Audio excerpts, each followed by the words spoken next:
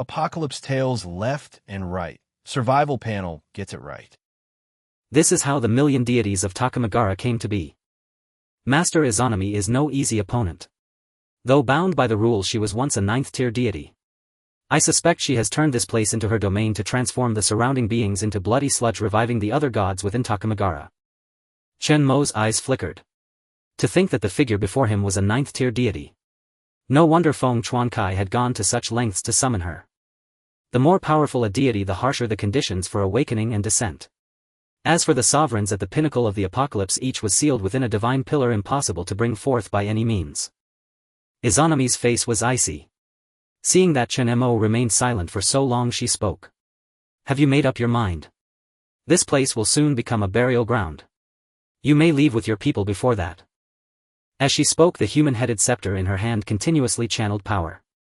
Unlike other deities, she never underestimated any human. Chen Mo nodded slightly, his voice calm. A 9th-tier deity. Then the core within you must be quite valuable, isn't it? Izanami's pupils contracted, a murderous intent surging within them. In countless previous trials, no one had ever managed to kill her completely. And now this human coveted the core within her body. It seems you refuse to leave. Then be turned into blood and mud. With that, Izanami raised the human-headed scepter high. Suddenly, roar! The 3 corpses let out a low growl, charging at incredible speed. The 7 deadly sins artifact on its right eye surged, transforming into a sharp fleshy spike aimed at Izanami. A mere shell living on instinct, get lost. The human-headed scepter swung down violently, unleashing an overwhelming force. Boom! In a flash of purple light, the 3 corpses was sent flying, covered in wounds. Chen Mo's heart sank. This creature's power must be at the level of an 8th-tier deity. Without hesitation, he unleashed his abilities without reserve, and a massive metal seal appeared above Izanami, crashing down. Izanami snorted coldly, her beautiful eyes filled with disdain. She raised the human-headed scepter, and just as the immense metal seal pressed down with overwhelming weight, Qiongqi's head was forced against its underside. The seemingly indestructible metal seal instantly cracked, beams of purple light shooting through the fissures. The next moment, with a resounding boom, it shattered into countless pieces, scattering like dust. Izanami coldly swept her gaze over the corpses of the Pure World sect followers. Within her domain of Takamagara, the human-headed artifact was all-powerful. With a casual wave, the unconscious Lei Lin appeared before her. Let me show you the power of a god. Bang! Bang! Bang! At that moment, the surrounding corpses of the Pure World sect followers exploded into clouds of blood mist. The blood and chi of over 1,000 followers filled the air with an overwhelming stench. Their shredded flesh and blood mingled in the sky, forming a dark red sludge that surged toward Lei Lin like a breached river. As if struck by a heavy blow, Lei Lin woke from his coma, his face twisted in agony. When he realized the blood sludge had engulfed half his body and was about to swallow him whole, his expression changed drastically and he cried out in terror. What is this? Get off me! He struggled within the sludge. But as more and more bloody mud gathered, it eventually consumed even his head. What is she trying to do? Chen Mo was alarmed. The Shisho, filthy blood sludge. Master, though Izanami is a 9th-tier deity, her combat ability is not strong. She relies on the divine artifact Takamagara and the power of the other gods within it. She's trying to awaken a deity from Takamagara. The power of the law-breaking sound could not affect forces stronger than itself. Hearing the vicious words, Chen Mo raised his hand, unleashing a storm of 10,000 blades. Izanami cast him a cold glance. Ridiculous. The human-headed scepter expanded, a barrier blocking the dense rain of silver blades. Aya, the endlessly flowing blood sludge coalesced, and Lei Lin's voice grew fainter until it vanished entirely. In the end, the flesh and blood of thousands transformed into a massive sphere 10 times larger than before. The sphere trembled gently on the ground, emitting a deep muffled heartbeat. Thump. Thump. Izanami raised the human-headed staff, unleashing its power. Filthy blood mud. Takamikazuchi, your soul come forth. From beneath the entire city of Wuyuan, streams of lingering souls surged forth. Thousands upon thousands of these souls converged from all directions, plunging into the fleshy sphere to bestow it with spirit. The sphere quaked even more violently. The thunderous heartbeat seemed to herald the imminent birth of some terrifying entity. Izanami watched coldly. There were too few devotees here. Exhausting the blood and flesh of the 8 archbishops and all followers could only summon the great deity Takamikazuchi through the medium of Lei Lin, granting him the power of the master of 100 weapons. Yet even this would suffice to slay this man. Your flesh and blood shall also become the mud that revives my Takamagara deities. Izanami uttered divine words, channeling her power to condense those souls within the sphere. Thump. Thump. A more colossal heartbeat resounded. Rip. The horrifying sphere slowly split open. Within the chamber a giant palpitating heart could be seen suspended by countless thick blood vessels. An immensely evil aura emanated. Chen Mo furrowed his brows, his gaze flickering. Blood mud. Master, she is shaping a physical body for that deity, she beast said with dread. Let me out to stop her. Chen Mo nodded slightly, raising his hand to activate the celestial authority. A dazzling beam of light burst from his palm. Roar. A soul-piercing howl rang out. A torrential flood erupted as she beast leaped forth, charging straight at the sphere to bite it. Boom. She beast wrapped its claws around the sphere, rolling several times before pinning it down. From its mouth a brilliant blue light gathered and blasted a beam of energy towards the heart within the sphere's chamber. Boom. Izanami's face turned pale in shock. Her eyes widened as she exclaimed, She beast. Damn it, how is that creature on you? Get away. Izanami swung her staff furiously, sending rolling black flames to incinerate She beast. She beast ignored the black flames, thrusting its massive claw into the sphere's chamber to grab the beating heart and yank it outward. The once blazing heart after such a fierce assault began to beat more weakly, its aura wilting. Izanami's beautiful eyes blazed with fury. She roared in rage, Beast. Do you dare to make an enemy of me, Izanami? From the staff burst a sun wheel of cataclysmic power. Within Takamagara she could harness the partial abilities of all gods here. The sun will hurtle toward She beast. Chen Mo raised his hand, unleashing the 10,000 floating blades to mercilessly slash at Izanami's alluring form. Thwip. Thwip. Streams of silver light pierced through Izanami's body. Yet astonishingly the wounds on her body rippled like mud, beginning to heal rapidly. Oh. Chen Mo frowned. This being remained unharmed. Her eyes brimming with hatred glared at Chen Mo. Troublesome pest. With a sweep of her staff the remaining mud from the sphere swiftly coalesced into lanky flesh and blood monsters that snarled and charged at Chen Mo. Roar. Roar. The monsters crawled on all fours, rushing like beasts. A storm of metal rippled around Chen Mo. He raised his hand, condensing countless gleaming swords in the air that plummeted straight down. Boom, boom, boom. Like a cascade of stars they struck down the monsters on the spot. In the distance She beast continued to ravage the sphere, its eyes fierce. With a mighty roar it exerted force. Rip. Huge chunks of flesh were torn away. She beast's claw retrieved a beating heart and stuffed it into its mouth. Suddenly, the heart in its grasp gave a violent throb. An enraged voice echoed from the heart. Izanami. See what you have done. Hum. A terrifying force was released. Everything around seemed to freeze. In an instant countless flesh and mud converged back toward the heart. The scene was magnificent. From the mud and flesh the heart shaped itself into Lei Lin's head while his lower body rapidly formed. Lei Lin's face was etched with eerie divine runes. His naked robust physique was perfectly proportioned. He raised his right arm, using his elbow to pry open She beast's jaws, preventing them from closing. He turned his head, casting a cold glance at Izanami. Izanami, is this the feeble body you have prepared for me? His face twisted with displeasure. With a snort he transformed into a streak of light escaping from She beast's mouth. Bang! She beast's jaws snapped shut, finding only air. It immediately looked toward the altar. Chen Mo also gazed at Lei Lin. No, now it was Takamikazuchi. Takamikazuchi, the pinnacle of combat in Takamagara, the martial and military god who mastered all weapons, the mightiest deity. Upon reaching Izanami's side a suit of pitch-black samurai armor materialized around him, covering his tall naked form.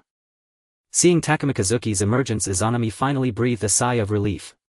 Given her current power and the limitations of the blood mud, reviving Takamikazuchi was already a remarkable feat. You are finally awake. Izanami said. Takamikazuchi's eyes were icy. Assessing his bodhi's condition, his gaze grew colder. Izanami, this flesh you gave me is far too weak. Too weak. This frail form is unworthy of my status as Takamikazuchi. His combat prowess even surpassed Izanami's, so he showed her little respect. Izanami's eyes flickered as she whispered. There is no choice. This is the most suitable vessel for you at present. Lei Lin's ability as the master of 100 weapons originated from this Takamikazuchi, making him the ideal medium for the deity's revival. Unfortunately the blood mud was too scarce. All resources could only achieve this much, especially since she beast's interference disrupted the shaping process. Takamikazuchi glanced at the human-headed staff in Izanami's hand. His emotionless indifferent gaze sent a chill through Feng Chuansai as if being watched by an ancient terrifying presence. Takamikazuchi stared at Feng Chuankai for a moment, then narrowed his eyes and said, "So this is your new vessel?" Izanami nodded. "Thanks to him I was able to transform this place into Takamagara. Takumi, the situation is urgent now. Someone is trying to destroy Takamagara and we need your intervention." Takamikazuchi let out a cold laugh, withdrew his gaze and turned around. "I already know all the specifics. It seems you were the one trying to shatter my body just now, weren't you? You barely qualify." He looked at the evening beast, disdain flickering in his eyes, and sneered, "Then let you become the first soul I slay upon my revival." With those words Takamikazuchi directly grasped a pitch-black majestic longbow and quiver from the void. His eyes were as sharp as blades as he drew an arrow and shot it forth with explosive force. Bang! A terrifying ripple spread through the surroundings, shattering even space itself. What astonishing power! The arrow tore across the sky and the evening beast roared as it fired a beam of blue energy to intercept. Yet beneath the arrow shot by Takamikazuchi, that fearsome energy was split in two, layer after layer torn apart. Takamikazuchi sneered contemptuously, If my arrow were so easily broken I would never have become the god of 100 weapons in this Takamagara." Not just arrows, his mastery over other weapons was equally unparalleled. Izanami looked at Takamikazuchi beside her with an unspoken thought, pondering silently. Takamikazuchi's current power was around the 7th rank. Though both that human and the evening beast were also 7th rank, there were gaps within the same tier. With Takemi's strength he could easily handle the two of them. Whoosh! The arrow streaked across the sky, shattering waves and torrents surging forward with terrifying force. The evening beast's pupils contracted. Though it had broken through to the 7th rank using the 4 calamities core before Takamikazuchi, it felt an overwhelming sense of helplessness for the first time. Just as the arrow was about to pierce the evening beast's body, a beam of silver light shot forth from the left, matching the arrow's speed, and struck the shaft directly. It was a silver blade. Crack! The fearsome arrow snapped in an instant, breaking into 2 pieces midair. The collision of 2 immense forces unleashed a powerful gale that swept the entire field. Boom! Master! The evening beast's face lit up with joy as it immediately looked toward Chen Mo. Meanwhile Takamikazuchi's expression shifted to one of surprise. His arrow had been broken by someone. He instantly fixed his gaze on Chen Mo's position, his face turning intrigued. A human. Izanami, who is he? Izanami was stunned for a long moment before regaining her composure after seeing Takamikazuchi's arrow thwarted. That guy is the human trying to destroy Takamagara. Takumi, kill him. Takamikazuchi replied coldly, I hate it when others command me. However, this human is somewhat interesting. I never expected he could withstand one of my arrows. It brings me a certain pleasure. As the god of war and military before entering Takamagara, his greatest joy was seeking out strong opponents to challenge. Unfortunately, none among the deities of Takamagara or the entire island nation could claim to be his equal. In the end, he even sought to challenge the sovereign. The result was being defeated in a single blow, after which Izanami took his soul and buried it in Takamagara, making him a god within its realm. Even so, having fought against that supreme absolute sovereign was enough to be his life's greatest pride. Now seeing a human able to block one of his arrows, Takamikazuchi felt a hint of admiration for Chen Mo. I admire the strong. Kid, you're not bad. Withstand this arrow of mine and you'll earn the right to enter Takamagara. Izanami's beautiful face shifted as she said coldly.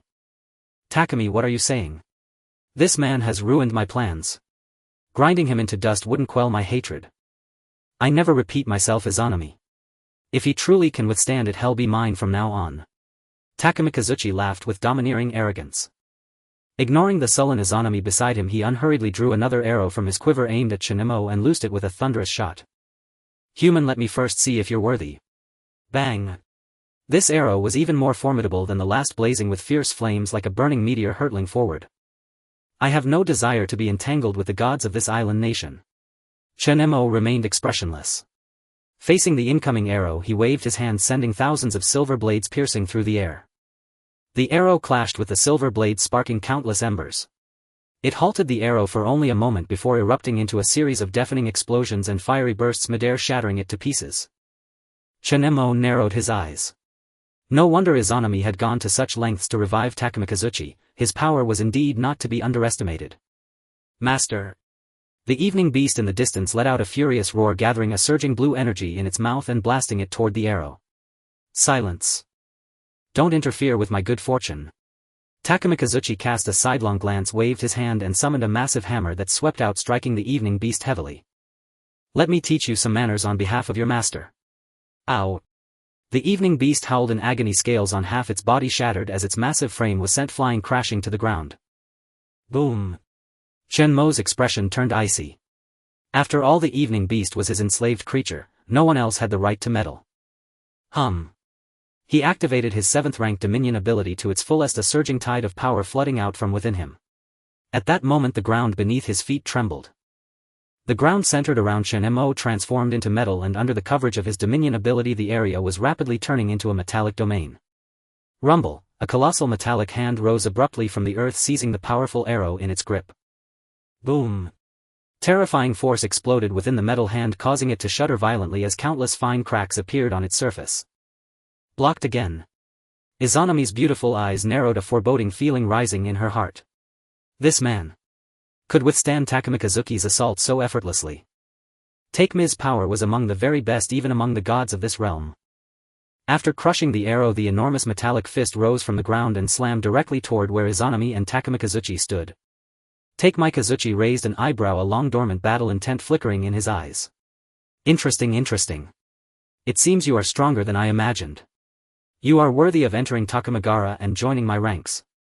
But if you think to challenge me, that is nothing but a delusion. Takamikazuchi laughed in exhilaration. Facing the rumbling metallic fist hurtling toward him, he neither dodged nor retreated, charging straight at it. He grabbed at the air and a demonic blade radiating an ominous aura materialized in his hand. Just as the metal fist was about to strike, he swiftly circled around it, unleashing several lightning-like dazzling attacks. Swish swish. The metal fist was cleaved into chunks which exploded into fragments midair before even hitting the ground. Boom. Takamikazuchi leaped forward with a mighty stride, his pitch-black armor clattering. He evaded the oncoming assault, and facing the thousands of blades he swung his sword, leaving a trail of afterimages. Clang. Yet amidst the dense barrage a few blades slipped through. A flurry of sharp edges struck Takamikazuchi's samurai armor.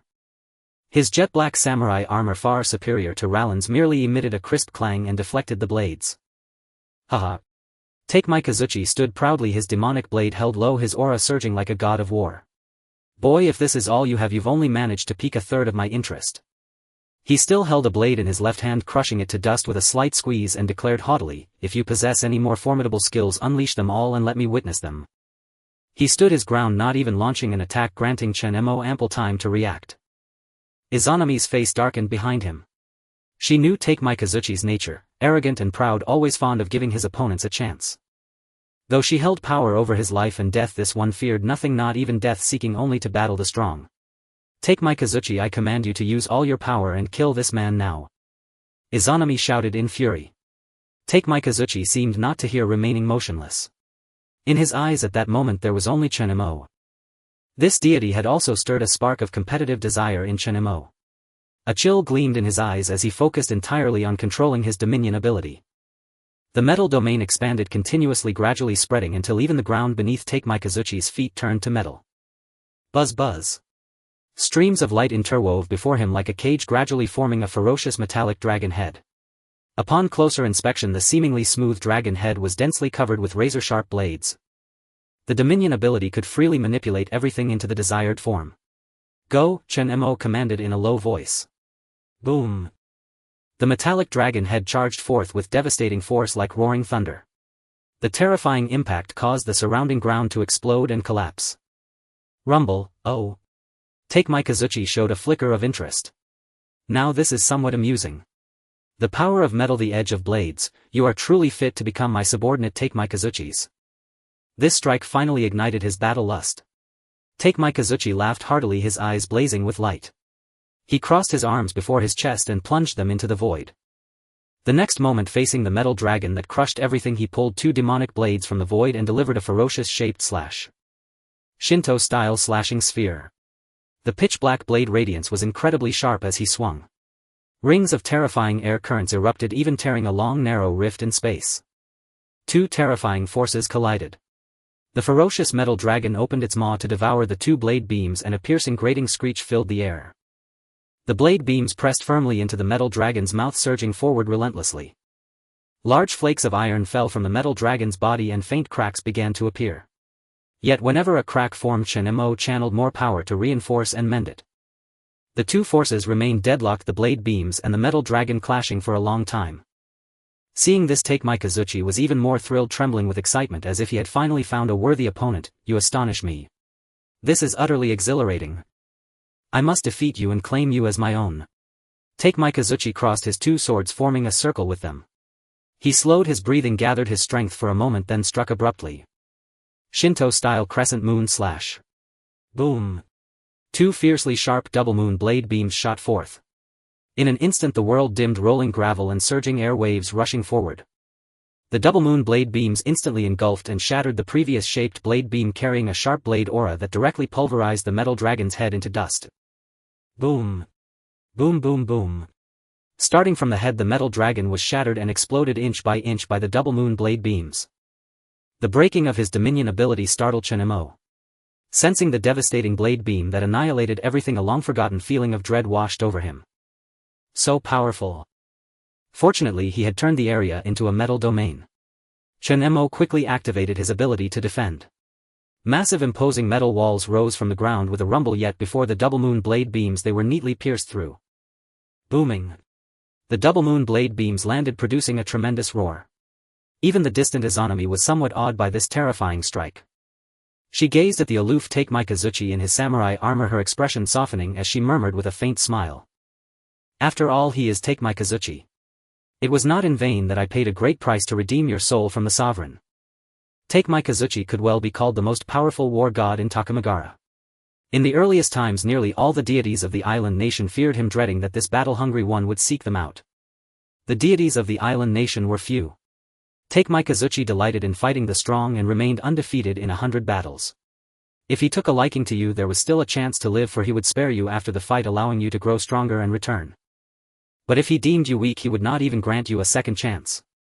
Taotie, you have done well. Izanami revealed a charming, seductive smile. Beneath Taoitie's blade that man could never survive. Yet Taotie stood silent, his gaze calm. He stared intently at the dusty, scorched area, murmuring wistfully. Is it over already? What a pity. I've lost another opponent to fight. Almost every deity within Takamagara had been defeated by him dozens of times. He had long since thoroughly grasped and seen through their techniques and abilities, leaving him utterly disinterested. Now that he had finally emerged and encountered a worthy opponent, his excessive excitement had caused him to use too much force. A flicker of disappointment surfaced in Takamikazuki's eyes as he lowered his head, speaking with a hint of self-reproach. It has been so long since I fought, he should have held back. As soon as the words fell, suddenly from within the massive cloud of dust a beam of light shot forth at an unimaginable speed, hurtling straight toward Takamikazuki's face. Sensing the intense killing intent, Takamikazuki instinctively tilted his head to the right, evading the terrifying strike. A deep wound appeared on the side of his cheek. Yet Takamikazuki was not angered, instead he was overjoyed, gazing excitedly in that direction. Not dead. Behind him, Izanami's smile froze on her face. From within the thick mist a figure slowly emerged. Chen Mo's clothes were completely shredded and two long scabbed wounds were visible on his chest. Takamikazuki was ecstatic, laughing heartily. Haha, good. Your name is Chen Mo, right? I'll remember you. So I've decided, even if you fail, I will never kill you. You just need to give it your all, fight me with all your might. Huff. Chen Mo remained expressionless, but his breathing was heavy and unsteady. If not for the metal dragon and metal wall mitigating most of the damage from the twin moon / coupled with the physique he had inherited from the celestial being as a dual ability user, that single blow would have left him severely wounded and near death.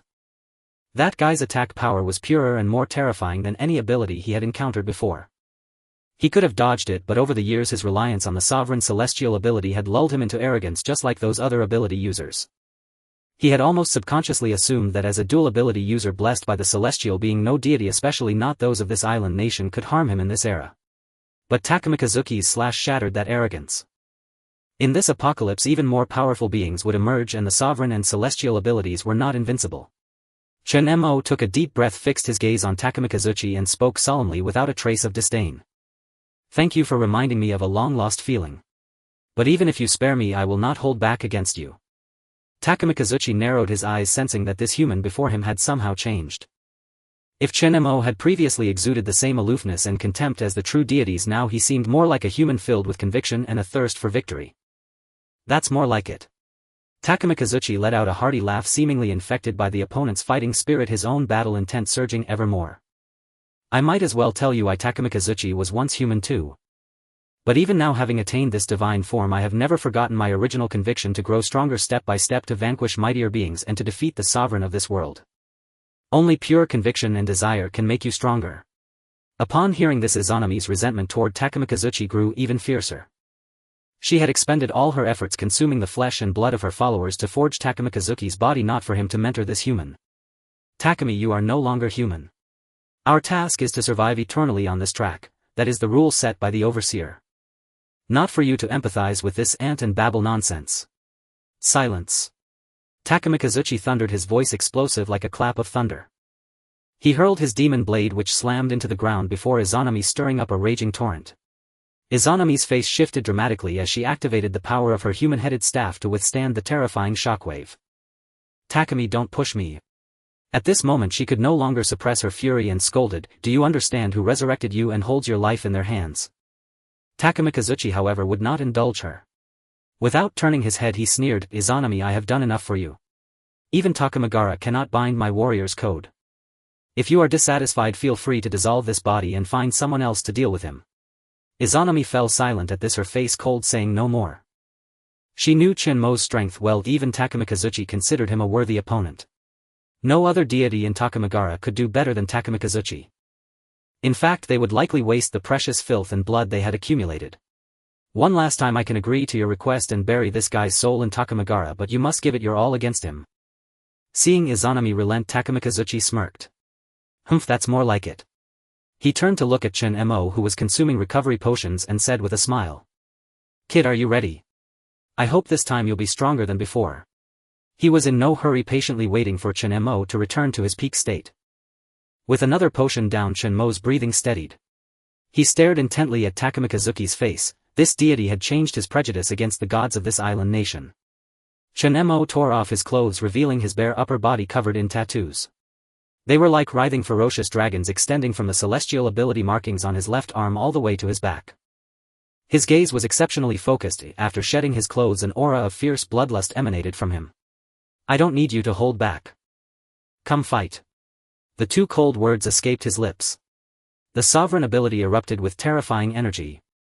Beneath Chen Mo's feet a metal dragon surged high into the air, while around Takamikazuchi the metal ground coalesced into three oppressive fearsome metal giants encircling him. This power. Izanami's pupils contracted as she stared incredulously at Chen Mo atop the metal dragon. She suddenly understood how he had managed to kill the four calamities. This guy still has the strength to unleash such a large-scale ability. On the other side, Takamikazuchi laughed with boundless joy, drawing another demon blade from the void and rubbing the two swords together. Good. I respect your choice. Since you've said so, let us have a duel between warriors, one that decides life and death, a battle to the fullest. Without another word, the three towering metal giants simultaneously hurled their fists forward. A thunderous roar erupted as their metallic fists crashed into the ground, unleashing a cataclysmic boom. Too slow. Takamikazuchi laughed heartily, leaping high into the air. With lightning speed he darted nimbly past the three terrifyingly colossal metal giants. A dazzling blade radiance burst forth, and in an instant the metal giants were shattered into pieces by the demonic sword. In midair a colossal metal dragon descended with majestic, overwhelming pressure. Chen Mo stood atop its head, his gaze icy and piercing as he commanded the metal dragon to plunge downward. Takamikazuchi looked up, squinting slightly when he saw the ferocious dragon's head. He laughed, now this is getting interesting. He swung both blades toward the metal dragon, unleashing an shaped crescent moon slash. Shinto crescent moon slash. Yet before Chen Mo, who had fully unleashed his dominion ability, the razor-sharp blade light was shattered by the metal dragon's bite. The dragon's head lunged at Takamikazuchi, its overwhelming force surging forward like a blade's edge. Takamikazuchi crossed his dual blades before him, but under the relentless pressure of the metal dragon he was driven downward, crashing violently into the ground with a tremendous upheaval. Takamikazuchi. Izanami's heart jolted with a foreboding unease. She could hardly believe that a mere 7th-order ability user could unleash such astonishing power. The metal dragon pressed on, relentlessly driving Takamikazuchi deeper into the ground. Impressive. I've underestimated you. Takamikazuki's excited voice rang out from the pit. The metal dragon's head sinking into the earth was shattered inch by a terrifying force. A dark figure emerged from the deep crater. The slender demonic sword in Takamikazuki's hand vanished, replaced by a massive heavy blade that he swung upward against the dragon's body. He unleashed a savage unmatched strength, appearing before Chen Mo with the world-dominating blade raised high for a downward strike.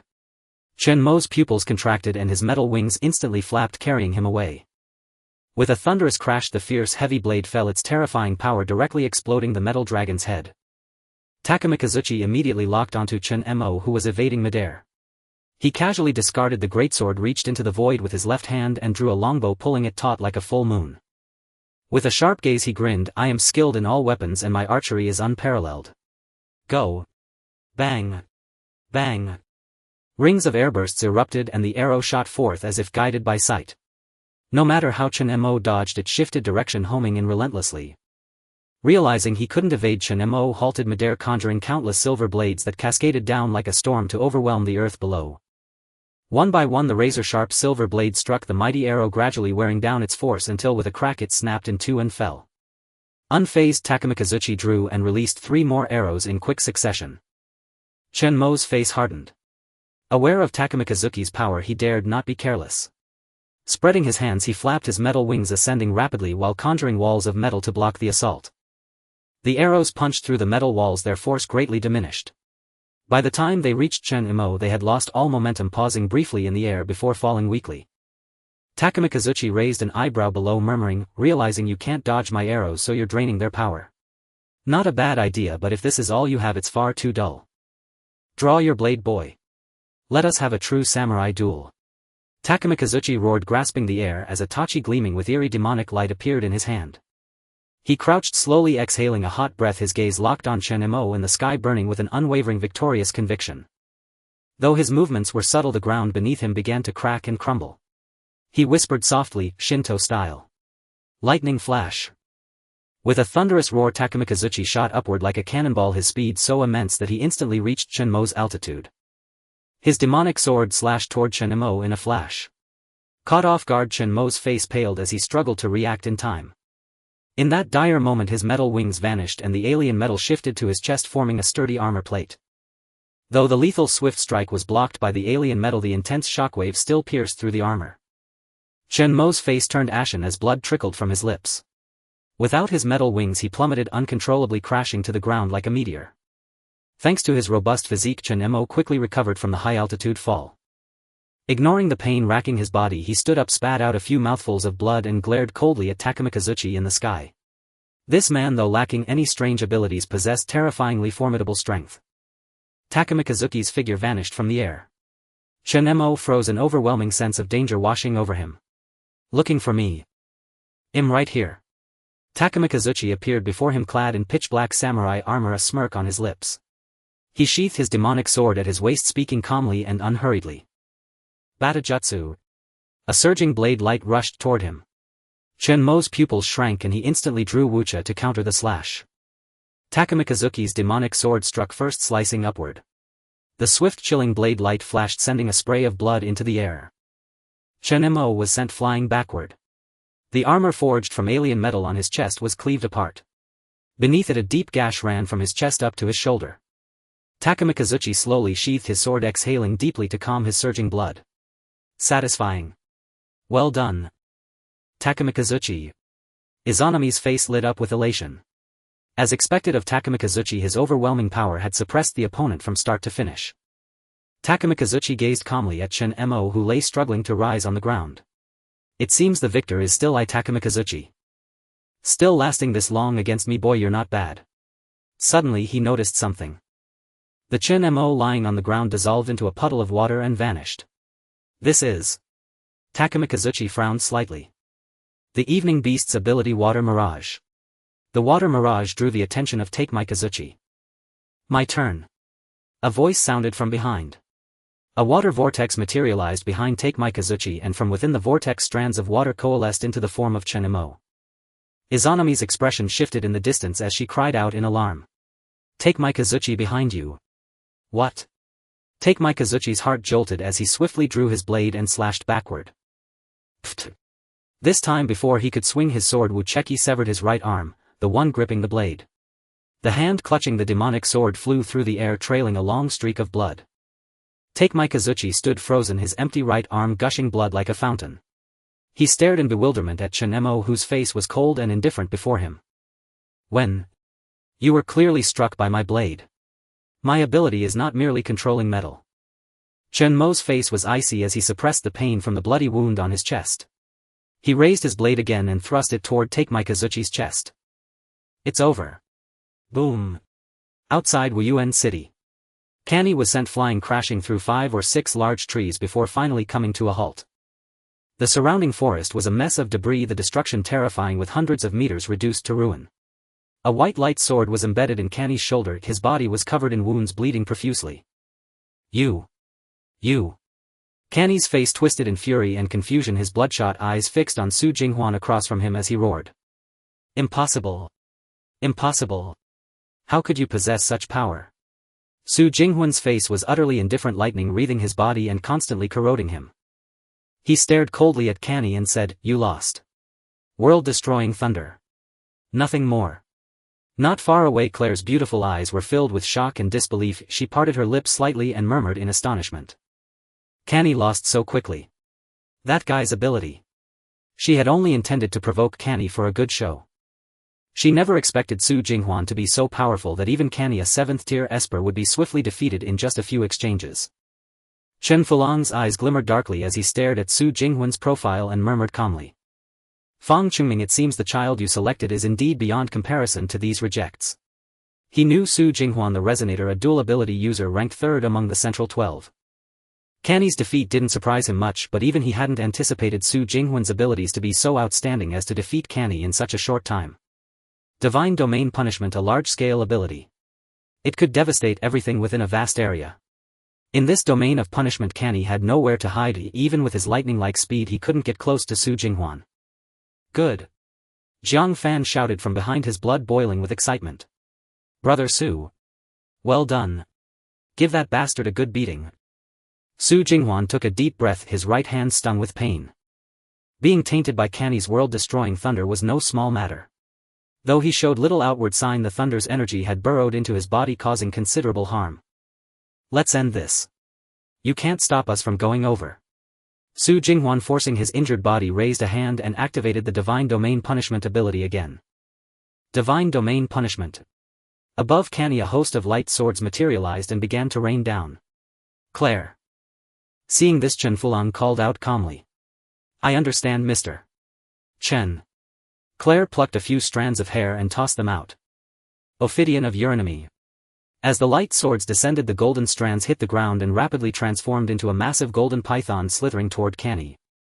The giant serpent coiled its enormous body into a circle, shielding Qiongqi in the center as it withstood the countless light swords plummeting straight down. Boom! As the blinding light faded, the golden python was covered in wounds. It coiled around Qiongqi and brought him to Claire before vanishing. Qiongqi was still shaken, unable to accept his defeat. His face twisted with venom and defiance. Claire, what are you doing? Claire's beautiful eyes were full of mockery as she said, If Mr. Chen hadn't told me to act, you'd probably be dead by now. Qiongqi, is this the ability you boasted about? You can't even handle this guy, let alone fight Chen Mo. She had been watching for a while. Though Su Jinghuan's ability was formidable, it wasn't to the point of being terrifying or irresistible. Shut up, Claire. Qiongqi's eyes were bloodshot as he glared up at her furiously. I can still fight. Enough. Chen Fulang waved a hand and said. Mr. Chen. Qiongqi tried to speak, but Chen Fulang cut him off. Su Jinghuan is one of the top among the Central 12, a dual ability user. Qiongqi, it's understandable that you're no match for him. Time is almost up. We should go see Xiao Mo now. Chen Fulang gazed at the colossal city suspended in the sky, his eyes flickering as he spoke calmly. Let's go. Yes. Claire nodded and activated the Ophidian of Eurynomy ability again, transforming into a gigantic golden python that carried the three of them swiftly toward Wuyuan City. They're trying to escape. Jiang Fan's face twisted in anger as he prepared to activate his judgment ability. But Su Jinghuan raised a hand to stop him. That's enough, Jiang Fan. As soon as he said this, Su Jinghuan's face turned pale and he coughed up several mouthfuls of blood, collapsing weakly to one knee. Cough cough cough. Su Jinghuan. What's wrong?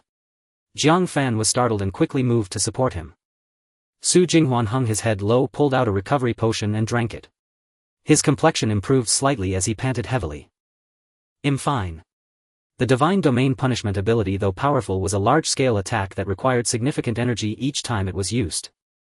He had also been struck by Canny's thunder earlier, taking considerable damage. If the battle continued, the outcome was uncertain.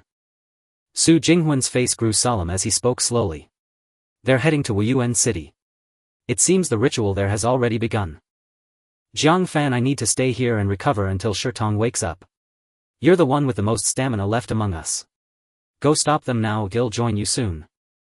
Jiang Fan was taken aback for a moment, then nodded firmly and said in a low voice, I understand. I'll go now.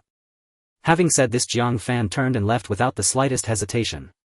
Su Jinghuan approached Li Shitong, slowly sat down beside him and began to adjust his breathing and rest. Before long, a resounding roar echoed through the air as Li Tian descended to this very spot riding the Qiongqi. Meanwhile, in Wuyuan City, the one-armed Takamikazuchi narrowed his eyes.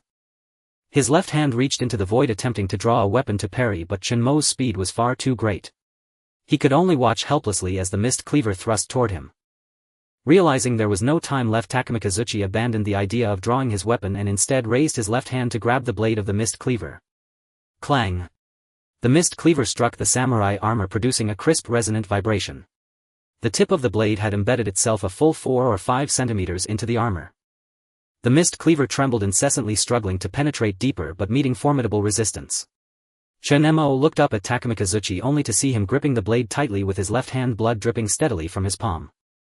Under his overwhelming brute strength, the two were locked in a stalemate. Takamikazuchi's gaze was sharp and fierce as he stared at Chen Mo with excitement. Good lad. That strike was truly clean and decisive. It makes one's blood boil with exhilaration. Chen Mo remained silent, his wrist steadily exerting force, inching the mist cleaver closer to Takamikazuchi. The mist cleaver gradually sank deeper, piercing through flesh and blood. Suddenly, Izanami, seizing the opportunity from behind, urged the human head staff forward, her gaze icy as she aimed at the two. A perfect opportunity. The human head staff erupted with a terrifying and immense power, condensing a massive black energy sphere that hurtled directly toward the pair. Go to hell.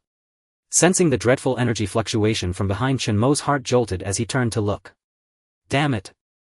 Takamikazuchi, who was facing Izanami, naturally noticed this as well.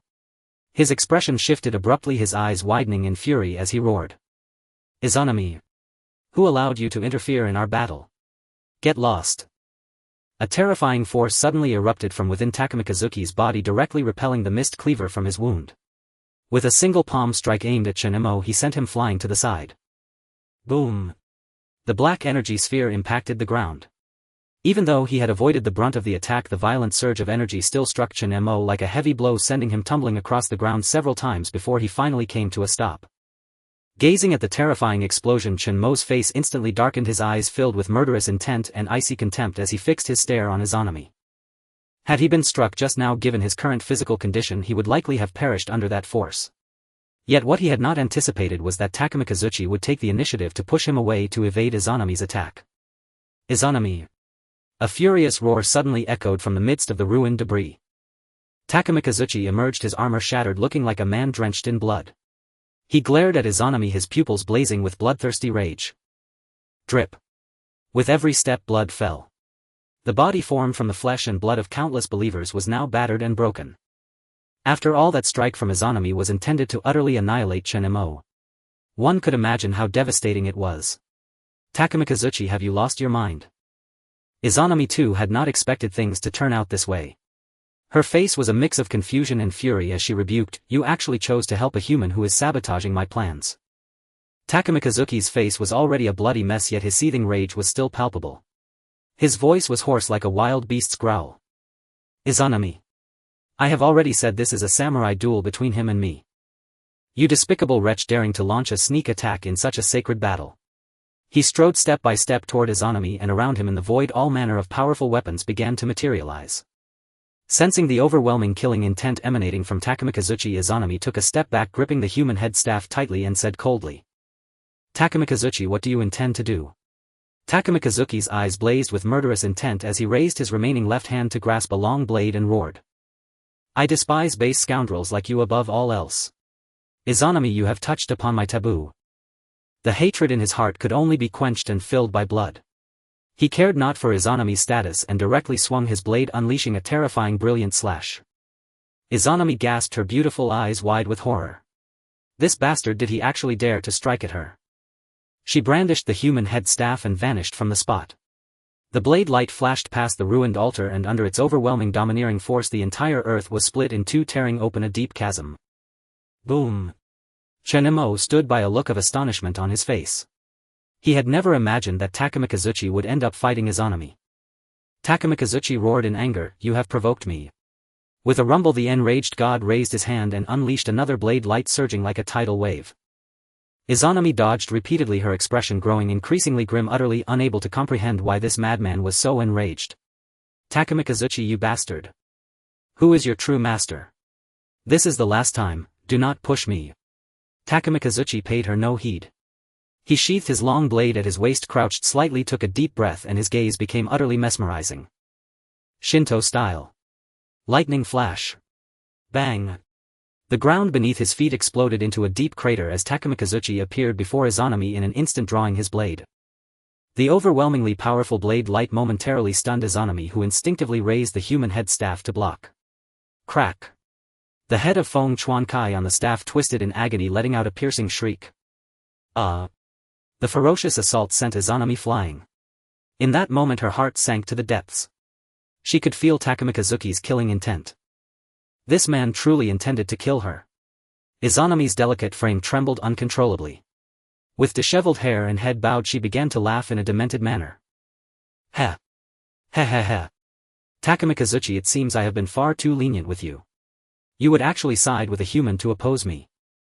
You leave me no choice. Even if I must discard this flesh and blood, I will send you to your grave today. Izanami lifted her head, glaring at Takamikazuchi like a vengeful spirit. She raised the human head staff high, uttering a series of indistinct divine incantations. Die. Takamagara has no use for the disloyal. A terrifying beam of light burst forth from the skull scepter, piercing straight through Takamikazuchi's body. Takamikazuchi shuddered as if anticipating this outcome, a mocking smile curling on his lips.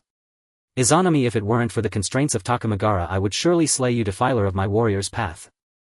As that power surged into him, his body began to dissolve into bloody sludge.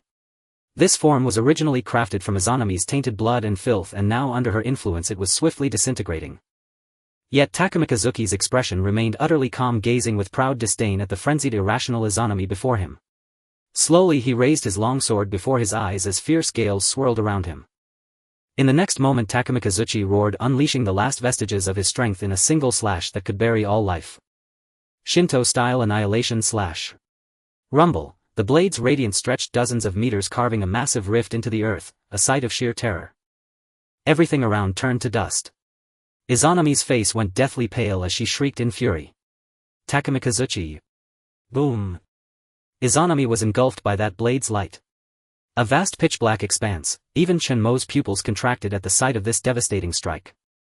As the terrifying force subsided, Izanami was cleaved in two. Beside her Qiongqi now the skull scepter was filled with terror. After delivering that blow, half of Takamikazuki's body had already dissolved into the bloody sludge. He turned stiffly toward Chen Mo, offering a faint smile. Boy, you're quite impressive. Pity I cannot fight you to a decisive end. You win. Chen Mo's face was pale as he murmured, if you had used that strike earlier I'd have been dead beneath your blade. Hearing this, Takamikazuchi paused, then threw his head back in a heroic laugh. Haha. It seems that though I slumbered long in Takamagara, I remain unrivaled upon my return. Indeed. The laughter pierced the sky, echoing for a long while. When Chen Mo looked again, Takamikazuchi had dissolved into a soulless heap of flesh and mud, vanished without a trace. Chen Mo lowered his head, his eyes flickering with unknown thoughts. Takamikazuki's appearance had indeed altered his ingrained perception of the apocalypse's deities. Rip. The wound on his chest split open again, gushing blood. Chen Mo grimaced, sat down and retrieved a recovery potion to drink. From his spatial ring he took out a roll of bandages, tearing them open to wrap around his bare torso. His forehead was beaded with sweat, if the extensive use of his abilities had left him dizzy and exhausted. Chen Mo sat on the ground, panting heavily. Is it over? Suddenly Izanami's fingers twitched in the distance. Her two halves began to heal and coalesce under the influence of a mysterious force. Feng Chuansai. Now the skull scepter felt Izanami's renewed vitality and his expression shifted drastically. This creature. Is she still alive? Izanami's body mended continuously until she was fully restored. She picked up the skull scepter from the ground and rose slowly. Her face was exceptionally pale, her heart seething with boundless hatred. The very Takamikazuchi she had summoned and revived had dealt her a devastating blow. That single strike had forced her to expend immense power just to barely recover. Takamikazuchi. You've truly outdone yourself. Izanami ground out his name through clenched teeth, her eyes brimming with venom and rancor. Originally she had been confident in slaying Chen Mo herself, but she had summoned Takamikazuchi to conserve her strength for reviving other Takamagara deities. Now her scheme had backfired. Not only had Takamikazuchi failed to kill the boy, he had turned on her, causing grievous losses. This infuriated Izanami, deepening her hatred for Chen Mo. Like a shrew she raised the skull scepter and roared, "This time no one can save you." The skull scepter swirled like a vortex, condensing a formidable energy. Blazing black energy spheres shot forth, hurtling toward Chen Mo. Chen Mo, meditating to recover, snapped open his eyes. Seeing Izanami fully restored, his heart jolted. Not dead. Suppressing the searing pain from his wounds, Chen Mo raised his hand, unleashing hundreds of metallic blades to intercept. Boom. Boom. The blades shattered the energy spheres one by one. Izanami, no longer holding back, erupted with power far surpassing before. Curse of filth, evil dragon. She brandished the skull scepter in the air as if summoning something. Within Takamagara, countless evil spirits surged from the ground, gathering above Izanami's head. Churned by the scepter, they merged into a black-flamed malevolent evil dragon. Kill him. Izanami's murderous intent flared as she swung the scepter. The evil dragon opened its hideous maw, hurtling toward Chen Mo, its foul aura pouring forth like a tidal wave. A sound of breaking laws rang out, washing hundreds of souls from the evil dragon, yet it did not halt its advance. Chen Mo's expression shifted. He raised his hand, summoning a metal storm. Clang. Weakened by severe injuries and exhaustion, his abilities were greatly diminished. Roar! The evil dragon tore through the metal storm, seizing Chen Mo in its jaws and soaring into the sky. Inside the translucent evil dragon's mouth, countless Takamagara spirits savagely tore at Chen Mo's body as if he were being sliced by 1,000 blades, his flesh ripping and blood spilling. Izanami's beautiful face twisted with venom and loathing. At the sight she sneered. Chen Mo, after your death your soul shall be buried in Takamagara. I will make you suffer eternal agony, torn by countless spirits. Her jet black hair whirled wildly. Amidst the overwhelming flood of Takamagara spirits, she raised the skull scepter high as if possessed by madness. Puff puff puff. The evil spirit ceaselessly carved out narrow wounds. If this was the first time Chen Mo had been driven into a desperate situation since his rebirth. A thick sense of death surged over him, his expression twisted in agony as he struggled to fend them off. Suddenly the celestial authority ability sensed something. Chen Mo suppressed the searing pain and let out a low roar. She beast, get over here. Rumble. In the distance the equally battered she beast staggered to its feet, shedding countless fragments of stone and rubble from its massive frame. The she-beast's eyes blazed with ferocity. Gazing at the malevolent black dragon spirit that carried its master in the air, it began to condense a terrifying blue torrent of water within its maw. Roar! That beam of blue energy erupted forth, striking the evil spirit black dragon directly. Boom! The evil spirit black dragon's body was instantly pierced and countless evil spirits poured from the gaping wound. Witnessing this, a ruthless glint flickered in Chen Mo's eyes. He took a deep breath, then let out a piercing shriek. The law-breaking sound resounded and the massive body of the evil spirit black dragon began to disintegrate under the intense sonic waves. Finally, with a bang, it exploded in midair, countless evil spirits scattering like fireworks. After unleashing the law-breaking sound, Chen Mo's vision darkened and he plummeted straight down through the air. Master! Seeing this, the distant she-beast shrank its size, intending to catch him, but another terrifying attack struck from the side. Boom! The she-beast let out a pained roar. Izanami's gaze was vicious as she roared furiously. Stubborn resistance. Die with him. The she-beast's movement was interrupted just as Chen Mo was about to crash into the ground. With a whoosh, a pair of metallic wings formed from the alien metal unfurled behind him. He glided smoothly for a moment before crashing to the earth. Bang! Chen Mo was covered in wounds. The scabs from the gash inflicted by Takamikazuchi had burst open and blood flowed unceasingly. A wave of dizziness washed over him. Chen Mo bit his tongue to force himself awake and clear. A cold glint flickered in his eyes like a bloodthirsty indifferent beast lurking in the darkness radiating a fierce light. So this is the power of a 9th-tier deity. Izanami. Even with a mere fraction of her original strength, the mysterious and formidable abilities of a 9th-tier deity were far beyond what he could handle now. As the she-beast held off the enemy, Chen Mo seized this rare respite to gulp down bottle after bottle of recovery potions, his mind racing for a countermeasure. His stamina was nearly depleted. The she-beast was likely no match for Izanami, and the 3 corpses lay unconscious nearby. At this moment the only creatures he could summon from the Celestial Authority space were the Death Scythe and the Shoshi Spirit. He never imagined that even after being reborn he would be pushed into such a corner. Izanami relentlessly struck the she-beast with her human-headed staff. The she-beast's already battered body suffered under this furious assault, azure blood flowing freely as it let out pained roars.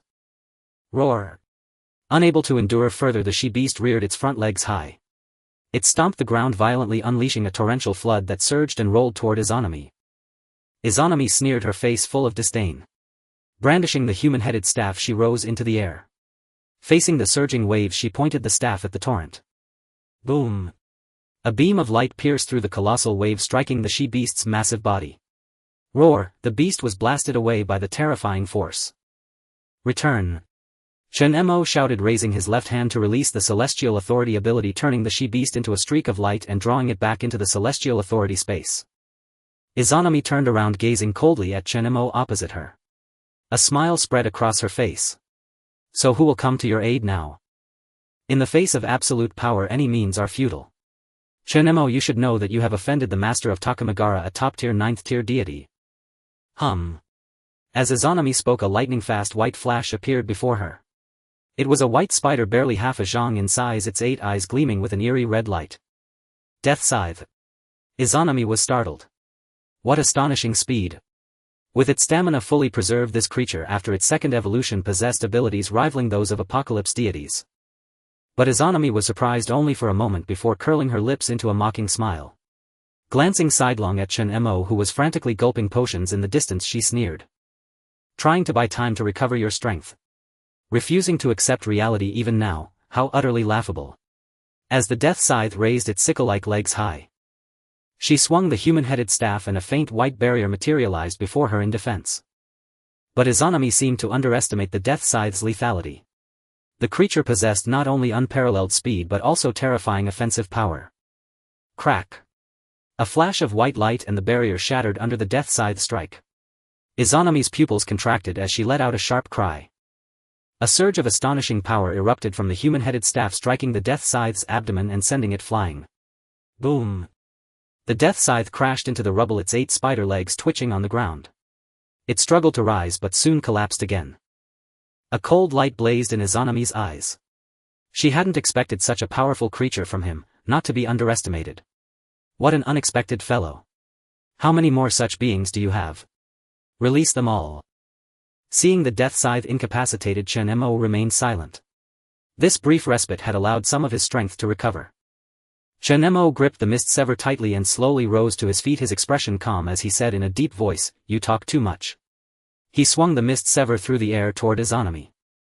The Mist Sever had the power to tear through divine domains. In an instant, space around Izanami was rent with cracks threatening to devour her.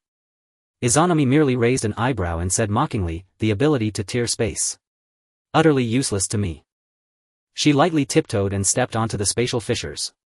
Astonishingly, these cracks healed at an incredible speed as if they had never existed. After repairing the torn domain, Izanami cried out and a terrifying tremor stirred above Wuyuan City. Countless dark clouds condensed and descended, pouring into the human-headed staff. Like a deity, she looked down upon Chen Mo from on high and pronounced judgment, "An ant daring to provoke a god, this farce ends now." Amaterasu's judgment. Amidst the vast dark clouds, a single beam of golden light pierced through the mist. This ray of light contained boundless energy and might, as if a divine punishment had descended, aiming to utterly annihilate Chen Mo. Then one after another scorching beams of light descended from the heavens. Thousands of terrifying blazing golden rays hurtled straight toward Chen Mo. A thunderous roar echoed as the golden light struck the ground, each impact unleashing a tremendous explosion. Everything within the reach of this fearsome power was obliterated. Seeing the beams drawing ever closer, a wild madness flared in Chen Mo's eyes. Gathering the last vestiges of his strength, he conjured the 10,000 blades of floating life and launched them all at once. Then come 10,000 blades of floating life. Explosions rang out as the dense mass of metallic silver blades was devoured by the celestial light. The force of utter annihilation surged toward him. Unable to evade, Chen Mo raised his left hand, unleashing the power of his celestial authority ability. He resolved to use the astonishingly massive body of the Joy God to endure the blow even at the cost of its destruction. In this moment of desperate peril, even if the Joy God were to fall, it would be of no consequence. The relentless exertion of his abilities had long since left his body exhausted and battered. With bloodshot eyes, Chen Mo roared recklessly. Joy! The sigil of the celestial authority ability on his left hand blazed with immense light. Suddenly a terrifying crimson thunderbolt like a writhing dragon lashed out and struck heavily behind Izanami. A deafening crash resounded. The world-destroying thunder, wild and violent in its power, caught Izanami off guard. She let out a piercing, agonized shriek and stumbled forward uncontrollably. Meanwhile, a massive golden python materialized before Chen Mo, shielding him from all the attacks of the celestial light. Explosions thundered as the python's body was repeatedly pierced. Chen Mo stared blankly at the scene before him. A slender, fair-skinned arm rested on his shoulder from beside him. "See? I told you we are the friends who can help you most in times of crisis. The Serpent of Eurus cannot hold out much longer. Let's go." The two vanished from the spot in an instant. In the next moment, the golden python was completely annihilated by the celestial light, and the ground where they had stood was blasted into fine dust. A rumbling crash echoed as Izanami fell from the sky, barely managing to land using the power of the human-headed scepter at the last moment. Furious beyond measure, she looked around wildly and roared. Who is it?" Suddenly a fine thread of crimson lightning coiled around the arm with which Izanami gripped the human-headed scepter. Its scorching violent power burrowed into her skin. Izanami cried out in pain. The human-headed scepter slipped from her grasp and was snatched away by a figure. "Mr. Chen, the item you requested." Qiongqi held the human-headed scepter and respectfully handed it over. The head of Feng Chuancai sealed atop it stared in terror at the two. His mind was filled with shock. Are these the ability users from the 11th War Zone? Chen Fuyang took the human-headed scepter, nodded slightly, examined it for a moment, then adjusted his glasses with a smile. "Well done, Qiongqi. My divine artifact." Izanami's pupils contracted as she realized her artifact had been taken. Her face twisted in fury, her eyes blood-red like a vengeful spirit stared fixedly at Chen Fuyang as she shrieked. "Bastard! Give it back." Chen Fuyang looked up, a smile spreading across his face. He gave a gentlemanly bow and said, "A pleasure to meet you, esteemed ruler of Takamagara, the deity Izanami.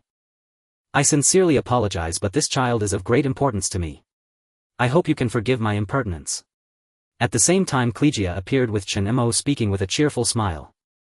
"Izanami, what terrifying power! I never imagined the island nation could harbor such a formidable deity. Sir, I have brought the person, but this one seems to be quite seriously injured." Looking at the three before him, Chen Mo's face was frosty as he spoke in a low voice. "Qiongqi. It's you." Qiongqi shrugged and said with a grin, "Oh my Chen Mo, don't be so hostile toward me.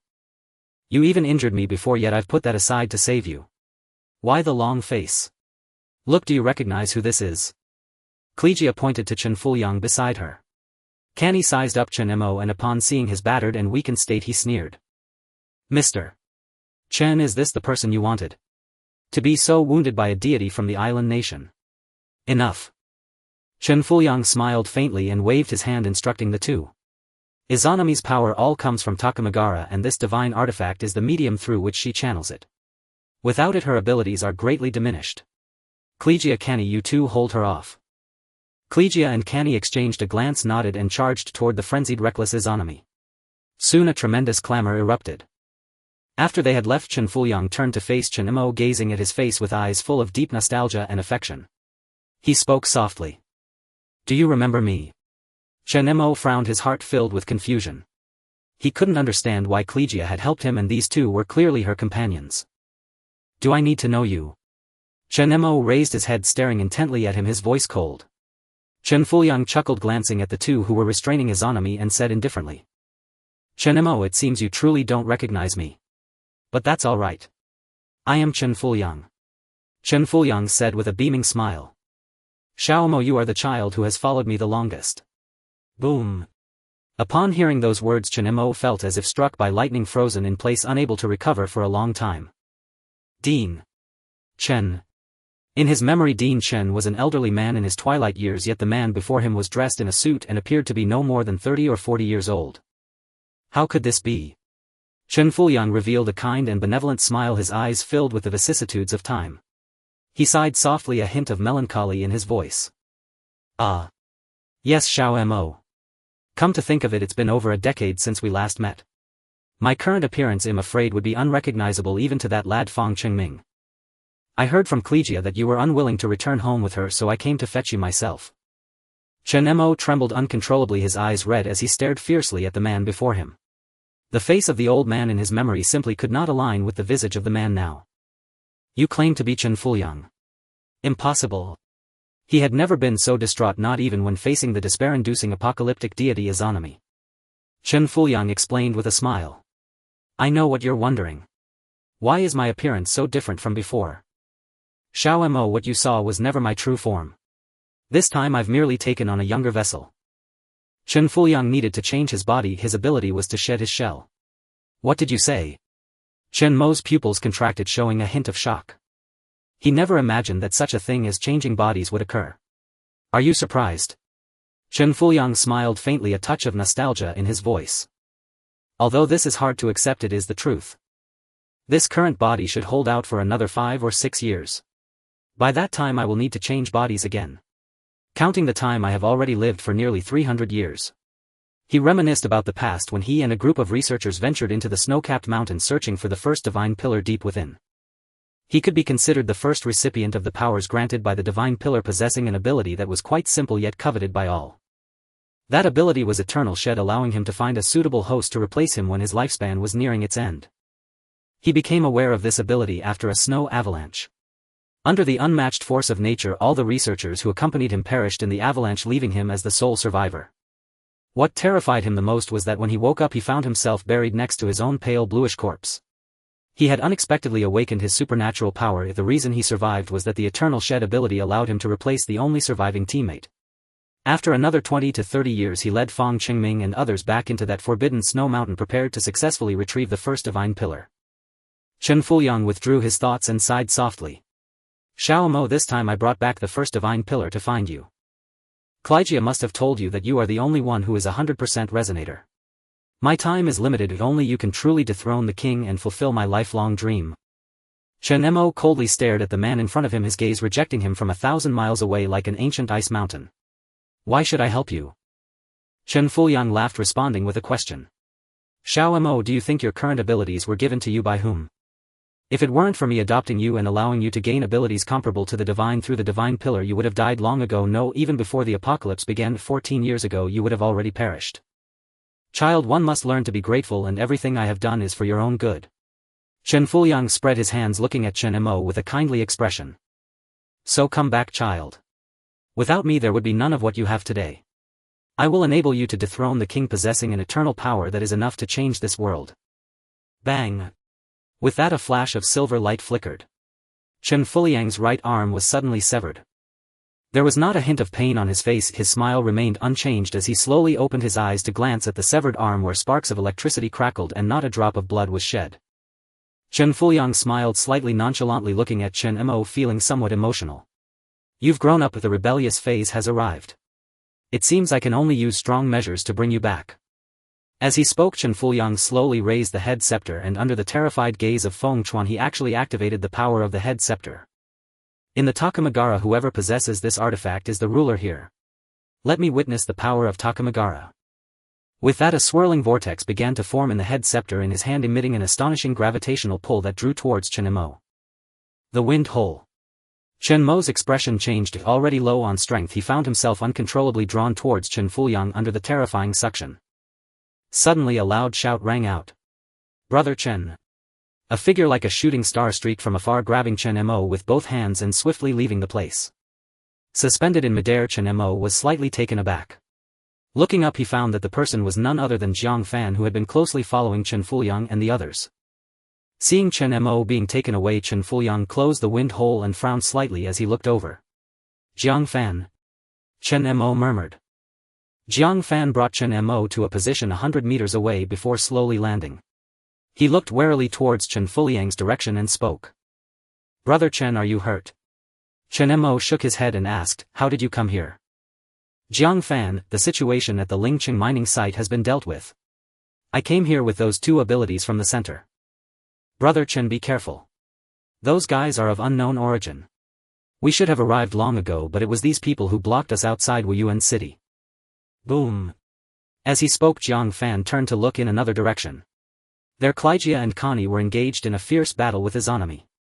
A golden giant python and crimson violent apocalyptic thunder. Various terrifying forces bombarded Izanami, distorting her face and making her increasingly furious. "That is."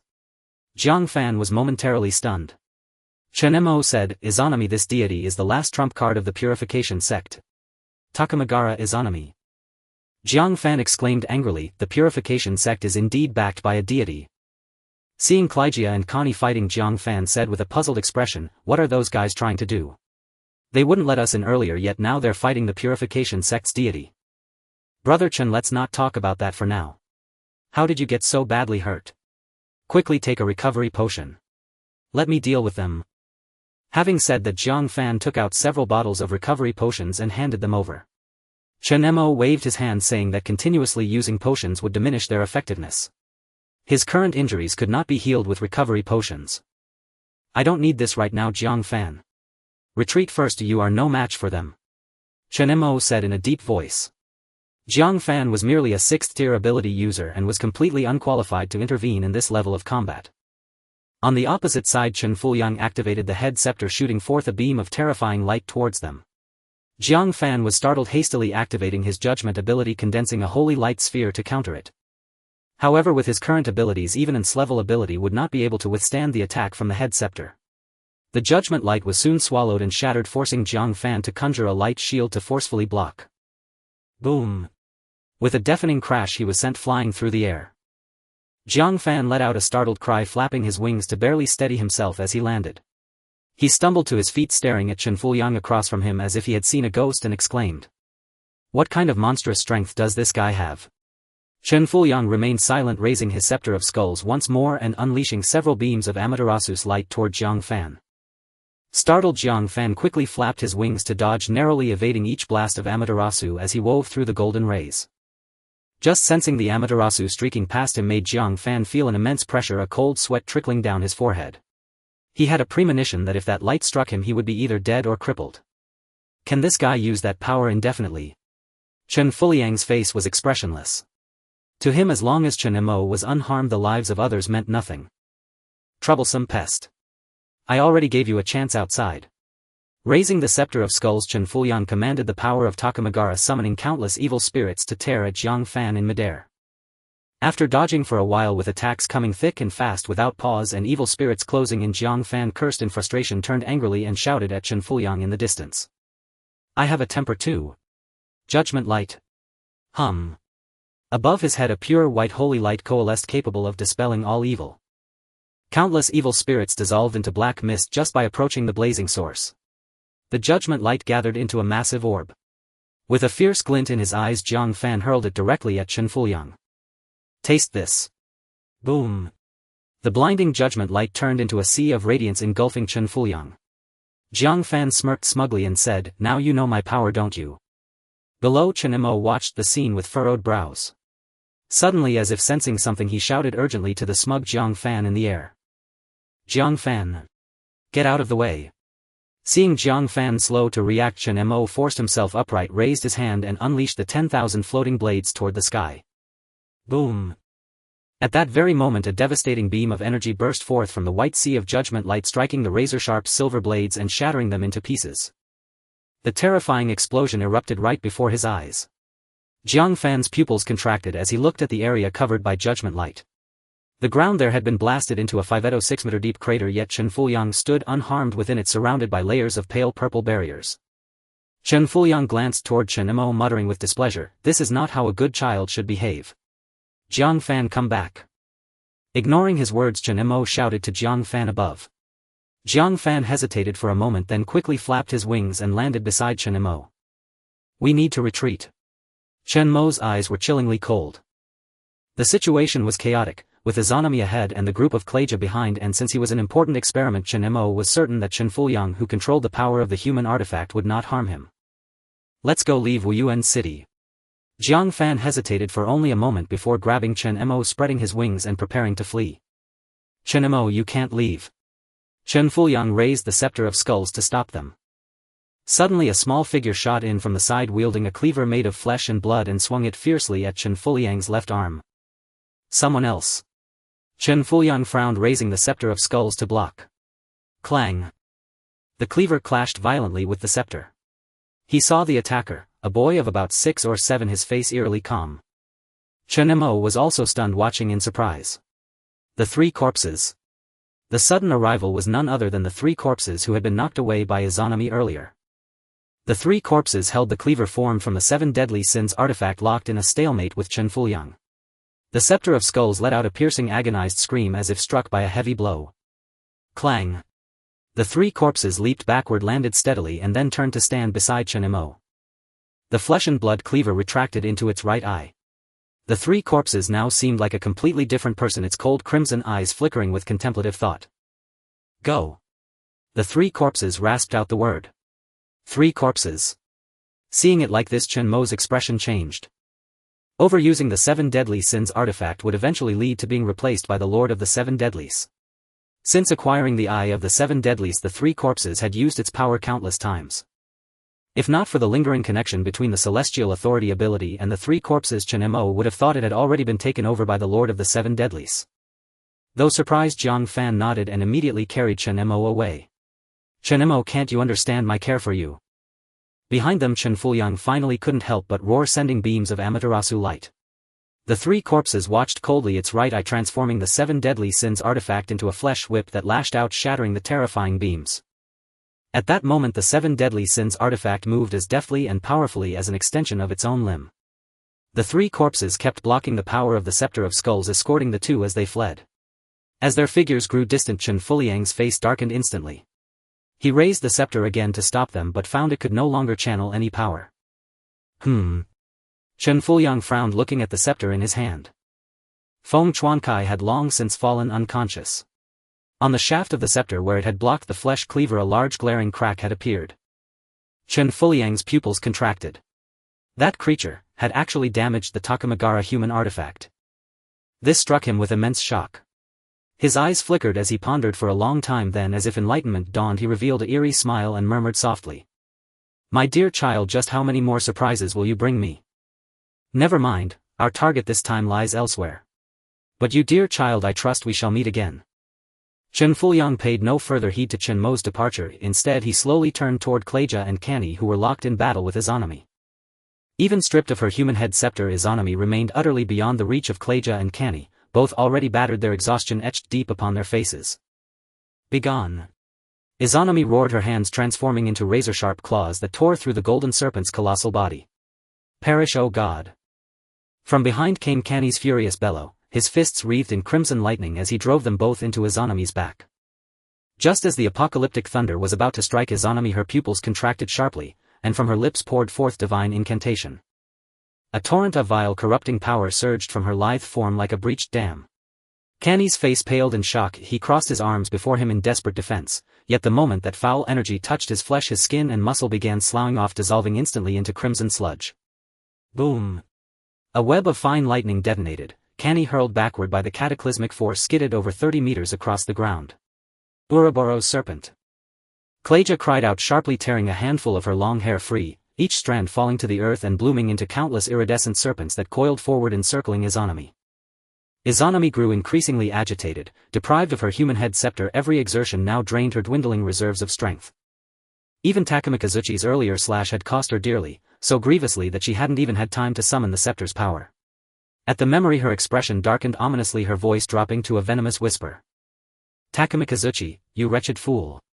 That accursed being, she should never have ransomed him from the sovereign's grasp nor exhausted all of Takamagara's sacred blood mud to forge his mortal vessel and resurrect him. Enough of you vermin, I am done. I shall bury every living soul upon this land beneath Takamagara itself, transmuting them into foul viscous sludge to revive my faithful servants. Her flesh began sloughing away rapidly, under such relentless pressure before the horrified gazes of Kleja and Qiongqi she shed her human guise entirely revealing her second true form. Beneath that ravishing deceptive exterior lurked a monstrous entity, a primordial horror oozing thick crimson sludge like a sentient mire born of stagnant swamps. Torrents of viscous blood mud gushed forth unceasingly, until at last she towered over 7 meters tall, a grotesque mud-caked abomination. An aura of unspeakable dread clung to her, ancient alien and suffused with the abyssal chill of primordial darkness. Kleja and Qiongqi's eyelids trembled violently, the sight before them ignited pure primal terror within their hearts. One thought screamed inside their skulls: flee, flee now. Kleja stood frozen, a rigid ghastly smile twisting her lips as she murmured, "There's another form." But wasn't she already weakened, nearly spent, by Chen Mo? Even Qiongqi, ever brash and arrogant, now wore a flicker of raw fear in his eyes. "You have driven me to this extremity, then die all of you." The sludge beast unleashed a guttural ageless roar, its resonance ancient and desolate, shattering eardrums and shaking the very marrow of bone. Then from afar Chen Fuliang's voice cut through the chaos, "Izanami, cease hostilities." At those words both Kleja and Qiongqi turned as one. "Mr. Chen." Izanami too took immediate notice of this contemptible human, the one who had seized her human head scepter. Her scarlet eyes glinted with cold malice as she fixed her gaze upon Chen Fuliang, calm, unhurried, approaching without haste. Chen Fuliang smiled faintly, glanced down at the human head scepter in his hand, and without a trace of attachment to its immense power cast it far away with effortless grace. Squelch. A wet sucking sound erupted, then from Izanami's own body a long sinuous arm shot forth, snatching the scepter midair. What is the meaning of this? Having reclaimed her artifact, Izanami's fury visibly receded, yet her stare remained sharp, piercing as she demanded an answer. Chen Fuliang flashed a charming, almost courtly smile, bowed slightly with genuine contrition in his tone. "Your divine eminence, earlier I acted only because my most precious child stood nearby. Now however that wayward child has departed, and I see no further reason to continue our conflict lest both sides suffer irreparable loss. So now you presume returning my artifact will halt war?" Izanami sneered, voice dripping with scathing mockery. How absurd, how laughably naive, for a mere insect to entertain such notions. Chen Fuliang narrowed his eyes, unfazed. "Of course you may slaughter us all here, but China's ranks of elite adepts extend far beyond Chen Mo alone. The disturbance wrought upon Takamagara will soon reverberate across the world. And when it does, what then of you, drained and vulnerable, facing thousands upon thousands of formidable adepts?" At those words Izanami fell silent, her stillness heavy with grim contemplation. Indeed, she had sought to avoid confrontation with Chen Mo precisely to conserve her strength. After all, she was a wounded 9th rank deity, her vulnerability coveted not only by mortals but even by rival gods. Seizing the lull, Kleja and Qiongqi swiftly retreated to Chen Fuliang's side. "Mr. Chen, what are you planning?" Kleja asked, bewildered. Chen Fuliang cast them a brief dismissive glance. "I have my reasons." Then turning once more toward the ancient terrifying entity before them he spoke. "Izanami, shall we strike a bargain?" "A bargain," she replied icily. "Dare an insect presume to barter with a god? Yet if the terms bring you profound advantage, why not?" Chen Fuliang countered, raising a placid hand. "What do you mean?" Seeing her interest piqued he abandoned pretense. "Beneath Takamagara lie the souls of countless deities. To awaken the million gods entombed there requires your unique power, and vast quantities of living flesh transmuted into foul sacred sludge." He glanced briefly at the human head scepter. "As I understand it, the one who became your human vessel, the so-called purification cult sovereign, is your chosen divine envoy. In his current state he can scarcely gather enough sacrificial flesh for your rites. Yet I can assist you in this, and thereafter without requiring your direct intervention I shall shield Takamagara from the onslaught of foreign adepts bent on its destruction." "Oh."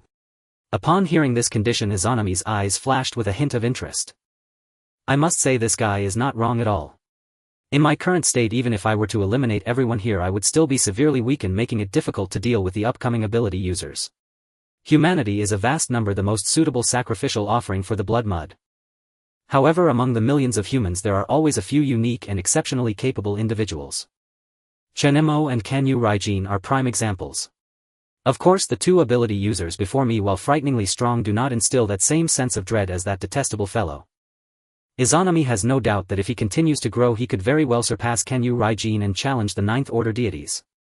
This human before me seems to be quite clever." After pondering for a moment Izanami quickly made her decision. You speak rightly, I can spare your lives and make you my slaves. Qiongqi was taken aback then angrily retorted, what did you say? Who would want to be your slave? They are all candidates to dethrone a king. What is a king after all? If they do not even regard such existences, how could they possibly look up to a mere ninth-order deity? Qiongqi's beautiful eyes were also displeased as they knew of Mr. Chen's plan and never felt that being a slave of a deity was an honor. Izanami's voice deepened coldly stating, what? You are unwilling. That terrifying aura of filth surged forth again suffocating. Chen Fuliang calmly spoke up. Izanami, this is a cooperation that benefits you with no drawbacks. Since it is cooperation, we naturally cannot go without our own benefits. Izanami laughed, her words dripping with contempt. Then tell me, what do you need me to do? Chen Fuliang replied, very simple. I need to conduct an experiment in your domain Takamagara. You just need to refrain from interfering during this period and provide sufficient filthy blood mud. Of course, we will provide you with the flesh and blood of the living beings needed to create the filthy blood mud. He finally revealed the purpose of this journey. Long before returning to Huagua, his initial plan was to take Chen Mo back. However, during the search for Chen Mo, Qiongqi discovered the conspiracy of the 11 War Zones Clean World sect to offer a sacrifice and informed Chen Fuliang about it. No one understands the data on these apocalypse deities better than he does. Through various clues he quickly confirmed the deity behind Feng Qiongqi. Izanami possesses the ability to create filthy blood mud capable of sculpting the most perfect body for any living being. Every 50 years she must change her body. During the rest of the time spent searching for the remaining divine pillars, she spends most of it looking for a more suitable body. Currently the compatibility with this body is terrifyingly low.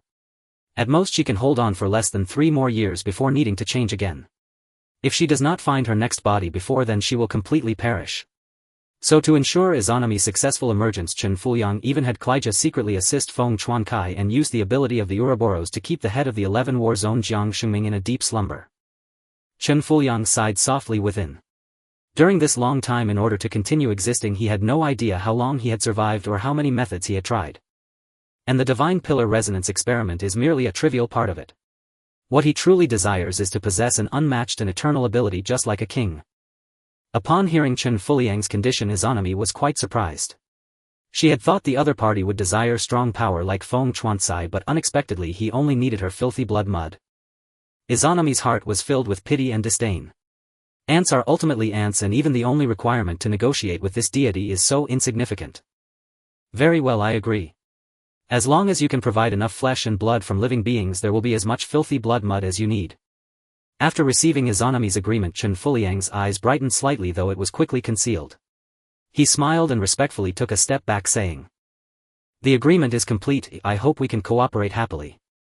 Outside Wuyuan City, this entire floating city is at least 100 meters above the ground. Jiang Fan swiftly flew downward with Chen Mo, while the 3 corpses closely followed, leaping heavily and using the 7 deadly sins artifact to absorb the impact, landing steadily on the ground. Who? After setting Chen Mo down, Jiang Fan gasped for breath, appearing extremely exhausted. At this moment Chen Mo's condition was not much better. The wound inflicted by Canyu Raijin was excruciating and the white bandage was soaked in blood. Chen Mo sat on the ground with a pale face, never having experienced such a heavy injury before, filled with trepidation. The power of the 9th Order deity is entirely beyond what he had seen in previous deities. Even Canyu Raijin, one of his subordinates from Takamagara, is terrifyingly strong. Chen Mo lowered his gaze, his eyelids trembling as he recalled the battle scenes, inwardly contemplating. In the end, he had somewhat underestimated the deities in this apocalypse. The 9th Order is already beneath the king, the pinnacle of the apocalypse. Brother Chen. How are you doing now? At this moment, upon realizing Chen Mo's unfavorable condition, Jiang Fan hurriedly approached with concern. Brother Chen, you've lost so much blood. When he saw the blood continuously flowing from Chen Mo, Jiang Fan's eyelids twitched, quickly pulling out healing medicines from his spatial stone and handing them over. Damn, where's the hemostatic agent? Why can't I find it? Forget it, Brother Chen, you should use this grade recovery potion first. Chen Mo glanced dully, waved his hand and said with pale lips. No need. He had already consumed many recovery potions today, and due to the diminishing effect of the potions, they no longer had much effect on him. Jiang Fan grew anxious, flustered as he asked, then what should we do now? Suddenly, as if recalling something, Jiang Fan's expression brightened. Right. Those ability users. I remember Wang Yuanyuan is a healing type ability user, they should have arrived by now. Brother Chen, will take you there right now. After saying this he immediately opened a bottle of potion and gulped it down, feeling his strength recover before supporting Chen Mo and preparing to head to meet the incoming ability users from the 11 war zone. At this moment the three corpses unexpectedly walked over and blocked the path of the two. The three corpses looked at the blood-soaked Chen Mo, their faces stern, and spoke. "Let me handle this." "What are you?" Jiang Fan was taken aback, utterly bewildered. The corpse then placed its hand on Chen Mo's chest and the Eye of Seven Sins blazed with a fierce crimson light. Driven by an unseen force, the blood flowing from Chen Mo's wound began to reverse and even the wound itself started to heal. Blood manipulation. Jiang Fan stared wide-eyed at the corpse. "What are you?" "I can only temporarily stop his bleeding, he needs treatment." After finishing this the corpse sat down visibly exhausted and stared coldly at Chen Mo with a deep somber gaze. "Why is my life bound to his?" Strange. Plagued by deep confusion and doubt, the contemplative light in the corpse's eyes gradually faded, replaced by a vacant, puzzled look as it surveyed its surroundings. Jiang Fan quickly nodded and said, "I know where to find a healing-type esper. Let's go." Meanwhile on Su Jinghuan's side the espers from the 11th warzone had also arrived one after another. Wang Yuanyuan, the team's sole healing-type esper, was treating Li Shitong. After calming the restless Qiongqi, Li Tianan approached Su Jinghuan and stared at him. "So you're the one sent by the higher-ups to investigate the purification sect. Your identification?" Su Jinghuan looked up at the newcomer, pulled an ID card from his pocket and handed it over. "Jiang Fan brought us here. We were stopped by 3 people on the way. What's the situation in Wuyuan City now?" Li Tian remained silent, taking the card and scrutinizing it for a long time before confirming its authenticity. He then turned his gaze to the city suspended in the sky and said gravely. "The situation isn't good. I don't know much about what's happening inside. After the entire city rose into the air, Chen Mo sent me out and went alone to the purification sect's altar headquarters." Chen Mo. Su Jinghuan frowned at the name. "Who is he?" Li Tian was about to speak when a figure streaked across the distant sky. Jiang Fan arrived with Chen Mo. Seeing the dozens of people below, Jiang Fan's face lit up with joy. He flapped his wings and descended slowly, shouting, "Li Tian. You're here too? Great, saves me the trouble of finding you. Where's Wang Yuanyuan?" "Quick, brother Chen fought with Izanami and is badly hurt. Get Wang Yuanyuan to treat him." "Young Master Jiang."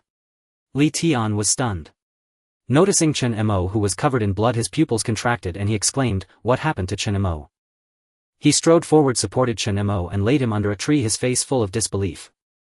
He had personally witnessed Chen Mo's power, if the thousands of purification sect followers and several powerful leaders were no match for him.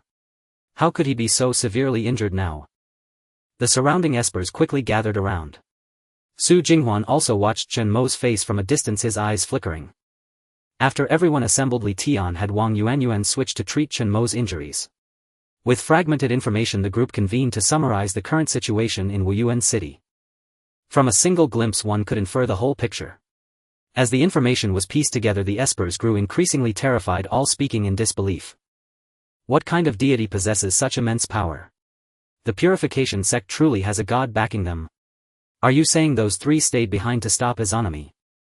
Su Jinghuan furrowed his brow and said in a deep voice, "That doesn't make sense. If that's the case, why did they stop us from going earlier?" Jiang Fan shook his head. "Who knows what they want? That guy even attacked me. If it weren't for the zombie that brother Chen tamed helping me, I might not have escaped." Su Jinghuan's eyes darkened. According to Jiang Fan, the 3 were already dealing with Izanami in Wuyuan City. Could it be that they want Izanami's crystal core? If what you said is true and Izanami is a 9th order deity, could their ultimate goal be the god's crystal core? But he quickly dismissed the idea. If so, there was no reason for them to stop their group. When he contacted Central Command, the response was that they knew nothing about these 3, as if they were a force that had appeared out of nowhere. Jiang Fan, oh, and the leader seems to know brother Chen. Him again. Su Jinghuan looked at the unconscious Chen Mo. All clues about Wuyuan City were connected to this man who had been in the city all along and knew far more than anyone present. It seems we'll have to wait until he wakes up to find out. Jiang Fan nodded in agreement. I've never seen brother Chen this badly hurt. Izanami is undoubtedly a 9th order deity. Oh. Su Jinghuan raised an eyebrow. Are you so sure? Jiang Fan, brother Chen solved the 4 calamities secret realm. Even the 4 deities inside couldn't do anything to him. If Izanami weren't a 9th order deity, how could it have injured him this badly? What? Hearing this, Su Jinghuan was startled and looked at Chen Mo in astonishment. He's the one who resolved the Four Calamities secret realm. He suddenly remembered that not long ago the Four Calamities secret realm in the 3rd warzone was resolved by an esper from the 6th warzone and another deity. Commander Zhou Maotai had specially applied for medals and generous rewards from the higher-ups. And the name of the recipient seemed to be Chen Mo. So it was him. Su Jinghuan said solemnly, no wonder he dared to go to the Purification Sect's headquarters alone. If Izanami is truly a 9th-order deity, we're in serious trouble. This is beyond what the 11th warzone can handle. For now we should stay here and wait for Chen Mo to wake up. Li Tian, that makes sense. A 9th-order deity is something we can't deal with. If we're not careful, the entire 11th warzone could face annihilation. Li Tian's pupils trembled slightly. The hexagram he had cast earlier did not bode well. The classification of esper levels has yet to be precisely defined. The 9th order, a level that exists only in theory, has never truly demonstrated its power. However, some speculate that a 9th order deity could withstand the full force of humanity's most powerful weapons. At this moment a faint and feeble voice sounded from the side. Those people are connected to Fang Qingming, they are most likely from overseas forces. Beside him Li Shitong, who had awakened at some unknown time, spoke with a weak expression and a calm gaze. Shitong. Su Jinghuan's eyes lit up as he said, you're awake. Li Tian and Jiang Fan also looked over. Li Shitong's aura was somewhat depleted. She waved her hand and spoke slowly. Earlier I used the power of the Eye of Truth to peer into that person's secrets. The result I obtained was that it is related to Professor Fang Qingming and the Divine Pillar. Su Jinghuan, contact Professor Fang Qingming now. I suspect he should know who they truly are. Su Jinghuan was taken aback for a moment, then took out his communicator and said, I'll contact Professor Fang Qingming right away. Shitong, since you used the Eye of Truth, do you know that person's name? Li Shitong pondered for a moment, her mind repeatedly recalling the earlier peering. It seems. It was called Chen Fuliang. Chen Fuliang. Su Jinghuan frowned deeply, having no impression of the name. He nodded and went off to the side. Meanwhile, far away in the central base, Fang Qingming was in a laboratory researching the progress of experiments on artificial evolution stones. With a humming sound inside a high-speed rotating instrument, researchers were constantly pouring evolution dust into the device. The powder flowed through channels into a glass cover a meter long, gathering toward the mold for the evolution stone. There were about 5 or 6 people around, all watching the scene with eager anticipation. It's working. It's about to succeed. As countless evolution dust particles surged into the mold, they coalesced under the high-speed rotation of the instrument into an evolution stone about 2 centimeters in size. The entire laboratory erupted with ecstatic cheers. We did it. The first man-made evolution stone. Professor Fang. As you said, creating an evolution stone artificially isn't difficult. The only challenge is where we can gather so much evolution dust. The collection of evolution dust requires people to go out with specialized instruments for detecting evolution energy and mist collectors. However, the dust in each area is limited, and after the second evolution it has become difficult to find places rich in evolution dust. Looking at the small piece of evolution stone in the mold, although much smaller than a normal one, they believed that with enough dust they could perfectly craft a complete evolution stone. Fang Qingming gazed at the evolution stone in the instrument's mold and let out a long sigh of relief. He took a small box from his pocket and carefully opened the lid. Inside was a dazzling crystal core. This is the divine core brought back by those 2 children, Wu Shengguang and Fu Shuangyu. What we have accomplished now is merely a small step. The energy composition of the evolution stone has been fully analyzed. Through research I found that evolution dust and these high-level cores with power share similarities. If we can purify the chaotic energies within these cores, we should be able to extract a small amount of evolution dust. Evolution stones are the key to breaking through to 7th level superhuman abilities. Only through mass production can we resolve the current situation where most superhumans remain stuck at the 6th level ability threshold. As this evolution continues, the deities that will awaken in the future are growing stronger. We must complete the experiment on artificial evolution stones as soon as possible. Just as he was speaking, a researcher walked in from outside, came directly to Fang Qingming, handed him a communicator and said, Professor Fang, someone is looking for you. Who? It's Su Jinghuan and his team from the 11th war zone. Su Jinghuan. Fang Qingming paused, somewhat puzzled, and answered the call. The laboratory was utterly silent. Through the communicator, Su Jinghuan recounted everything that had happened here. Fang Qingming's expression grew increasingly grave. When he finally heard the name Chen Fuliang, he shuddered all over, his face filled with disbelief. What did you say? Su Jinghuan, are you sure that man is called Chen Fuliang? The researchers around were all puzzled, as in their memory they had never seen Professor Fang so losing his composure. Who is Chen Fuliang? No idea. Meanwhile, outside Wuyuan City. Looking at the newcomer, Li Shitong asked, how did it go? Any useful information? The surrounding superhumans also looked over with curiosity. Li Tian said, you're from the central base, so you must know something, right? Su Jinghuan kept his head down deep in thought. When he heard the questions, he looked up and said, regarding the identities of those three, Professor Fang told us not to ask further. He only said they are likely resonators like us. The term resonators was unfamiliar to the superhumans present, but Li Shitong was startled and spoke. Is that what Professor Fang really said? Yes. Especially the name you mentioned earlier. The professor confirmed it with me several times. It seems he knows that man. Li Shitong asked, and what about his enemy? Su Jinghuan replied, that's been confirmed. It's undoubtedly a 9th-level deity. The professor told us not to delve deeper and to return to the central base immediately. He wants to handle it personally. Professor Fang said the current rules do not allow for 9th-level ability users to exist, so even if his enemy awakens, its power will be greatly diminished and won't pose a major threat in the short term. Subduing a 9th-level deity is no small matter, we must be fully prepared. But from the professor's tone, it seems this matter is not just about a 9th-level deity. Shitong, what do you say now? Su Jinghuan looked somewhat helplessly at the crowd. These were superhumans from the 11th war zone, and they might not necessarily heed their advice to leave now. Understanding the gravity of the situation, Li Shitong's eyes flickered. After a moment of contemplation, she glanced at the floating city island in the distance and said softly, the professor must have his reasons. Since that's the case, we have to retreat now. A 9th-level deity is beyond what our abilities can contend with. It's time to withdraw. Su Jinghuan nodded and sighed, that's all we can do for now. At that moment, Chen Mo, who had been receiving treatment from healing-type superhumans in the distance, showed signs of improvement. Feeling a gentle warmth spreading through his limbs, he slowly opened his eyes. Jiang Fan, who had been staying there all along, was overjoyed. Brother Chen. How do you feel now? He's awake.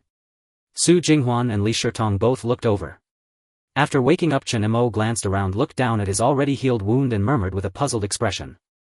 All better. What's better?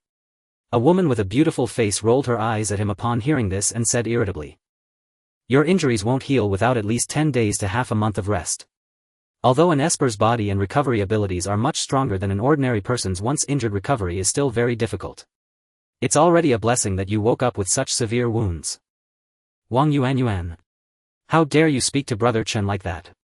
Jiang Fan grumbled discontentedly, then stepped forward with utmost concern and said to Chen Mo. Brother Chen, how are you feeling now? Chen Mo's eyes flickered. He tried to get up but found his whole body weak and unsteady. I'm fine. Wang Yuan pouted and said, I didn't say anything wrong. With his injuries, anyone else would have died 8 times over. He must have downed a lot of recovery potions.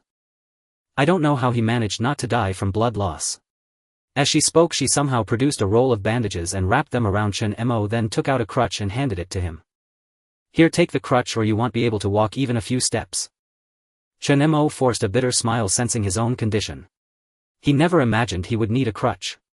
Not one to be overly particular, he simply took the crutch and struggled to stand up. In the distance, the Qiongqi, sensing its master's awakening, immediately came to his side. Its eyes filled with worry as it approached, licked Chen Mo's cheek and let out a low growl. Chen Mo showed a faint smile, patted the Qiongqi's massive head and whispered, Qiongqi, I'm fine. Just then a voice sounded. Chen Mo, since you're awake, it's time you told us everything you know about what happened in Wuyuan City, right? Su Jinghuan and Li Shitong walked over. Seeing their unfamiliar faces, Chen Mo frowned slightly. Who are they? Jiang Fan explained, Brother Chen, they are espers from the central government. After a conversation, Su Jinghuan and the others learned everything about the purification sect from Chen Mo. From the moment he first set foot in Wuyuan City to the purification sect leader turning into a human vessel and the appearance of Izanami and Takamikazuchi.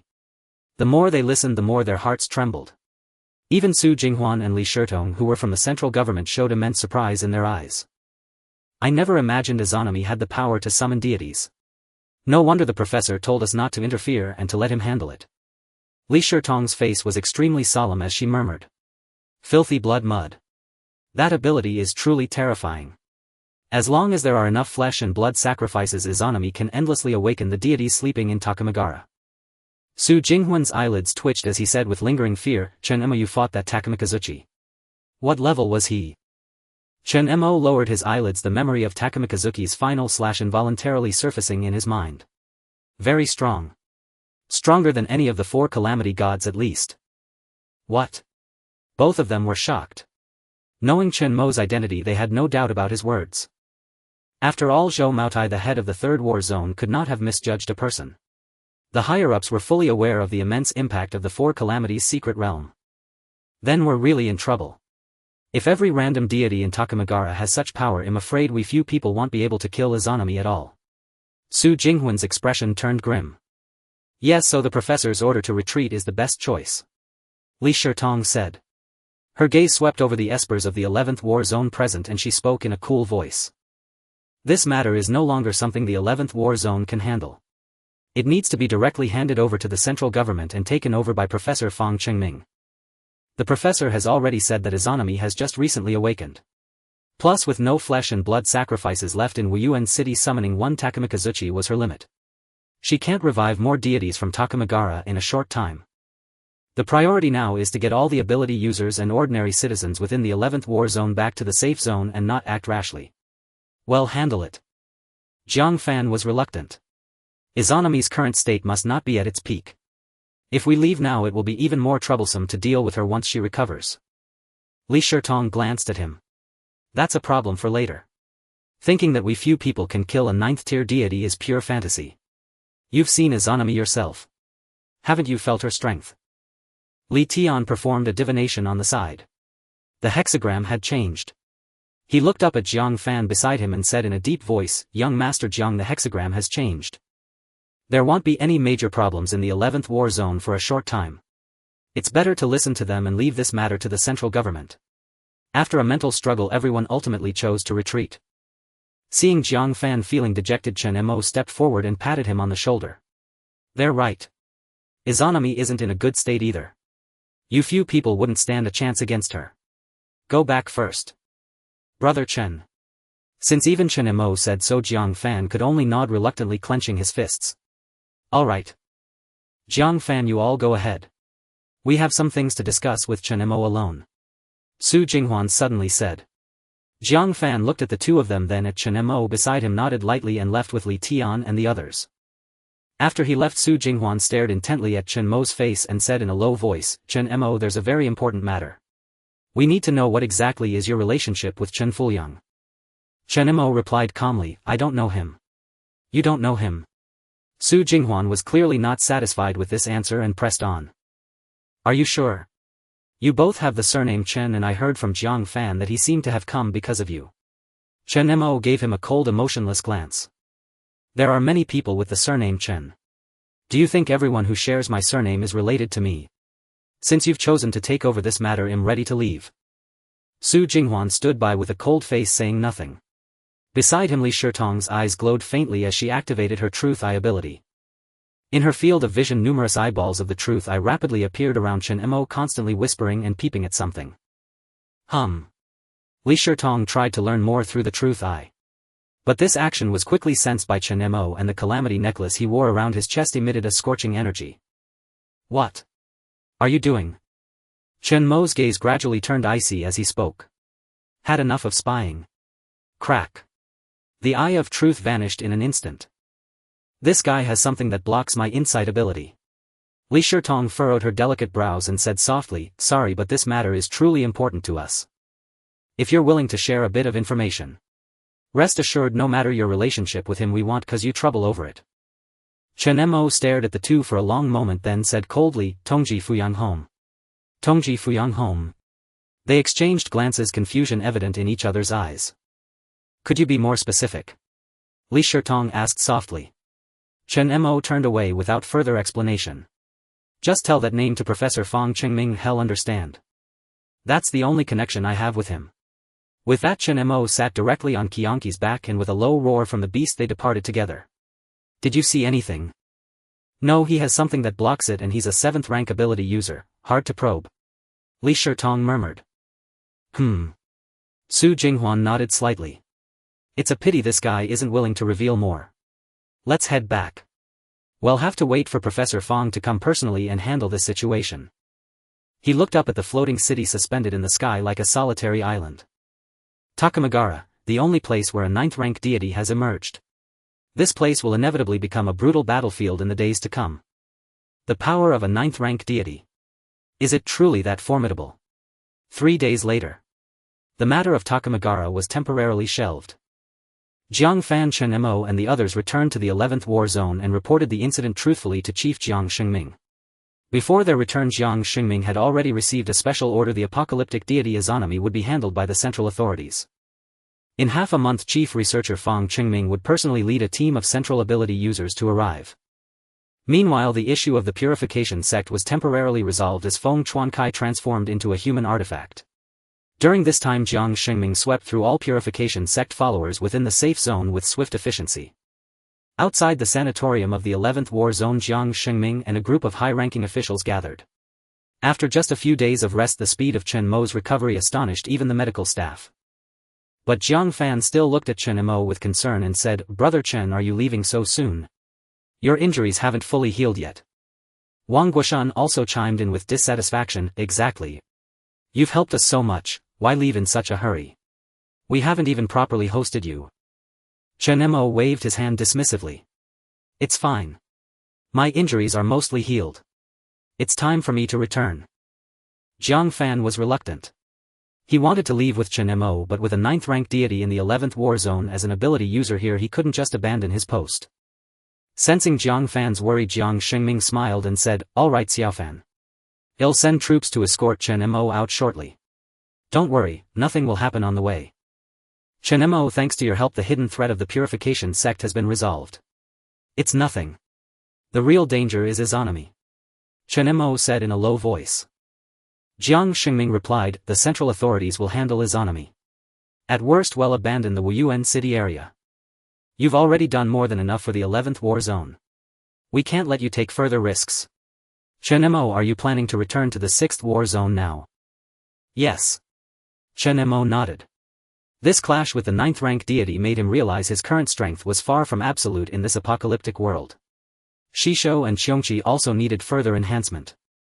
Having now collected the remaining 10 million from the 11th war zone and amassed countless resources, it was time to return and make a comprehensive upgrade.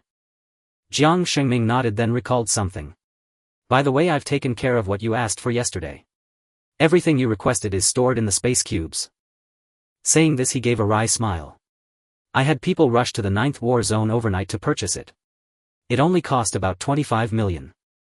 Almost all the crystals below the 6th rank from the 11th war zone are in there, along with over 100 6th rank crystals from our inventory." This guy had an enormous appetite, had converted almost all his crystal coins into crystals.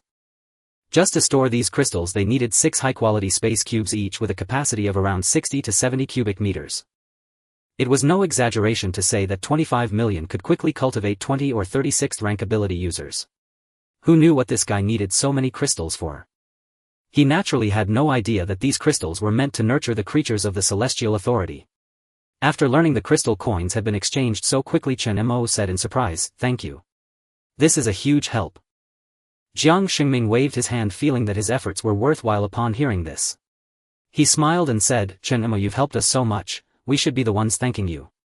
We also promised you 1/10 of the profits from the battle beasts sold. Since you need crystals so badly, I'll take the liberty of converting your share into crystals and sending them to the 6th war zone when the settlement comes through." Chen Mo's eyes lit up. "Deal. Send them to the Lion base in Tianhai City." Jiang Xingming smiled. "Of course, no problem." Next, Chen Mo declined Jiang Xingming's offer of an escort. He stored the 6 space cubes into his spatial ring and departed on Qiongqi. Due to the unique nature of space cubes, they couldn't be stored inside one another. But the spatial ring acquired from a deity merchant had no such limitation. The 3 corpses sat quietly behind him. The matter of Takamagara was left to the central authorities, temporarily concluded. On the journey back to Tianhai, Chen Mo constantly pondered the shortcomings of this battle. The creatures enslaved by the Celestial Authority ability, including his own strength, were still not formidable enough. His next step was to rapidly enhance his power before more deities awakened, discarding some creatures from the Celestial Authority and elevating the rest. At the same time he needed to break through to the 7th rank of the Celestial Authority ability as soon as possible. Only then would the Celestial Authority space gain an additional slot to enslave even more powerful beings. As for his target, he already had a plan in mind. Qiongqi journeyed all the way toward Tianhai City while Chen Mo continuously absorbed the power of the 7th tier spirit crystal along the way. This return trip was unhurried. Whenever he spotted a massive tide of corpses or beasts below, Chen Mo would stop to let Shuxishan and the Tianquan spirit indulge in a grand feast. Wherever the Tianquan spirit passed, the land was left in utter ruin, ravaged beyond recognition. During this time the three corpses' behavior grew increasingly akin to an ordinary human. It spent much of each day in sleep, and even its once cherished eyeballs seemed to hold no sway, its interest fading entirely. Chen Mo noticed this anomaly. According to Jiang Fan, it was the three corpses that had stanched his bleeding that day. Though he had braced himself for it, he hadn't expected the Seven Sins divine artifact to assimilate so swiftly. But regardless, as long as the link between the Tianquan ability and the three corpses remained, even if the latter were eventually supplanted by the Lord of the Seven Sins, it could never escape his control. In fact, Chen Mo secretly looked forward to it. What kind of deity would the master of the Seven Sins divine artifact turn out to be? 4 days later, Chen Mo finally arrived at the 6th warzone. Under Guoliangus governance, the 6th warzone was now orderly. With no tide of corpses or apocalyptic deities wreaking havoc, it had become a relatively peaceful haven in this end-times world. In the study of the central tower, upon learning of Chen Mo's return, Guoliang, who greeted him with a beaming smile, closed the door and chuckled. "Chen Mo. You're truly remarkable. I heard you resolved the 4 calamities secret realm that had plagued the 3rd warzone for so long." His face radiant. Even as the leader of the 6th warzone, he showed no airs before Chen Mo. After all, Guoliang, who knew better than anyone how he had obtained his position. Just came to take a look," Chen Mo said. "Have a seat." Guoliang, who pulled out a chair, sat down unhurriedly, lit a cigarette and took a deep breath. "Chen Mo, you fought on behalf of our 6th warzone this time. The higher-ups have already sent down the rewards: 5 energy cannons, the latest Central Intelligence Core value detector, and a commendation of 3 million crystal coins. Because of your outstanding achievements, the higher-ups are now paying close attention to our 6th warzone. Knowing we lag behind other regions, they've specially sent over many strategically significant resources for our development, which has largely made up for the mess left by Lin Anha. Chen Mo, I know your relationship with the lion. On my personal behalf, I've arranged for 6 million crystal coins to be sent over, a small token of my appreciation." 3 million was no small sum. The 6th warzone, unlike the 11th, lacked deep reserves and had fallen behind in development due to a series of misguided decisions early in the apocalypse. To offer so much showed Guoliangus' genuine sincerity.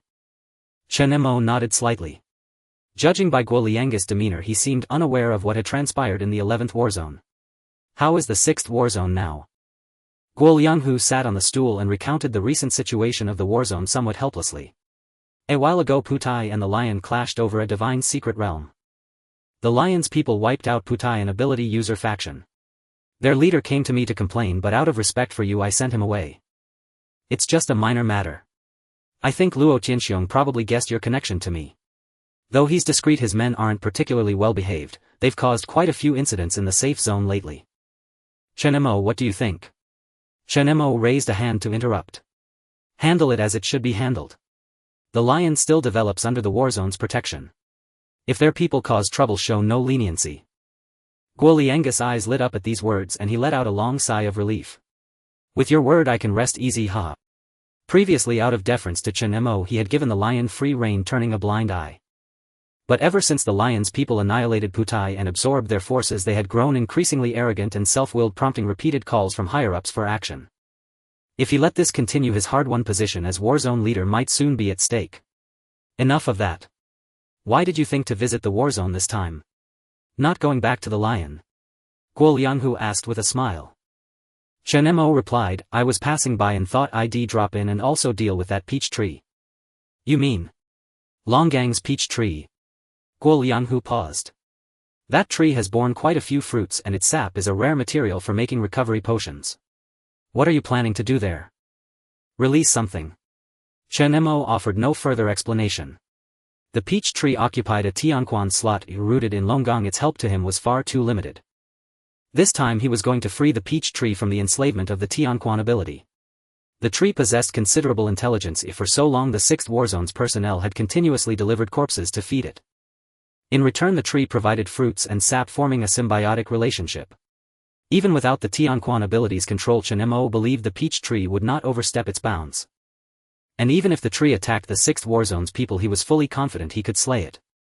Qiongqi tactfully refrained from asking more and nodded. Alright, I'll notify them right away. Good. I just stopped by to check in. Have your men temporarily vacate the area and I'll head over. Chen Mo said. Qiongqi rose. I'll see you out. No need. Chen Mo replied coolly. Leaving the 6th Warzone, he made a detour to visit Liao Ruyu. Liao Ruyu had now risen to a high position in the Warzone, though even she didn't understand why her rank kept climbing. Due to her busy schedule, they only exchanged a few pleasantries before Chen Mo set off back to Tianhai City, arriving at the steel factory where the peach tree stood. Since Qiongqi had already ordered the evacuation of the steel factory's personnel before his arrival, the journey went smoothly. Inside the steel factory, the peach tree had grown to 7 or 8 meters tall in the time since had last seen it. Chen Mo gently placed his hand on the towering trunk, his eyes flickering. Staying here wouldn't be a bad choice. Yet the pace of a plant mutant's advancement was far too slow and its limitations were high. The position the peach tree vacated would allow him to accommodate a more powerful being. The peach tree gently swayed its branches, then sent a message through the Qiongqi ability indicating that it would remain here coexisting with the 6th Warzone's people. Very well. After grasping the peach tree's thoughts, Chen Mo nodded slightly. I'll begin now. With his left hand he activated the Celestial Authority ability, and the connection forged between them was abruptly severed. With a crisp snap, from that moment onward the Celestial Authority could no longer restrain the peach tree's actions, nor could it perceive what the tree was thinking. Within the Celestial Authority's spatial realm, the cluster of light belonging to the peach tree dimmed and extinguished. The beings within the space seemed to sense this, their spirits heavy with dread, each fearing they might be the next to be abandoned. The Qiongqi let out a few reluctant low growls toward the peach tree. The tree trembled gently and its branches coalesced dozens of plump fruits in response. After harvesting these fruits without lingering attachment, Chen Mo turned expressionlessly and said, "Let's go, Qiongqi." Suddenly a faint sound rang out behind him and the space rippled in concentric waves. Chen Mo, about to leave, paused slightly and looked back. "You've arrived." "Yes." A soft voice answered. The mysterious merchant Mia, cloaked in a hood that obscured her features, had appeared as if from nowhere. "As promised, I brought what you needed." Mia produced a square box and opened it to reveal 5 slender vials. Inside was a liquid as crimson as blood. "This is..." Chen Mo raised an eyebrow. Mia said, "Bone marrow extracted from the 4 calamities. Think of it as an evolution stone, but it only works on mutant beasts of the same attribute.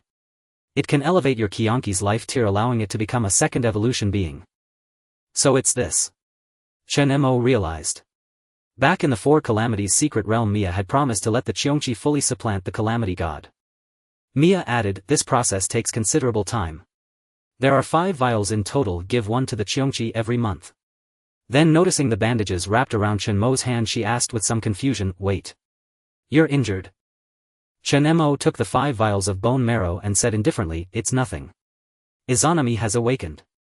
I fought her in Wuyuan City and sustained some injuries." "Izanami?" Mia paused, slightly astonished. "You dared to strike a 9th rank god and still lived. You're a fortunate one.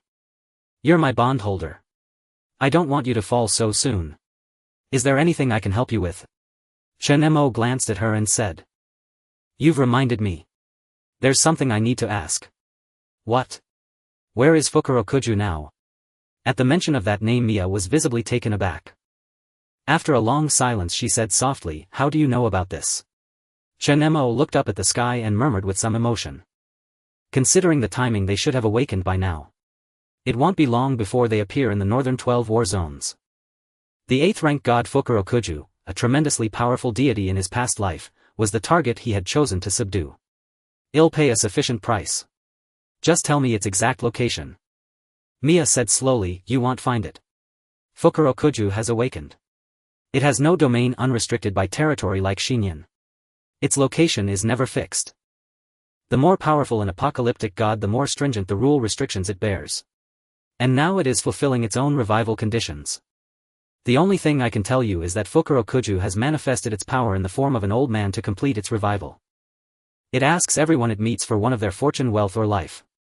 If they agree, they lose only one, if they refuse they lose all 3. Already awakened. Chen Mo was somewhat surprised. In his past life when he learned of Fukurokuju, its true form had already fully emerged. It seemed that aside from low-rank gods, the awakening of any high-rank deity was long foreshadowed and traceable. The Nian beast had been passively awakened by the interference of the ancient martial alliance. Baiyin and Izanami had used their own power to drive humans to aid their awakening. Fukurokuju clearly belonged to the latter category. Though he knew Fukurokuju's approximate location, finding it in the vast sea of people was exceedingly difficult. Moreover, Mia had said it was a manifestation of power, whether the celestial authority could enslave it was uncertain. Chen Mo frowned and said with some regret, since that's the case, which gods within the borders of Huaxia have fully awakened? Powerful ones, at least 7th rank. Mia pondered for a moment. I am not omniscient, but as far as I know there are 2 places that meet your criteria. Kunlun Guishu. Kunlun Guishu. Chen Mo was momentarily stunned, then murmured as if recalling something, is it the one you mentioned before? Mia said, yes. Because of the beast Fang you obtained, the Lord of Kunlun, who had no chance of revival, has awakened. Also awakened are the immensely powerful apocalyptic gods within the Kunlun secret realm. The western reaches of Kunlun span 800 li. At the entrance stands the Kaming beast, within are countless mutant beasts, to the west are Luwu Qinyuan and Luan birds, and to the north are countless wondrous flora. Bound by rules, they can never leave Kunlun. The weakest among them are 7th rank, certainly meeting your needs, but the danger is tens of times greater than Izanami. No one can withstand them. If you have the courage you could try, but with your current strength you'd likely die at the hands of those powerful beings before even reaching the depths. Is it really that terrifying? Chen Mo's eyelids twitched. According to the mysterious merchant, the peril within was extreme, even an 8th rank ability user would face a near certain death. Yet in his past life he had never heard of Kunlun Gix's emergence. Could it be that Kunlun Guishu had never opened in his past life? Chen Mo took out the jade-white beast Fang from his spatial ring. Mia seemed to read his mind, her tone calm as if stating an unchangeable fact. Don't think about it. Kunlun Guishu was opened by you. The Kunlun secret realm is powerful because it was once the domain of a sovereign. Even though the sovereign is gone, the Kunlun mother still presides over it. This beast Fang is the Kunlun mother's tusk and the key to the secret realm that confines the beings within Kunlun. Thus, as long as you hold it, even if they cannot leave Kunlun, they will find you by any means necessary. If you don't want to become a slave to the envoys of Kunlun's gods, find a place to hide this Fang. You still have the calamity necklace I gave you, it will keep them from finding you for a while. Chen Mo furrowed his brow slightly, never expecting that the beast Fang he had unboxed from that merchant's blind box would lead to such a significant matter. So this secret realm key is nothing but a hot potato. Mia, is it too late to give it back to you now? Mia replied, what do you think? Chen chuckled, speaking with nonchalance. Since they are confined within Kunlun and cannot break free, even if they know the key is with me, it's probably futile. At most they'll send creatures or humans after me. Just like the Northern Een god and Izanami, who use humans to aid their resurrection. Then you are gravely mistaken. Mia mercilessly shattered Chen Mo's hopes. Outside Kunlun there are countless spirits and monsters. With a single roar from the Lord of Kunlun, millions of beings will swarm out, plunging the world into chaos. The reason it hasn't made a move yet is probably because it hasn't found you. Chen Mo touched his cheek, speaking with a hint of helplessness. I never thought I'd be so sought after. First Chen Fuliang, then Izanami, and now the Lord of Kunlun has appeared. But Mia, since you suggested hiding this beast Fang, well, do you have any recommendations for a place? This hot potato must be handled properly, otherwise if it falls into the hands of beings within Kunlun it would inevitably lead to a catastrophic disaster. A 9-calamity deity from an island nation was already enough to cause headaches, adding the Lord of Kunlun and the countless mythical horrors within was simply unimaginable. Mia said softly, there is indeed a place that meets the conditions, and it also holds the more powerful deities you seek. Oh. Chen Mo raised an eyebrow, showing interest. Where? Mia replied slowly, the South Sea. Hearing those 2 words, Chen Mo's heart jolted. The South Sea. The ocean was rich in rare resources, but even knowing this, humanity had never ventured deep into it, even in his past life. Because beneath the surface countless beings lurked, and sea beasts were particularly terrifying. Various powerful creatures emerged endlessly, making it extremely perilous. Even the Twilight Beast had come ashore from there. When he had visited the ancient martial alliance, he had set foot in the South Sea. Even in the early apocalypse, the sea beasts there were already several times stronger than those on land. Who knew what the situation would be like underwater after the second evolution? He never expected Mia to suggest the most treacherous ocean of this apocalypse. After a conversation with the mysterious merchant, he learned that a powerful deity had awakened in the South Sea, hiding on an isolated island that had risen from the seabed. That island could block all perception, drifting unpredictably and impossible to locate. If the beast Fang were buried there, even the Lord of Kunlun could not find it. For now, this seems to be the place that best meets your conditions.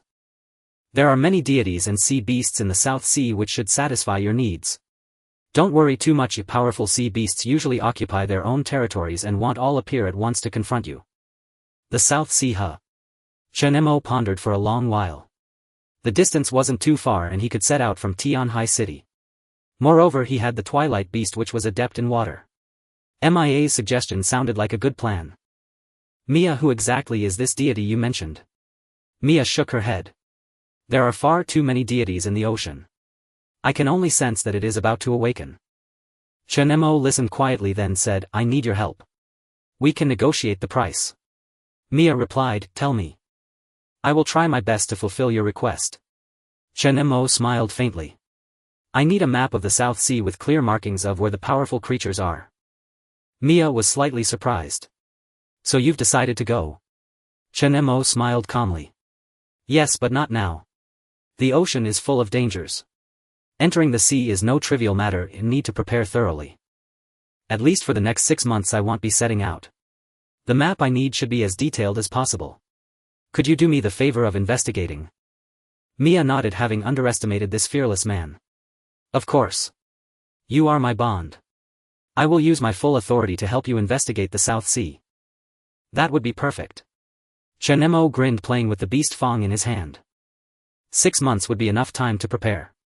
Ideally, he would upgrade the Qiongqi ability, the Twilight Beast and Shoshi, to the 7th rank and complete Qiongqi's bloodline transformation, turning it into a second evolved creature before setting out. The ocean was incredibly rich in resources. On land, obtaining a single 6th rank crystal core was too difficult and time-consuming.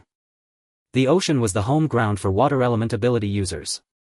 If conditions allowed, he could even bring Xuanyu along. With that thought, Chen Mo mounted Qiongqi, ready to leave. I'll be off now.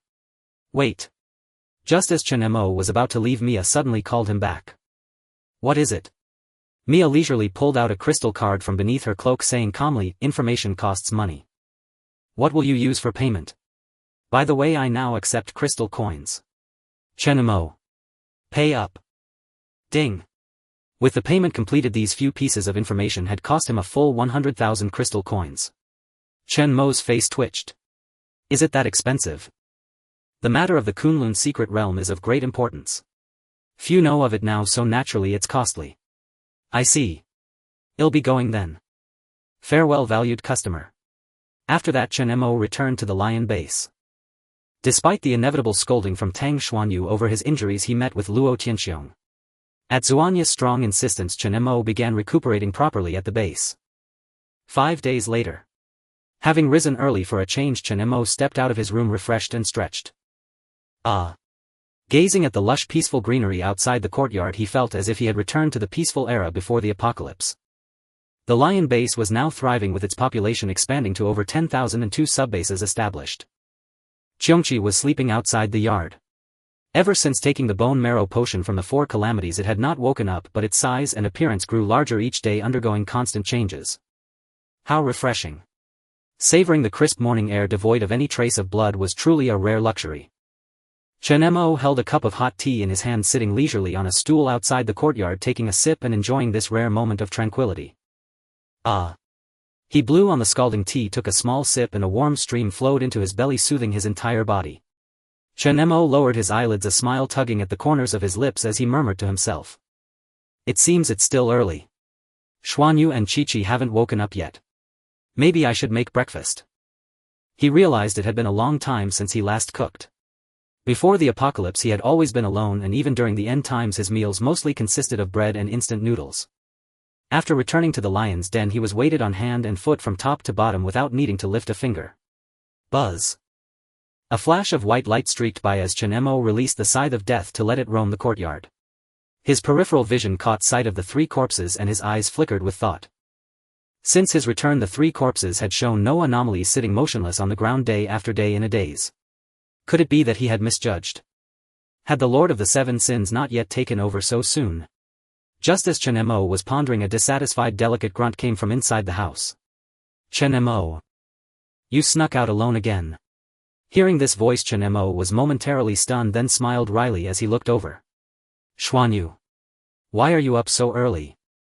Morning. A woman in a nightgown with a pure and charming appearance stood at the doorway. She looked as if she had just woken up, her black hair cascading like a waterfall. Her figure hinted at beneath the nightgown was exquisite, with just the right curves gently lifting the fabric. Tang Xuanyu pouted hands on her hips and strode over to Chen Mo, who was sitting on a chair in the courtyard. You idiot, it's freezing cold and your injuries haven't healed yet. Come on back inside with me. With that, she grabbed his hand, ready to drag him back into the house. Chen Mo shook his head with a wry smile, noticing the tiger serpent bracelet he had given her still on her wrist. He explained helplessly. Xuanyu, the doctors already said. I'm almost fully recovered. I can take off the bandages today. In truth, he could have removed them long ago, but a careless remark from a medic at the Lion's Den base had led Tang Xuanyu to force him to keep them on until now. Tang Xuanyu wasn't about to indulge him and retorted sharply. Well, see after today's checkup. Come on, it's too cold this early morning and you're wearing so little. Get inside. With no choice, he followed her back into the house. Tang Xuanyu finally broke into a smile and said sweetly, that's better. At this hour, Qiqi was still asleep. She usually didn't wake until noon, after which she would rush off to play with kids her age at the base. Because Luo Tianxiong doted on the girl immensely and had even adopted her as a goddaughter, no one in the base dared to offend this little princess. Even among the children, Qiqi had the most toys and snacks, reigning as the undisputed leader. Shortly after they entered the house, a member of the Lion's Den arrived punctually with a steaming hot breakfast. The breakfast was lavish: black chicken soup, ginseng and jujube porridge, all nourishing delicacies. Chen Mo sat at the table sipping the soup and glanced at Xuanyu, who was rummaging through something. Where's Qiqi? Tang Xuanyu took out a few pills from a cabinet and shot him a look. Kiki's still sleeping. She was playing until midnight again before Brother Chao brought her back. Here, the last 2 blood-replenishing pills. Take them first. Chen Mo's face fell. These again? What do you mean? They're for replenishing blood. Do I have to? Yes. Since his return, he had been force-fed all kinds of nourishing foods. The sea cucumber and abalone were fine. Tianhai was a coastal city, but Luo Tianxian had somehow gotten his hands on bizarre items like tiger penis and deer antler. These blood-replenishing pills, he heard, were specially procured by Luo Tianxiong from the safe zone. Actually, my injuries were almost healed back in the 11th war zone. Chen Mo said with a grimace as he swallowed the pill. How is this stuff even more bitter than the replenishing fluid? Even the aftertaste is bitter. Seeing Chen Mo obediently take the pill, Tang Xuanyu finally smiled and clapped her hands. Good medicine is bitter to the mouth. Let's eat. After we go to the clinic and confirm your recovery, you won't have to take them anymore. At noon. The two dressed up and left the villa, heading to the hospital established by the Lion's Den base. The facility was staffed with professional medical personnel and some healing-type psychics. Though not as formal as the safe zone, it was still well organized. Chen Mo sat on the bed while a middle-aged woman with a healing ability closed her eyes, sensing the condition of his body. Before the apocalypse, she had been a doctor. After awakening her healing ability through a crystal core, she achieved the Brank ability, Spring Returning Hands. The woman released her hand and slowly opened her eyes. Tang Xuanyu stepped forward anxiously. Doctor, how is he? Huang Honghua smiled warmly. Good, his body has fully recovered. Xiao Xuanyu really didn't need to worry so much. Even if this guy did nothing with his natural recovery, it was only a matter of time before he healed. Alright, the bandages can come off now. Take off your clothes. Huang Honghua said bluntly. Chen Mo froze, glancing at Xuanyu beside him, then at the woman in her 40s. Right here. Huang Honghua clicked her tongue, her face turning stern with impatience. What else? Do you want me to take them off for you? Hurry up. I've seen everything there is to see on a man. Don't be shy. Tang Xuanya's face flushed crimson and she quickly turned away. I'll step out for a moment. Huang Honghua chuckled with interest. Xiaoshuan, why hide? Oh, she drew out the word, a look of gossipy intrigue spreading across her face. You two haven't gotten down to business yet, have you? Tisk, young man, with a build like that, you don't look like a dud.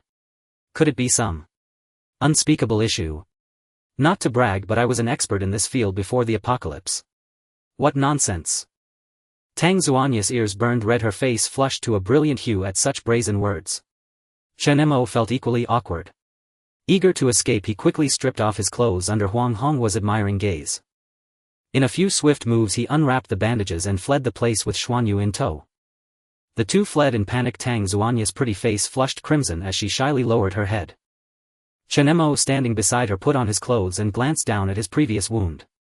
The injury inflicted by Takamikazuchi had healed completely, leaving only a faint scar.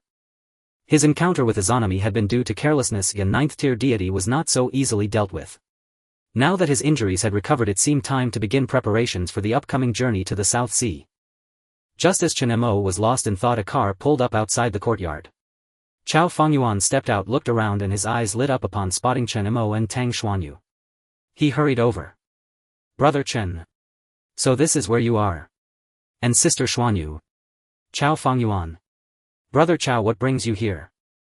Noticing the visitor, Tang Xuanyu stepped forward with some confusion to ask.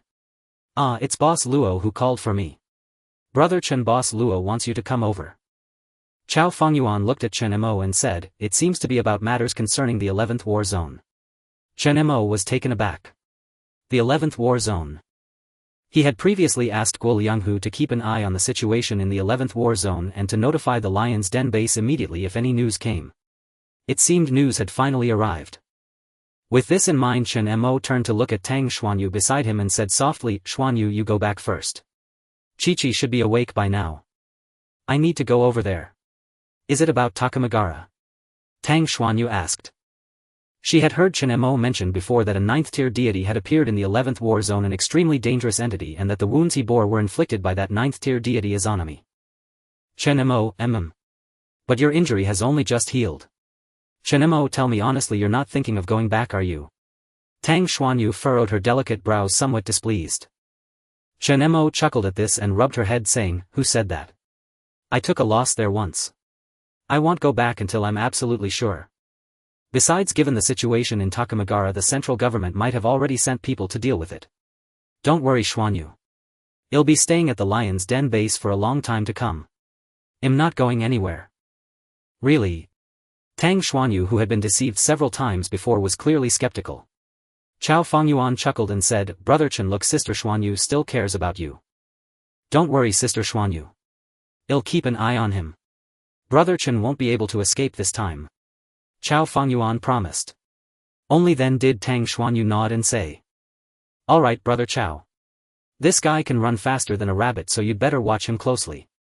Chao Fengyuan glanced at the helpless-looking Chen Mo and laughed heartily. Don't worry, don't worry. Brother Chen, let's go then." "All right." Inside Villa No. 1 at the Lion's Den base. Luo Tianxiong was sitting in his study, a cigarette dangling from his lips, squinting as he blew out smoke rings. He held an intelligence report in his hand, his face grim as he read the news it contained, his brows knitted tightly, never relaxing for a moment. Damn it, what's going on in the 11th War Zone? A 9th-tier deity. Good heavens, this is like seeing a ghost. Jiang Dong, standing nearby, asked curiously. "Boss, what's so urgent?" Luo Tianxiong placed the intelligence report he had received on the table, took a deep drag of his cigarette and said. "News from Chief Gua. The situation in the 11th War Zone is grim. We need to let Brother Chen know about this as soon as possible." Jiang Dong was stunned and asked in confusion, "Boss, didn't you say the central government had already sent people to handle it? If not even the Azure Sky Lord and Brother Chen could deal with it, what can small fries like us do? Boss, you shouldn't always look so worried. We should just eat and sleep as usual." Luo Tianxiong glared at him fiercely. "You spineless thing. Who knows if this 9th-tier deity will affect us here? You need to think long-term. Perspective. Do you understand perspective? The central base gathers the nation's top espers. Most of the top-ranked ones on the esper list come from there. They possess countless advanced technologies and resources. If even they can't handle it, do you know what that means? To be honest, since the apocalypse began, I've never seen a prodigy like Brother Chen suffer such severe injuries." Luo Tianxiong's eyes were filled with worry. The central base was the backbone of all esper organizations and safe zones. If even such an authoritative entity couldn't solve the problem, it would inevitably affect every region. Tianhai City had also been quite unsettled lately. For some reason, Luo Tianxiong had a premonition that the apocalypse, which had barely given humanity a moment to catch its breath, was about to descend into chaos once again. And whether the Lion's Den could survive this was still unknown. Suddenly hurried footsteps were heard from outside. The door creaked open and Chao Fengyuan and Chen Mo arrived together. "Brother Chen." Jiang Dong greeted. Seeing the visitor, Luo Tianxiang's furrowed brow relaxed. He laughed heartily and stepped forward affectionately, throwing an arm around Chen Mo's shoulder. "Brother Chen. You're here." Chen Mo nodded. Luo Tianxiang noticed that the bandages on Chen Mo were gone and asked with a smile, "Brother Chen, how's your injury?" "Chen Mo, it's mostly healed. I'm fine now. I heard there's news from the 11th war zone." "That's good." Luo Tianxiang patted Chen Mo's shoulder. They went to the desk and he picked up the letter on it, handing it to Chen Mo. His smile faded as he said solemnly, "It's all here, Brother Chen. Take a look. The espers sent by the central government have returned in defeat." "What?" Chen Mo was startled. He picked up the letter and began to read it. This letter was sent by Guolianghu. Its contents were brief, mostly news from the past few days, each paragraph only a few sentences long. July 14th, the Central Chief Professor Fang Qingming led 30 espers, including 4 from the 12 Sons, to the 11th war zone to assess the situation. July 16th, a reinforcement force of 3,000 arrived. Simultaneously 2,000 were dispatched from the 11th war zone. A total of 5,000 people along with 100 espers of at least the 5th tier launched the first assault on Takamagara under Professor Fang Qingming's command. July 18th, the fierce battle at Takamagara erupted. All 5,000 were annihilated. The following day, Fang Qingming and over 20 others reappeared at the central base. 2 of the 12 Sons were severely wounded. The specific details remain unknown. Since then, no further news has been received and even the stance of the higher-ups remains unknown. This was all the intelligence Guolianghu had obtained. Chen Mo's pupils trembled violently upon hearing this. He never imagined that such momentous events could unfold within a single short week. Under the leadership of Chief Professor Fang Qingming, the Takamagara emerged unscathed, even burying those 5,000 individuals permanently beneath the earth, while 2 of the 12 had sustained severe injuries. According to Guolianghu's intelligence, one of the 2 was Su Jinghuan, whom Chen Mo had previously seen ranked 3rd.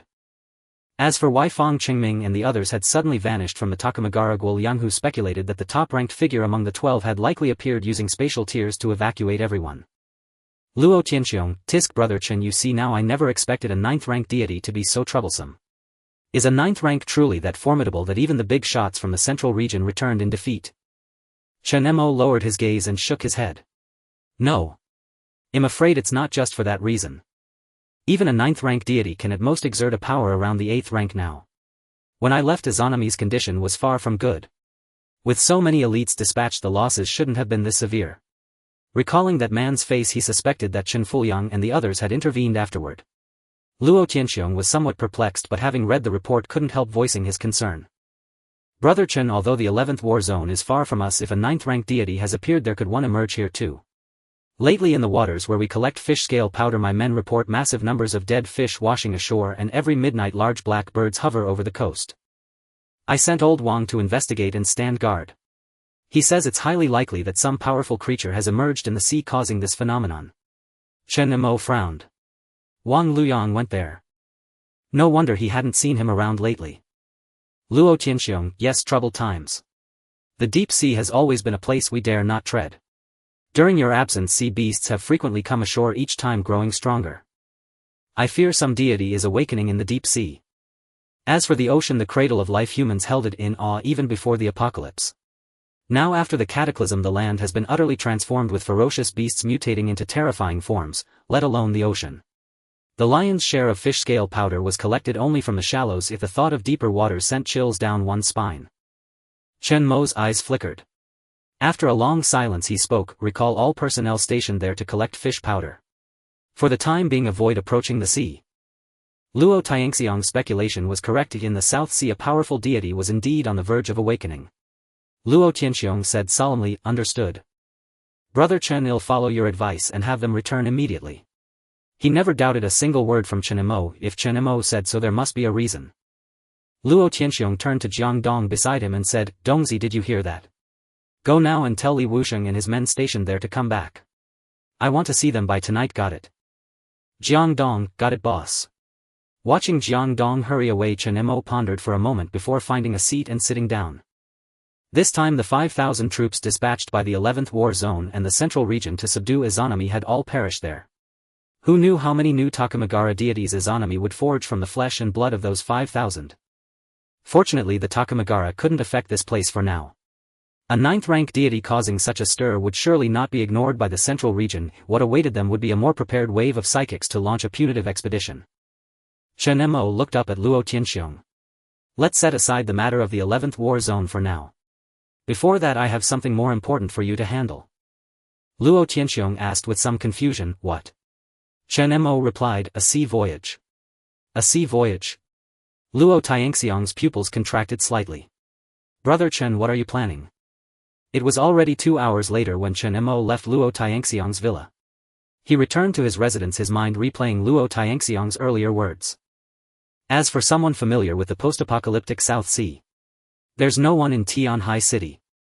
But I do know an old friend who ran smuggling before the apocalypse. Lucky fellow still alive, and he's built a rapidly growing force in Nan City. Not long ago he came to me asking for manpower and resources to hunt sea beasts in the South Sea. Their value far exceeds ordinary mutant zombies. I think he might know the South Sea well, and from his tone he's made several voyages. What's his name? Zhou Tao. Find a time to have him come see me. If he's unwilling, well, go to him. Zhou Tao, huh? Chen Mo mused. As expected, no coastal psychic force could ignore the ocean's abundant resources. Once MIA's map was ready, having a guide familiar with the South Sea would save a lot of trouble. As for how to set sail, he had already instructed Luo Tianxiong to notify Guolianghu, the leader of the 6th war zone, to see if they could borrow a few warships. That would be ideal. No rush.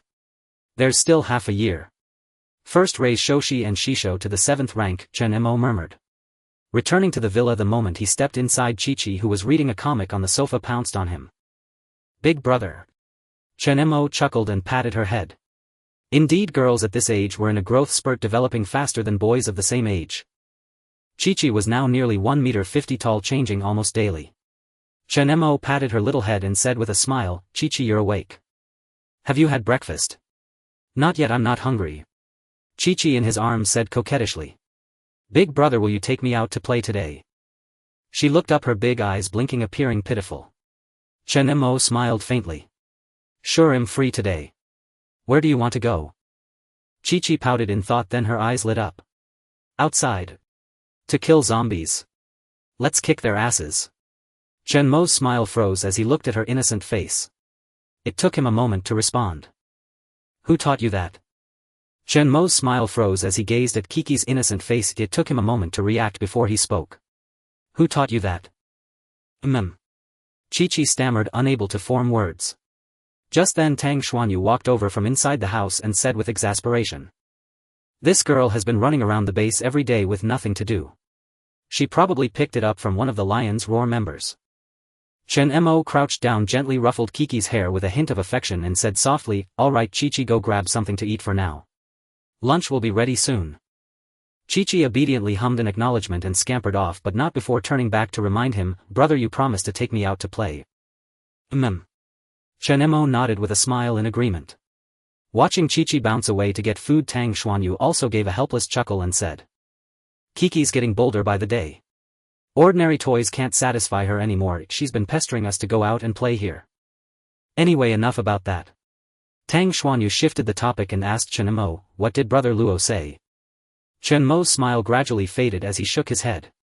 Not good. The 9th tier deity has caused quite a bit of trouble.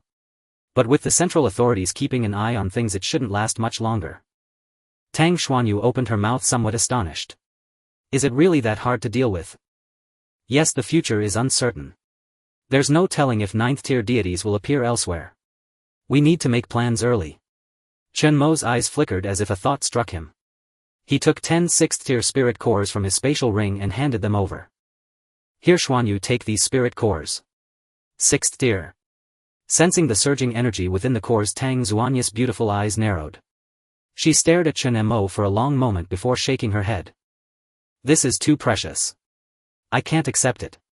Chen Mo smiled nonchalantly and said, take them. I still have plenty. Your ability barely advanced to the 6th tier. Now you're just one evolution stone away from breaking through. It's a pity that evolution stones only appear in divine realms. There's no way to get one anytime soon. As ability users, we must stabilize our power with crystal energy daily. If we go too long without absorbing spirit cores, even a 6th tier ability user can regress to 5th or 4th tier. Take these. Later we'll bring Qiongqi out together and I want to see how far your Calamity Tide ability has come. Hearing this, Tang Xuanyu smirked proudly and waved her fist. You'll be amazed. I've recently learned a new skill. I'll show you then. I happen to have a mission on hand. Want to come along? Oh. Seeing her confident demeanor, Chen Mo said with interest, then I'll have to see it for myself. The two returned to the villa. After lunch they set off together toward a county near Tianhai City. Within the Lion's Roar base, missions similar to those in the war zone were available, serving as the main source of spirit cores and rewards for ability users. Tang Xuanyu and a few fellow ability users from Lion's Roar had accepted a subjugation mission a few days ago. The target was a 6th tier aberrant creature in Hechuan County. Outside the Lion's Roar base, 3 ability users had been waiting there early. Chen Ran lay listlessly on the car roof, a lollipop in his mouth, muttering. Why isn't Sister Xuanyu here yet? Didn't she say we'd head to Hechuan County at noon? Ah, so boring. Creak, creak, the sound of something being squeezed echoed nearby. Chen Ran frowned, jumped off the car in one motion and approached a muscular man nearby, looking up with some annoyance. Qiongqi, will you stop messing with that grip strengthener? Lu Huaqiang's thick arms continuously bent the grip strengthener into a shape. Even during this waiting period he kept training his muscular physique, his towering frame starkly contrasting with Chen Ran's. Compared to Lu Huaqiang, Chen Ran was a head shorter and as thin as a bamboo pole.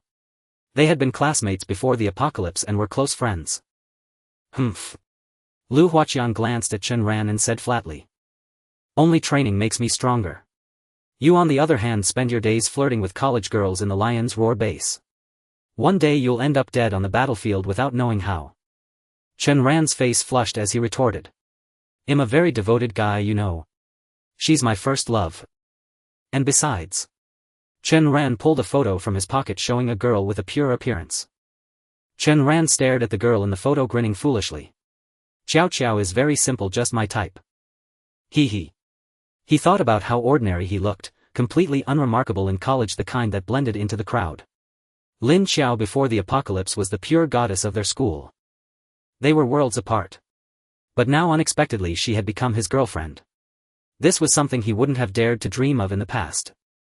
Humph. Lu Huaqiang snorted with even more disdain. Chen Ran, take a good look at yourself. Do you think Lin Xiao would actually like you? It's only because you're an ability user and one of the few from the same school. Take a buddy's advice, don't be a simp or you'll end up cheated out of everything. Struck a nerve, Chen Ran's face turned red as he stubbornly said, that's because I'm strong enough. Pfft. At that moment a seductive woman beside them couldn't help but laugh. Chen Ran glared at her. Auntie, what are you laughing at? Louie laughed heartily, waving her hand. Kid, I didn't know you were so full of yourself. I've seen your first love. Her intentions aren't as simple as you think. I've heard she's involved with several senior members in Lion's Roar. Take my advice, with your strength you can find any woman in the base. Why fixate on one flower? Chen Ran, bah. Xiao Xiao said those rumors are all lies. She could never be that kind of person. Creak creak. Lu Huaqiang ignored him and resumed his intense muscle training. Louie shook her head with a wry smile and said sweetly, all right then, I wish you happiness, okay? Having known each other for a while she no longer minded Chen Ran calling her auntie. The three of them had a good relationship within Lion's Roar, often carrying out missions together as a fixed team. I just wonder when Sister Xuanyu will arrive. Should we go check on her? Lu Yi asked with some curiosity. Chen Ran pursed his lips and muttered, I heard Brother Chen is back. Sister Xuanyu is probably too busy being lovey-dovey with him to come anytime soon. I'm so jealous of Brother Chen. Xuanyu is the campus belle of South China University. Even the guys at our school know her reputation. Tisk tisk, that's our Brother Chen, one of the family, truly impressive. As his words faded a displeased female voice rang out from within the Lion's Den base. Chen Ran. Stop spouting nonsense. Tang Xuanyu approached with a flushed and irritated face, glaring at Chen Ran. She had come over from the villa with Chen Mo and Qiongqi but had been delayed when Qiongqi stopped to use the restroom. She hadn't expected this loose-tongued fellow to be talking nonsense the moment she arrived. Chen Mo was behind her, holding Qiongqi with one arm. He pinched her cheek and said, Qiongqi, have you gained weight, little girl? Your brother can barely carry you anymore. When he saw Tang Xuanyu appear, Chen Ran's face stiffened and he said awkwardly, well. Well, Sister Xuanyu, what brings you here? I didn't mean anything by it. Then what did you mean? Chen Ran was momentarily speechless, his eyes darting around until he noticed Chen Mo behind her. His eyes lit up and he quickly changed the subject. Sister Xuanyu, why is Brother Chen here too? Lu Yi and Lu Huaqiang also looked over, a hint of reverence in their eyes. After all the news of Chen Mo's return and his slaying of the 4 calamity deities had spread throughout the lion's den. Those were apocalyptic deities. 4 of them in a row. After half a year, Chen Mo, now a 7th-tier esper, had a chiseled and handsome face exuding an aura of a powerful being that was both captivating and admirable. Lu Yi felt a surge of heat through her body, swaying like a willow branch as she approached, her voice soft and seductive. Brother Chen, long time no see. You seem even more handsome now. Lu Huaqiang also said from the side, Brother Chen. Chen Mo appraised the 3 before him. Chen Ran with the combustion ability. Lu Huaqiang the muscle monster. Lu Yi with the retrospection ability. He had some memory of them. Chen Mo gave a slight nod and said with a smile while holding Qiongqi. Long time no see. It seems you haven't slacked off either. You're all 6th-tier espers now. Not bad. Chen Ran slipped past Tang Xuanyu and stepped forward, scratching his head a little sheepishly. Brother Chen Mi, do you remember me? Chen Mo, Chen Ran, right? Yes, yes. Hearing Chen Mo accurately call out his name, Chen Ran nodded with a proud look. I'm a 6th-tier esper now too. Chen Mo smiled but said nothing more. Seeing Chen Ran scurry away like a rabbit, Tang Xuanyu stamped her foot in frustration and walked over.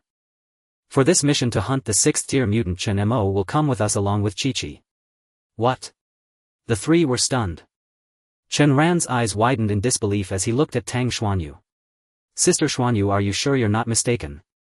Brother Chen is coming with us. Was this a joke? The man before them was the one who had eliminated the calamity deities in the 3rd war zone's secret realm, beings even the zone's leaders couldn't handle. Having Brother Chen personally join them to hunt a mere 6th-tier mutant was like using a cannon to kill a mosquito or a butcher's knife to slaughter a chicken. Lu Huaqiang and Lu Yi were also baffled.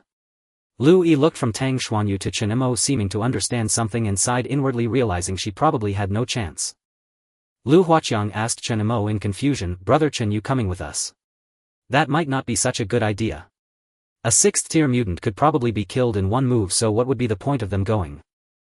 Seeing their shock, Chen Mo waved his hand with a faint smile. Alright, I'm just going to observe. I won't interfere with your actions. I just got back to the base and have nothing to do. I might as well see how the espers here are doing. That's great. But Brother Chen, why bring little Qiongqi along? Chen Ran stepped forward and pinched Qiqi's cheek, muttering. Qiongqi gave him a dissatisfied look and bit his finger. Ow ow. Damn it, you little brat, are you a dog? Chen Ran yanked his hand back in shock. Qiongqi made a face and stuck out her tongue. Naya, none of your business. None of you ever take me out to play. Big brother is the best. Chen Ran wiped the saliva off his finger and stared back at her. Who would dare? If anything happened to you, little princess, Boss Luo would tear us apart. Enough. Tang Xuanyu spoke up from the side. This operation will primarily involve the 4 of us. Although Qiongqi is coming along, she has him for protection. You all should worry about your own safety. Don't let your guard down just because Chen Mo is here. Lu Huaqiang, of course. If Brother Chen has to step in, that means we're incompetent. Chen Ran, don't worry, sister. A single 6th-tier mutant is nothing. With all of us being careful, we'll be fine. The thought of Chen Mo watching them hunt a 6th-tier mutant made Chen Ran's heart race with excitement. He had to put on a good show. Tang Xuanyu nodded slightly, glanced at the vehicles parked nearby and thought for a moment. It's getting late. Let's set off now. At best we can be back by tomorrow. But there might not be enough room in this car for everyone. Lu Yi murmured. Chen Ran immediately raised his hand to volunteer. No problem. I can sit on the roof. Chen Mo said with a smile. You all get in the car. Qiongqi said she wants to ride Qiongqi, so I'll go with her. With that, Chen Mo waved his left hand lightly and an eerie purple light bloomed as the majestic and massive Qiongqi appeared before them. Qiongqi had awakened by noon. After consuming the bone marrow potion from the 4 calamities, it had grown slightly larger, its fur gleaming brightly. Its beastly eyes were deep and bright, shimmering with human-like intelligence, and its entire body exuded an overwhelming oppressive aura. The sudden appearance of Qiongqi and its terrifying presence made Chen Ran and the others' hair stand on end, their hearts pounding wildly. Isn't that Brother Chen's battle pet? So cool. Chen Ran swallowed his saliva and couldn't help muttering. Yay. Chi-Chi in Chen Mo's arms reached out excitedly to stroke Qiongqi's fur. I get to ride the big doggy again. Her innocent words made the three present exchange awkward glances. You call that a big doggy? Chen Mo patted Qiongqi, placed the excited Chi-Chi on its back and looked at the group with a smile. Alright, everyone get in the car. The group boarded the vehicle and set off towards Hechuan County while Qiongqi flapped its wings and ascended into midair. Wow. Chi-Chi sat on Qiongqi's back, her eyes sparkling, her mouth wide open in sheer curiosity as she gazed at the surrounding scenery. She stretched out her arms with excitement, feeling the wind rushing against her face, and said, "This is amazing." Chen Mo steadied the little girl with both hands from behind, glanced down at the car traveling below and said with a smile, "Be careful, don't fall off." Chi-Chi nodded. She had brought a small backpack along, and after fumbling inside she pulled out a piece of chocolate. She smacked her lips in craving as she unwrapped it, but resisted the temptation and turned to hand it to Chen Mo, grinning. "Brother, here, have some chocolate. Uncle Luo got it from outside and everyone else already took their share. I saved this one especially for you."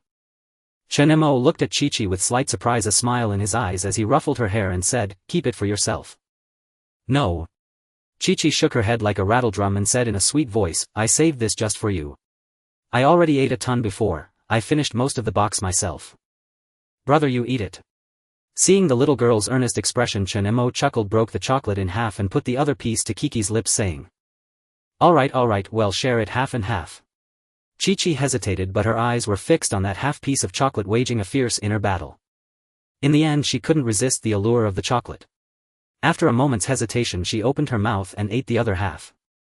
The silky smooth texture and the sweet soft flavor of the melting chocolate brought a crescent-like smile to Kiki's eyes as she giggled, "Sweet. Brother, you eat too." "Alright." Chen Mo took a bite, his eyes lighting up slightly. Seeing him eat, Chi-Chi beamed with joy and asked expectantly, "Good, isn't it?" Chen Mo nodded. "It's really good. I have more.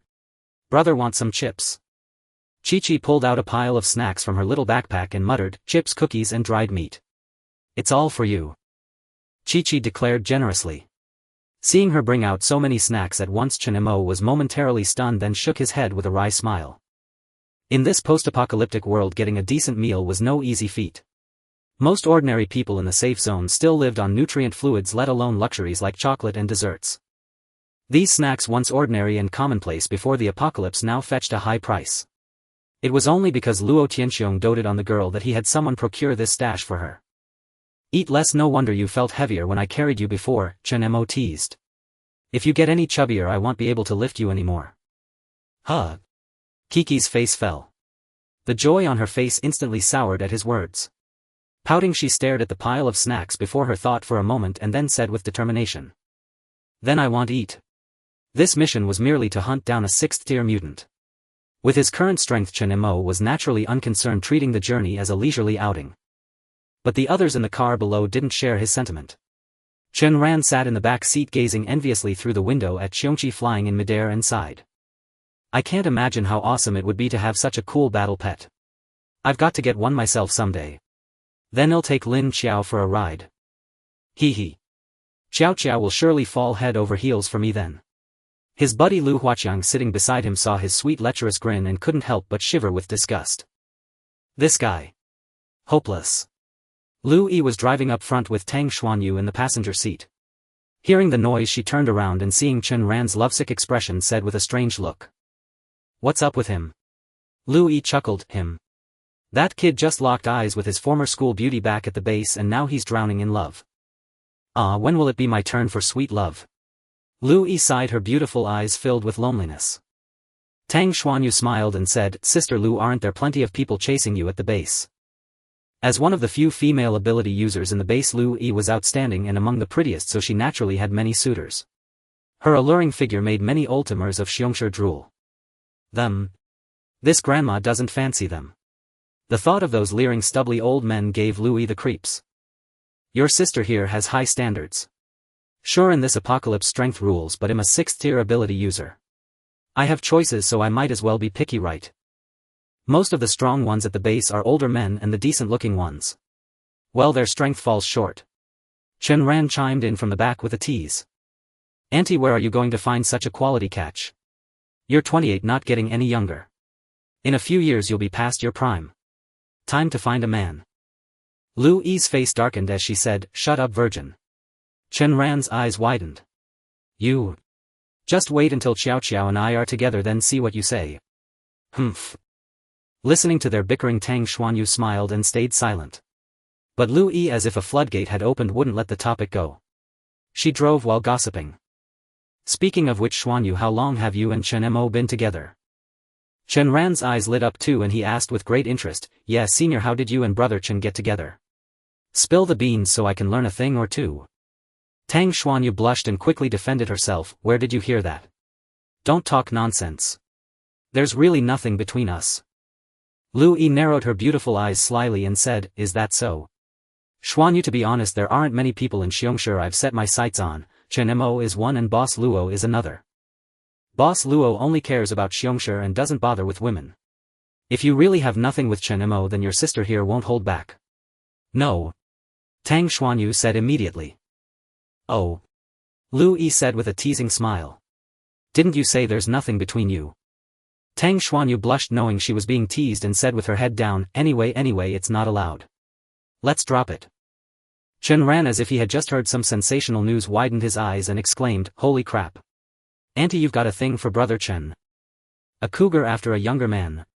Lu Yi gazed at Chen Mo's back as he rode the Qiongqi ahead, licked her crimson lips and teased half-jokingly. Chen Mo is handsome, young and incredibly powerful. With qualities like that, what girl could refuse him? I've also heard that the leader of the Third War Zone granted him a Medal of Honor. Lu Yi said with a grin. In short, Enslaving psychic is a hot commodity wherever you go. If I could get together with him, why would I bother toiling away on missions every day? I'd rather just enjoy the good life. Auntie, you're so materialistic. This blunt remark made Chen Ran's mouth twitch, but upon second thought he felt a bit relieved. At least my Qiao isn't like that. She's obedient and sensible. Thinking of how Qiao had cared for him and told him to stay safe before he left, Chen Ran couldn't help but break into a silly honey-sweet smile. Lu Huaqiang. In the front seat, Tang Xuanyu lowered her eyes, took a deep breath and proactively ended the topic. She turned to Lu Yi and said. Let's focus on completing the mission first. Sister Lu, have you investigated the mutants in Hechuan County? Seeing that Tang Xuanyu didn't want to chat, Lu Yi wasn't too surprised. She stared at the road ahead and replied with a faint smile, yeah. A 6th rank giant bear. No strange abilities, just terrifyingly pure strength. It's currently the most powerful overlord around Hechuan County. It's already devoured most of the creatures near Hechuan County. Now it's encroaching on human territory. It sleeps in its lair during the day and wakes at night to hunt for food within the county. So any plans? Tang Xuanyu looked thoughtful and after a moment's deliberation said, according to that finding, it shouldn't be hard. Well, go ahead, set up traps and be careful, it should be fine. Lu Yi said, exactly. With 4 6th rank psychics here plus you as an A rank, hunting one mutant isn't a big deal. Besides, with Chen Mo around, nothing can go wrong. Chen Ran eagerly said, deal. Let me take the first shot. I've just learned a technique with immense power. Hechuan County wasn't too far from Tianhai City. By around 6 in the afternoon the group had successfully arrived at the town. The town was desolate and quiet. Stretching out before them was an old city with a long history. Nestled against a mountain before the apocalypse, this place was mostly home to elderly people who raised pigs and chickens on the hillsides, making a living through farming. The Qiongqi slowly descended from the sky. During the journey, Qiqi had somehow fallen asleep in Chen Mo's arms. Holding Qiqi, Chen Mo surveyed his surroundings. The destruction here wasn't as severe as in the big cities. The buildings were scattered and only a few houses had collapsed. All around were old shops for car repairs and feed sales, and the roads were potholed with cracks and bumps. We're here. The vehicle stopped and Tang Xuanyu and the others got out and gathered around. Lu Yi pulled out a map, compared it and said with a smile. This is the place. It's still early, the giant bear is probably asleep in its cave. Should we eat first or what? She asked Tang Xuanyu. After all, although Chen Mo had come along this time, he had stated beforehand that he wouldn't interfere with their mission. Tang Xuanyu gently shook her head, observed the area and said, let's eat later. First we'll scout the area to find out roughly where the terror bear appears. Sister Lu, your psychic ability is retrospection. If we find something related to that giant bear you can glean more information from it. This county is small. If we split up it shouldn't take long. Let's meet back here in half an hour to set up the traps. What do you all think? Tang Xuanyu asked the group. Perhaps because Chen Mo was present today, Tang Xuanyu, usually so calm, seemed a bit nervous. Lu Huaqiang said, I'm fine with whatever the senior decides. Chen Ran added, I'm not hungry now. Let's eat after we deal with that giant bear. Lu Yi agreed with a smile, alright then let's get going. I'll head over there. She pointed in one direction. That seems to be the direction of the town's trade market. Perfect, I'll see if there are any decent bags or clothes left. Chen Ran pointed to the right. I'll go this way. Qiongqi, want to come with me? Lu Huaqiang shook his head. No, I'll go left. Alright, take care of yourself. Chen Ran laughed heartily and then dashed off like the wind toward the left to investigate. The remaining two, Lu Yi and Lu Huaqiang, also set off. Seeing that the three were in action, Tang Xuanyu turned to Chen Mo and said, shall we move out too? Chen Mo was holding the sleeping Qiongqi and seemed lost in thought, staring in the direction Lu Huaqiang had gone. What's wrong? Tang Xuanyu asked, puzzled. Chen Mo turned around and said with a faint smile, nothing. Aren't you on a mission? I'll follow behind you. Let's go. Alright. Tang Xuanyu nodded and said no more. They began their investigation together. Hechuan County had been visited by many psychics before, if the zombies here had already been cleared, and along the roadsides bleached bones and rotting corpses were visible. Tang Xuanyu ahead was on high alert, carefully observing their surroundings. After walking about 300 meters, collapsed buildings on both sides of the road blocked their path. Seeing this, Tang Xuanyu raised her hand and activated her psychic power. The tiger serpent bracelet on her wrist flashed with a deep blue light. Roar, a distant desolate sound like a whale's song echoed. From the tiger serpent bracelet a surge of water erupted, and within it a 7-foot-long creature with a tiger's head and a serpent's body, the tiger serpent phantom, shot toward the ruins ahead. The tiger serpent's face was ferocious and it moved with incredible speed. Chen Mo instinctively pulled Qiongqi closer and covered her ears. Boom! A tremendous explosion erupted ahead. The tiger serpent phantom blasted a massive hole through the piled-up debris before circling back and hovering beside Tang Xuanyu. Chen Mo's eyes lit up slightly and he murmured with interest, the tiger serpent phantom. It seems Xuanyu has now mastered the tiger serpent bracelet. This bracelet was specially exchanged by me from a mysterious merchant. It not only enhances abilities by 2.5 times but also stores extraordinary powers ready to be unleashed when needed. With this equipment, even when facing a 7th tier being, Tang Xuanyu could barely have a fighting chance. The Tiger Jiao bracelet significantly raised the upper limit of her disaster-tide ability. As an SS-level sovereign ability user, I do not rely heavily on external forces. However, for those below this level, acquiring a suitable weapon can greatly enhance their strength. Tang Xuanyu smiled slightly, turned around and waved her hand, saying proudly, what do you think? I didn't waste time while you were away. Not bad. Chen Mo shrugged and responded with a smile. Receiving Chen Mo's acknowledgement lifted her spirits. Following the opening created by the Tiger Jiao's attack, Tang Xuanyu walked over. Upon reaching the other side of the ruins, her expression suddenly tightened. Behind, Chen Mo approached while holding Qiongqi. Seeing Xuanyu standing still, he asked, did you find something? Look at this. As she directed her gaze, Chen Mo frowned slightly. Before them on the broken street appeared large footprints that had sunken into the ground. The footprints were about the size of a basketball, with scattered pieces of chewed bones lying nearby. The marrow inside had been sucked out, leaving no meat behind. Yet beside such clean bone fragments there was a piece of fresh meat that had just been gnawed on. It seems it was truly hungry, Chen Mo said with a relaxed expression, having guessed something. These footprints were clearly from the giant bear that Xuanyu and the others intended to hunt. The scattered bones appeared to belong to some wild beast. Tang Xuanyu crouched down to examine the footprints closely while also touching the broken bones on the ground. Noticing that there was still wet saliva on them, she furrowed her brows and murmured. There's still saliva. She stood up and surveyed the surrounding buildings, realizing that they were all in a state of disrepair. The ruins were mixed with deep red blood, splattered as if a fierce battle had taken place. Such terrifying destructive power. This place must have witnessed a battle not long ago, likely between the giant bear and the owner of these bones. A stream of water swirled around her fingers, cleaning the saliva on her hand. Tang Xuanyu's beautiful eyes sparkled as she murmured.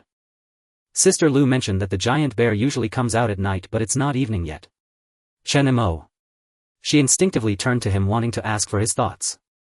However, Chen Mo merely smiled quietly without saying a word. Seeing this, Tang Xuanyu paused briefly, then decided not to ask for his help and continued analyzing on her own. To make the giant bear change its habits and leave its territory, the owner of these bones must also be a formidable being. Another possibility is that food is scarce around Hechuan City, forcing the giant bear to search for food even during the day, leading to a battle. According to Sister Lu, this giant bear has only recently appeared in human sight. Before that, it had never left the deep mountains nearby.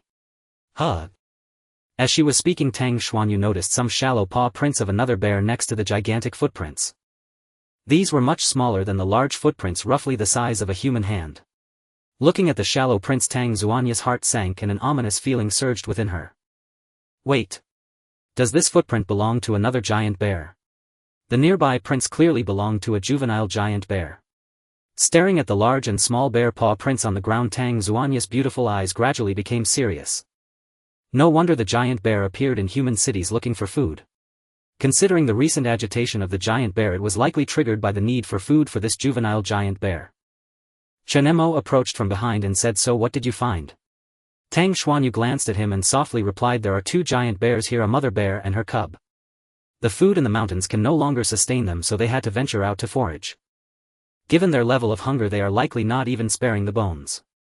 Hechuan County has probably been scoured for food.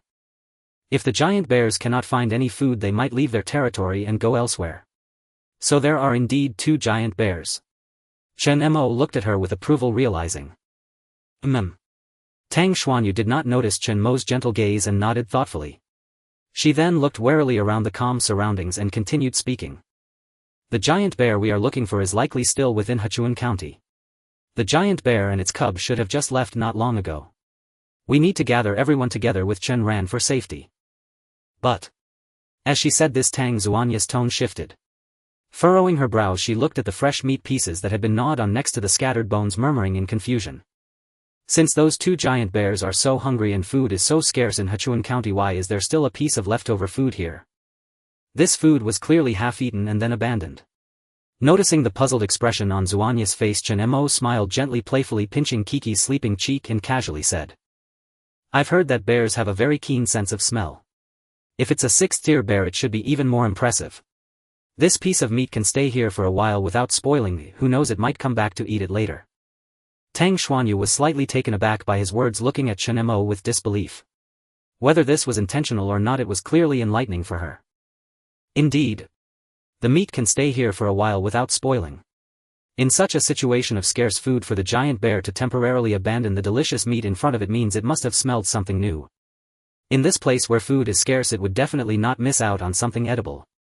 As for that new food, perhaps it refers to us who have come here. Realizing this, Tang Xuanya's pretty face changed and she exclaimed, "Not good. Chen Ran and the others are in danger." Just as her voice fell, a deafening explosion erupted from the other side of the city. Boom! Dust and smoke filled the sky. Tang Xuanyu looked towards that direction, her face turning pale. The west side of the city is where Lu Huaqiang went. Meanwhile, Chen Ran and Lu Yi, who were scouting elsewhere, also heard the tremendous commotion. Chen Ran turned his head, frowning. "Qiongqi. Damn, something must have gone wrong." Chen Ran murmured, and his figure vanished instantly from the spot. Inside a shabby little shop, Lu Yi was holding a dusty satchel, appearing to be in a good mood. Who would have thought there'd be such a treasure in this small county town? Though I wonder if it's genuine. Boom. The loud noise from nearby startled Lu Yi, and she narrowed her eyes as she looked over. Something's happening. Elsewhere, Chen Mo watched the direction where Tang Xuanyu had hurried off, a smile curling on his lips as he thought to himself. He had sensed the presence of two giant bears here upon arrival, and they must have caught the scent of humans immediately. Xuanya's judgment was mostly correct, but she missed one key point. Since they considered humans as prey, the giant bears had no reason to flee. Instead, he and Xuanyu should have encountered them. The reason the giant bear abandoned its food and left early with its cub was likely due to sensing his 7th-tier life aura. Seeking good fortune and avoiding disaster was an innate instinct for every mutant creature, and these evolved beasts were even more perceptive.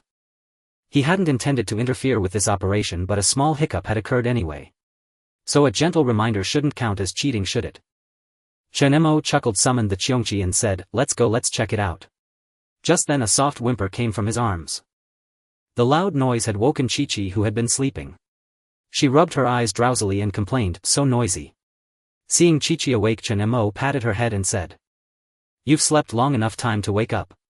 Come on Qiqi, didn't you want to hunt mutants? Big brother will take you to see. Qiqi perked up at that, her drowsiness vanishing. Her big eyes sparkled brightly as she asked, really? Awesome. Hurry, take me there, big brother. Chen Mo couldn't help but laugh. Kiki's ability had originally been at the 3rd tier, but the little girl seemed to have little understanding of her own power. Having not used it for so long, her ability had now weakened to the 2nd tier. But that was fine, since Kiki's power allowed her to glimpse fragments of the future through others' perspectives. Such an ability was something even Li Tian with his divination talent couldn't achieve, and who knew what drawbacks it might have. Chen Mo carried Qiqi onto the Qiongqi and sped off in the direction Tang Xuanyu had gone. Meanwhile, with Lu Huaqiang. Roar! A massive black bear suddenly appeared. The giant bear was enormous, like a small mountain, its fur stained with dried blood. Its eyes gleamed with a bloodthirsty light as it fixed its gaze on the ruins ahead, drool dripping endlessly from its mouth. Roar! Crash! A shower of rubble fell. Lu Huaqiang, gritting his teeth and covered in wounds, crawled out from the debris and stood up. Hiss! He endured the searing pain, spat out a mouthful of blood and cursed, you damn bastard. Ambushing me from behind, huh? He had been searching for the giant bear's tracks when he heard rustling noises inside a large supermarket and decided to enter. In the dark supermarket he spotted a long trail of blood and cautiously advanced deeper. But unexpectedly the giant bear attacked him from behind. Though he had been on guard, he still suffered severe injuries. The giant bear's strength was immense, a single swipe made him feel like his bones were about to shatter. Roar! The bear bellowed at Lu Huaqiang, releasing a foul stinking gust of wind. Lu Huaqiang remained unfazed, his eyes blazing with fury as he shouted, come on you stupid bear. I'm going to take you down today, you sneaky bastard. Muscle monster. Under the giant bear's bewildered gaze, bam. Bam. Lu Huaqiang's bones cracked and his muscles bulged inch by inch. Rip, even the clothes on his body were torn apart by his powerful, well-defined muscles. Lu Huaqiang now stood 2 meters tall, wearing only a pair of pants. His muscles seemed ready to explode and his back and shoulders brimmed with immense strength. Like a bodybuilding superhero, Lu Huaqiang twisted his neck, producing a series of eerie cracks and pops all over his body. Ha ha. Roar. The giant bear was clearly startled by the bizarre sight and instinctively stepped back half a pace. I heard you're strong. Lu Huaqiang clenched his fists. The muscle monster ability made him feel brimming with power and his destructive urge surged. Then let's see who's stronger. Lu Huaqiang tensed the muscles in his legs, shattering the ground beneath him, and arched his body like a spring before leaping high into the air. He swung his fist as big as a sandbag straight at the giant bear's face. Bam! The punch landed solidly on the bear's face, causing its cheek to ripple like a wave. The unexpected blow sent the giant bear's head reeling backward, but its immense weight kept it from being knocked flying. Roar! The bear howled in pain. Tough hide.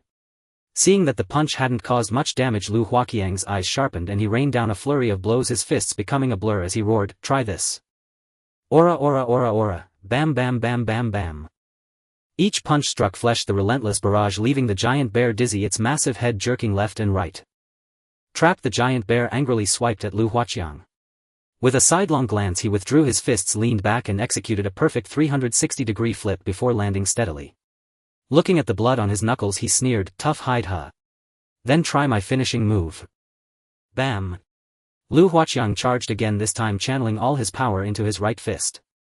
The muscle on that arm swelled 3 times its normal size as if inflated. Serious punch. The giant bear, just recovering from its daze, let out an enraged roar and swung its paw, a massive black bear claw hurtling toward him. Sensing the dark bear claw rushing from the side, Lu Huaqiang's expression shifted. He quickly retracted his fist and raised his arms to block the attack. But even with the muscle monster enhancement, the size difference between them was still vast and he couldn't withstand the blow.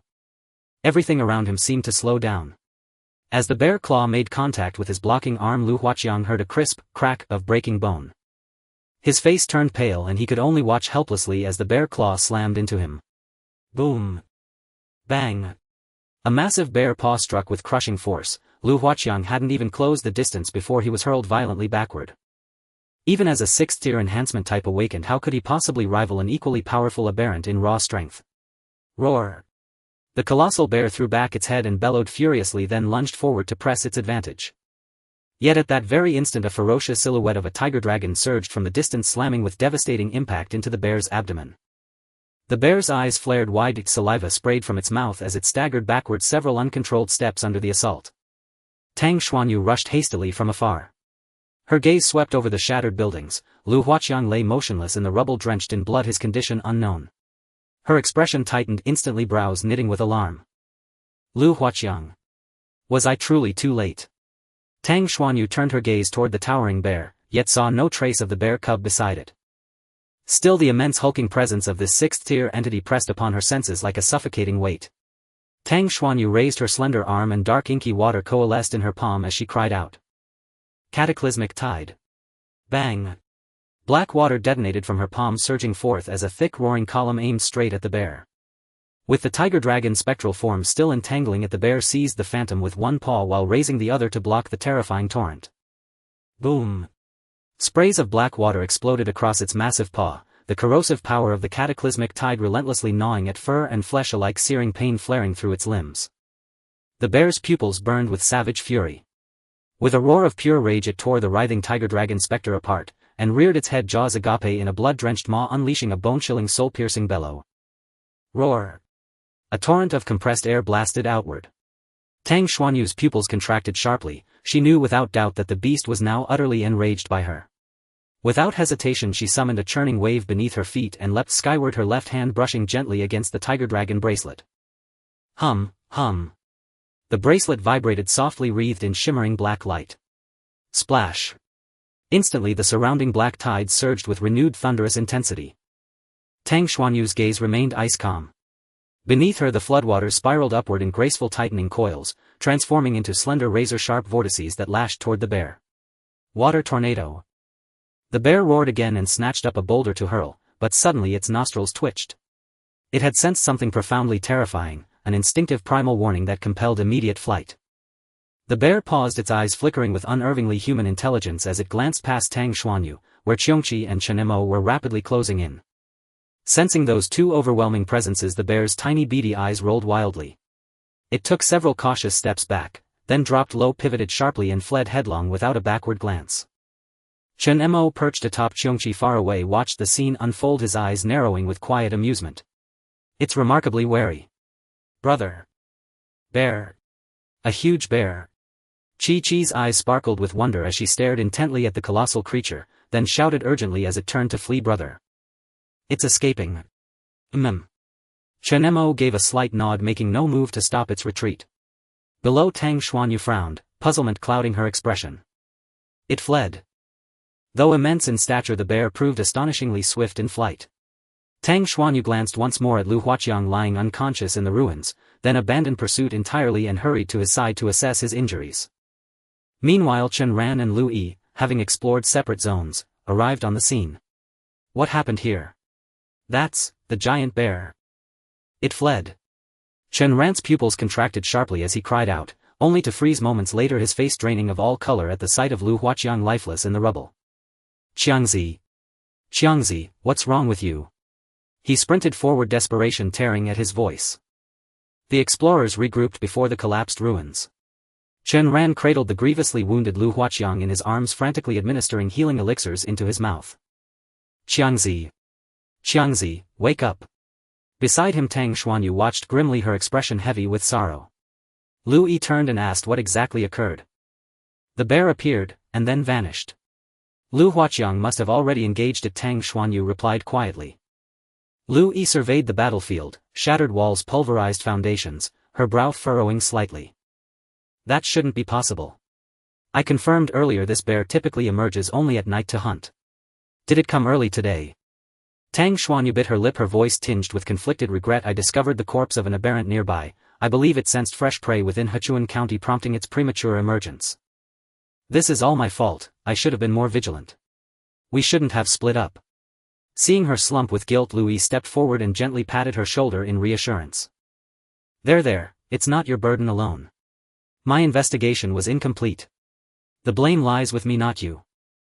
Let's first assess Qiongqi's condition. If his life is in danger, we'll need to evacuate him immediately. Everything else can wait. Tang Xuanyu nodded. Yes. Elsewhere. Qiongqi. Qiongqi, wake up. Chen Ran supported Lu Huaqiang, shaking him urgently, his eyes red-rimmed with panic.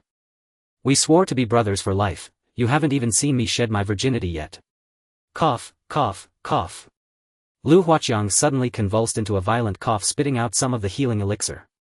Qiongqi.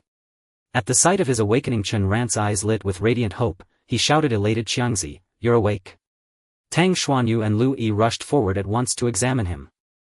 Lu Huaqiang opened his eyes weakly in Chen Ran's arms, then shot him a weary, reproachful glance followed by another soft cough. Cough. Chen Ran, you damn. Stop shaking me, I'm dizzy. I'm fine. Chen Ran instantly stilled, then murmured soothingly, brimming with concern. Qiongqi, how do you feel right now? Lu Huaqiang gasped deeply for breath. As an enhancement type awakened, his physical resilience and regenerative capacity far surpassed ordinary humans, and combined with Chen Ran's potent restorative elixir, though he'd lost considerable blood, his wounds were far less grave than they appeared. I'm fine. Not dying yet. But. Lu Huaqiang's face suddenly turned a little pale. But what? Chen Ran asked with deep concern. Ugh. Lu Huaqiang immediately covered his mouth, retching repeatedly, feeling a hot surge in his throat that was neither up nor down, extremely uncomfortable. Qiongqi, what's wrong again? Lu Huaqiang waved his hand, staring straight at him, and said. Just how many recovery potions did you force down my throat? Why is my stomach so bloated I want to throw up? Ugh. It was a kind of physical discomfort. That bastard Chen Ran had no idea how many miscellaneous potions he had poured into him. A vast power like a burning fire gathered in his abdomen. Lu Huaqiang broke free from Chen Ran's support, knelt to the side, and kept vomiting gray liquid. Seeing this, Chen Ran was stunned for a moment. He looked at the dozen or so scattered empty bottles on the ground, scratched his head awkwardly, and said. Qiongqi, I was just worried about you. Lu Yi also let out a long sigh of relief and revealed a smile, saying. Well, it seems this guy is fine after all. I told you Lu Huaqiang spends all his time working out, he's thick-skinned and tough, how could he kick the bucket so quickly? These potions are really expensive. This kid just fed them to him like they cost nothing. Even if they take down the giant bear now, they won't recoup the cost. Lu Yi teased with a smile. Tang Xuanyu spoke with some shame. This decision was my mistake. I'll compensate him for the expenses here when we get back. Chen Ran didn't like hearing that and looked up, saying, Senior sister, saying that makes it sound like we're strangers. No one could have predicted that giant bear would show up early. The important thing is that Qiongqi is fine. Damn it, daring to bully my good brother like this. When I find that giant bear, I'm going to beat it to a pulp to feel better. Chen Ran said hatefully. Fortunately, the giant bear had encountered Lu Huaqiang, a reinforcement type esper with a strong physique. If it had been any other esper, they would have died or been crippled by that single palm strike from the bear. Lu Huaqiang vomited for a while before finally feeling a bit better. Chen Ran looked at the puddle of vomit with heartache and said, pained. Qiongqi. Try to throw up less, don't waste it. You have no idea how expensive those potions were. Half of my savings went into them. Lu Huaqiang said. The two had been inseparable good brothers before the apocalypse and had journeyed together ever since it began, forging a deep friendship. Although Lu Huaqiang remained expressionless, seeing Chen Ran so worried about him stirred a hint of gratitude in his heart. His right arm, which had been attacked earlier, was now limp and useless, hanging powerlessly. Lu Huaqiang assessed it for a moment. Fortunately, it was just a minor fracture. With a slight exertion of his left hand accompanied by a crack, his previously limp right arm began to move again. He really wasn't strong enough yet. Lu Huaqiang twisted his shoulder and said coldly, Did that giant bear get away? Chen Ran, yeah, luckily senior sister Xuanyu arrived in time or you'd be nothing but bones by now. I told you Qiongqi, why were you acting tough all by yourself? If you can't win, just run. It's not like that stupid bear could catch you. Chen Ran grumbled. And you made me waste so many recovery potions. You'll have to pay me back. Even between brothers, accounts must be settled. Lu Huaqiang glanced at him and any remaining gratitude vanished instantly. No money. Chen Ran's eyes widened like brass bells. Fine, you ungrateful bastard. You've wasted all my recovery potions for nothing. You can pay on credit if you have to. I don't care, you still owe me. Alright, since Qiongqi is fine, what's our next move? Lu Yi interrupted their bickering. This giant bear seems tough to deal with, and now that it's run off, who knows when it'll show up again. Xuanyu, what do you think? Tang Xuanyu was silent for a moment, then instinctively glanced at Chen Mo in the distance. If it were him, he could probably deal with that giant bear easily. Seeing Tang Xuanyu wasn't speaking, Lu Yi smiled helplessly and changed the subject. Since we can't decide right now, let's rest here for a bit. We can have dinner first and think about it later. Chen Ran agreed enthusiastically, great idea. I'm a bit hungry. Qiongqi, don't you have those self-heating meals? I want the braised beef flavor.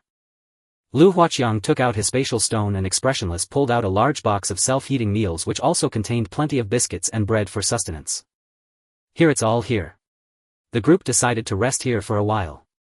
If the giant bear were to attack again, lured by the smell of food, their prepared state would allow them to kill it on the spot. They all gathered around the campfire for dinner.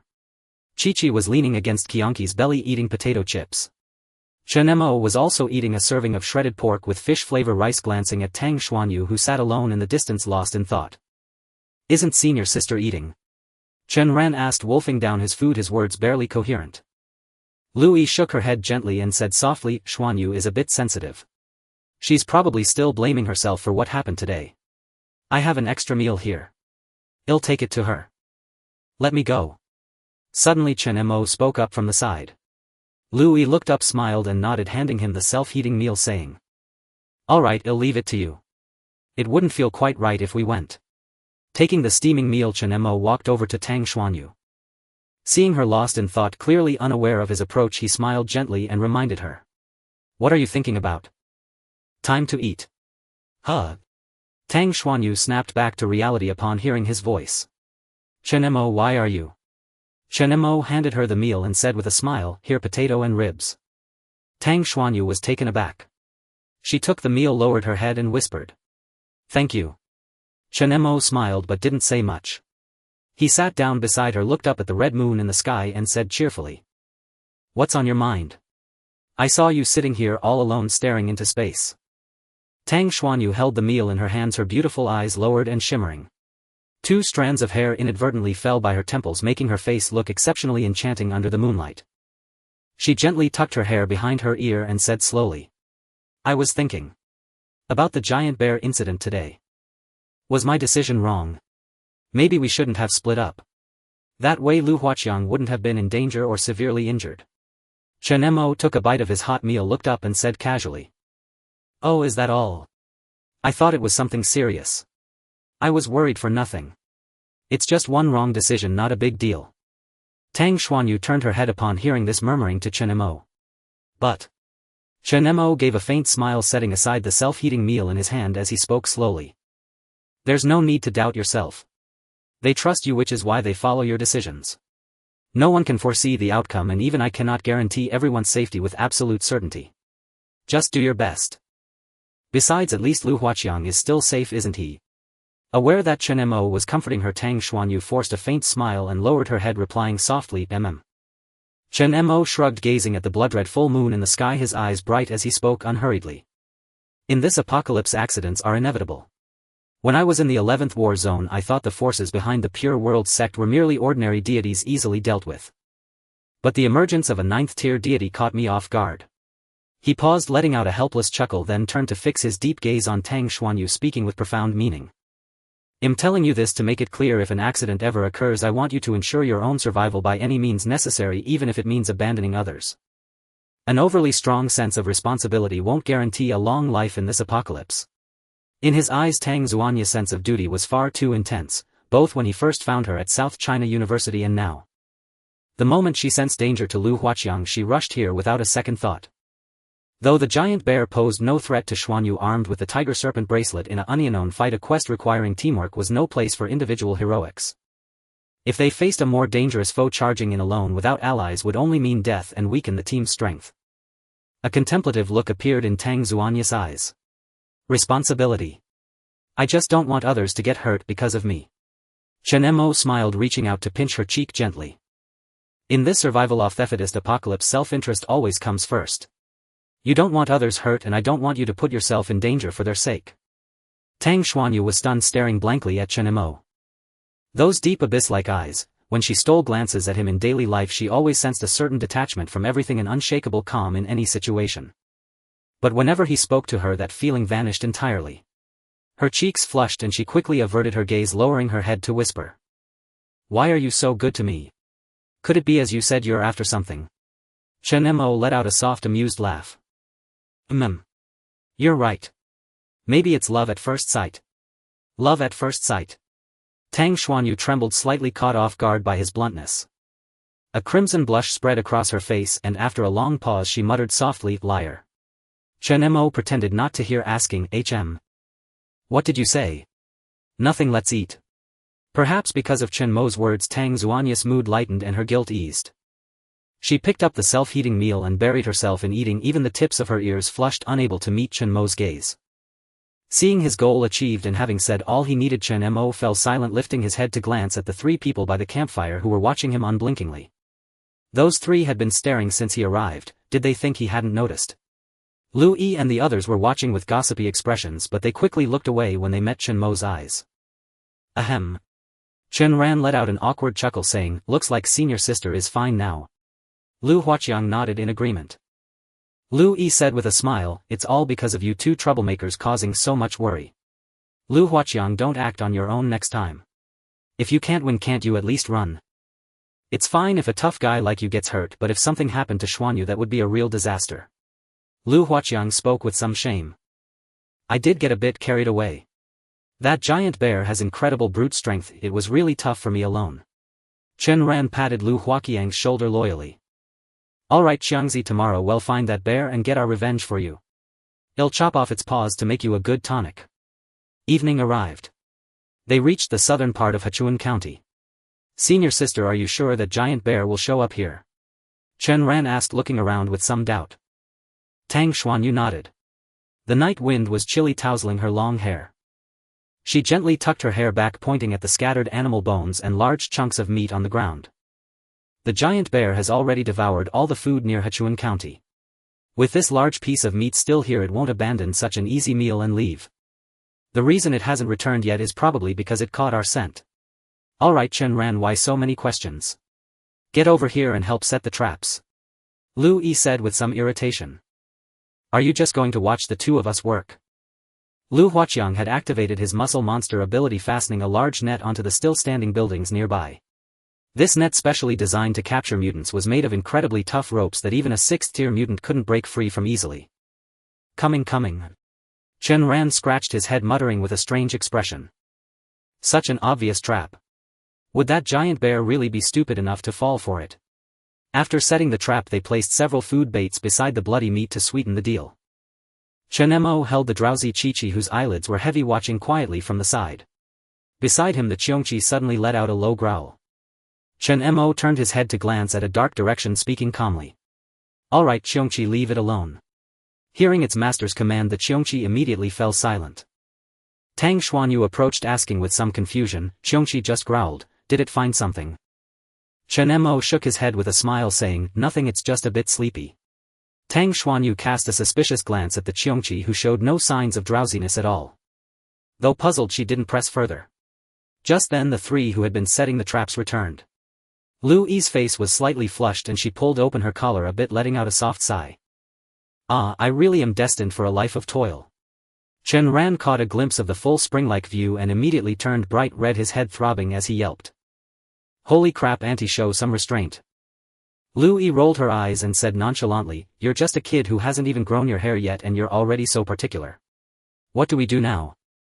Tang Xuanyu spoke softly, gazing at the trap that had already been set. That giant bear is extremely wary. If it catches our scent here, it probably won't show up. I don't expect this trap to catch it either. We just need to leave and wait outside. The moment anything stirs here, we'll come right back. Let's go for now. Lu Yi chuckled lightly at this, pulling a dust-covered bottle of perfume from the satchel she had found. You mean the scent? Here, will this work? I found it in the mall earlier. The smell is too obvious. Tang Xuanyu shook her head after a moment of consideration. The giant bear can sense our location, that way it will feel safe enough to appear. After everything was properly arranged, the group left the area and quietly awaited the trap's activation. Time ticked by minute. 2 hours later it was now 11 o'clock at night. Chen Ran staying guard at the camp couldn't help but yawn. He glanced drowsily toward where the trap was set and said, "It's this late and still nothing. That giant bear probably isn't coming right." The trap in the southern part of the city remained utterly still. "Let's wait a bit longer," Tang Xuanyu said, her heart uneasy, uncertain if the giant bear might be hiding deep in the mountains and forests. Yet judging by how ravenous the giant bear had been during the day, there was still a strong chance it would return to scavenge for food. Another hour passed. Still not a single sound came from afar. After careful consideration, Tang Xuanyu decided to have people take turns keeping watch while the others rested. Lu Huaqiang said, "I'll go first." "All right Qiongqi, I'm dead tired. You take the first watch, you'll catch some sleep." Chen Ran's eyelids drooped as a wave of immense fatigue washed over him. He tossed out the words and lay down in an open space to sleep. Lu Yi also stretched lazily and said softly, "Fine, then I'll take a nap too. Call me if that giant bear shows up." Lu Huaqiang nodded, his expression blank, and began doing push-ups by the campfire. Seeing the two settle down, Tang Xuanyu approached Chen Mo. She glanced at Qiongqi, who was sleeping soundly in his arms, and said with a smile, "You should rest too." "I'm fine," Chen Mo replied with a smile. Suddenly, as if sensing something, a sharp glint flashed in his eyes. He narrowed them and murmured softly, "It's here." "What?" Tang Xuanyu was startled. "The giant bear." Boom! An ear-splitting commotion erupted from the south of the city. Roar, accompanied by the furious roar of the giant bear. Chen Ran, who had just lain down moments ago, snapped his eyes open. All drowsiness vanished in an instant as he bolted upright from the ground in fright. It really came. 10 minutes earlier. Before the trap laden with a large amount of food, a massive pitch-black silhouette emerged under the moonlight. The giant bear slowly stepped out from a pile of rubble, walking on all fours, saliva constantly dripping from its mouth. Its eyes, filled with hunger and desire, were fixed intently on the food ahead. Growl. Surprisingly, despite its colossal size, the giant bear's steps were remarkably cautious and light, only causing faint creaks and groans as it trod over the debris. When it reached about 10 meters from the food, the giant bear suddenly halted. It slowly rose to its feet, staring at the pile of food not far ahead, a hint of contemplation flickering in its eyes. Growl. The giant bear let out a low growl, showing caution by not acting rashly, as if it were observing something. After a minute or two, it forcibly suppressed its hunger, circled around the pile of food, picked up a stone the size of a bear's paw from the side, and tossed it experimentally. Thud. The stone struck and the trap was instantly triggered. In a flash, the hidden net beneath the ground constricted and was hoisted up from 4 directions.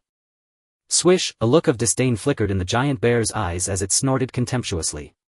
As a 6th-tier mutant, it already possessed considerable intelligence. Seeing the trap activated and the food now gathered within the net, it finally relaxed and ambled toward the bountiful pile. Growl. The giant bear extended its paw and gently swiped the beast net with its sharp claws. With a sharp crack, as the rope snapped, a large amount of the food that Tang Xuanyu and the others had placed there earlier tumbled out through the opening. Growl. Saliva continuously dripped from the giant bear's mouth, its face brimming with longing as it stared intently at the food. It crouched down, lowering its head to sniff constantly, with its nose utterly oblivious to the cracks that had begun to appear on the ground beside it. Suddenly. Boom. With a tremendous roar, the ground beneath its feet collapsed. The giant bear's massive body uncontrollably plunged into the pit. Roar. Half of the giant bear's body was submerged in the soil. Panic and fury erupted in its expression as it let out a series of fierce roars, struggling desperately to claw its way out. But the pit was filled with a highly viscous, unknown liquid. No matter how hard it struggled, it could not break free. The giant bear grew even more enraged, pounding the ground repeatedly. Roar. Roar. Just then a triumphant laugh rang out from afar. Haha. We caught it. Looks like it's all thanks to me. Tang Xuanyu and the others, having heard the commotion, rushed over. Chen Ran proudly shook a transparent glass bottle, grinning widely. I knew that beast net alone wouldn't be enough to trap this guy. How's my trap? I filled this pit with weevil mucus. Once you're stuck in it, there's no easy way out. A beast is still a beast after all, not too bright. Lu Yi let out a delicate laugh on the side. Look at you all puffed up. You did well this time. Chen Ran said proudly, of course. In the end, it's this dumb bear's greed that did it. I hollowed out the ground within 10 meters around. If it hadn't come close to the food, it never would have triggered the pit. This trap can only be set off by something as heavy as this bear. A bunch of us could stand on it and nothing would happen, look. With that Chen Ran stomped his foot. Roar. The giant bear in front of him, its pupils bloodshot, roared at him in fury. Stay still. Chen Ran raised his hand and hurled a fireball, sending countless flames exploding into the bear's mouth. The fire blazed and the giant bear reared its head in pain. Tang Xuanyu stepped forward from behind, staring at the bear trapped in the pit, unable to escape. She then looked at the beast net hanging above its head, furrowed her brow and murmured, "The net is torn. Seems like this creature was quite wary." Roar. The giant bear roared at Chen Ran in fury, its pupils brimming with brutality and ferocity. Quite fierce. Chen Ran shrugged and said, "Senior Xianyu, what's the plan now? Capture it alive or kill it outright?" Lu Huaqiang said, "Kill it. With its weight, even if we knock it out, we can't carry it away." Tang Xuanyu nodded. Lu Huaqiang is right. Everyone be careful. Let's move. With that she raised her hand to activate her Calamity Torrent ability, conjuring streams of water arrows to strike the giant bear first. Boom. Empowered by the Tiger Serpent bracelet, the water arrows possessed immense force, piercing bloody holes through the bear's massive body. Roar, the bear let out a pained howl. Lu Huaqiang dashed forward, his muscles swelling as he ran, causing his freshly changed clothes to tear apart with a loud rip. Muscle monster. He leaped high, his heels coiling like springs, and slammed his fists toward the bear's head. Witness my serious punch. Boom. His fists struck like hammers, breaking through with immense force. Chen Ran, unwilling to be outdone, grinned as a sharp gleam flashed in his eyes and he shouted. "Qiongqi, don't kill it. Let me handle it. Let me show you the ability I just mastered. Burning Self." Whoosh. Blazing flames burst forth from Chen Ran's body.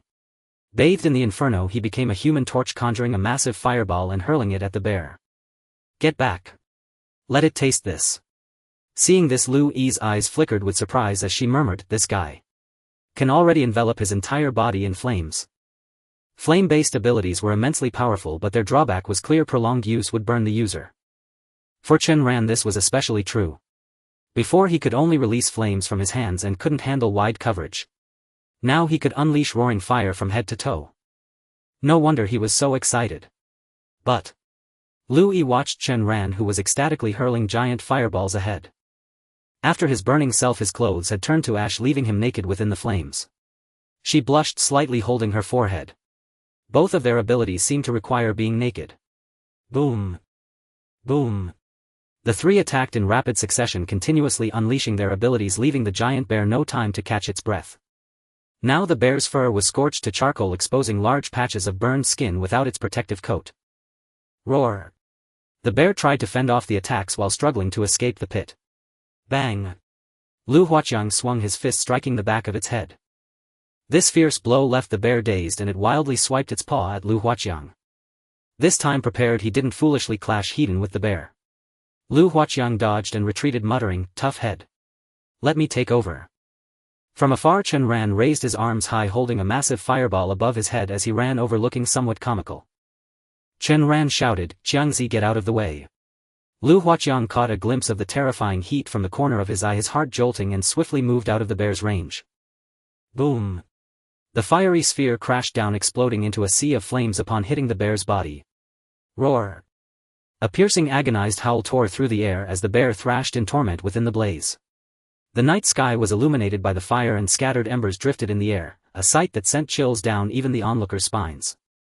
Tang Xuanya's eyes shimmered as she whispered, "The destructive power of flame abilities is indeed formidable. Is it over?" Chen Ran laughed heartily. After releasing that attack, he had clearly expended much of his strength. His skin was scorched red, the intense heat within him rapidly subsiding, and the flames on his body were dwindling. Panting, Chen Ran pulled out a recovery potion and gulped it down. "How was that?" "Pretty good, right? That bear must be roasted by now. Maybe we can have some bear meat later." Lu Yi rolled her eyes at him. Watching the flames on his body fade, she teased mockingly, "Never mind that. Aren't you going to put on clothes?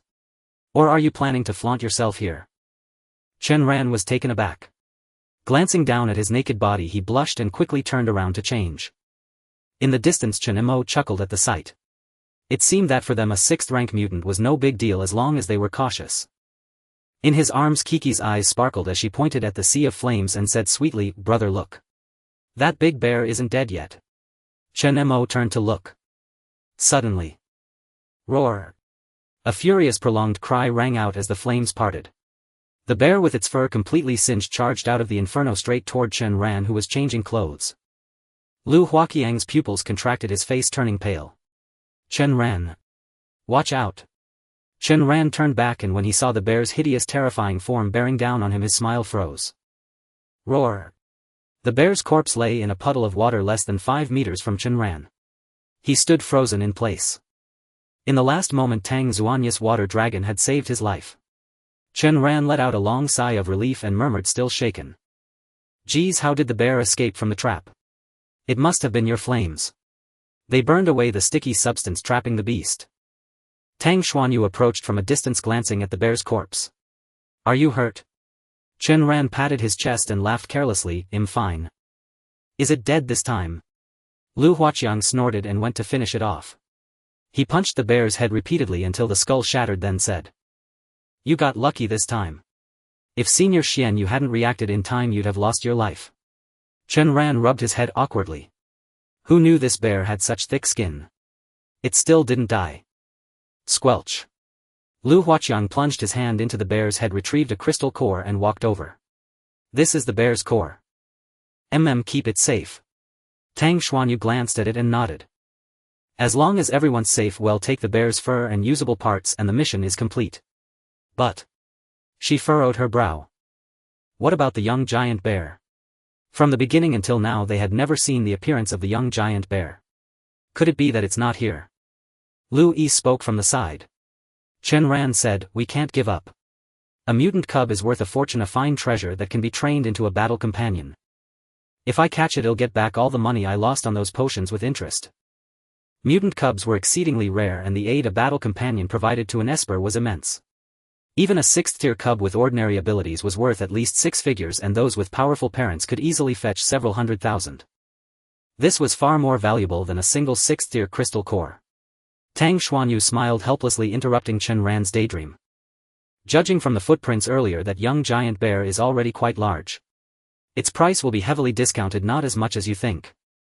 Training a battle companion was an extremely demanding process. If the younger the cub, the easier it was to tame. For older ones, in most cases, taming was simply impossible. Tang Xuanyu continued, But we really should look for it to save us from having to deal with it later. That young giant bear might be in a cave in the nearby forest. Sister Lu, can your ability find it? Lu Yi smiled lightly and said, it should be fine. Let me try, give me some time. Her ability was a great small-scale retrospection. By simply touching this giant bear, she could trace back recent events from its perspective, making it easy to locate the bear's cave. Chen Ran said, then Qiongqi and I will go extract the useful parts from this giant bear. The three divided their tasks and busied themselves. Seeing this, Tang Xuanyu approached Chen Mo. All done. Chen Mo smiled. Tang Xuanyu looked relaxed and replied with a smile. Almost. There's still a young giant bear. We just need to find its cave. Chen Mo smiled faintly. Good. Any leads? Tang Xuanyu glanced back at Lu Yi, who was activating her retrospection ability, and nodded. Yes, the giant bear's corpse is right here. Let's see if Sister Lu can trace its path from it. Sis, when are we going back? Qiqi is getting sleepy. Qiqi nestled in Chen Mo's arms, rubbed her eyes and said.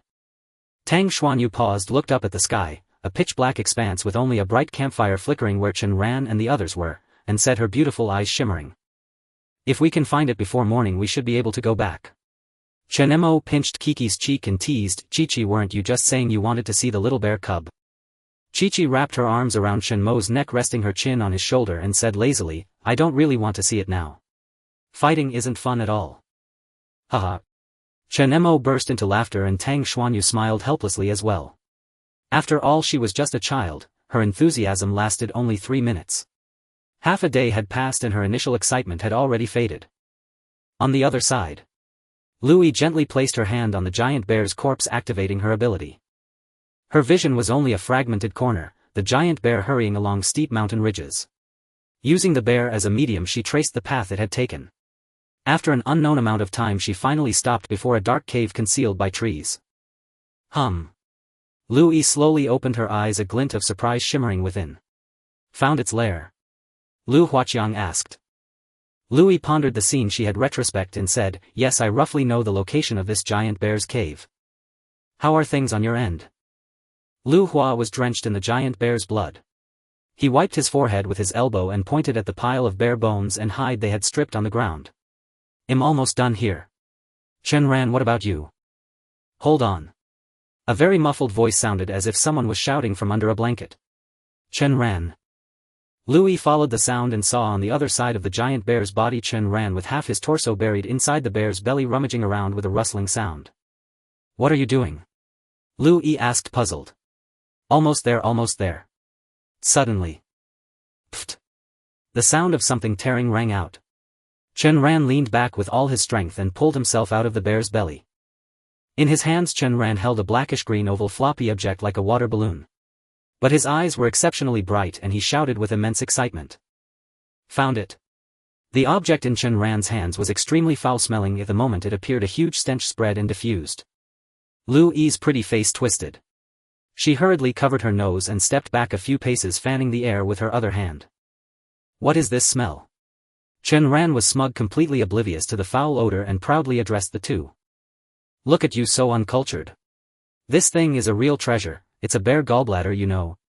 Apart from the crystal core, nothing on this giant bear is worth more than this. Saying this, Chen Ran poked the soft gallbladder. In this post-apocalyptic world, evolved mutants and plants possessed extraordinary uses, like the mucus that had trapped the giant bear earlier, or the tree sap used to make recovery potions. Before the apocalypse, bear gallbladders were already prohibited and extremely expensive. Now, after the apocalypse, a 6th-tier giant bear's gallbladder should be worth at least tens of thousands of crystal coins, right? Lu Yi suddenly understood, staring at the gallbladder in Chen Ran's hand, murmuring. Bear gallbladder. It really does seem like a good thing. Of course. It's just that this giant bear wasn't very impressive, such a huge body, but its gallbladder isn't even as big as a balloon. Chen Ran said with a grin. At that moment Tang Xuanyu and Chen Mo approached from behind the group. What's going on? Why are you laughing so happily? Tang Xuanyu stepped forward with a smile. Seeing them, Chen Ran eagerly trotted over like a sycophant, holding up the gallbladder, and said, Senior sister brother Chen, look. This a bear gallbladder. Oh. Tang Xuanyu was taken aback, staring at the black-green gallbladder for a long while. Chen Mo was also slightly surprised and said with a smile, you found this too? This can be taken to the safe zone and sold for a good price. I don't want it. Brother Chen, senior sister, this is for you. Chen Ran shook his head and quickly said. The foul stench hit them, and both Chen Mo and Tang Xuanyu's eyelids twitched. They discreetly stepped back a few paces. Tang Xuanyu held her breath and said, I don't want it. Keep it for yourself. With that, she quickly distanced herself and went to Lu Yi's side to ask. Sister Lu, have you found the location of the giant bear's hiding cave? I can see the surroundings clearly, and there are traces left by the giant bear on the road. We can't go wrong if we head in this direction. Lu Yi pointed ahead. Tang Xuanyu smiled and said, good, let's set off right away. The sooner we complete the task, the sooner we can rest. The mountain path was steep and the darkness had descended to the point where the road was almost invisible, but the inky night had little effect on those with supernatural abilities. Under Lu Yi's guidance, they climbed the mountain along a secluded path from Qiongqi, arriving at the entrance of a huge cave covered by weeds and branches. Outside the cave, broken tree trunks were piled up. Chen Ran looked at the scene and couldn't help but chuckle. Isn't this just covering one's ears while stealing a bell? What should we do, go in directly or? Tang Xuanyu murmured, this should be its nest for sure, but we don't know what the situation is inside. Let's be cautious and advance slowly. Alright, I'll lead the way. Lu Huaqiang volunteered. Chen Ran also smiled, conjuring a cluster of flames in his hand, and said, Qiongqi, let's go together. I can provide light in this pitch darkness. Lu Yi giggled and took out a flashlight from the spatial stone, saying with a smile, you mentioned the giant bear, but isn't this a bit redundant? The group looked relaxed, chatting and laughing as they moved forward. With a thud, Lu Huaqiang stepped up and moved the tree trunks blocking the cave, waving back to the others. Everyone come in. Coming. The three entered the giant bear's lair one after another. Seeing that all three had gone in, Tang Xuanyu turned back to Chen Mo. Chen Mo, it should be fine here. Do you want to stay and wait? I think Qiongqi seems a bit sleepy. Chen Mo smiled, gently patting the head of the sleeping Qiongqi in his arms, and nodded. Alright, I'll stay here and wait for you. Be careful. Tang Xuanyu nodded, said nothing more, and turned to walk into the cave.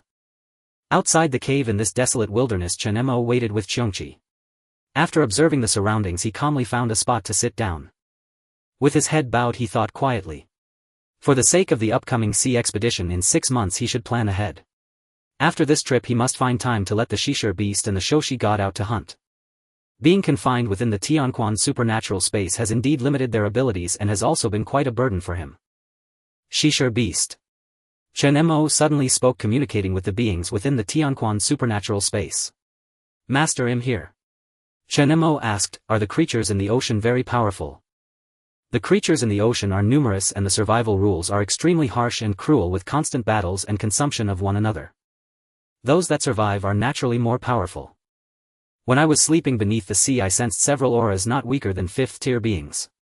Among them there are some that even I find a bit wary of, likely survivors from previous trials. I haven't returned to the deep sea for a long time, so am not quite sure about the current situation in the ocean. I see. Chen Mo's eyes flickered as he murmured, after 6 months I need to take a trip to the South China Sea. Before that, Shishir beast, you should investigate the ocean first. Master, what do you mean? The Shishir beast seemed a bit confused.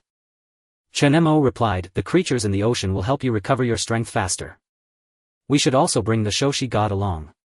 After this matter, I will find a deserted place to release you both. I estimate that only the sea can provide the food that the Shoshi god needs.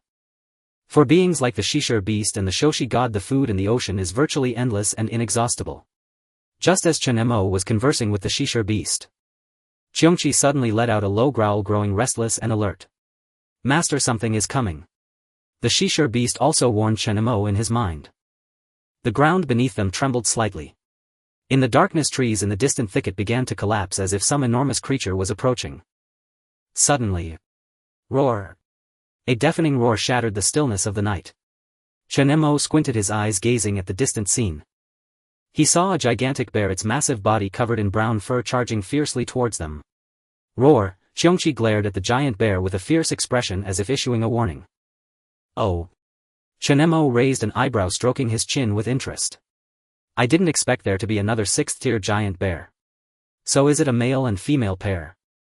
The giant bear in the distance was even larger than the previous one, its stout body resembling a mountain.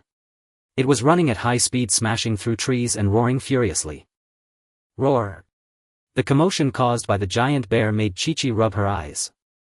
She had no idea how many times she had been awakened, and with a slightly aggrieved expression Qiqi said, so noisy. Chen Mo affectionately ruffled her head, saying, then you sit quietly on Qiongqi's back. It won't be noisy for long. Boom! The trees in front were shattered by that terrifying force. The giant bear arrived outside the cave, glanced at the broken entrance, then turned to look at Chen Mo, who happened to be there. In an instant it became even more furious, opening its mouth and erupting into a furious bear roar. Roar! Boom boom boom! It charged forward on all fours. Gently placing Qiqi on Qiongqi's body, Chen Mo turned to face the direction from which the giant bear was coming, his expression calm as he said softly. You're too noisy. Be quiet. Buzz. Swish swish. With that, sharp metal silver blades rapidly formed at his side and shot towards the giant bear. The silver lights whizzed through the air like meteors, instantly carving wounds across the giant bear's body. Roar! The giant bear in pain twisted its body and tried to dodge to the side. But the silver blades pursued it as if they had eyes embedding deeply into its flesh. Pft! Pft! Seeing no way to evade, the giant bear let out an angry roar, and the ground beneath it suddenly rose up, forming mounds of earth that created a protective shield around it. The giant bear defended itself with earth, and seeing this scene, Chen Mo murmured in surprise, oh. It can use elemental abilities. This is interesting. As he spoke, over 100 sharp blades coalesced on either side, transforming into beams of silver light that surged towards the giant bear like a violent storm. The roar of the giant bear forced Tang Xuanyu and the others who had just entered the cave to retreat. What happened? Why am I hearing the giant bear's roar again? Several of them looked flustered, and upon seeing the giant bear fighting Chen Mo outside, Chen Ran's eyes widened in horror. What? What's going on? How did that giant bear come back to life out of nowhere? Lu Yi, more observant, noticed something. Wait. This giant bear seems to be a bit larger than the previous one. It's not the same one. What are we waiting for? Let's hurry and help Brother Chen. Chen Ran urged beside him, activating his fiery ability with some urgency. Lu Huaqiang kept his gaze fixed on the distance, and upon hearing this he had a strange expression and said quietly, "Do you think Brother Chen needs our help?" He pointed to the other side. Under the pressure of hundreds of sharp blades, within just a moment the giant bear was already covered in wounds. The sky was filled with dazzling silver light, making even the ability's users feel dizzy, unable to catch any trace of movement. They had expended considerable effort just to deal with the previous giant bear, yet the one before them was clearly far superior in both size and strength. Turning to look at Chen Mo, who appeared relaxed and at ease. Chen Ran opened his mouth somewhat dumbfounded. "It seems we really don't need to help after all. Brother Chen can handle this entirely on his own." From its emergence to its near demise it took only a few minutes. The severely injured giant bear entered a state of rage. It abandoned its earthen wall defense and with a deafening roar broke through. Boom! The giant bear thrust its hand into the ground and violently raised it, sending countless debris flying towards Chen Mo. Chen Mo remained calm, raising a metallic wall in front of him that blocked all the debris, producing a series of clanging sounds. Roar! Seizing the opportunity, the giant bear with a savage gaze rapidly approached. Its speed was not as cumbersome as it appeared, quickly reaching Chen Mo's side. It raised both paws high, half standing, and pounced towards the metallic wall. "Brother Chen, be careful." Chen Ran outside the cave exclaimed in alarm. Just as the giant bear's massive body was about to crash down like a mountain, the metallic wall suddenly melted into a puddle of silver liquid. The metallic liquid split into a large net that enveloped the giant bear. Boom! Dust and mist spread out and a terrifying crash echoed. Under the swirling smoke the giant bear smashed the ground, creating a deep pit while it was ensnared by the metallic net, crashing heavily to the ground and struggling with a furious gaze. Roar! The giant bear struggled to rise, roaring as it charged at Chen Mo, the metallic net firmly restraining its body. Its fierce and terrifying face was only about 2 meters away from Chen Mo, yet no matter how hard it struggled attempting to bite or claw, it could not advance an inch, unable to break free from the grip of the incredibly resilient metallic net. "It's over." Chen Mo smiled slightly. The silver liquid swirling beside him formed into a large sword which shot out and pierced the center of the giant bear's skull. Pfft! The giant bear's massive body trembled, blood gradually flowing down, its vitality rapidly waning. Ultimately, with a loud thud, it fell to the ground devoid of life. Is this really over? The battle had been remarkably swift, taking less than 10 minutes in total. The few people outside the cave were dumbfounded. Chen Ran murmured in disbelief, that giant bear didn't even touch Brother Chen once. It seems Brother Chen defeated it a bit too easily, right? In that moment he truly felt the gap in strength. From start to finish it was a complete domination. Lu Huaqiang on the other hand appeared exceptionally calm, showing no surprise at this outcome. After all, Brother Chen is capable of slaying 4 calamity deities. A mere 6th-tier aberration is but an easy kill for him. On the other side a cheer suddenly erupted. "Hooray! We won!" Qi on the back of Qiongqi said excitedly, shaking her little fists. "Brother defeated this big dumb bear. Big dog, hurry and take me to see it." Qi patted Qiongqi beneath her, signaling it to move forward. The few people outside the cave exchanged glances, and Tang Xuanya's beautiful eyes sparkled as she softly said, "Let's go over as well. By the giant bear's corpse. Brother. Hug." Qi opened her little arms. Chen Mo smiled and stepped forward to lift Qi from Qiongqi's back, turning to look at the others with ease. "So did you find anything inside?" He had noticed them coming out of the cave during the battle with the giant bear. "We found the giant bear's cubs," Chen Ran shouted. From Chen Mo he could see no trace of fatigue, and his admiration grew even more, his gaze becoming somewhat fervent.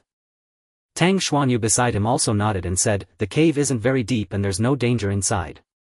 At the very back we found 4 cubs, 2 of which are already dead." 4. Chen Mo was taken aback. 4. Yes, Tang Xuanyu replied, somewhat surprised herself. 4. Including the 1 male and 1 female outside, there are a total of 6 giant bears residing in Hechuan County. Their food consumption is substantial, and with 4 hungry cubs it's no wonder all the visible food in this forest has been consumed, forcing them to venture outside to seek food. The giant bear that Brother Chen defeated must have fled further away. Chen Mo nodded slightly upon hearing this. It's truly rare for a bear to produce 4 cubs. In times of limited resources, survival of the fittest will lead to the nurturing of the strongest young ones, regardless of the apocalypse or otherwise. Among the 2 survivors there might even be second-generation kinds similar to the Grim Reaper's scythe. "Let's go take a look," Chen Mo said. Following the group into the eerily dark and forbidding cave, they quickly reached the end. In the depths of the cave a low hoarse growl echoed. Brother Chen, there, right there. Chen Ran pointed his flashlight towards a certain spot. In that shadowy corner a giant bear about 1.4 meters tall was curled up. Its eyes shimmered with hatred and ferocity and its fur stood on end as it bared its teeth, glaring at the unexpected guests. Roar. Oh, quite fierce, aren't you? Chen Ran said with a grin, watching the young giant bear that bared its teeth and trembled in the corner. Let's take this one and the other back. Even if it's hard to tame, someone might be willing to pay a good price to give it a try. Chen Mo stared at the young giant bear in the corner, his eyes tinged with disappointment. This cub, looking no different from its parent and already too large to be easily tamed, seemed to hold little value for cultivation. Chen Mo turned his gaze to the rest of the cave where piles of gnawed white bones lay scattered. Not far from the cub there was a nest made of piled straw. On it lay 3 young giant bears, seemingly only a few months old. Chen Mo pulled Qiqi's hand and walked over to take a look. In the nest 2 of the cubs were emaciated, appearing to have been dead for some time. The only surviving cub, Tang Xuanyu, and the others had mentioned, was also there, letting out weak whimpers. Its fur color was strikingly different from its siblings, though dirty it was clearly white. This is... Chen Mo's eyes lit up. Among this litter it seemed a cub undergoing secondary evolution had appeared. Chen Mo took out a life detection device and began scanning the bear before him. With a creaking sound the needle on the instrument wavered and the reading soared, finally stopping at 440. Had the cub not been so weak the number might have been even higher. It was undoubtedly a creature that had undergone secondary evolution like the Scythe of Death. Such fully evolved beings had no bottlenecks and could break through directly to the 7th tier with sufficient resources. Though this cub's initial reading of 440 was far lower than the Scythe of Death's 800, finding a cub suitable for cultivation in such a desolate place was no small feat. Just then Tang Xuanyu approached, noticing the device in Chen Mo's hand, and asked with slight confusion, "What's that?" Chen Mo replied with a faint smile, "Seems like we're in luck. This cub has mutated. No wonder it's the only one alive besides the nearly grown one. If raised properly it could become a formidable ally." Hearing Chen Mo's words the others gathered around. "Really? No wonder its color is different, this is like a shiny spawn." Chen Ran exclaimed. "So we could sell it for a lot, huh?" Lu Huaqiang shot him a glance. "Didn't you hear, Brother Chen? This is perfect as a battle pet. Raised well it might even surpass its owner in strength." Chen Ran said, "Battle pets are for the rich. I don't have that kind of power, just keeping my 6th tier ability from dropping is trouble enough." "What a poor little bear." Qiqi stepped forward, crouching down, looking at the white cub in the nest that whimpered with unopened eyes, and said sympathetically, "Brother, it looks like it's dying." As she spoke, Qiqi took some dried meat from her small bag, tore it carefully and fed it to the white cub. Sensing the food, the cub's nose twitched. It stopped crying, opened its mouth and bit into the meat, devouring it in moments before opening its mouth again for more. Qiqi exclaimed in surprise, "Brother, look. It ate. It ate." She tore off another piece and offered it. As the cub ate, she tentatively reached out with her other hand to stroke its fur, her eyes curving into crescent moons. "What should we do with these 2 cubs?" Chen Ran asked the group. Tang Xuanyu thought for a moment and said, "The larger one will be hard to train. Well, take it to the safe zone and see if anyone wants it. As for this one..." She hesitated, unsure how to divide it since they had been on a mission together. Lu Yi spoke with a smile, "Let Brother Chen decide on this one. Everyone saw the adult bear outside, without him would have faced a tough battle. We've already got the bear's crystal core and hide plus the mission reward. Selling the other cub will bring in plenty of cores." Lu Huaqiang nodded in agreement. "Yes, leave this one to Brother Chen. With our abilities we couldn't afford to raise it anyway." They quickly reached a decision, but just then Chen Mo shook his head with a smile. "No need to give it to me. I'm just passing by. You take this cub back and trade it to other psychics, it should fetch a good price." His celestial ability space already housed several resource-draining creatures. Though this cub was decent, it fell short of his standards. He required at least a reading like the Scythe of Death's. "Huh? Brother Chen, you don't want it?" Chen Ran blinked and the others exchanged glances, all a bit puzzled. Just then Qiqi, who had been feeding the cub, had somehow picked it up, stroking its fur as she looked up and said, "I want to keep it. Brother, can I raise this little bear?" "Qiqi." Tang Xuanyu was taken aback and said helplessly, "This isn't a cat or a dog. What would you do with it? Besides, it's dangerous. It's a mutant cub, who knows if it can be tamed. But this white bear is so cute. I like it." Chi-Chi looked at the white cub with unopened eyes in her arms, then turned her pitiful gaze to Chen Mo, brother. Chen Mo pondered for a moment. Giving the cub to Chi-Chi wasn't a bad idea, but training it would be troublesome. Just then Lu Yi stepped forward, ruffled Kiki's hair and said gently. If Chi-Chi likes it, take it. There's someone in Qiongqi who trains battle pets. Well, have him tame it, and once it's stable, well, give it to you. Chen Ran said boisterously, Chi-Chi, call me brother too, and this cub is yours. Nah, I don't want to. Chi-Chi made a face at him. Seeing no objections, Chen Mo smiled and said, alright, since none of these brothers and sisters mind, this giant bear cub is yours to take care of, Chi-Chi. As Lu Yi suggested, let's have someone tame it for a while before handing it over to you, how about that? Chen Mo said with a smile. But you must take good care of this little one. Chi-Chi was overjoyed. She stroked the bear cub in her arms and said cheerfully, don't worry, big brother. I promise to raise this little bear strong and tall. Then I'll call you Xiao Bai from now on. If anyone bullies me, I'll have Xiao Bai go beat them up. As she said this, as if struck by a thought, Chi-Chi turned to Qiongqi and added. Big doggy, you must get along well with Xiao Bai from now on, and don't you dare bully him. Qiongqi. After acquiring the giant bear cub, Chi-Chi hopped about in delight. The other giant bear cub, by their collective decision, was to be taken back for trade. By now battle pets had been around for some time. The initial novelty had worn off, and many superpowered individuals realized that raising such pets demanded vast resources, a burden beyond the means of ordinary people. Even Chen Ran and the others, being 6th-tier superpowered individuals, would rather buy a few more pieces of suitable equipment than spend their money on this. When they returned to the cave entrance, the sky was already beginning to lighten, tinged with the pale hue of dawn. The weary group could finally breathe a sigh of relief and head back to the lion base for a good rest. Chi-Chi gently teased the little white bear, who had just eaten and fallen asleep, giggling softly, clearly very fond of it. Chen Ran held a rope in his hand. The young giant bear behind him was no longer as fierce as before. It trotted obediently after him, holding food in its paws, wearing a fawning expression. Chen Ran glared at it and scolded angrily, you spineless creature. Still eating? The food in my dimensional stone is almost finished because of you. At first this giant bear was very wary and bristled, but after Chi-Chi fed the little bear cub, this creature actually sniffed the air and voluntarily came closer. Oh. The giant bear licked its own paw, then called out to Chen Ran a few times, indicating it wanted more to eat. Lu Yi teased, Chen Ran, I didn't know you had this talent. This little one seems to see you as its parent. I think you shouldn't sell it, keep it for yourself. An aberrant creature that was so friendly to humans from the start was indeed quite rare. I don't want such a spineless creature. Despite his words, Chen Ran took a bag of dark murky nutrient fluid from his dimensional stone and tossed it over, saying impatiently, this is all I have. Want some or not? The giant bear cub looked at the black nutrient fluid on the ground, sniffed it, then with a look of disgust swatted it aside. Chen Ran's eyes widened. You're a picky eater, are you? Take it or leave it. Starve to death for all I care. Meanwhile, on the other side, Tang Xuanyu looked at Chen Mo, furrowed her brow and said, you said you're going to Nan's. What for? Chen Mo nodded. I'm going to find someone. There's something I need his help with. Find someone? Tang Xuanyu's expression showed suspicion, clearly not quite believing him. However, she didn't press further. After all, Nan's wasn't far from Tianhai City. It was a port town that relied on maritime trade, roughly 50 or 60 li away. Tang Xuanyu confirmed, are you sure it's Nan's? Don't go disappearing to some far-off place again and not come back for months.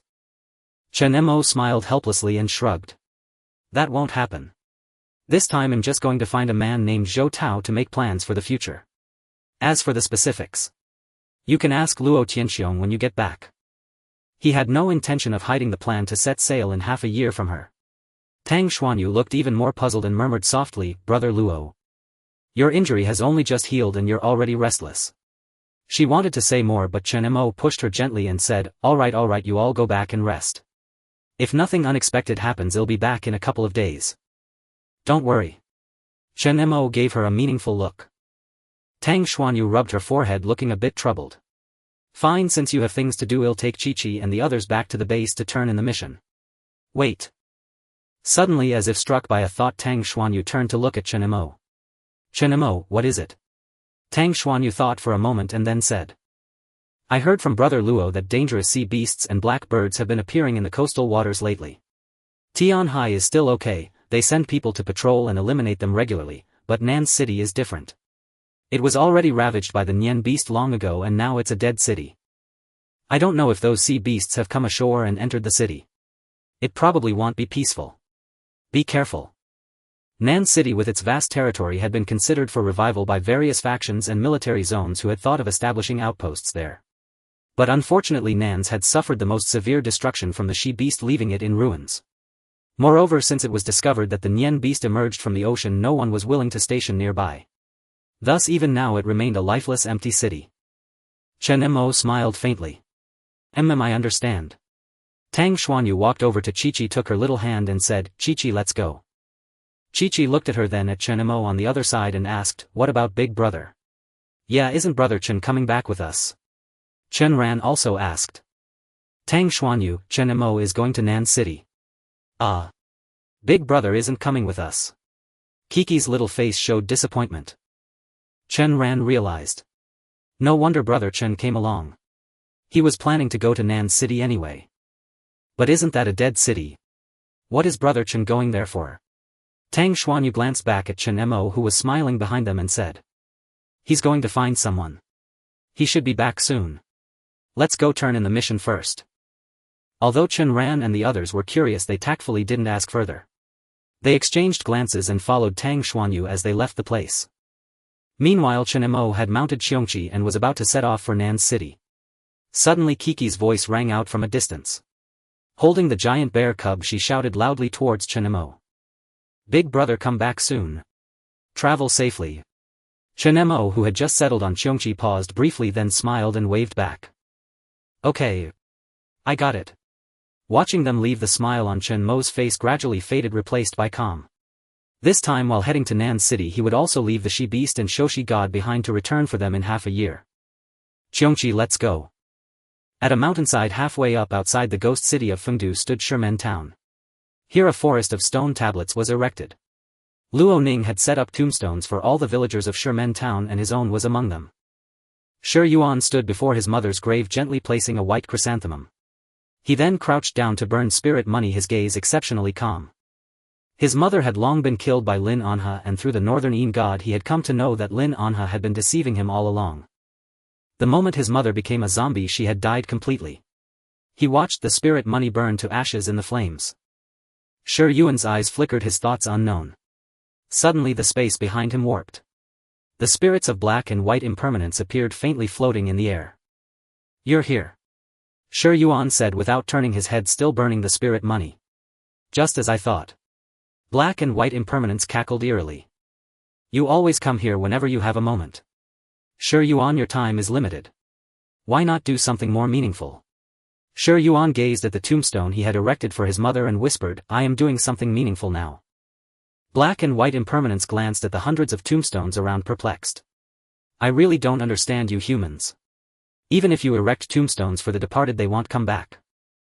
Shi Yuan lowered his head in silence, taking another stack of yellow paper from his basket. But suddenly his right hand uncontrollably turned into quicksand and cracks appeared on his face and body like broken porcelain. Shi Yuan paused, not paying it much mind. He activated his dominion ability and the lus and quicksand coalesced and healed again, reforming into a hand that tossed the yellow paper into the fire to burn. Hee. Black and white impermanence behind him laughed grimly. Using your dominion ability constantly to keep your body from collapsing must be exhausting, right? You're truly an interesting one. You're the first to survive this long as a deceased body, serving as Lord Bayan's divine envoy.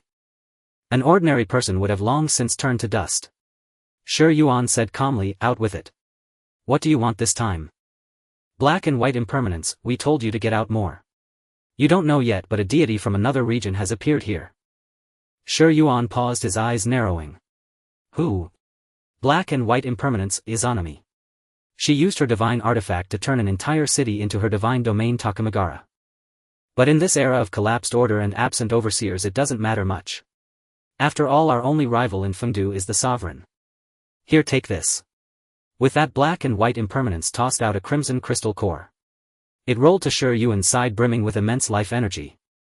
Shi Yuan glanced at the red crystal, slightly surprised. Didn't you say there were none left? Black and white impermanence cackled strangely. Fengda's evolution stones were all used up by you long ago. This is newly produced from the divine corpses you brought back. Its effect is greatly diminished, but it's better than nothing. At least it can sustain your undead soul for a little longer. Sure Yuan, why? Black and White Impermanence, Lord Baiyin is quite fond of you. You're the strongest Fengdu divine envoy ever, so naturally he doesn't want you to disappear so soon. But the decay of your body can't be stopped. Remember the Izanami I mentioned before? Her ability Filthy Blood Mud can shape a physical body. With a new body you won't have to spend most of your power every day keeping this broken shell from collapsing. Lord Baiyin wants you to use this evolution stone and then go to her to forge a new body for yourself. Sure Yuan's face was expressionless as he pondered Black and White Impermanence's words. Are you sure she'll agree to help? Agree. Black and White Impermanence let out a strange piercingly eerie laugh. The decision isn't hers to make. If Fengdu wants her to do something she has no choice but to comply. Not to mention that Baiyin had awakened a year earlier than Izanami and had recovered much of his strength. Even at Izanami's peak the Fengdu ghost realm had never feared Takamagara in the slightest. Sure Yuan nodded slightly, picked up the evolution stone and stood up. Later. I want to pay respects here first. As you wish. Black and White Impermanence said indifferently. But I've said all I needed to. Sure Yuan, you can't die too soon. After all, you are our Fengdu Ghost Realm's agent. With that, Black and White Impermanence paused as if recalling something and added. Oh, one more thing. When you go out, find that guy Chen Mo. Lord Baiyin wants to see him. Chen Mo. Sure Yuan frowned upon hearing that alto familiar name. What for? Black and White Impermanence, I don't know. I can't fathom the Lord's thoughts. It was still extremely vengeful, having been killed by Chen Mo once, and still gnashed its teeth in resentment. Elsewhere. The sky gradually cleared. The post-apocalyptic sky always showed that blood like deep red, oppressive and gloomy like twilight even during the day. Because Hechuan County was not far from Nanja City, Chen Mo and Qiongqi arrived there quickly. They had been here once before. But back then, due to a zombie horde in the 6th war zone, they hadn't stayed long and left. Qiongqi flew on, and in less than half an hour they reached a remote suburb of Nanja City. The old district was separated from the bustling city by just a single bridge. The air here was damp. Qiongqi soared over the entire city and Chen Mo looked down at the scene below. Nanja, one of the few cities in the 6th war zone to have suffered attacks from natural disasters, and the Nian beast was now utterly uninhabitable. Even the most common corpse rats and carrion-eating birds were nowhere to be seen. Desolate and ruined, with shattered buildings everywhere and massive craters gouged by meteorites. No city had ever been so devastated. Even Chen Mo couldn't help but sigh for this once bustling port city. She beast. This is your doing. You've devoured all the life in this city, haven't you? She beast, master, I had just awakened then. I had to deal with my nemesis urgently. It thought its master was displeased with its actions, but Chen Mo merely waved his hand calmly. Survival of the fittest, that's the apocalypse. Both you and the zombie horde led by Miao Miao once appeared here. Nancha's location doomed it to be nothing but a dead city. Unlike Tianhainan City was not surrounded by other cities, it only had a single coastline. It was the city closest to the South China Sea. On the map its location showed a long coastline that nearly encircled half the city. The sea beasts here were the most numerous. Even in his past life the invasion of sea beasts had started from this very place. Qiongqi sliced through the wind midair. Chen Mo silently observed the surroundings, suddenly catching a heavily rancid odor akin to spoiled fish. Chen Mo frowned and murmured, the smell of the sea here is much stronger than in Tianhai. According to Luo Tianxiong, Zhou Tao has set up a stronghold at the port trade area. He looked down at the ruined city below. From the shattered buildings Chen Mo could vaguely discern their current direction. Left go there, Chen Mo said softly. Roar. The Qiongqi beneath him let out a long roar and immediately changed course. Heading toward the urban area of Nan City, Chen Mo spotted numerous massive carcasses of sea beasts within the city along the way. Blue crabs and octopus corpses lay scattered.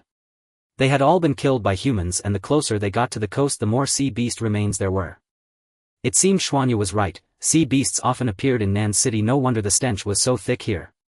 Suddenly, a thunderous roar echoed from a distant part of the city. Rumble, a building ahead collapsed with smoke and flames shooting into the sky like the blast of a bomb. Then a series of explosions followed in succession. Boom. Boom. Chen Mo was startled, narrowing his eyes as he stared at the spot. Explosives. Nan City, the port. Buildings collapsed one after another under the bombardment of a preset circle of explosives, the ground itself caving in. Squeal, a furious piercing cry rang out. The slumbering sea spider battered by the explosives was covered in wounds, blue blood oozing from its body as it sank into the ground. At that moment dozens of fierce-looking men lurking around the sea spider charged forward. It worked. The explosion hurt it. Damn it, it killed so many of our brothers. Today we're taking this thing down. Let's go. The men wielding submachine guns opened fire on the 7 to 8 meter sea spider. Rat-a-tat, these guns had undergone several generations of upgrades, their power was far beyond the past. Even ordinary people could inflict considerable damage on these sea beasts. As bullets tore into the sea spider's body, it let out agonized shrieks. Its body sank into the crater blasted by the explosives, and it could only anchor itself with its 8 long spider legs, embedding them into the ground above to avoid sinking further. Kill it. Again. Under the relentless fire, the sea spider grew even more enraged.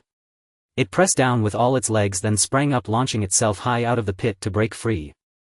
Boom.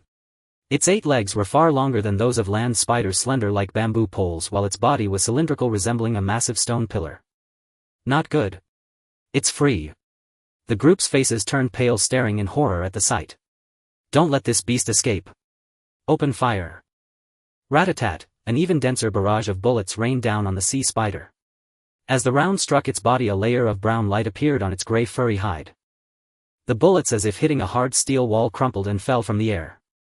Enduring the firepower, the sea spider moved with astonishing speed, climbing onto a nearby half-ruined building and locking onto the men below. It raised its slender razor-sharp front legs, which elongated like bamboo joints, and thrust them toward the crowd. A burly, stubbly, curly-haired man in the group shrank back, shouting, "Everyone dodge. The beast is counterattacking. Azure Dragon Claw." The man growled. His right arm was covered in layers of cyan scales with spikes sprouting from the back of his hand. His palm transformed into a massive sharp dragon claw, his entire arm swelling with savage strength. He leaped forward, his right claw slashing down with a flash of cyan light. Schlick. The dragon claw severed the sea spider's attacking front leg. 2 half segments of spider legs fell, blue blood gushing out and splattering across the man's face. Squeal. The sea spider let out an agonized wail, quickly withdrawing its mutilated legs, and scrambled on the building, turning to flee. Seeing Lien Qiongqi take action, the group's eyes lit up as if injected with adrenaline. Nice. Someone noticed the sea spider's movement and quickly warned, "Brother Qiongqi.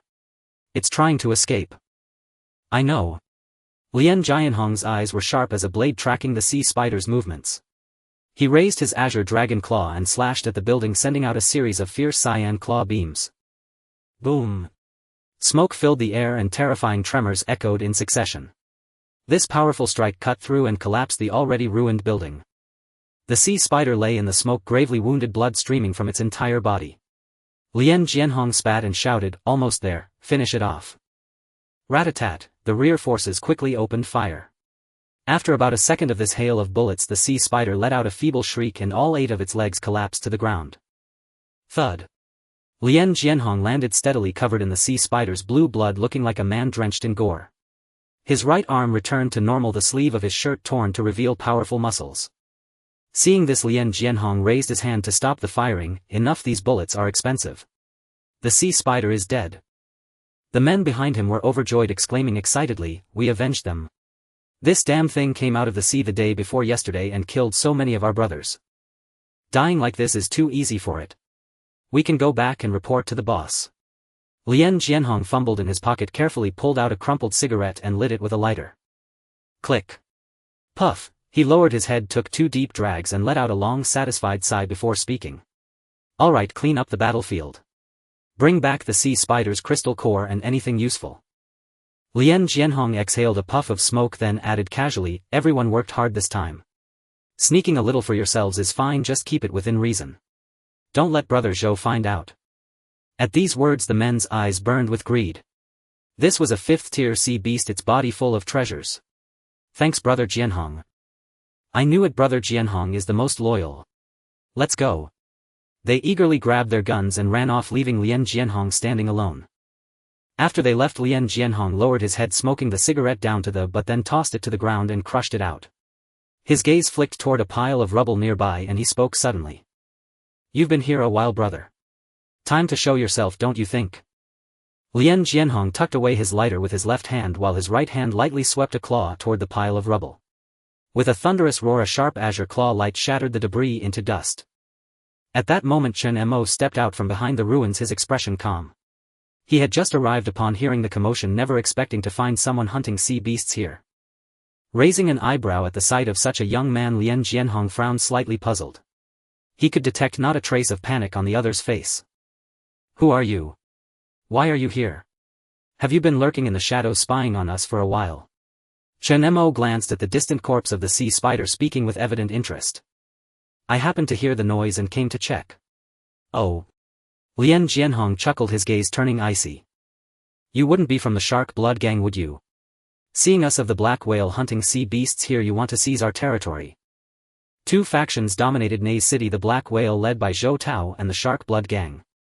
Their members and leaders were mostly natives relying on fishing for their livelihood. Shark Blood Gang. Chen Mo was momentarily taken aback. Luo Tianxiong had never mentioned that name, likely some insignificant group. I've never heard of them and am not one of them. But since you claim to be from the Black Whale, you must know Zhou Tao, right? Humph. Whether you're telling the truth or not, we'll find out once we capture and interrogate you. Lien Jianhong snorted, raising his right hand without further ado, transforming it into an azure dragon claw and unleashing several cyan claw strikes. Chen Mo stood his ground, his face impassive. Lien Jianhong grew suspicious at his calm demeanor. Is this guy not going to dodge? Suddenly several streaks of silver light, too fast to see, shot forth, shattering the claw strikes. One beam pierced through. In an instant it halted mere millimeters from Lien Jianhong's throat. Lien Jianhong's pupils dilated in shock. Only when he lowered his gaze did he see what that silver light truly was. A blade gleaming with bone-chilling sharpness pressed against his neck. As a mere 5th rank ability user, how could he perceive the movements of Chen Mo, a 7th rank? In that moment Lien Jianhong felt as if plunged into an icy abyss, suddenly realizing the terrifying power before him. Gulp. How is this possible? His heart churned with horror, a cold sweat trickling down his forehead as he swallowed hard. You. At that moment the Black Whale members, alerted by the commotion, rushed forward with submachine guns poised for battle. Brother Jianhong. Who the hell are you? Don't move. Stay back. Lien Jianhong bellowed, ordering everyone to halt. He fixed his gaze on Chen Mo, his mind already a storm of turmoil. This man's strength could wipe out all of them in an instant. Why was such a being here? The Shark Blood Gang. When did they get someone like you? Lien Jianhong's voice came out hoarse. The Black Whale members behind him, faces dark with fury, exclaimed, What? The Shark Blood Gang. Damn it. How dare those bastards set foot on our turf? Let Brother Jianhong go. They still think him from the Shark Blood Gang. Chen Mo shrugged helplessly. I told you I'm not with the Shark Blood Gang. But from what you're saying it sounds like the Black Whale and the Shark Blood Gang are sworn enemies. As he spoke, Chen Mo raised his right hand lightly. The blade at Lien Jianhong's throat turned into a stream of light and swiftly retracted, caught firmly between Chen Mo's two fingers. With a slight flick of his index finger the blade dissolved into a wisp of silver liquid swirling around his fingertip. After this simple display of power Chen Mo looked up and said calmly. If I were one of them you'd be dead by now. Can we talk properly now? With the blade no longer at his throat Lien Jianhong let out a long breath, his back soaked with sweat. Witnessing the other's terrifying control over his ability, Lien Jianhong's attitude shifted dramatically. Suppressing his fear he spoke. Of course. Smart move. Chen Mo nodded in satisfaction. Do you know Luo Tianxiong? Boss Luo. Lien Jianhong's face stiffened.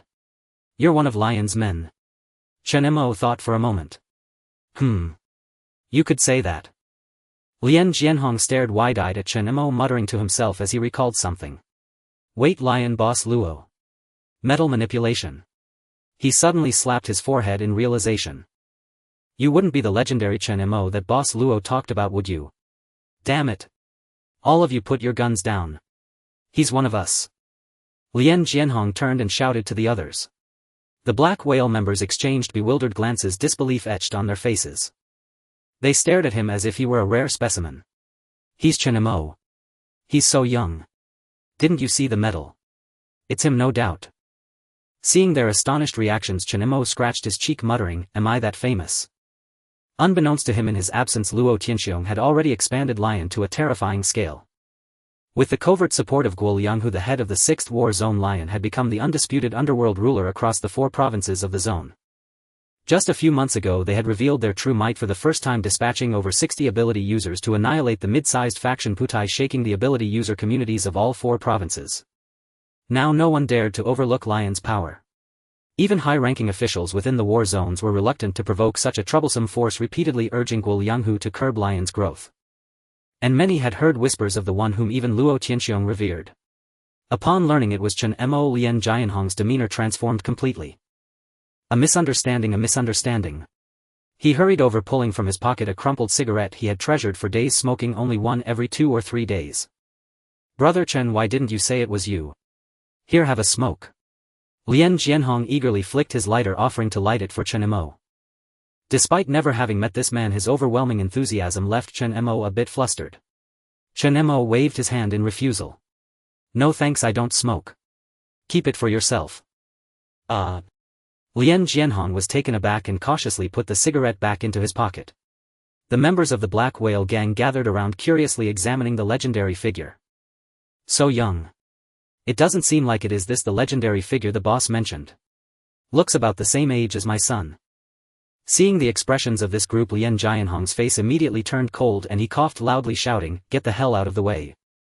Chen Ge must have come here for something important. Don't delay his schedule. What about the sea spider? How come you don't want any money?" Indeed, under Lien Jianhong's words it was clear that the crystal coins were more enticing to these rough men. They immediately reacted and rushed toward the sea spider's carcass. Lien Jianhong, seeing this, awkwardly smiled at Chen Mo and said, "Chen Ge, sorry for the trouble." Chen Mo shook his head, somewhat puzzled, and asked, "How did you know about me? Did Luo Tianxiong tell you?" Lien Jianhong chuckled and said, "Who on the street doesn't know about Luo Laoda and your name Chen Ge? Our boss once complained to the brothers after returning from Lion City, saying that if it weren't for the good luck of meeting you Chen Ge before the apocalypse, how could Luo Tianxiong become the emperor of Tianhai City now?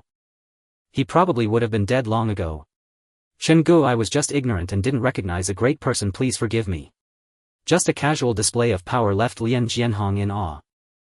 "I see, no problem," Chen Mo replied, enlightened. "By the way, Chen Ge, what brings you to this corner of Nan City? There are many sea beasts here, it's too dangerous," Lien Jianhong kindly reminded. However, he quickly regretted saying this. With the strength Chen Ge had just displayed, it was likely that not even divine beings would be a threat to him. He thought to himself, "Chen Mo, I just happened to come to look for you. Where is your boss Zhou Tao?" "Looking for us?" Lien Jianhong was a bit puzzled. "Boss Zhou is currently in the base." "Chen Ge, what do you need us for?" "Chen Mo, I have some matters I'd like your boss to help with." Lien Jianhong's eyes widened. What could their Black Whale gang possibly do to help such a godly figure? Could it be hunting divine beings? His mind raced with various thoughts, but he still nodded and said, "All right. Chen Ge, I'll take you there right away. Our boss has been wanting to meet you for a long time. If he knew you were coming, he would definitely be very happy.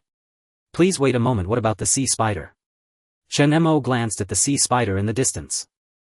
The members of the Black Whale were using all their strength to try to dismember the sea spider. "No problem." Chen Mo gently raised his hand. A series of silver light beams shot out. Under the astonished gazes of the Black Whale members, a series of puff-puff sounds echoed. In just a few breaths the sea spider was neatly cut into countless small pieces. Holy crap! The expressions of the Black Whale members in the distance were as if they had seen a ghost. Some quick-witted ones immediately picked up a small piece of the sea spider's body and stored it in their spatial stone. Lien Jianhong was also shocked by Chen Mo's methods and after a moment raised his thumb and said, "Chen Ge. Impressive." Everyone carried the sea spider's body back. Lien Jianhong accompanied Chen Mo at the forefront. According to his account, Chen Mo also understood why there were still forces and residents living here in Nan City despite its current situation. Although the safe zone is secure for most ordinary people, it's just enough to get by, and those ability users who haven't joined the safe zone can only rely on missions to obtain the meager resources. Thus some unwilling to live a mundane life chose to leave the stable environment of the safe zone, and the Black Whale Gang and Shark Blood Gang are among them. Before the Black Whale Gang arrived, there was only the Shark Blood Gang in Nan City, most of whose members relied on the sea for survival before the apocalypse. The reason for taking the risk to come here is that the ocean is extremely dangerous and a sea beast is worth far more than ordinary mutated creatures. Under the temptation of such high benefits, those who once relied on the sea and considered themselves familiar with it gathered here to form the Black Whale Gang. Lien Jianhong spoke as they walked. Chenggu, I don't know if Luo Laoda told you enough, but our boss Zhou Tao was involved in smuggling before the apocalypse and was a strategic partner with Luo Laoda. After the apocalypse we were living well in the safe zone until one day our boss learned that Luo Laoda was thriving outside and had formed his own force. Then Zhou Laoda, not knowing what got into him, rallied us the surviving old members to come here and establish the Black Whale Gang. Chen Mo slightly nodded and spoke. I heard Luo Tianxiong say that you are currently surviving by hunting sea beasts and gathering some rare resources from the sea. Lien Jianhong chuckled and said, exactly. Let me put it this way, Chenggu, the resources in the ocean are quite valuable. They can replace gunpowder with deadly fish scale bone powder. And those sea beasts are worth a fortune. Just the price of that 5th-tier sea spider is equivalent to a 6th-tier mutated creature outside. Its meat is incredibly delicious and can earn a huge profit when sold to those wealthy gentlemen in the safe zone who want to taste something new. Do you think it's profitable? Chen Mo listened quietly on the side. No wonder these guys are holding some of the most advanced weapons in the combat zone. Since there are so many resources in the ocean, logically there should be quite a few people coming to Nan City. Why are there only you two forces? Chen Mo continued to ask. Lien Jianhong was just about to speak when the members of the Black Whale in the back began to laugh proudly. Do they dare? Chenggu, our boss, and Luo Laoda are like brothers, and you are one of us, so let's not hide anything. To be honest, the ocean is perilous and it's easy to get lost. Not to mention those ability users, even the massive entities of the safe zone are unwilling to expend too much effort in the ocean. Only us who understand the ocean and aren't afraid of death dare to do it. A burly man in the crowd laughed heartily. Chenggu, do you know about the 4th combat zone? Hey! A year ago several aircraft carriers were sent out to collect resources and not a single person has returned yet. Ha ha ha. Upon hearing this, the members of the Black Whale all laughed together, clearly very proud. Lien Jianhong also added with a smile, they aren't wrong. Right now the various combat zones are busy dealing with the divine realms and can't spare any energy. Until the divine threats are resolved and the various realms are stabilized, the resources in the ocean still hold great potential. It is precisely because of these enormous benefits that we, the Black Whale and Shark Blood Gang, dare to take risks. In the South China Sea region only our two forces divide the spoils. Seeing their proud demeanor, it seems I have indeed found the right people. Chen Mo's lips curled up slightly as he said, so you must be quite familiar with the South Sea, right? Lien Jianhong replied, of course we are already familiar with the surrounding waters of the South Sea, even the deep areas of the Inner Sea are known to us. He wanted to say more, but upon seeing Chen Mo's smiling face he paused slightly. No, brother Chen, with you asking so many questions, you aren't planning to go out to sea, are you? Chen Mo grinned noncommittal. First take me to your base, let me meet Zhou Tao before we talk further. The Black Whale base is established not far from the coast, surrounded by many personnel guarding it. The buildings inside are hastily constructed from wooden planks looking somewhat crooked, resembling a small fishing village. The only well-preserved detached villa in this post-apocalyptic world, patched up yet still habitable, is where the leader Zhou Tao resides. Outside this shabby villa 2 members of the Black Whale are standing guard with guns. Accompanying a musical prelude, an extremely unpleasant croaking voice comes from inside the house. Humph, once upon a time winter was cold, summer was rainy. Autumn brings your warm voice from afar. The 2 burly men exchanged strange looks, one of them muttering. The boss has started again. When will this end? Listening to the increasingly loud singing from inside, he clenched his fists, tilting his head back in despair. It's okay, brother, let's endure a little longer. At this moment the voice of a companion came. He opened his eyes looking at his expressionless companion and asked with some confusion. What's up with you today? You're acting like nothing's wrong. The companion pointed to the earplugs stuffed in his ears, digging into his pocket and pulling out a spare pair, handing them over. I'm wearing these. Damn. You're clever. Do they work? Give me one too. Not really, but it's a psychological comfort. At this moment inside the villa, a man with thick eyebrows and big eyes, wearing a suit with his shirt open, was enjoying himself lounging in a chair, listening to records and humming a tune. I have to say, compared to the shabby outside, the decorations in this room are incredibly luxurious. A neat bookshelf, redwood tables and chairs, and even a set of tea utensils. The room even had incense burning, creating a very comfortable atmosphere. Zhou Tao closed his eyes, savoring this moment of joy. He believed he had some musical talent. If it weren't for smuggling before the apocalypse, he might have become an artist. This song was his favorite. Everything comes to life, and even the name of the Black Whale organization came from it. When a whale falls, everything comes to life. As the music reached its climax, Zhou Tao brooded for a moment and then belted out, "I see the mountain eagle flying over two lonely fish." Suddenly a series of hurried knocks sounded from outside. Zhou Tao opened his eyes abruptly, a strong dissatisfaction swelling within. "Don't these guys know I hate being disturbed while practicing my singing?" "What is it?" "Boss. Jianhong and the others are back." Zhou Tao frowned and said in a deep voice, "What the hell is it such a big deal?" "Don't interrupt my singing." "No, boss. It's not just Jianhong, they've brought a lion person with them." The person outside continued. "A lion?" Zhou Tao paused, slightly pondering with some confusion. "Is it someone from Luo Tianxiong?" "What could they want?" Zhou Tao replied impatiently, Got it. Damn it, that bastard Luo Tianxiong isn't trying to swindle me again, is he?" Previously he was unaware that a certain type of fish bone powder in shallow waters could explode, so Luo Tianxiong specifically purchased it at a low price to resell to the 6th war zone. It wasn't until a junior brother saw their transaction in the war zone that he realized the fish powder they sold to Luo Tianxiong had such an effect. If Luo Tianxiong had a bit of conscience he wouldn't be so angry, but unfortunately that Blackheart guy sold it to the war zone at 10 times the purchase price. Furious, Zhou Tao couldn't sleep well for days and vented by singing for several nights. "I got it, I'll head over now." Zhou Tao thought for a moment and felt it would be best to meet. He tidied his clothes and got up from the chair. Inside the Black Whale stronghold many members looked curiously at the person beside Lien Jianhong. "They are back and they brought the corpse of a sea spider." Tisk with Lien Guess prowess exterminating a small sea spider is hardly a challenge, right? But who is the one beside Lien Gu? I've never seen him before. A group of people were discussing animatedly. Lien Jianhong accompanied Chen Mo, and upon realizing that the other party's purpose in coming this time was regarding the South Sea, he felt a surge of unease, his thoughts racing. Could the lion be eyeing the South Sea territory? Although their boss had a good relationship with Luo Tianxiong, in the face of such tremendous interests it's hard to guarantee the other wouldn't have ulterior motives. If that's the case I would indeed be inviting a wolf into the house. Lien Jianhong, while smiling, inquired, Brother Chen, are you really planning to go out to sea?" Chen Mo glanced at him, sensing his concerns, and spoke, "Don't worry, I'm not here to compete with your Black Whale for resources." Upon hearing this Lien Jianhong's eyes lit up and he scratched his head, saying, "Brother Chen, that's not what I meant at all. Our Black Whale and the lion are like brothers, how could we think that way? I've already sent someone to inform the boss, he should be practicing his singing at this hour and will be here soon."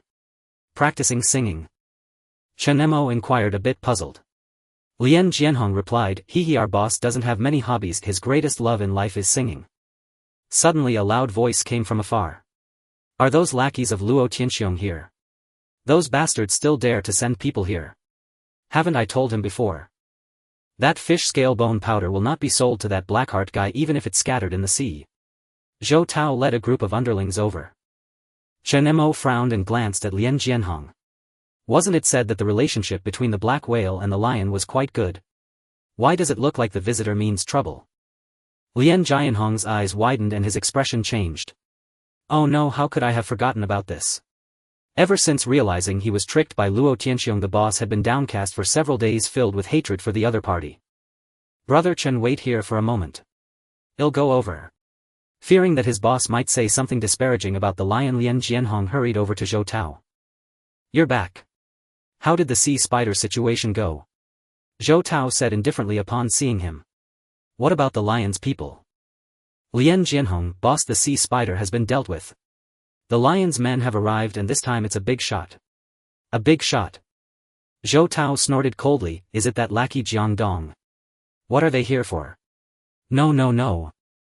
Lien Jianhong quickly waved his hands to explain, "Boss, this time the one who came is truly a big shot, the divine man Chen Mo, that boss Luo you've been longing for has finally arrived." "Chen." Zhou Tao frowned and murmured. Suddenly, as if struck by a revelation, his expression shifted dramatically and he exclaimed in disbelief. "What? You mean it's Chen Mo?" He peered past Lien Jianhong toward Chen Mo's location. When he saw Chen Mo's face his pupils contracted, his eyes brimming with astonishment. "Boss, yes, the one who came is." Lien Jianhong barely began before Zhou Tao dashed out ahead of him. "Huh? Divine Chen." Zhou Tao, his face blazing with excitement as if it were New Year's Day, rushed forward, utterly disregarding his usual stern image among his subordinates. He arrived before Chen Mo and spoke with fervor, "Heavens, what wind has blown you into Nan's city today? I've long heard of your great name, Mr. Chen, and seeing you today truly proves that reputation is well deserved. The surrounding Black Whale members were all taken aback by their boss' enthusiasm. What's going on with the boss? Wait, did you hear what the boss just said? Brother Lien brought back Chen Mo, the one who helped Lion rise. The divine man who made Luo Tianxiong hoard supplies before the apocalypse. The crowd buzzed with astonishment, countless gazes sizing him up. Chen Mo looked at the tall man before him wearing a suit with a couple of shirt buttons undone and said, "So you're Zhou Tao, the leader of Black Whale?" "Yes, yes, yes." Zhou Tao replied, flattered. "Divine Chen, I am Zhou Tao. You know of me." Chen Mo nodded. Luo Tianxiong mentioned you." "Damn. That bastard has some conscience after all." Zhou Tao spat, his opinion of Luo Tianxiong shifting slightly. As one of Luo Tianxiong's few surviving friends, how could he not know? Back when he was still in the safe zone, Luo Tianxiong had found him and persuaded him to venture out together. At that time Lion was just taking shape. Led by Jiang Dong, he arrived at the Lion base and spent a whole night drinking and chatting with Luo Tianxiong. According to that guy, Lion's development to its current state was all thanks to the foundation laid before the apocalypse, hoarding tens of millions in supplies to survive the early days and gradually expand to where they are now. The thought of Luo Tianxiong guided by a wise man enjoying lavish food and drink from the very start of the apocalypse while he himself was still living in constant fear and hunger outside made Zhou Tao seethe with envy. Why hadn't he been the one to meet that sage? That's why upon seeing Chen Mo, Zhou Tao was beyond thrilled. "Divine Chen, if only you'd given me a heads-up, I'd have prepared a proper welcome. Come, please follow me." By then Lien Jianhong and the others had caught up, astonished that their boss was so stirred today. Unable to refuse Zhou Tao's warm hospitality, Chen Mo nodded and followed him into the villa. Inside the villa, Zhou Tao ushered Chen Mo in with a beaming smile, then turned back to glance at the curious subordinates crowding the doorway. His face instantly turned stern as he said in a low voice, "What are you all crowding here for? Get going and prepare properly. Mr. Chen graces our Black Whale gang with his presence, we mustn't be discourteous." "Yes, yes, yes." The subordinates outside scattered at their boss' command. Zhou Tao shot Lien Jianhong a meaningful look. Lien Jianhong nodded and stepped forward to close the door, saying, "Then you two take your time chatting, I'll keep watch outside." "Go on," Zhou Tao said flatly. He turned back with a genial smile toward Chen Mo, brewed a pot of tea, poured a steaming cup and gently handed it over. "Divine Chen, our Black Whale gang is a small outfit, nothing like that. Lion, humble facilities, please forgive us." Chen Mo waved his hand surveying the luxurious decor of the room and said, "You're too kind. Just call me Chen Mo, I'm not as mystical as you've heard." "That won't do. How about I call you Brother Chen instead?" Zhou Tao chuckled and sat down. He began to scrutinize the divine man whom Luo Tianxiong claimed was all-knowing and prophetic. He looked quite young. According to Lien Jianhong, this man possessed unfathomable strength and could manipulate metal. From the description, he was indeed identical to the one Luo Tianxiong had spoken of. Ahem. He paused, then smiled as he spoke. "So Brother Chen, I just heard from Lien Jianhong that you came all the way from Lion to our Nan city. May I ask what your intentions are?" "Chen Mo, I need your help. Half a year from now I plan to go out to sea. Since your Black Whale gang makes a living from the South Sea, I may require your assistance then." "Go out to sea?" Zhou Tao was startled. This was no small matter. The deep sea now was far more perilous than in the early days of the apocalypse, with dangers lurking beneath.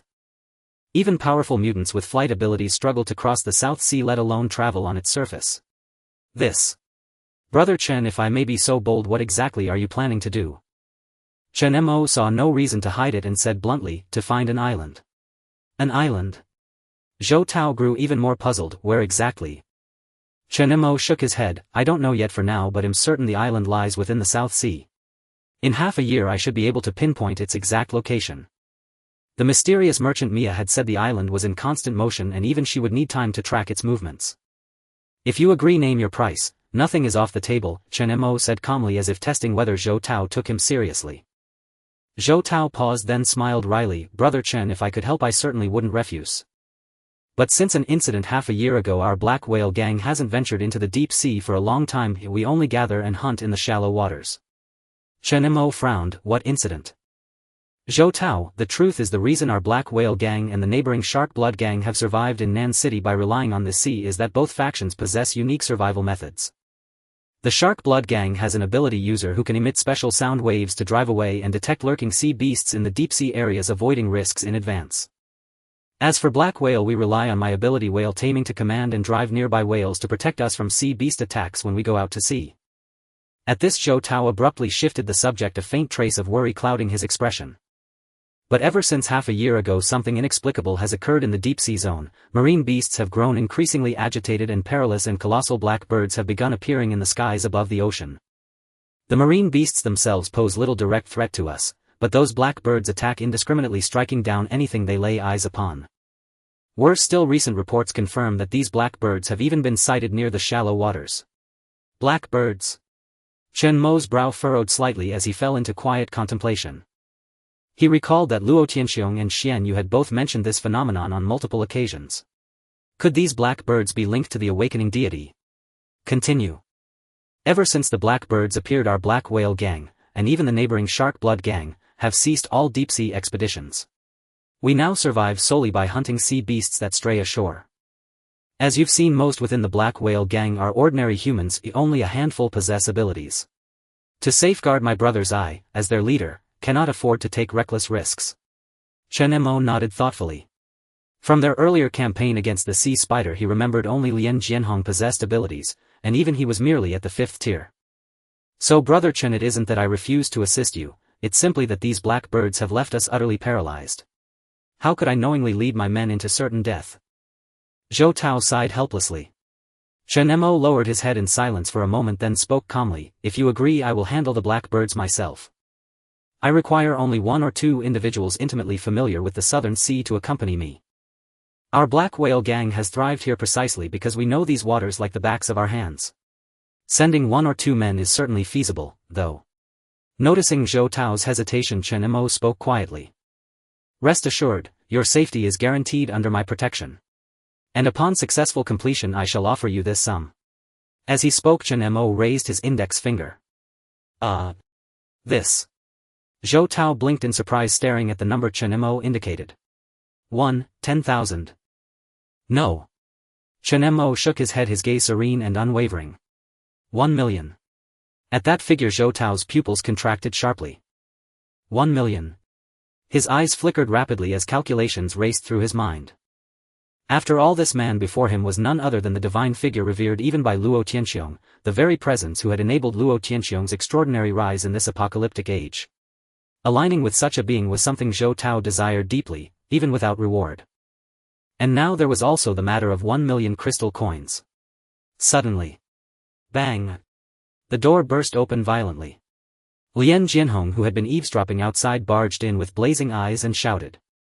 Damn it! 1 million. Let's do it, boss. Hunting these sea beasts was indeed lucrative, but amassing 1 million crystal coins would take years, perhaps decades. The staggering figure instantly overwhelmed Lien Jianhong's senses. He rushed and terrified his boss might decline. This is 1 million, boss. If you won't go, I will. Divine Master Chen, what do you think of me? I'm a 5th tier ability user, and I've lived along the Southern Sea since childhood. Even swimming blindfolded in those waters, I'd never lose my way. I'll go with you. Lien Jianhong eagerly promoted himself. Zhou Tao's face darkened. Seeing his subordinate's excessive eagerness, he barked furiously. What the hell did I say? Did I invite you in? Get out, now. Boss, but this is 1 million crystal coins.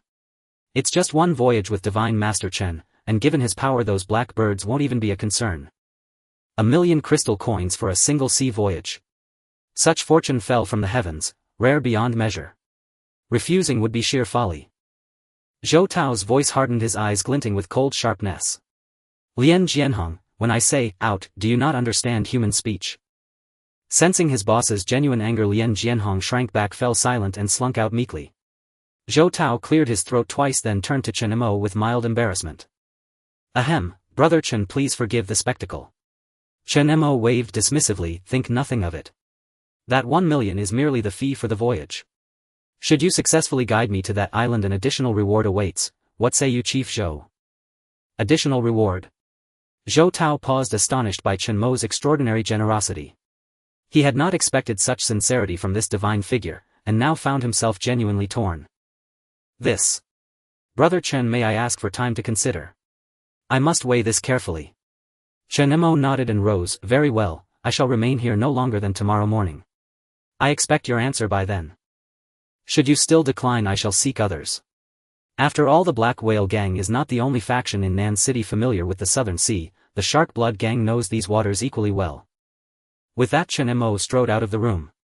After he departed, Zhou Tao sat alone in silence, deep in thought, until Lien Jianhong crept in cautiously and whispered, "Boss, he's gone." Zhou Tao didn't lift his eyes, merely murmured absently. "Boss, let's smoke one, think it through properly." Lien Jianhong pulled 2 cigarettes from his pocket, lit one for his boss, then lit his own. Zhou Tao accepted the cigarette, stood and played his favorite piece, Birth of All Things, knowing only music could grant him moments of true stillness. He inhaled deeply, exhaling a slow plume of smoke, then murmured softly. "What's your take?" Lien Jianhong blinked, then grinned and shared his view. "Boss, I already said it. This is 1 million, not some petty sum. Why did our Black Whale brothers abandon the safety zones and venture into these treacherous waters in the first place? Precisely for these coins. Truth be told, we're all here and not a single one fears death. So what's one sea voyage? What's there to fear? Besides, boss, Divine Master Chen's strength is undoubtedly among the absolute elite. Conservatively speaking, he's at least 6th tier. Those black birds? Not our concern." Zhou Tao's eyes flickered again. He drew another long drag, then to Lien Jianhong's pain, dismay crushed the remaining half into the ashtray. "Boss, those cigarettes were bought individually from the Lion clan, each one cost a fortune." Lien Jianhong lamented, his face crumpling. Zhou Tao ignored him, still pondering Chen Mo's proposal, before finally speaking after a long while. "You're right, 1 million crystal coins would indeed let our brothers live well for some time. Besides, Luo Tianqiong holds this brother Chen in the highest esteem. If we can befriend such a capable man, perhaps our Black Whale can flourish in the future." He was still envious of Luo Tianxiong's foundation, knowing that before the apocalypse his own assets and underlings far surpassed that man's. Yet now, with a benefactor's aid, Luo had transformed into the de facto ruler of 4 provinces. Who could stomach that? Zhou Tao said in a deep voice, "It's decided. We set sail." Lien Jianhong's eyes lit up, his excitement causing the cigarette in his hand to tremble. "Boss, have you finally seen reason? I told you. This million is as good as handed to us on a silver platter. If we pull this off, we can live the high life for a long time." Zhou Tao glanced at his exuberant expression and scolded with a laugh, "Look at you, so easily impressed. Is that any way for a 5th rank ability user to talk? We can't accept that million." "What?" Hearing his boss refuse, Lien Jianhong's eyes widened. "Boss, you." Zhou Tao waved his hand and said slowly, "Compared to 1 million crystal coins, winning this man's friendship would be a true boon for Black Whale. That bastard Luo Tianqiong sure stumbled into luck building himself up to this scale. But he got one thing right in this era, it's survival of the fittest strength rules. Even folks like us who used to be beneath notice can now step into the light. Since we have the strength and the means, we must build an empire." Zhou Tao's eyes gleamed, burning with fierce ambition. "When Black Whale grows strong, we can live like the big shots in the safe zones, protected and enjoying this life where the mighty prevail. With power and status, will you still care about a paltry 1 million crystal coins?" Zhou Tao shot Lien Jianhong a glance and said flatly, "Yeah, I would." Lien Jianhong answered without thinking, "1 million's no small sum, boss." Zhou Tao's face darkened and he smacked the thickhead fool hard. "Have your brains turned to muscle too? Idiot." Meanwhile, outside the Black Whale base, Chen Mo arrived at the seaside of Nan City. The Black Whale base sat not far from the coast. Crash, seawater relentlessly washed over the sand, bringing a cool sea breeze that rustled softly, instilling a sense of peace. Chen Mo gazed at the boundless ocean, spotting a massive cargo ship docked in the distance, likely belonging to Black Whale. This azure sea hadn't changed much with the apocalypse. The only difference was a faint scent of blood mingling with the salty air. Just then Lien Jianhong hurried up from behind. "Divine Mr. Chen. So this is where you are. I've been looking everywhere for you." Hearing the commotion, Chen Mo slowly turned around. "You're here." Lien Jianhong grinned sheepishly. "Divine Mr. Chen, our boss agreed to the matter and he said we don't need that 1 million crystal coins. Since it's your request, Black Whale is happy to help." "Oh." Chen Mo was a bit surprised but quickly caught on and smiled faintly. Having the boldness to forego 1 million crystal coins just to curry favor with him, it seemed Zhou Tao, the Black Whale leader, was no passive soul. Chen Mo said, you'll get your due reward, not a coin less. Don't worry, after this is over I'll have Luo Tianxiong help Black Whale grow. Knowing what Zhou Tao was after and disliking pretense, Chen Mo stated it plainly. Lien Jianhong was taken aback, then grinned foolishly. Divine Mister. Chen, what are you saying? We're all on the same side. It's just a sea voyage, any one of Black Whale's men knows these southern waters like the back of their hand. Ah, forget it. The boss is preparing a banquet now. What are you doing out here, Divine Mister? Chen Mo turned and said to the man before him, just call me Chen Mo. Tell your boss not to bother with formalities. I've seen his sincerity, consider this a favor I owe him. Lien Jianhong's face lit up with joy. Bingo. That's exactly what we were waiting for. Chen Mo continued, I came here to scout the waters. Care to guide me? Huh? Lien Jianhong looked at the endless sea, a strange expression on his face. Divine Mister. Chen. Brother Chen, all our ships are docked. Are you in such a hurry to leave? Didn't you say half a year later? Chen Mo smiled faintly. I just want to take a look at that black bird you mentioned. For a short trip we don't need a boat. Buzz. As he spoke, a eerie purple light burst from Chen Mo's left hand. Roar. A chilling long howl erupted. Holy crap. Lien Jianhong's pupils trembled violently as he saw the fierce tiger-like beast with wings appear before him. He stumbled back in fright. What is this? Chen Mo stepped forward and patted the Qiongqi, explaining, it's fine, this is my battle pet.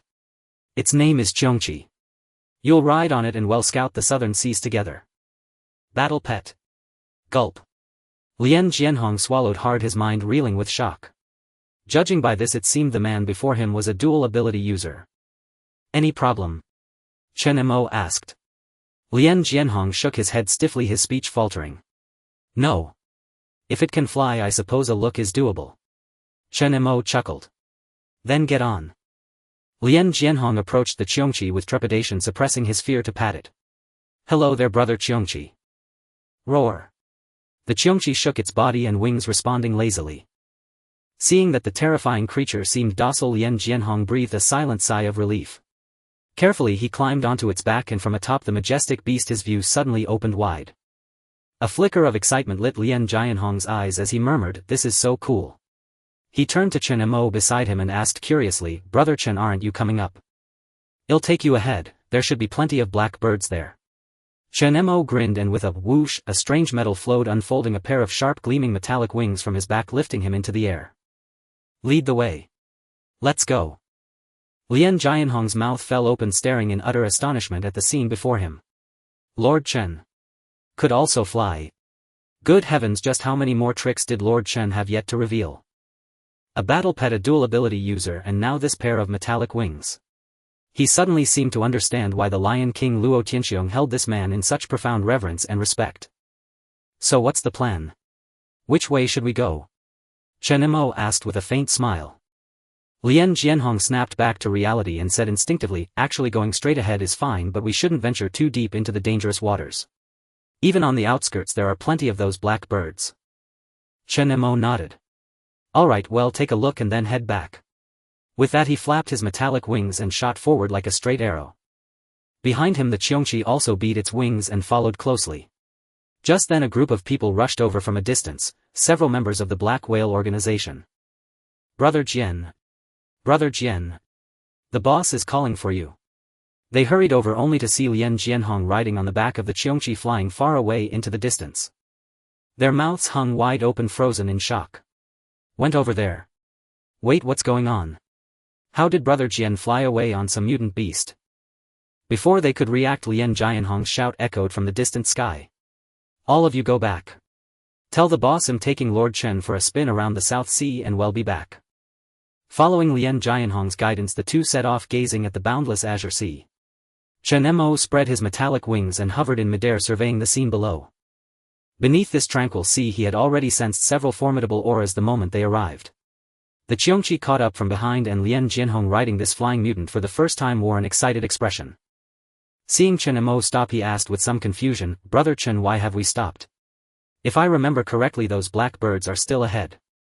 They usually appear in groups of 2 or 3, so we need to be careful. Chen Mo remained silent, his gaze fixed on the calm sea below. He thought to himself, was it just his imagination?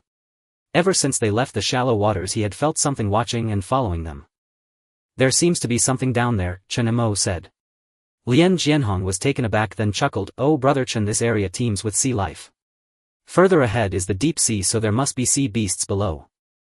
These sea beasts are ferocious, but they're also cautious and won't attack rashly. We'd better not linger here too long. Let's find those black birds and head back. Chen Mo nodded. The vast unfathomable ocean was the perfect hiding place for sea beasts. Even perception-type ability users would struggle to discern everything beneath the waves. Perhaps he was overthinking it. Chen Mo took one last look at the sea below but still couldn't detect anything. You're right, he said. Let's find those black birds first. I need to get a rough idea of their abilities and strength. Without lingering any longer the two pressed on. Shortly after they left, the sea suddenly began to churn violently. With a loud splash a pair of enormous blood-red eyes flickered open, staring in the direction they had gone, and then set off in pursuit. The further they ventured into the deep sea the more turbulent the waves became. At times they could even see two massive sea beasts locked in battle. With a thunderous crash a colossal wave surged as the Qiongqi and Chen Mo ascended higher into the sky and halted once more. Below them a school of 5 or 6 sharks was encircling a sea spider. The sea spider, battered and torn by the shark's bites, kept lashing out with its sharp tentacles, but each strike was deftly dodged by the agile sharks. The water grew redder and the thick stench of blood spread in all directions. Finally, under the relentless assault of the shark pack, the sea spider let out a feeble cry and was swiftly torn apart and devoured. This scene was witnessed by Chen Mo and Lien Jianhong. Lien Jianhong's pupils contracted as he said in a low voice, "Wolves of the sea, brother Chen. These are the most common and dangerous sharks in the ocean. They appear everywhere, attacking anything living. It seems we've entered the deep sea zone." Lien Jianhong scanned their surroundings, keeping a sharp eye on the sky above, and continued, "Brother Chen, those black mystic birds should be nearby. Let's stay alert." Below, the ravenous sharks quickly devoured the sea spider, leaving only scraps. They noticed Chen Mo and the Qiongqi in the air, their eyes gleaming with bloodlust. One of the larger sharks dove underwater, then shot upward, leaping from the surface with tremendous force. With a loud splash it opened its massive fang-filled maw and lunged at the Qiongqi. Holy shit! That's a 10-meter leap. Lien Jianhong exclaimed in shock, having never seen such incredible jumping ability from these sharks. The Qiongqi beneath him looked disdainful. As the massive shark hurtled toward it, the beast raised its sharp claws and swiped viciously at the shark's exposed belly. With a tearing sound the shark's entrails and flesh were ripped open. The creature plummeted back into the water like a depth charge, sending up a massive spray. With a heavy splash the surface soon became stained with thick dark blood. The remaining sharks still lurking below sensed their companion's corpse and immediately dove in, frenziedly feasting on the dead body. Lien Jianhong, drenched in blood and seawater, looked down at the bloody scene and said with lingering fear, "Brother Chen, let's get out of here quickly. The scent of blood will surely attract other sea beasts. If that happens, we'll be in big trouble." Chen Mo waved his hand reassuringly. "Don't worry. Those sharks were only at the 4th rank. The Qiongqi can handle them." Lien Jianhong, "Brother Chen, these sharks are just the most common predators in these waters. What's truly alarming is the creature that after multiple evolutions in this apocalypse has become the lowliest of beings." As he spoke suddenly, a piercing bird cry rang out. The sound seemed to pierce the soul, sending a chill down one's spine. In the distant sky a dark cloud was rapidly sweeping toward them, a vast oppressive shadow. Hearing that familiar sound, Lien Jianhong's heart skipped a beat. He shouted, "Damn! It's those black birds." He whipped his head toward the dark cloud in the sky. That ominous mass wasn't a cloud at all, but a dense flock of black mystic birds, each measuring 5 to 6 meters in length, gathered together to form that terrifying sight. There were at least 30 or 40 black birds, their congregation a magnificent sight, like a dark cloud bearing down upon the land. Roar! At this moment even the Qiongqi grew wary, its pupils fixated on those black Xian birds with a savage glare. Bang! The distant scene struck like a bolt of lightning. Lien Jianhong's face turned ashen, his lips trembling as he stammered, "Thighs. Why are there so many this time? Normally even when those black birds flock together it's only 5 or 6 at most. What's going on?" Chen Mo gazed in that direction as well, seeing for the first time the true form of the black birds from their descriptions. Those massive black birds resembled peacocks, with their plumage spread, crowned with phoenix-like crests, trailing long feathers, their legs slender and their sharp beaks and talons keen enough to easily slit a prey's throat. The flock of black birds chattered and chirped as they swarmed toward this place. "Is it them?" Chen Mo furrowed his brow, a hint of doubt stirring in his heart. Strange. The direction of these birds didn't seem aimed at them, rather it was as if they were being driven here by something restless and agitated. At that moment Lien Jianhong could no longer stay still and hurriedly said, "Brother Chen. We need to flee. The weakest of these black birds is at the 5th rank and I can see at least 3 or 4 leader level ones in this wave. We must have stepped on a landmine today, this is the worst luck we could have." Lien Jianhong's face was grim. Based on his past experience they might have stood a chance against 4 or 5 of them. But with such a massive flock even a celestial deity would find it hard to save them. Roar! The Qiongqi let out a long howl toward the black Xian bird flock. The largest leader among the black Xian birds spotted the 2 figures in the air, opened its beak and let out a long cry. Its wings spread like a canopy as it swiftly broke away from the flock, diving to attack. No good. They're coming for us. Lien Jianhong's heart jolted. He immediately activated his Azure Dragon Claw ability, sending a sharp azure beam of claw energy toward the lead bird. Die. The Blackwater Xian bird raised its legs high, catching the Azure Dragon Claw strike with a grasp and shattering it instantly. Such power, that lead bird was clearly not a 5th rank mutant. Lien Jianhong forced a bitter smile. Damn, is this where I meet my end today? He didn't think he could take on so many black birds. It was all that damn shark swarm's fault. If they hadn't stirred up such a strong scent of blood, how could they have attracted so many black birds? He blamed everything on the shark swarm, for seeing 40 or 50 black birds appear at once was something unheard of. Damn it. What do we do? The black bird flock drew closer. Lien Jianhong's eyes flickered as his right arm transformed into an Azure Dragon Claw. Then he reached into his pocket with his other hand, pulled out a water-soaked cigarette and gritted his teeth, shouting fiercely, "There's no escape. These damned beasts, haven't they eaten in hundreds of days to be this ravenous? Brother Chen, you go first. I'll hold them off." He had nothing to lose, and with the vast sea offering no foothold, escape was impossible for him. But Chen Mo was different, he had the ability to fly. Chen Mo was taken aback for a moment, watching Lien Jianhong panting heavily. He hadn't expected the guy to be so loyal. Click click. "I'll hold them off, Brother Chen, you go." Though ever since joining the Black Whale gang, Lien Jianhong had long been prepared for death when he made this decision. His hands trembled as he tried to light a cigarette, but the waterlogged lighter only clicked a couple of times and refused to spark. Damn it.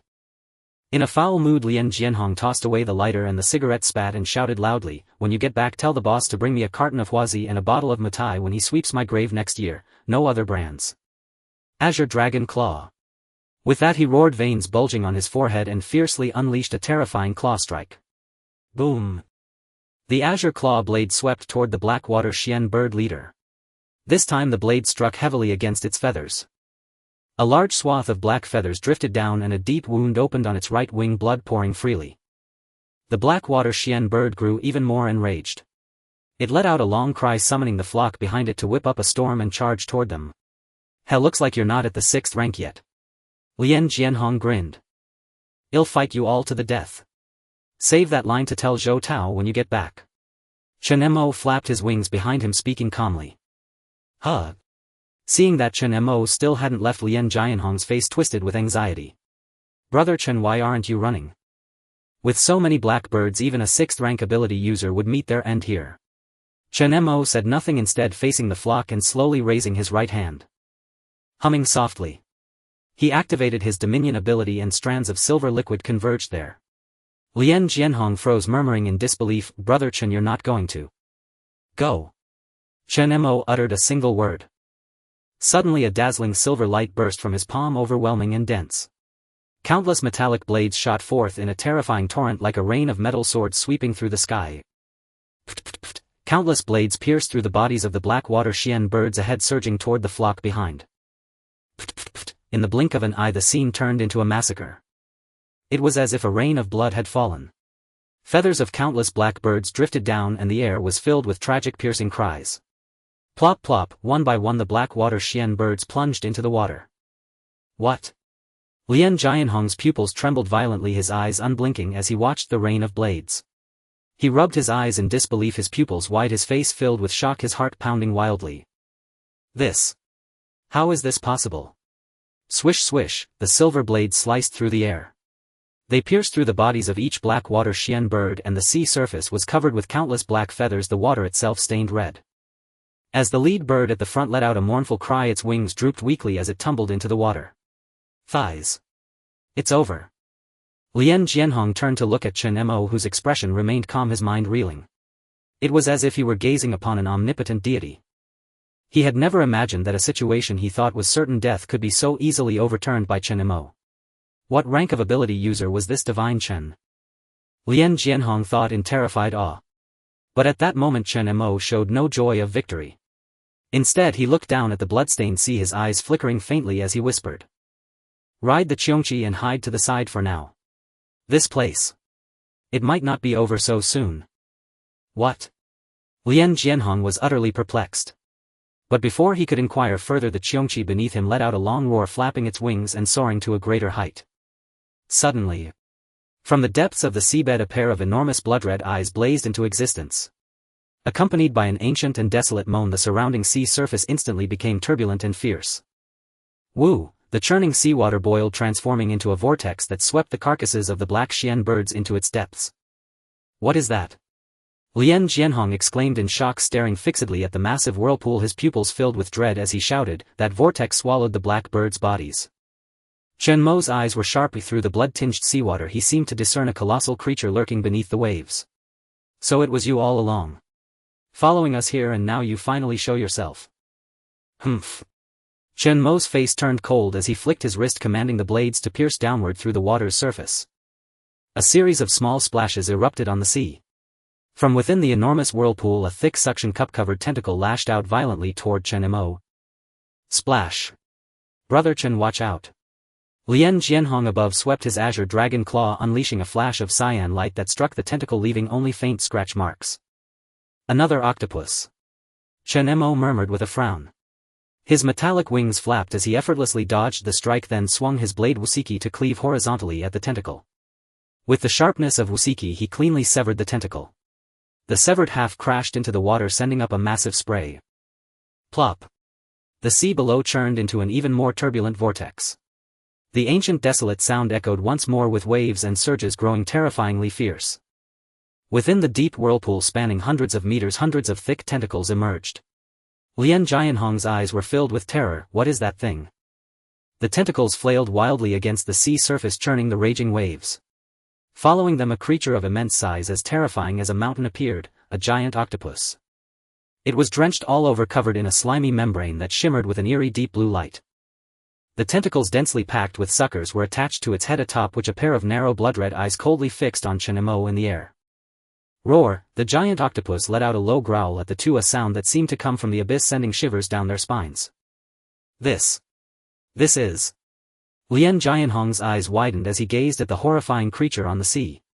Cold sweat poured down his body and his lips turned pale as he doubted himself. Impossible. This is the apex predator of the Dead Sea Zone, the most perilous area. We're only at the edge between the shallow and deep seas. How could it be here? In this vast South Sea they had divided the waters into three zones: the Dead Sea, the Deep Sea, and the Shallow Sea.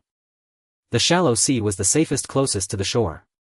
The Deep Sea might harbor powerful sea beasts, but with adequate preparation survival was still possible. As for the Dead Sea, as its name implied, in that region shrouded in white mist beneath the pitch-black unfathomable waters lurked countless ferocious sea beasts. There the seawater was red, teeming with countless powerful overlord-level sea beasts. It was said that once one set foot in that domain no one could ever emerge alive.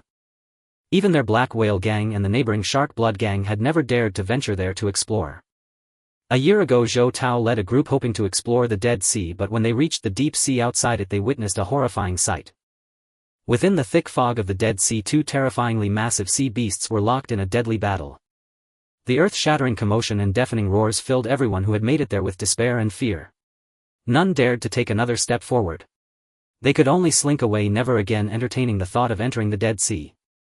Gazing at the oppressive eerie creature below, as massive and strange as an ancient god, Lien Jianhong's eyes were filled with terror.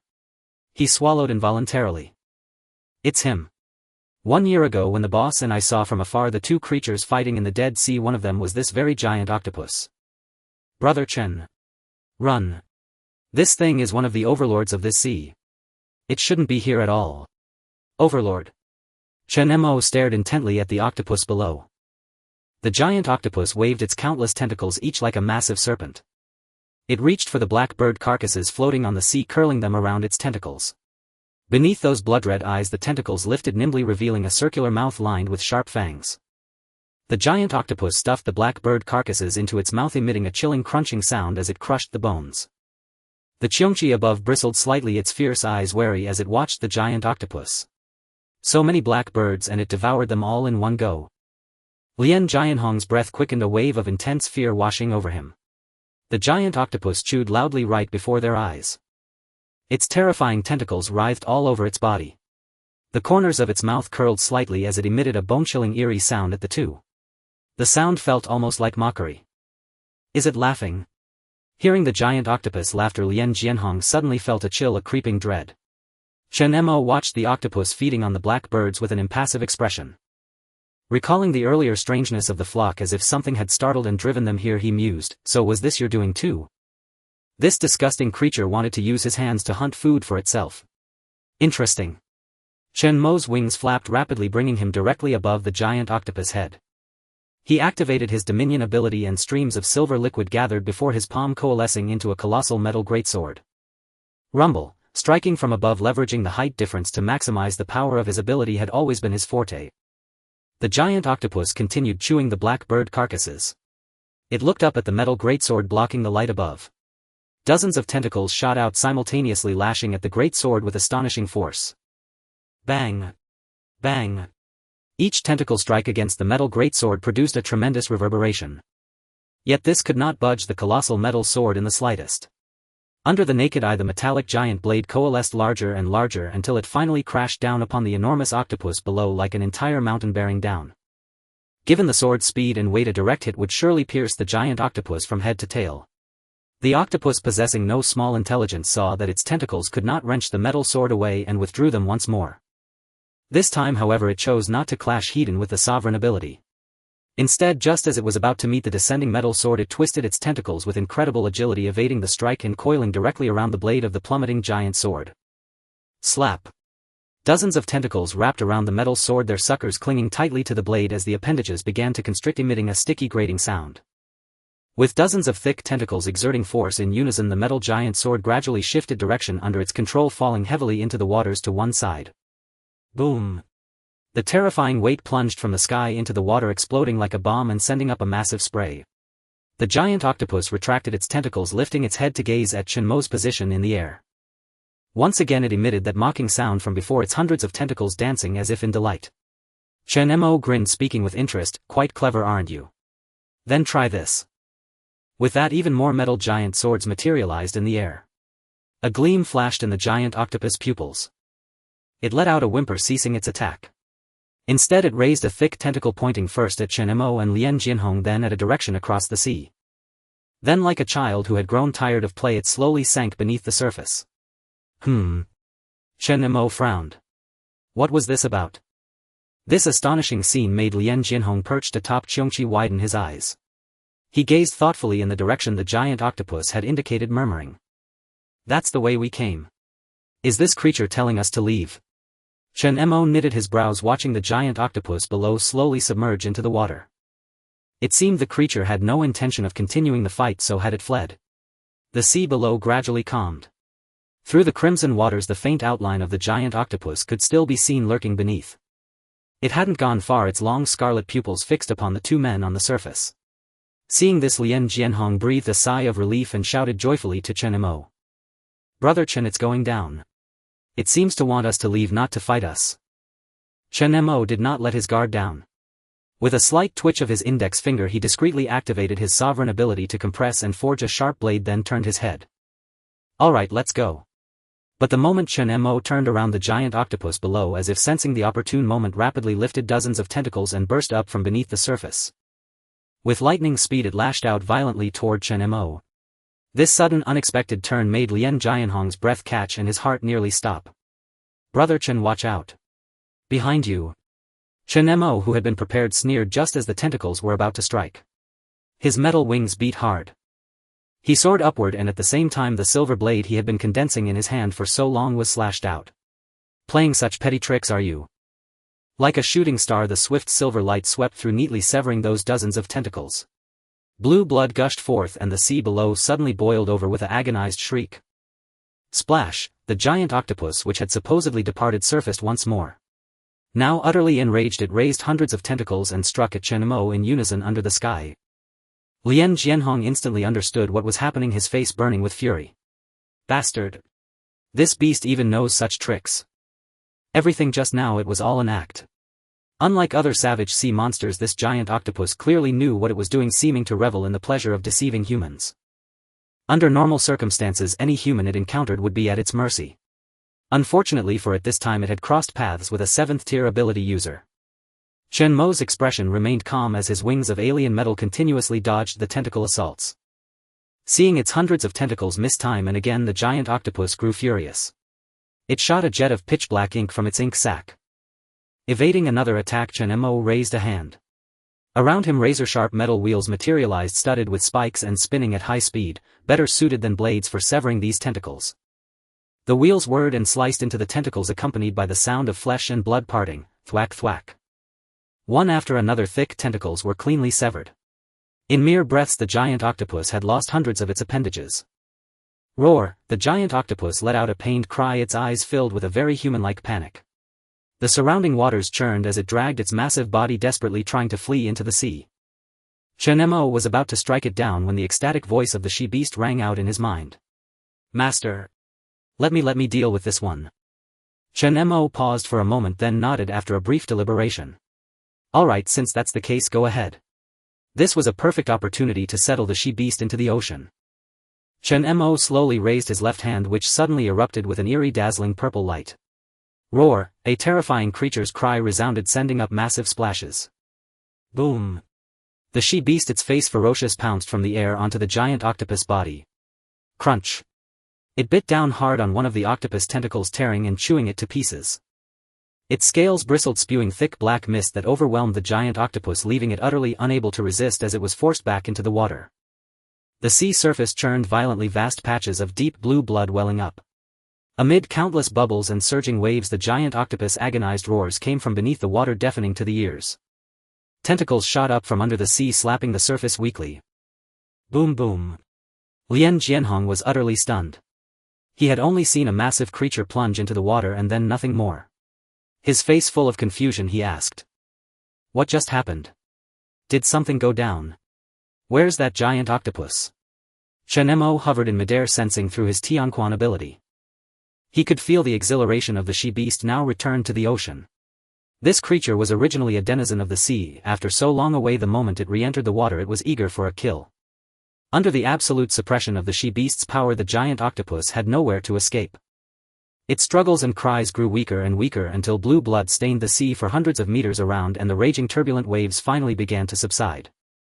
Gazing at the gradually calming waters, fragmented and severed tentacles floated on the surface. Lien Qianhong looked incredulously at Chen Mo not far away, his heart filled with astonishment. What had just happened? Had that sea beast overlord died? Dense bubbles and white foam drifted on the sea surface with water currents gurgling. Suddenly a glittering object faintly floated in the center of the waters below, shimmering with a brilliant blue radiance. A crystal core. That's the overlord's crystal core. Lien Qianhong exclaimed. A wisp of silver liquid wrapped around the crystal core and brought it floating before Chen Mo. Touching the crystal core of the giant octopus, it felt icy cold and brimmed with a surging immense power. This was a 6th-tier crystal core. Master, it's done. She-beast's voice suddenly echoed in his mind. Chen Mo's eyes flickered as he transmitted his thoughts through his celestial authority ability. Well done, she-beast. I'll place Shoshi here shortly. For now, you and Shoshi God will stay here. In 6 months I'll return for you. She-beast naturally understood its master's intention and replied, Rest assured, master. By the time you arrive, I will have thoroughly explored the entire surrounding sea area. And keep an eye out for any special islands nearby. The mysterious merchant mentioned that a deity slumbers in these waters. If you find anything, contact me immediately. Chen Mo said. After giving these instructions, Chen Mo approached Lien Qianhong. Lien Qianhong's eyes blazed with fervor. Having witnessed even a powerful sea beast overlord fall at Chen Mo's hands, he felt deep reverence and excitement. Brother Chen. That was the sea beast overlord of the Dead Sea. First the Xian bird and now this overlord, you've taken them all down alone. If word gets out, the forces in these surrounding waters will be shocked. Chen Mo gave a faint smile and casually tossed the 6th-tier sea beast crystal core over. Take it. Lien Qianhong hurriedly caught it, holding the crystal core brimming with dense energy in his hands, his eyes filled with disbelief. Brother Chen, this is... Chen Mo said calmly, consider it an advance payment. I have a general understanding of this sea area. Take this crystal core back to your leader first. I'll take a look around here and return shortly. No. This is too valuable. Lien Qianhong looked at the crystal core in his hand. The sea beast overlord was at least a 6th-tier being, and the value of its core was self-evident. Our Black Whale gang cannot accept this. Brother Chen, as I said before, you are a friend of the Black Whale gang. Even without these things we would still help you. There are some tentacles of the sea beast below, I'll take some of those and that will be enough. Chen Mo said calmly, enough, do as I say. I don't like owing too many favors. I'll have Qiongqi escort you back first. With that, not giving Lien Qianhong a chance to react, Chen Mo directly commanded Qiongqi to depart. Lien Qianhong turned around in bewilderment. Looking back at Chen Mo hovering in midair, then at the crystal core in his hand, he let out a wry smile and called out loudly. The deep sea is dangerous, Brother Chen. The blood here will likely attract more sea beasts soon. Please be careful. Chen Mo nodded slightly, watching as Qiongqi carried Lien Qianhong away. After Lien Qianhong left, Chen Mo planned to find a secluded island to place Shoshi God. Together with She Beast, he ventured deeper into the more perilous Dead Sea region. After an unknown amount of time, above the surrounding sea a hazy white mist had already appeared. The mysterious sea area ahead was shrouded in thick white fog. The color of the seawater seemed split, one half a deep blue, the other a shallow red. The Dead Sea Zone, Chen Mo murmured softly. Is that the place he mentioned? Just then the scouting She Beast returned from ahead, surfacing and saying. Master, there is an island just ahead. Chen Mo raised an eyebrow. An island? Let's go take a look. They headed towards an island on the edge of the Dead Sea Zone, shrouded in thick fog. The place was eerily quiet, if the surrounding sea was perfectly still without a single ripple. Chen Mo landed steadily on this desolate and lonely island. Entering the Dead Sea Zone, everything around was obscured by the white mist, making it difficult to see with the naked eye. The metallic wings on his back retracted and the aberrant metal emerged around his wrists, pulsating continuously. Chen Mo glanced at it, raised his hand, and condensed blocks of metal feeding them to the aberrant metal. The metal blocks were devoured voraciously, merging into one. The aberrant metal needed to be fed to recover. Although condensing metal to feed it was convenient in a sense, relying on the wings formed by the aberrant metal for flight ultimately drained his own power. Chen Mo had considered storing some in his spatial ring, but the creature's appetite was astonishing. Even filling the entire spatial ring would barely meet its needs. After feeding the aberrant metal, Chen Mo finally began to survey his surroundings. Waves lapped against the shore. The island was terrifyingly barren, devoid even of trees or vegetation. As far as the eye could see, there were only layers of rocky terrain. Chen Mo made a circuit around the island. By a shore he discovered a yacht and traces of a fire, evidence of human habitation. Not far away, beneath a suitable overhanging cliff, there was a pile of burnt firewood and two skeletal remains, utterly disfigured, reduced to mere bones. Did someone live here once? Chen Mo approached calmly, observing the bones around him. He crouched down and picked up a yellow diary lying beside the remains. The diary roughly recounted that after the apocalypse a group of survivors had sought refuge on this island by yacht. There were about 20 of them. They survived for a while, but when their food ran out they were forced to consider leaving. However, a thick white mist had enveloped the area, leaving them lost and unable to find their way. Coupled with the threat of sea beasts, many died. In the end, the remaining few were compelled to turn on each other and resort to cannibalism. The last survivors, a couple, ultimately starved to death here. In the diary there was also a map of the island which matched what he saw. The island had no life at all, it was a dead island. Chen Mo flipped through the diary casually. After roughly skimming page after page, he paused at the final entries. Last night all of us had the same dream. It was an elegant and noble black Xian bird bound by countless chains. In the dream it spoke in human tongue, flapping its wings and begging us to rescue it. Even Xiaoqing and I were no exception. Xiaoqing said that in the dream she wanted to ask who it was and where it was, but the other party did not utter a single word, only telling her to follow its voice. It was not until early this morning, when all of us awoke, that we heard a faint call, yet no one dared to act rashly. Not long after we woke up we discovered that Shu He and Li Ziqi had vanished. They had taken another yacht docked by the shore and used up the last of the fuel barrels. They must have had the same dream, but why did they leave without a word? That oil was our last hope. Those two selfish bastards. The final content was the diary owner's fury and resentment toward the two who had left. Chen Mo's eyes flickered as he carefully read the text above and murmured, "It seems I've stumbled upon something extraordinary. This diary was written a year ago." The great black bird seen in the group's dreams matched the description of the black birds he had encountered before. Save it.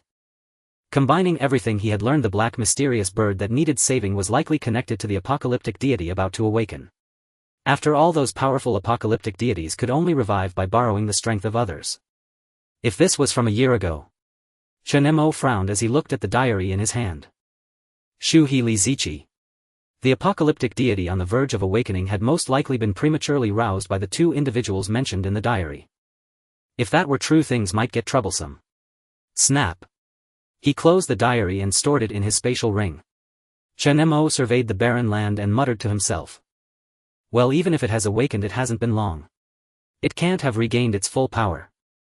For now the priority is that this island shrouded in thick fog within the Dead Sea is the most suitable place for the God of Joy to thrive.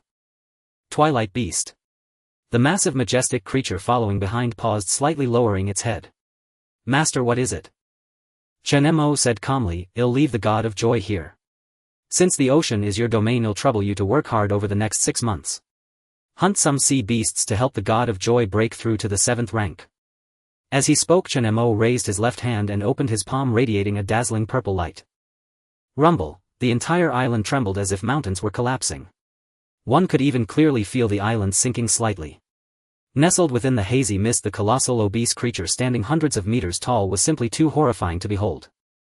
Looking up at the God of Joy, this massive mountain of flesh, Chen Mo felt like an ant compared to its previous size. Even the twilight beast beside it seemed insignificant, like a toy. This mountain of flesh blocked all his view. The God of Joy lay on the ground, letting out joyful whimpers. Eat. Hungry. Through the information transmitted by the heavenly authority ability, Chen Mo could clearly understand the God of Joy's meaning. He said with a bit of a headache, "How has it grown bigger again?" Chen Mo sighed, wondering just how terrifying a size the God of Joy would eventually reach as it advanced step by step.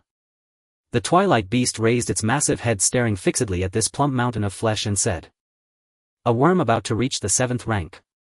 I've hardly seen a few in my lifetime.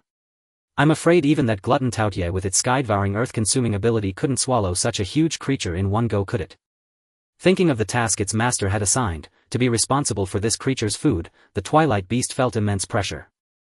"Chen Mo, for these 6 months the two of you will stay here. Even if you leave, don't stray too far from the God of Joy. If anything happens, notify me immediately. Elsewhere it might be hard to satisfy the God of Joy's appetite, but the ocean was different. Not only were there countless creatures, but these sea beasts were also massive in size, making them the most suitable prey for the God of Joy. The immobile, tempting mountain of flesh that was the God of Joy would inevitably draw the covetous eyes of powerful sea beasts in this Dead Sea. The twilight beast understood, master. As the words fell, its scales spread open, spewing forth vast amounts of vengeful mist, the souls of creatures and sea beasts it had once devoured. Soon the entire island was enveloped by countless black vengeful spirits swirling like a demonic dance. The twilight beast commanded these spirits to spread across the surrounding waters, hunting the various creatures lurking beneath the sea surface. "From today on, this is my territory. Rest assured, master, the God of Joy will surely become a 7th rank creature." Chen Mo spread the alien metal wings on his back, soaring into the air, and said, "In that case, I'll see you in 6 months.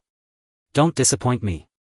The twilight beast watched as Chen Mo's figure vanished into the distance. Its pupils gleamed with excitement and ferocity. Without a moment's hesitation, it eagerly plunged into the seawater, beginning its hunt for powerful sea beasts near the Dead Sea. Inside the Black Whale Gang's base in Nan City. As dusk approached, a group of Black Whale Gang members waited by the coast for Chen Mo's return. Zhou Tao never imagined that the divine Mr. Chen could slay the immensely powerful sea beast of the Dead Sea and even gift its crystal core to them. He clutched the azure crystal core in his hand, his eyes brimming with excitement and relief. Thank goodness he had been courteous from start to finish and never offended the other party. It seemed Luo Tianxiong hadn't deceived him. As long as he kept on good terms with this man, the Black Whale Gang's future would be bright and prosperous. At the thought, Zhou Tao's grin stretched from ear to ear. "This heaven-sent fortune is finally coming my way, Zhou Tao. Ha ha ha." Seeing his boss so thrilled, Lien Jianhong looked a bit awkward and said, "Boss, are you Zhou Tao patted his shoulder and said solemnly, nothing. You did well this time bringing back such a capable man. I never thought I'd meet my benefactor one day. As he spoke, Zhou Tao's eyes sparkled with excitement. After this event he didn't even need to think twice. Even if Chen Mo appeared now and ordered him to lead all of the Black Whale Gang's forces out, he wouldn't hesitate for a second. Just then, a Black Whale Gang underling who had been scanning the distance spotted something and shouted excitedly, "Boss! Boss! Brother Chen is back!" Zhou Tao's face lit up with joy as he quickly looked over. In the distant sea a figure was flying swiftly through the air toward them. The underlings around gasped in amazement, their eyes wide with disbelief. No way, brother Ehuang wasn't lying, that guy really can fly. Zhou Tao grinned and said, how are the arrangements coming along? Now that the Divine Chen has arrived, our Black Whale Gang must offer him a grand reception, we cannot afford any lapse in courtesy. Rest assured boss, everything is perfectly arranged, a subordinate behind him exclaimed excitedly. Good. As Chen Mo descended slowly upon the shore, Zhou Tao led a group of men to greet him, his eyes brimming with respect as he spoke with a smile. We've been waiting for you. I heard from Ehuang that you took another spin around the deep sea zone, any discoveries? Chen Mo scanned the grand spectacle before him and nodded. I did find something. What about the matter I mentioned earlier? Have you considered it? Zhou Tao paused briefly then burst into laughter. Haha, I've thought it through. The 1,000,000 crystal coins you offered, we absolutely cannot accept them. I've already informed the brothers and everyone is eager to take the lead. I can't guarantee much, but when it comes to the Southern Sea no one knows it better than the Black Whale Gang. Just tell me how many men you need. Chen Mo pondered for a moment and replied calmly, not many. Dispatch 4 or 5 men to accompany us, you'll handle the rest. Zhou Tao nodded, shifted the topic and grinned. Of course, no problem. By the way, I just had someone prepare dinner. It's getting late, would you do me the honor of eating and chatting together? Seeing his sincere expression, Chen Mo, who had initially planned to decline and return to the lion, paused to consider. After all, there was no rush. It would be a good chance to learn more about the Southern Sea and prepare for the journey ahead. Seeing Chen Mo's agreement, Zhou Tao's face lit up with joy as he stepped forward warmly. Excellent. Brother Chen, follow me. Let's go. He turned to glance at his subordinates and announced boisterously, today is a great day. Everyone bring your spirits high and give Brother Chen a proper welcome. Don't worry boss. We've got a seafood feast tonight. Hey Brother Chen, do you drink? Let's sit together.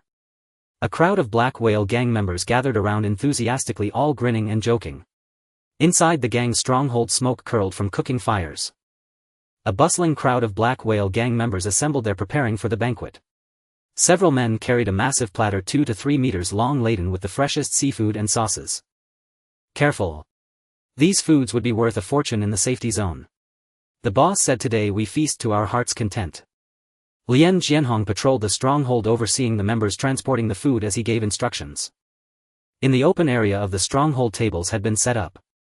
Zhou Tao sat at the head gazing at the vast spread before him, giant squid tentacles, glossy orange fish fillets, steamed conch lobster barnacles, all from the sea, vibrant in color and tantalizing to the eye.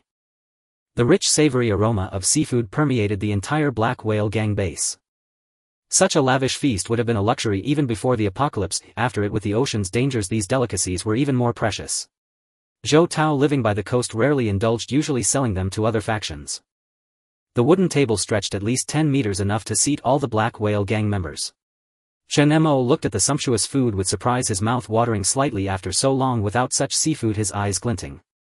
In a corner, Qiongqi and the Scythe of Death were savoring large chunks of fish with gusto. Pop. Zhou Tao opened a bottle of red wine and poured a glass for Chen Mo beside him, laughing heartily. Haha, Brother Chen, we have little else to offer, just some seafood. It's a bit plain, but please forgive us. You don't drink liquor, so red wine should be fine, right? Come, let me toast you. With that, Zhou Tao raised his glass and downed it in one gulp, smacking his lips with lingering satisfaction. You jest, this spread is far from cheap. Chen Mo smiled, aware that the man was currying favor, and raised his glass to drink as well. Ah, Brother Chen, what are you saying? We're all family here, speaking like that makes it sound distant. Seeing Chen Mo drink, Zhou Tao's mood lifted and he sighed as he looked at the seafood on the table.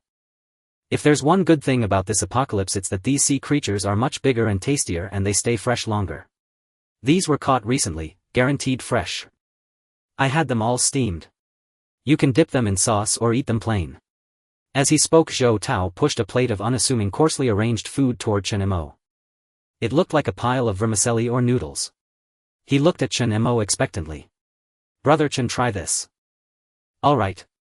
Chen Mo picked up some of the red strands with his chopsticks and took a small bite. An exquisite umami flavor burst in his mouth, rich and sweet, causing his eyes to light up. He turned to the beaming Zhou Tao beside him. Shrimp or crab? Zhou Tao chuckled and nodded. How is it? Good. Chen Mo nodded, looking at the lavish spread before him. Yes, quite good. I also have a few things to ask. Oh. Zhou Tao was taken aback. Brother Chen, you're asking about the Southern Sea, aren't you? As night fell after a hearty meal, Chen Mo bid farewell to the Black Whale gang and returned to the Lion base. Before parting, Zhou Tao vowed earnestly that within the next 6 months they would do their utmost to investigate the Southern Sea and send people to search for the mysterious island, promising to notify the Lion immediately upon any discovery. 6 months later. In the 6th war zone within the crimson-blooded earth of Takamagara. Success. Soon it will succeed. A frenzied ecstatic voice whispered eerily. At the center of Takamagara, atop the ruined altar, a mountain of flesh and sludge had amassed. Those dark putrid masses were the discarded refuse, no longer capable of shaping bodies. Beneath this endless mass of bloody mud, the humanoid form of Izanami was imprisoned by countless chains inscribed with runes. Her hair was disheveled, her alluring body covered in wounds, and her face bore the marks of exhaustion and frailty. Upon hearing the sound approaching from ahead, Izanami slowly opened her eyes. Those beautiful orbs were filled with boundless venom and hatred. Ever since she was trapped half a year ago by their insidious schemes, she had been reduced to a tool for producing filthy blood and mud, enduring torment day and night. Izanami stared at the man's back, her voice hoarse as she uttered a curse. Ha! Ha ha, ignorant ants. Trying to wield the power of a sovereign, you will pay the price. Chen Fuliang paused briefly, lowering his head with a faint smile, yet he did not turn around. Beside him, a foreign man with wine-red hair let out a cruel grin and sneered, Mr. Chen, it seems she is mocking your grand plan again. Chen Fuliang adjusted his glasses and smiled nonchalantly. Before a great undertaking succeeds, there will always be discordant voices. The idea of dethroning a sovereign, even these so-called noble end-time deities wouldn't dare to dream of it, would they? Andy nodded, his hand clenching slightly. The SS-level ability deprivation shackles could seal the target's powers and plunder their abilities for personal use during the confinement. The chains behind tightened further, causing Izanami to scream in agony as her limbs twisted grotesquely. Enduring the searing pain, Izanami glared at the two with a ferocious, hateful expression and growled, Ha! Stubborn fools, I only wish to see you ants meet your doom soon. Boom! Suddenly a beam of fire struck Izanami's body, igniting blazing flames. Engulfed in the Amaterasu fire, she let out another agonized shriek. You're too noisy, like a shrew. Andy picked his ear, glanced at the terrified face of Feng Qiongqi on the human-headed scepter in his left hand, and sneered cruelly. The human-headed scepter, quite handy. All right, Andy. At that moment, Chen Fuliang suddenly spoke calmly. Time is about right. Go summon the first divine pillar and the others, including Claire Jia. Andy paused, a piercing light flashing in his eyes. Mr. Chen, you intend to? Chen Fuliang nodded, squinting with a smile. It's almost time. The plan to depose the sovereign can commence now. Andy trembled with excitement and asked eagerly, why summon them? Why can't I be the first? Chen Fuliang gave him a deep look and shook his head. No, Andy, you are more important to me than them. Without absolute certainty, let those with lower resonance try first. At this stage, finding highly resonant lab rats was no longer easy. Chen Fuliang's eyes flickered as he pondered silently. What a pity. If Xiao Mo were here. For this sole 100% resonator he had almost absolute confidence. Near Tianhai City. Tang Xuanyu decisively raised her hand without hesitation, unleashing her ability. Cataclysm Tide. Rumble, a massive water dragon engulfed hundreds of zombies, and thick white mist rose from the dark eerie torrent. In mere moments only scattered crystals remained of the zombies.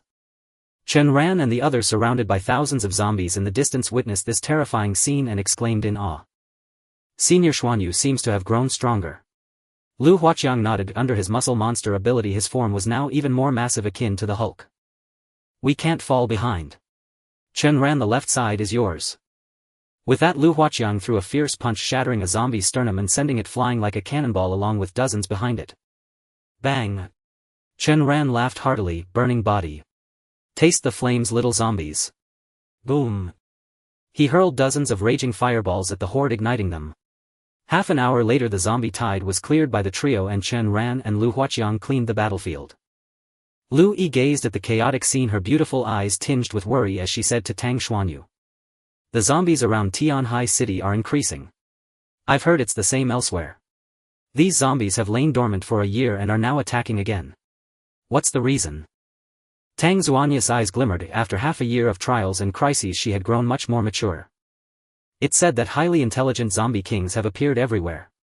According to Brother Luo, these kings want to negotiate with humans. This tide is probably because of them. Negotiation.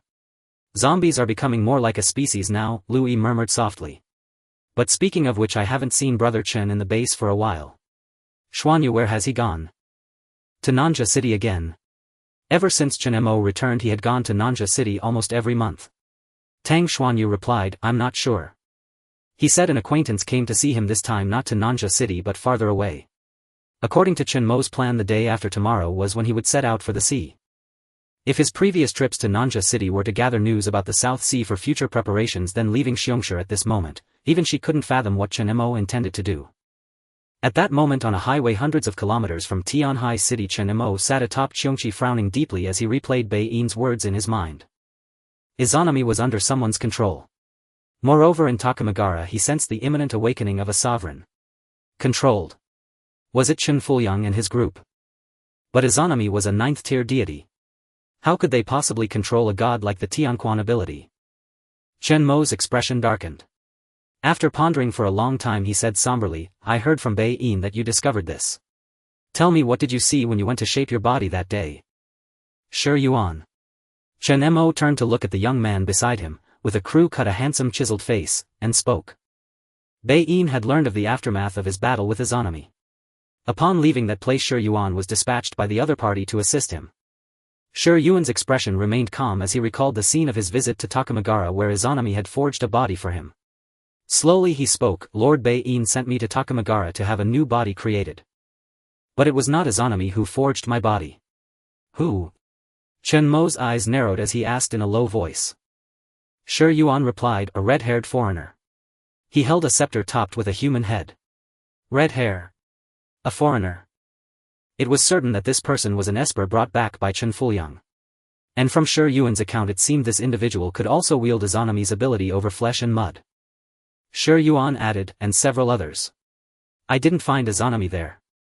But Lord Bai Yin said her aura is now extremely weak.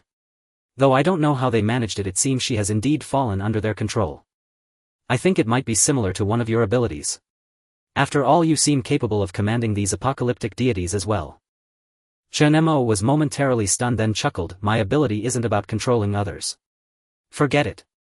After this sea voyage you'll return to Takamagara to see what's really going on. Some matters need to be settled. Shi Yuan said, I'll go with you. Lord Bai Yin has tasked me with assisting you now. Chen Mo replied indifferently, as you wish. We set sail the day after tomorrow. Let's head back first.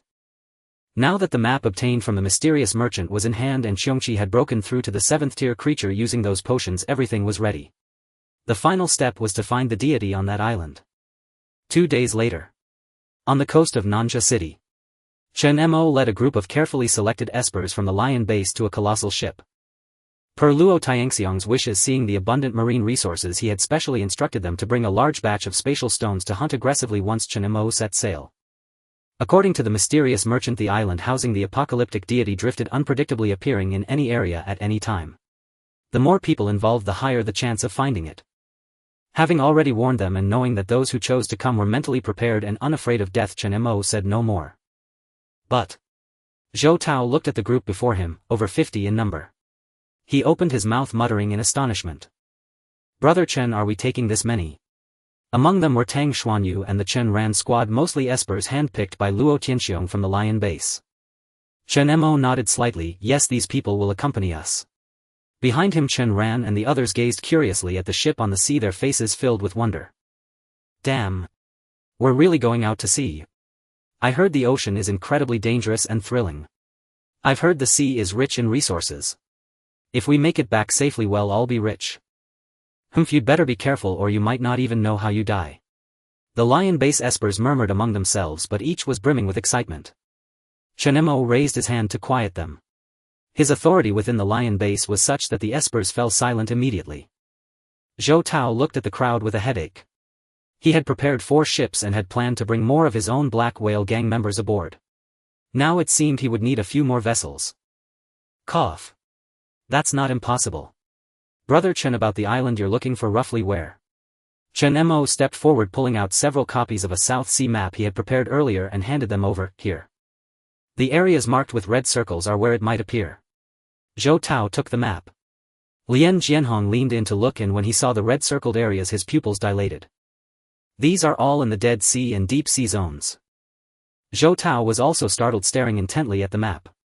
Although there were red circles in the outer sea as well, most of the possible locations were concentrated in these 2 dangerous regions.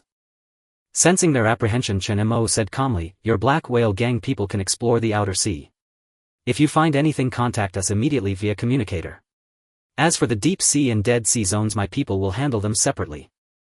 Zhou Tao breathed a sigh of relief and smiled. "All right. Brother Chen, it's not that we're unwilling, but given the Black Whale gang's strength we simply can't explore those 2 areas alone." Chen Mo said, "I understand." The Black Whale gang was nothing like the Lion base.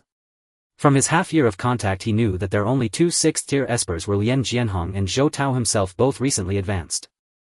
"Let Lien Jianhong come with us. Having him navigate these waters will make things easier." Zhou Tao chuckled. "Brother Chen, I'll board with you too. Don't worry about the rest of my Black Whale brothers.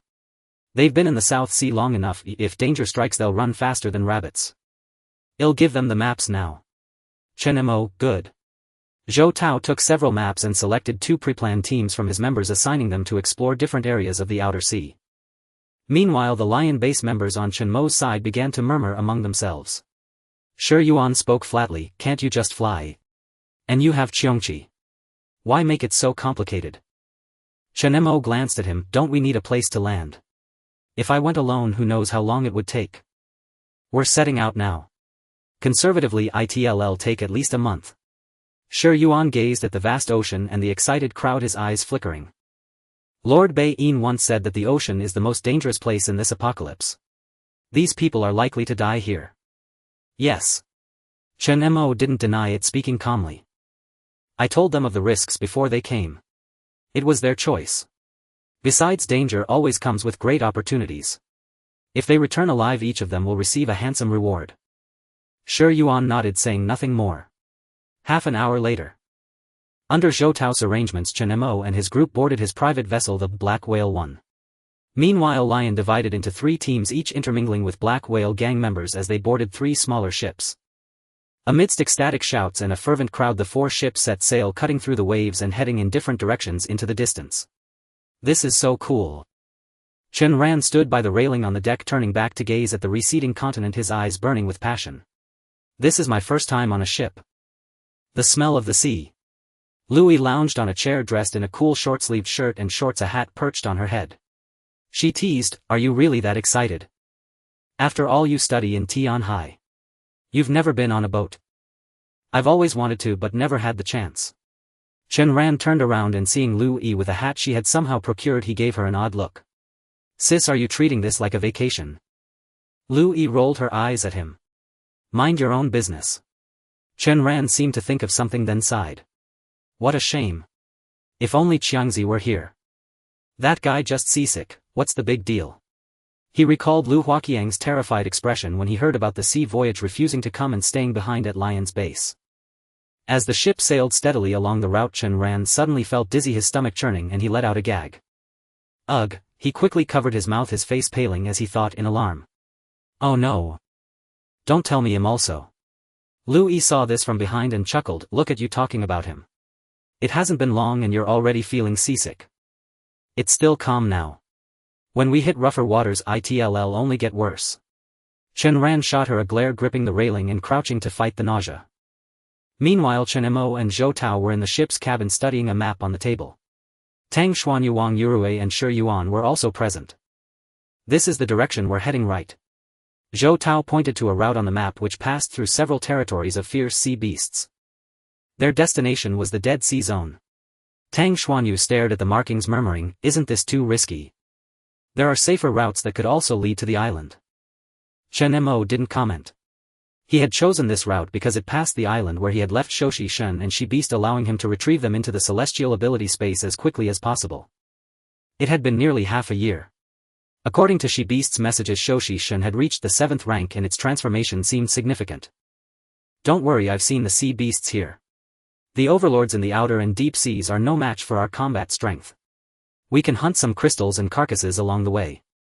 Our main concern is the sea beast overlord territories well cross in the Dead Sea Zone. With that, Chen Mo pointed to the red dots marked on the map. The great turtle and the black iguana. Both were powerful overlords in the Dead Sea Zone, reportedly at least 7th rank according to the mysterious merchant. What? 7th rank? Zhou Tao's eyes widened in disbelief. The sea beasts in the Dead Sea Zone have reached that level. Tang Xuanya's heart skipped a beat. She looked at Chen Mo. Are you saying well face these two beasts heathen? Chen Mo smiled and explained, not necessarily. The great turtle sleeps most of the time. We just need to pass through its territory at night. The map was intricate with different colors marking the territories of sea beast overlords, each annotated in small text below. The colored circles indicated their domains. Since their departure, 4 small dots had appeared on the map moving slowly. Wang Yurue asked, how do we determine their territories? Chen Mo replied, I traded these maps from the mysterious merchant. See those small red dots? We can clearly see our position. The other maps don't have this feature, but the other 3 teams are operating in the outer and deep seas. Even if they encounter sea beasts, their abilities are sufficient to handle them. Due to sea limitations, the mysterious merchant's maps only cover the area up to the possible island location. Beyond that, we can't be sure if there are more sea beast overlords. Our goal is to find that island in the Dead Sea Zone as quickly as possible. Everyone was thrilled by their first voyage. After a lunch of freshly caught seafood, they patted their full bellies, savoring the pleasant moment. In contrast to Lion's crew, the dozen or so Black Whale gang members on board were exhausted. Lien Jianhong stared at the ravenous ability users, all with round bellies, and said, these guys are like starving ghosts reincarnated. How can they eat so much? On the deck, the crowd was noisy, crouching by the railing to watch the Black Whale members skillfully haul in their catch, their eyes fixed and mouths watering. Just then Zhou Tao opened the cabin door and stepped out. Hearing Lien Jianhong's comment, he smiled wryly, speaking from experience. Let them be. Everyone's curious when they first board. At our speed, even with good conditions, it'll take at least a month. They're enjoying it now, but soon they'll be sick of the sight of seafood. After all, people crave novelty. A rare treat is a delicacy, but too much of even the finest fare becomes tiresome. Half a day later, Chen Mo was surprised to find many ability users suffering from seasickness. Before setting sail, they had all sworn they wouldn't get seasick, but soon after boarding 5 or 6 were vomiting uncontrollably. Fortunately, they had brought seasickness medication. A bit of adaptation would see them through. The ship plowed through calm outer seas with fish occasionally leaping from the water. Chen Mo turned his right hand, producing the diary he had found earlier from his spatial ring. He lowered his eyes, flipping through it once more. His mind involuntarily recalled the mysterious merchant's grave tone when he saw the diary. My guess might be wrong. The apocalyptic deity in the Dead Sea may have awakened a year ago. Those black birds are likely its avatars or manifestations of its power. If that's true, with the ocean's resources, its recovery speed will far exceed your imagination. Hopefully it hasn't awakened yet. However, accompanying us this time is Shuryuan, a 7th-tier ability user who also wields the power of domination.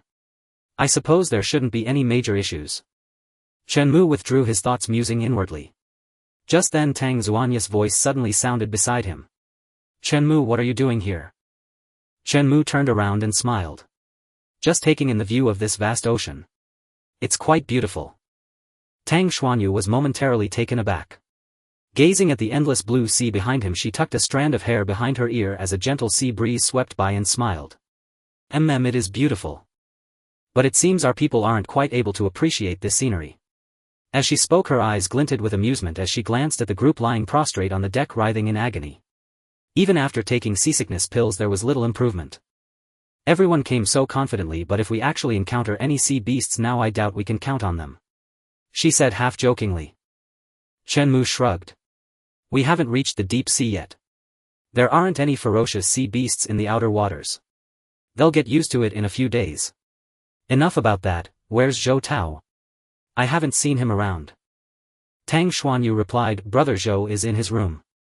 From what he said it sounds like he's summoning a whale. A whale.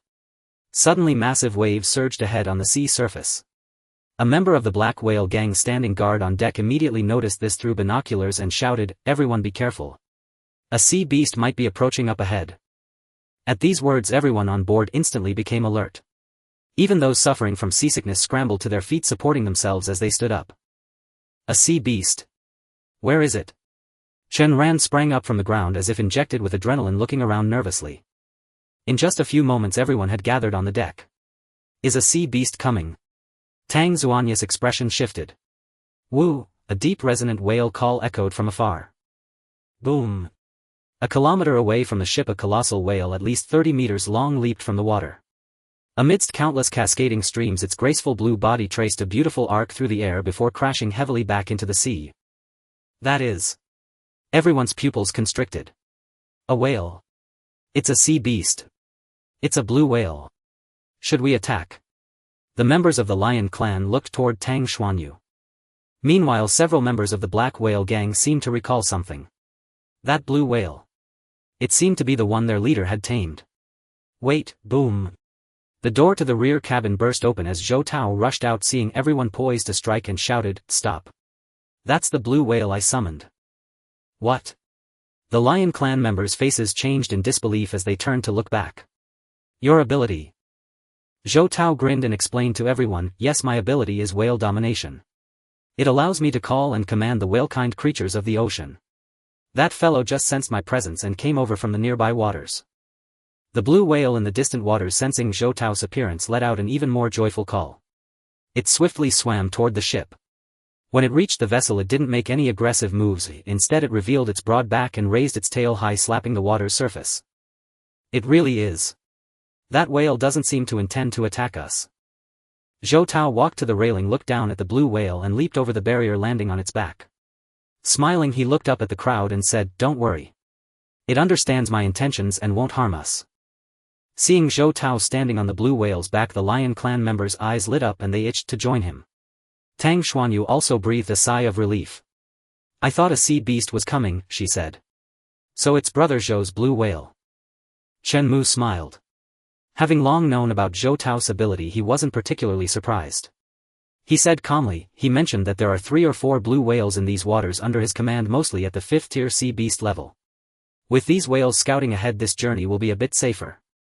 Xuanyu, you can go up and take a look too. Tang Xuanya's eyes sparkled as she watched the crowd excitedly jumping onto the whale's back. She nodded. I'll go check it out. As everyone boarded the ship and set sail, a day passed quickly. Late at night Zhou Tao finally sensed the last whale and summoned it to the ship's side for protection. Alongside the massive vessel 3 blue whales lurked beneath the surface, guarding their advance. Zhou Tao allowed everyone to rest easy, knowing that the whales below would sound the alarm if anything happened. Chen Mo stood on the deck enjoying the evening breeze, studying the markers on the map of their journey so far. From the outer sea zone to the deep sea zone, the seemingly short distance on the map had only covered less than a tenth of the way. In other words, it would take at least 10 days to reach the deep sea area, and they would also need to be extremely vigilant about the unknown island marked on the map where a deity might reside. Chen Mo yawned lazily and fished out a candy Chi-Chi had given him from his pocket, popping it into his mouth. Hopefully it won't take too long to find. In the days that followed after the novelty wore off, everyone finally experienced the boredom of life at sea. Calm and uneventful, nothing happened. Occasionally they encountered a few sea beasts in the outer waters, and everyone would excitedly prepare to take action, only to have the 3 escorting blue whales effortlessly kill them. The resulting food supplies could last them for quite a while. 7 days later. At noon, a group of people gathered listlessly on the deck. Some were playing cards while others lay on the ground utterly exhausted and motionless. Chen Ran had placed a hat over his head trying to rest, but the noisy chatter kept him from sleeping. After tossing and turning, he abruptly sat up from the ground, looking utterly displeased. I can't take it anymore. Lu Yi was sitting on a nearby stool idly picking at her nails without looking up. What's wrong with you now? Chen Ran took a deep breath and gritted his teeth. It's too boring. This is nothing like the thrilling adventures in movies. Where are the sea tornadoes? Where are the storms? I haven't even seen many sea beasts, and the few we did encounter were all swatted to death by those blue whales. Louis chuckled and said, "It's always been like this. Didn't Brother Chen say it? The truly dangerous places are the deep sea and the Dead Sea. We're not even close to there yet. Besides, you weren't like this when we set out. Who could have foreseen this? Had I known, I'd have stayed with Qiongqi in the lion squad instead." Chen Ran muttered softly under his breath. He was not alone in his disillusionment. Most of the lion squad members who had arrived with him had long since lost their initial enthusiasm. The Black Whale gang members by contrast bore it somewhat better. They were already accustomed to the monotonous, tedious life of drifting upon the open sea. Were it not for the playing cards and dice they prepared in advance, the tedium would have been unbearable. "Hey there, young man, don't look so glum. Care to join us for a round of do dijou?" Just then several Black Whale gang members seated nearby, engaged in a lively card game, overheard Chen Ran's grumble. One of them, a cigarette dangling lazily from his lips, squinted playfully and grinned. "This game passes time in the blink of an eye. Haha. Aren't you content with calm seas? Were it not for Divine Master Chen's orders, no one would willingly set sail at this hour, too perilous. Better yet if nothing happens at all," or another roared with laughter. As the crew chatted idly, a mellifluous melody suddenly swelled from the ship's overhead speakers. Back in winter it was bitterly cold, in summer rain fell endlessly. At the first notes every face on deck paled. Chen Ran's eyes widened in horror, he clapped a hand over his mouth, his complexion turning ashen. "That song, again. Can't we hear something else? We've endured it for 9 straight days." This tune, the personal favorite of Zhou Tao, the Black Whale gang's leader, was cycled dozens of times daily at noon. Even the gang's own members had grown weary of it, hastily covering their ears. A faint crackle emanated from the speakers, followed by a modest, slightly apologetic cough. "Ahem. Well.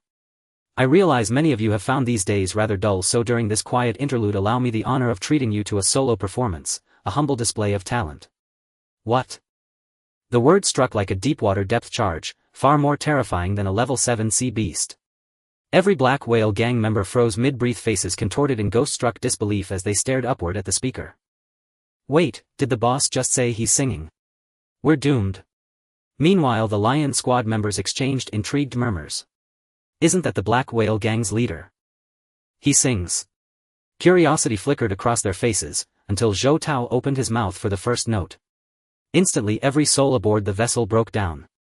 Even the 3 escorting blue whales dove sharply beneath the waves.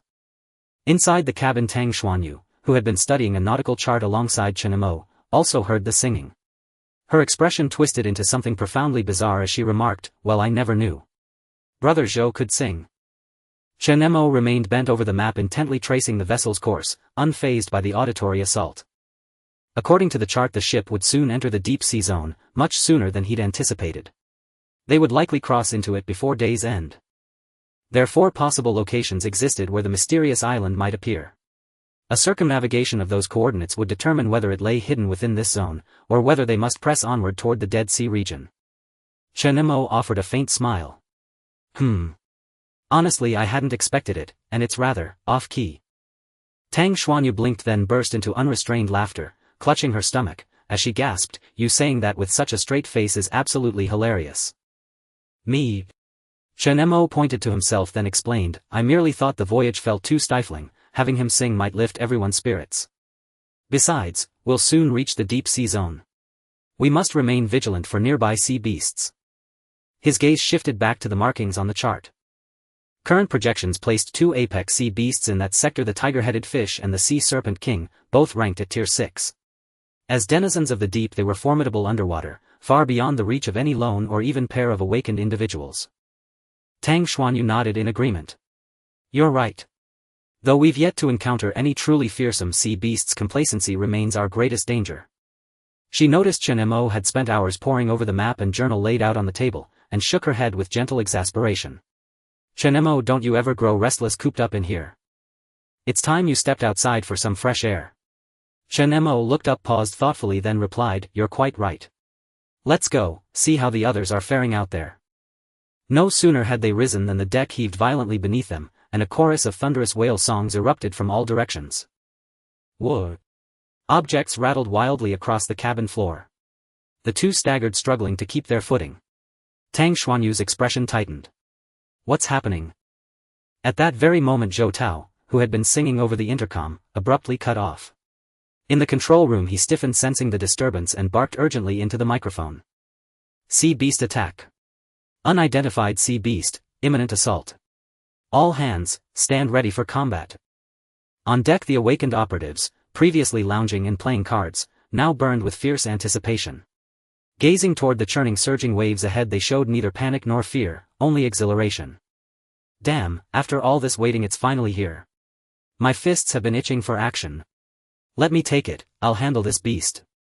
After over a week of crushing boredom the Lion Squad's awakened operatives surged with renewed vitality, like parched wood reviving in spring rain or men catching sight of a long-awaited beauty, rolling up sleeves cracking knuckles brimming with readiness. Some even unleashed their abilities outright, energy crackling in the air. Chen Ran's eyes blazed, his body jolting upright as he shouted, "It's coming." A whole week's worth of pent-up fury, I finally have somewhere to unleash it. With a deafening boom twin torrents of white-hot flame erupted around his fists, radiating heat so intense it warped the air. At that instant Chen Mo and the others rushed onto the deck from the cabin and control room. A sea beast, where? Tang Xuanyu hurried forward. Wang Yuru leaning against the railing pointed decisively. There, its identity remains unknown. Tang Xuanyu added, we're nearly at the deep sea zone's threshold. Only two sovereigns dwell there, the tiger-headed fish, or the sea serpent king. I'll scout ahead. Chen Mo narrowed his eyes, and with a silent unfurling of wings launched skyward. Behind him Shi Yuan spoke coolly, I'll accompany you. From beneath his feet rose a serpentine column of stone, slithering outward at blinding speed. Tang Xuanyu's luminous eyes gleamed as she glanced at Zhou Tao beside her. Brother Zhou, command remains yours, I'm heading out to observe. Without hesitation she leapt, her feet summoning a spiraling tide of calamitous energy. Across the heaving ocean she glided with effortless grace, swiftly closing the distance behind Chen Mo and Shi Yuan. Wait. I haven't boarded the ship yet. Seeing Chen Mo and the others leaving one by one, Chen Ran's eyes widened in surprise. A member of the Lion team turned to Zhou Tao and shouted, Leader Zhou, have your blue whales take us over. Zhou Tao nodded and whistled, causing the 4 blue whales hidden beneath the ship to surface, their backs rising above the water while emitting melodious whale songs. Come aboard. Zhou Tao jumped onto the back of a whale, waving to the people on the deck as the members of the Lion team followed suit. He turned to Lian Jianhong on the deck and said, Jianhong, have someone control the ship and try to get us as far away as possible to avoid any disturbances. In the presence of these deep-sea beasts the ship felt as fragile as paper, and considering how far they were from Nan's city, if anything happened everyone would have to rely on the blue whales to swim back. 500 meters ahead of the ship Chen Mo, Shi Yuan, Tang Xianyu and others caught sight of the beast's appearance. Hidden beneath the sea an enormous sinuous white figure appeared with a sharp crescent-shaped dark horn protruding from the water. That is. Upon seeing the shape Tang Xianyu quickly recognized which of the two beasts, the tiger-head fish or the sea serpent king, had appeared. The horn is the sea serpent, she exclaimed, realizing that only the sea serpent king could possess such a terrifyingly long body lurking beneath the surface for over several dozen meters. Shi Yuan and Chen Mo had a clearer view from the air. The sea serpent king, one of the dominant sea beasts roaming the outer seas and deep waters, possessed an incredibly terrifying defense and resilience, adept at using its venomous fangs and flexible body to strangle enemies with power likely around the 6th to 7th rank. Shi Yuan remained calm and raised his hand to initiate an attack. A buzzing sound filled the air as his dominant ability activated, condensing a massive rock sphere of about 5 to 6 meters in length and width. The rock sphere, shaped like a cone beneath it, plummeted heavily towards the sea serpent king lurking beneath the surface. With the same dominating ability, Shi Yuan's speed of condensation was terrifying, and even a casual release of his power was akin to a powerful ultimate move. Boom! The fearsome stone cone tore through the air as it fell, landing on the water's surface with an astonishing roar, sending countless bubbles and splashes erupting, creating a colossal wave. What terrifying power! Tang Xianyu's pupils shrank slightly as a circular protective barrier formed from swirling water rose around her, shielding her from the overwhelming force. Roar! The sea serpent king beneath the water let out a roar, shattering the stone cone with its physical strength, swiftly swimming beneath Shi Yuan's feet and breaking the surface. Hiss! The sea exploded like a bomb as the sea serpent king leapt up, revealing a long snow-white serpent resembling a dragon with a menacing face. With its white scales glistening, the sea serpent king opened its cavernous mouth, revealing sharp venom-dripping fangs as it lunged at Shi Yuan. Shi Yuan stood atop the towering stone pillar, raising his hand to condense countless fragments of rock behind him, expressionless as he shot them towards the sea serpent king. Bang! Bang! Bang! The rapid-fire thunderous attacks pierced the Sea Serpent King's body, instantly inflicting numerous wounds, even shattering several pieces of its extremely hard scales. The Sea Serpent King let out a painful cry, and seeing this, Tang Xianyu did not hesitate, unleashing a water dragon that struck heavily at the Sea Serpent King's abdomen, the corrosive force of the disaster tide continuously eroding its body, producing thick smoke. Roar! The Sea Serpent King let out a long roar, its eyes filled with malice as it turned to Tang Xianyu, realizing she was the only one on the surface. It twisted its body and quickly charged towards her, venomous toxins seeping from its fangs, shooting towards her like arrows. With abundant combat experience, she calmly raised her hand to manipulate the water below, lifting a black surge that swirled and mixed with the incoming venom to form a vortex. Tang Xianyu focused on the Sea Serpent King across from her, smiling slightly as she softly said, "Here, this is for you." The black water flow carried the Sea Serpent King's venom, transforming into a water column that surged towards the beast. By the time Chen Ran and the others arrived, they saw the massive corpse of the Sea Serpent King floating on the surface. Chen Mo hovered in midair, noticing that the ability users on the ship were all rushing over, and he smiled as he spoke. "You all are late. This sea beast has already been dealt with." The Sea Serpent King was merely 6th rank, hardly able to stir up any waves in front of them. Standing on the blue whale, the ability users clicked their tongues, each expressing frustration. "We came too late. Chenggu, why did you resolve it so quickly? Our brothers are itching for a fight, give us something to do." Some murmured in dissatisfaction, "Yeah, it's been so boring lately, and just when we get a powerful sea beast we haven't even had a chance to take action before it's over." Zhou Tao, looking at the Sea Serpent King's corpse not far away, was equally astonished. The group led by Chen Mo seemed completely unafraid of the sea beasts here. They appeared rather disappointed. Zhou Tao's expression was somewhat peculiar. He had not expected the lion team to be so powerful, and even the ability users sent by Luo Tianxiong did not seem to be easy opponents. After this little incident, the next few hours returned to tranquility. However, now that they had entered the deep-sea region, the surface was no longer calm and undisturbed as it had initially been. Almost every distance they traveled, groups of sea beasts would appear, giving the ability users on the ship plenty of opportunities to showcase their skills. Within just a day, the entire ship was piled high with sea goods. If it weren't for the fact that the lion team had already prepared large spatial stones, they would have had to abandon a significant portion of the hull. Sea beasts were quite large, and even so there were an astonishing number that could not fit.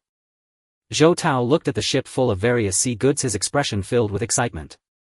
After witnessing the prowess of these ability users, he felt more confident about this journey. At that moment, a voice suddenly called out from behind. "What are you doing here? It's getting late, time to rest." Zhou Tao was slightly taken aback, turned around and smiled as he replied. "Chen brother, what brings you here? Haven't you gone to sleep yet?" The sky had already turned to dusk, and the cool sea breeze blew gently, with the surrounding visibility quite dim. Chen Mo's expression was calm as he said, "There's something that puzzles me." Zhou Tao inquired, "What?" Chen Mo said slowly, "That black bird. I've been wondering about this for a while. Haven't you noticed that we haven't seen a single trace of those black birds from start to finish? I initially thought they were all gathered in the deep-sea area, but now that we've stepped into that region we still haven't spotted a single black bird." Zhou Tao paused, his expression shifting to alarm. "That's right. This is rather off. We've been a conspicuous target on these waters for a week now. Logically we should have encountered those black birds long ago. So why haven't we seen any yet? Chen Mo, in these past 6 months have you seen those black birds?" Zhou Tao, "Of course. Every time we set sail, encountering those black birds is almost inevitable. This time I even specially prepared weapons to deal with those beasts. Wait, if there are no black birds in the sea now?" As he spoke, Zhou Tao's face suddenly changed as if struck by a thought, and he exclaimed. "Probably just before you arrived I heard that the neighboring Shark Blood gang made 5 or 6 frequent trips in and out of the ocean. I was curious before, given the current danger level of the South Sea, 2 trips in half a year would be a lot. Could their sudden frequent voyages mean they happen to know about this?" Zhou Tao's face darkened, feeling as though he had missed out on a fortune. Without the danger of the high-flying blackbirds, the peril of the South Sea would be greatly reduced. As long as they didn't venture into the deep-sea area, the catch from the outer waters would be enough for their survival. Chen Mo, perhaps. But what I'm more curious about is the reason behind these blackbirds' disappearance. From what you've said, these blackbirds also appeared suddenly in the sea, and now they've vanished just as abruptly. Chen Mo lowered his eyes, finding it hard not to connect this to the deity on that island. But what exactly was the purpose of this? The only guess he could make was that, like the she-beasts, these black birds hunted sea creatures to bring back and restore the deity's power. Seeing Chen Mo lost in thought, Zhou Tao couldn't help but voice the doubt that had been lingering in his mind. Brother Chen, do you happen to know something?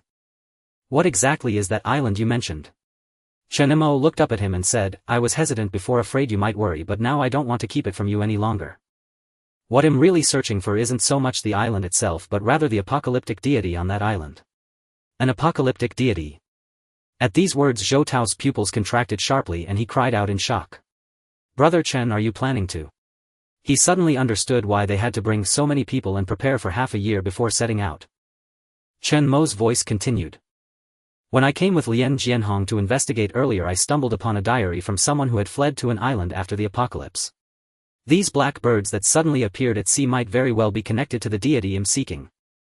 Zhou Tao, since you and your men are from Nan City and know the ocean well, is there any legend about a deity related to this? Chen Mo asked. Zhou Tao pondered for a moment, then shook his head and said. I've never heard of such a thing. Chen Mo stared at him for a long while. His expression didn't seem false. He nodded slightly. All right, the absence of black birds makes things easier. It's getting late, I'm going to rest now. With that he turned and left. Over the next few days following the route on the map, the group ventured into the deep sea area and scouted several regions where the island might appear. Aside from hunting a few sea beast overlords, they found nothing. News came from the outer sea as well. The other ships had also finished exploring without any discoveries. The mysterious merchant had said that the island would relocate every half-month, but the locations were fixed. Since it hadn't appeared in either the outer or deep sea areas, only one place remained, the Dead Sea region. It was also time to retrieve the Shoshi deity and the she-beasts. The deep sea area wasn't far from the Dead Sea. After 2 days of travel the group finally reached the Dead Sea's boundaries on their steamship. A thick hazy fog enveloped the area and the seawater was the color of blood. It felt as though only this one ship floated on the sea, surrounded by an eerily oppressive silence. The Qiongqi members on the deck stared wide-eyed at the scene. So this is the Dead Sea. Do you see that? The color of the water here seems different from outside. There are also many carcasses of sea beasts on the surface. The Qiongqi members gazed curiously at their surroundings while every member of the Black Whale gang was on high alert, daring not to let their guard down. Zhou Tao said gravely, this is the Dead Sea. The sea beasts we encounter from now on won't be so simple. This place was arguably the most treacherous in the entire South Sea, teeming with countless sea beast overlords, the weakest of which were at least 6th tier. After venturing this far, the 4 blue whales he had been driving with his ability refused to take another step, lingering instead in the deep sea. Without the blue whales as escorts, they had lost their early warning system against sea beast attacks. Zhou Tao took a deep breath and turned to face the group.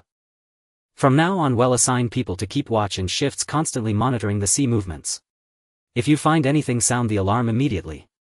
He then instructed Lien Jianhong beside him. Jianhong, there are 3 points in the Dead Sea. If we don't find anything after 3 more kilometers, we'll change course immediately and not linger too long. On the map Chen Mo had brought, the notable sea beast overlords marked in the Dead Sea were almost countless, all circled in red. And beside it a note thoughtfully indicated that the sea beasts here had no territorial awareness, roaming and fighting frequently, making it impossible to predict which ones might appear. Zhou Tao's heart pounded wildly as he stared into the endless white mist. The ominous premonition in his heart grew heavier, as if a storm was brewing. Just then Chen Mo patted him on the shoulder and said, it's all right, we're here. Just follow the course you've planned. There are only a few places left and then we'll find that island. Zhou Tao nodded, forcing a faint smile. Yeah, I know. It's just that it's been too quiet lately. Those black birds have disappeared without a trace and that worries me. As soon as he finished speaking, a sudden shout rang out from the crowd on the deck. Look! What's that dark mass over there? The speaker was peering through a telescope. What? The crowd was taken aback. Can't see clearly, the fog is too thick, only a pitch-black mass in the sky. In the sky? Could it be? A member of the Black Whale gang immediately stepped forward and took the telescope. Let me see. The crowd on the deck gathered around curiously. What did you find? The one who snatched the telescope trembled all over as if he had discovered some immense terror and exclaimed with a pale face. Fear. So many black birds. Just a few kilometers ahead a dense flock of black birds flew past, numbering in the hundreds or thousands. Beneath their claws they carried the carcass of a massive sea beast, transporting it under the lead of the head bird. Upon hearing this, Zhou Tao, who was on the deck, could no longer sit still and hurriedly looked as well. When he noticed the astonishing scene, he suppressed the fear in his heart and finally spoke after a long pause. Damn it! It's exactly what we feared. Now it's happened, that damned group has appeared. He quickly turned to Chen Mo and his group and said, Brother Chen, this is bad. About 7 or 8 kilometers ahead of us, that flock of black birds seems to be transporting a sea beast carcass. By the looks of it, it seems like all the black birds in the entire Dead Sea have gathered here. Transporting a sea beast carcass. Chen Mo frowned, then suddenly seemed to realize something and said with a delighted expression. Let's go, well, follow them. Huh? Zhou Tao was stunned, somewhat confused. Brother Chen, have you lost your mind? There are at least several hundred of them. With our numbers we can't possibly kill them all. Chen Mo's eyes flickered and he grinned. Who said we're going to fight them? These black birds suddenly appearing at sea. If I'm not mistaken, they must be connected to the apocalypse deity on that island. Well, keep our distance and follow them, we might soon find that island. As he spoke, Chen Mo raised his telescope and looked along the path the black birds were taking. It happened to be a location marked on the map. With this he was almost certain he could find that island. And even if we do end up fighting Shi Yuan, and I can handle it. Don't you think so? Chen Mo glanced at Shi Yuan, who stood with his arms crossed. Shi Yuan looked up indifferently and said flatly. As you wish. Zhou Tao pondered for a moment, then gritted his teeth. Fine. Since you say so, Brother Chen, I'll risk my life to accompany you. Jianhong, have someone steer the ship to follow them. He turned to Lian Jianhong. Lian Jianhong nodded and immediately headed to the control room. Chen Mo raised his telescope again and thought to himself. If that was the case, then Shoshi Shen and She Beast would have to be delayed for a while. He made a mental note and used his Qiongqi ability to send a message to She Beast telling it to come to their location. The ship continued to follow the direction of the black bird flock. Surprisingly, the Dead Sea, which was dreaded and considered the most terrifying area in the South Sea, was eerily quiet along the way. On the blood-red sea surface only massive white bones floated. This shouldn't be. Logically there should be a sea beast overlord here, so why haven't we seen one yet? Zhou Tao studied the map carefully, frowning deeply. Boss, isn't this a good thing? Why do you look so worried? Lian Jianhong scratched his head in confusion. Zhou Tao glanced at him. Don't you find this strange? The Dead Sea area has the most sea beast overlords. Countless war zones that coveted marine resources have been wiped out here, yet now we haven't seen a single one. Even the weakest marine life is scarce. It's truly like its name, Dead Sea, dead and eerily silent. Lian Jianhong suddenly understood and murmured thoughtfully, right. Boss, you've reminded me. When Brother Chen and I were wandering in the deep sea earlier, that octopus, which should have been the overlord of the Dead Sea, why did it suddenly appear here? Do you think it might be just as Brother Chen speculated, that the sea beasts of the Dead Sea were all hunted by those black birds and fed to the deity? Zhou Tao's face turned grim. He raised his telescope to look at the massive sea beast carcass being transported by the black birds and muttered noncommittally, if that's true, then it's truly terrifying. Could all the sea beast overlords of the entire Dead Sea have been fed to that apocalypse deity? This conversation was only heard by the two of them. If Chen Mo were here, he would likely tell them not to overthink it with a strange expression. Because as far as he knew, the sea beasts of the Dead Sea had almost all been devoured by She Beast and Shoshi Shen. Ever since it recovered to the 7th rank, She Beast's combat power in this Dead Sea area was truly unmatched. Time quickly passed to the evening of the next day. That day the deck was brightly lit and everyone gathered here in an orderly manner. According to the location indicated on the map ahead lay the place where the mysterious merchant had marked the possible location of that island. At night the Dead Sea combined with the thick fog made visibility terribly poor. Even Chen Mo had to fly high to a thinner part of the mist to observe the distant scene. Chen Mo glanced at Shi Yuan, who was standing on a tall stone pillar, and said, "Why did you follow me up here?" Shi Yuan's face remained calm as he said slowly, "There is the presence of a deity here." "Chen Mo, are you a bloodhound? You can smell that." Shi Yuan's face darkened as he coldly pulled out a paper figurine from his waist.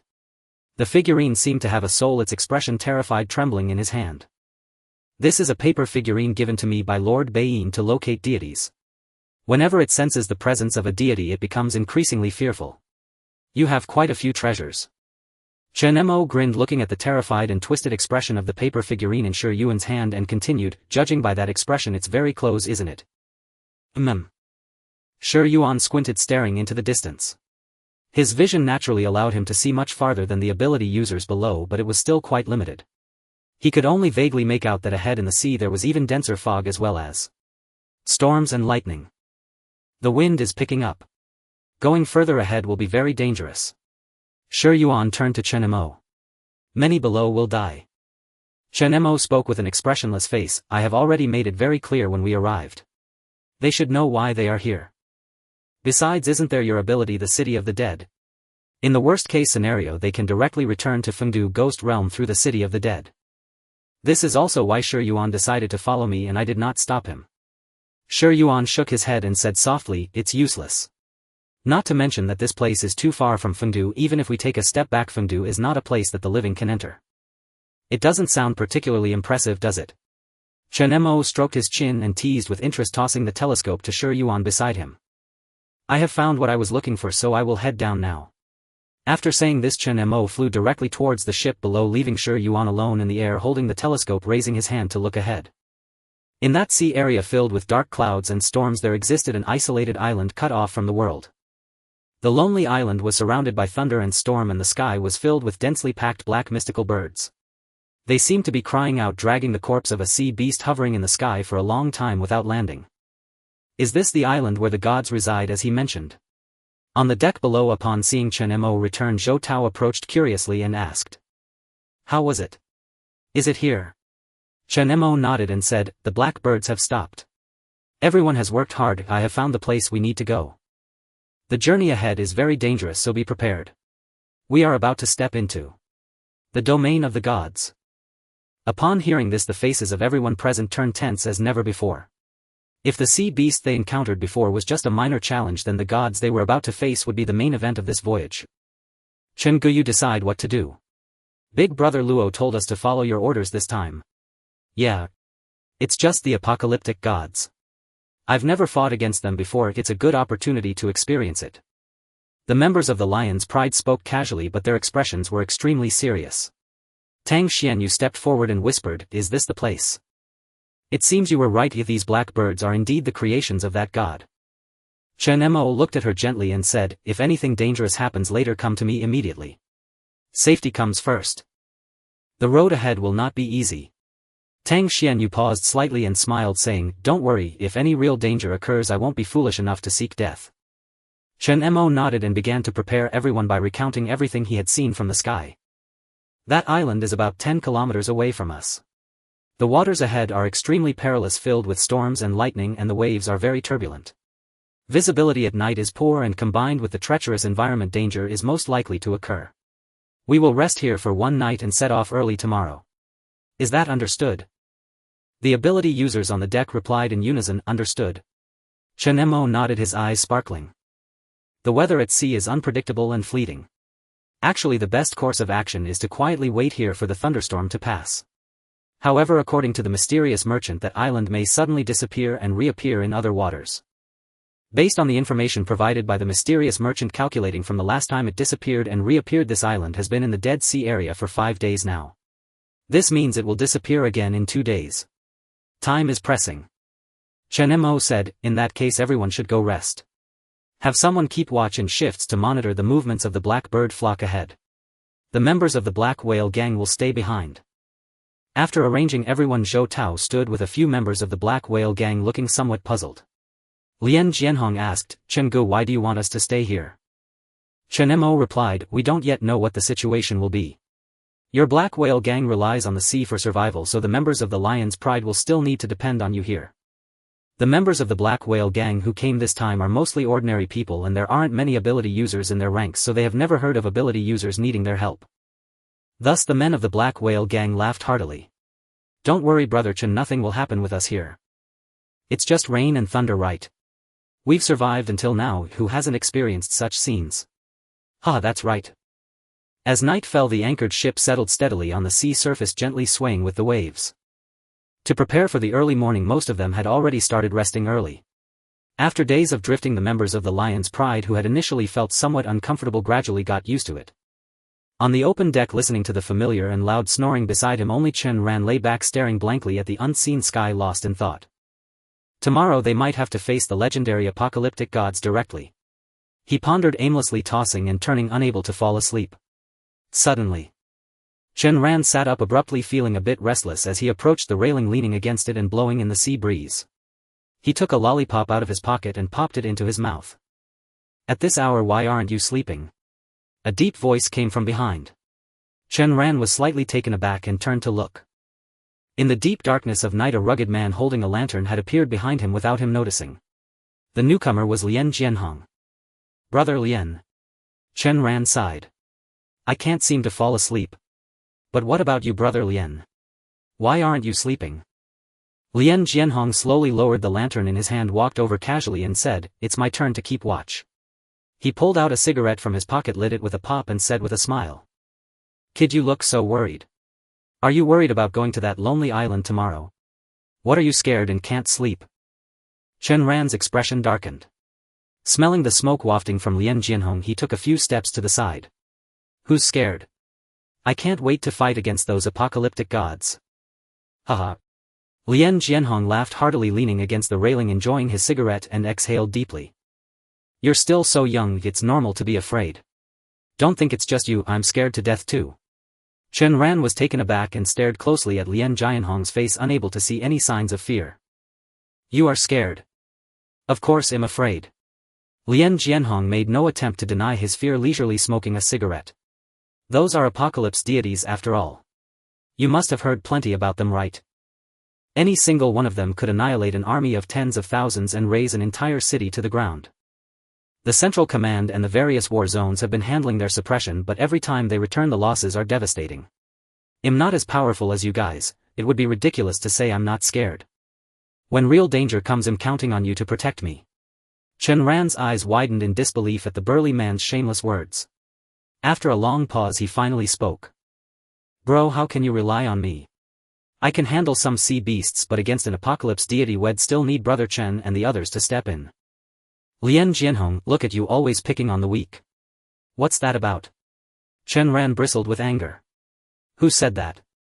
I'm pretty formidable, alright. In terms of ability there aren't many on this ship who can beat me. Oh. Lien Jianhong chuckled, turning to size him up with a look of utter disbelief. Seeing the young man's irritation, he waved a hand dismissively. Alright, I know you're tough. Save that energy for tomorrow. It's late now, you should get some rest or you'll lose focus and run into trouble if danger strikes. I just woke up from my shift. You probably haven't slept yet, have you? Chen Ran nodded, covering his mouth as he yawned. Strangely, after chatting with this brother, his restless heart had calmed. Now in the dead of night, drowsiness crept over him. Huh. You're right. Talking with you has made me sleepy. I'll go grab some shut-eye. Lien Jianhong waved him off. Go on. We set off tomorrow, show me what you've got. Chen Ran grinned confidently. Then you'd better keep your eyes wide open. I'm off to sleep. He turned ready to leave. Suddenly. Drip. A drop of water landed on his cheek. Huh. Chen Ran froze, touched his cheek and stared at the moisture on his fingers, muttering. Where's this water from? As he wondered, a few more raindrops fell. A light drizzle pattered onto the deck, and within seconds the rain intensified, rustling loudly. It's raining. Startled, Chen Ran looked up at the sky. Above the ship a dark cloud had gathered, flickering with eerie blue light amid thunder and lightning. The rain grew heavier, soon turning into a torrential downpour. Boom. A thunderclap split the night, lightning streaking across the sky. Chen Ran's expression shifted. Even someone unfamiliar with navigation knew the danger of a storm at sea. He spun around to shout at Lien Jianhong. It's raining, Brother Lien. Lien Jianhong stood frozen, still clutching the soaked cigarette. When Chen Ran turned back, the sight in the distance made him jump. Illuminated by a flash of lightning, he clearly saw towering waves miles away and a mass of dark clouds sweeping toward the ship. The overcast sky revealed the silhouettes of thousands of black birds, like an apocalypse, dark and terrifying. Chen Ran shuddered, disbelief written on his face. Under the downpour, both men on the deck were stunned by the scene. What is this? Lien Jianhong snapped out of it, first his face paling as he threw away his cigarette and turned to shout. Bad news. That thunderstorm is heading straight for us. Kid, go warn the others. Suddenly. Bzzz, the ship's alarm blared through the night, jolting everyone awake from their slumber amidst the raging storm. Without any preparation, 10 minutes later the deck was packed with people drenched in the rain. Boom. Boom. Thunder roared in the sky. Bathed in the storm, everyone was still bewildered. Zhou Tao, the leader of the Black Whale gang, held a telescope, his expression as stunned as the rest. There was no need for a telescope now. Under the lightning-lit clouds a whirlpool appeared on the sea a kilometer away. To everyone's horror it gradually rose into a tornado connecting heaven and earth. The sea tornado, driven by fierce winds and carrying massive waves, bore straight toward the ship without deviation. Before it even arrived, the howling wind made it hard to stand. Chen Mo stared at the dark mass ahead, his eyes cold and piercing in the night. Even the seasoned Zhou Tao was dumbfounded, muttering in terror. How is this possible? A sea tornado. This is a death sentence from nature. Why has it found us? Tang Xuanyu shouted anxiously, it seems to be coming for us, brother Zhou. Can we avoid it? Zhou Tao shook his head, his face ashen, his voice hoarse. Too late. It's too close. Even if we weigh anchor now, we can't escape such a wide range. This storm is massive, even spawning a waterspout. It's on a completely different scale from before. If we don't capsize, it'll be a miracle. All we can do now is try to weather this storm. Not just that. In those thunderclouds there are thousands of black birds. Chen Mo interjected coldly.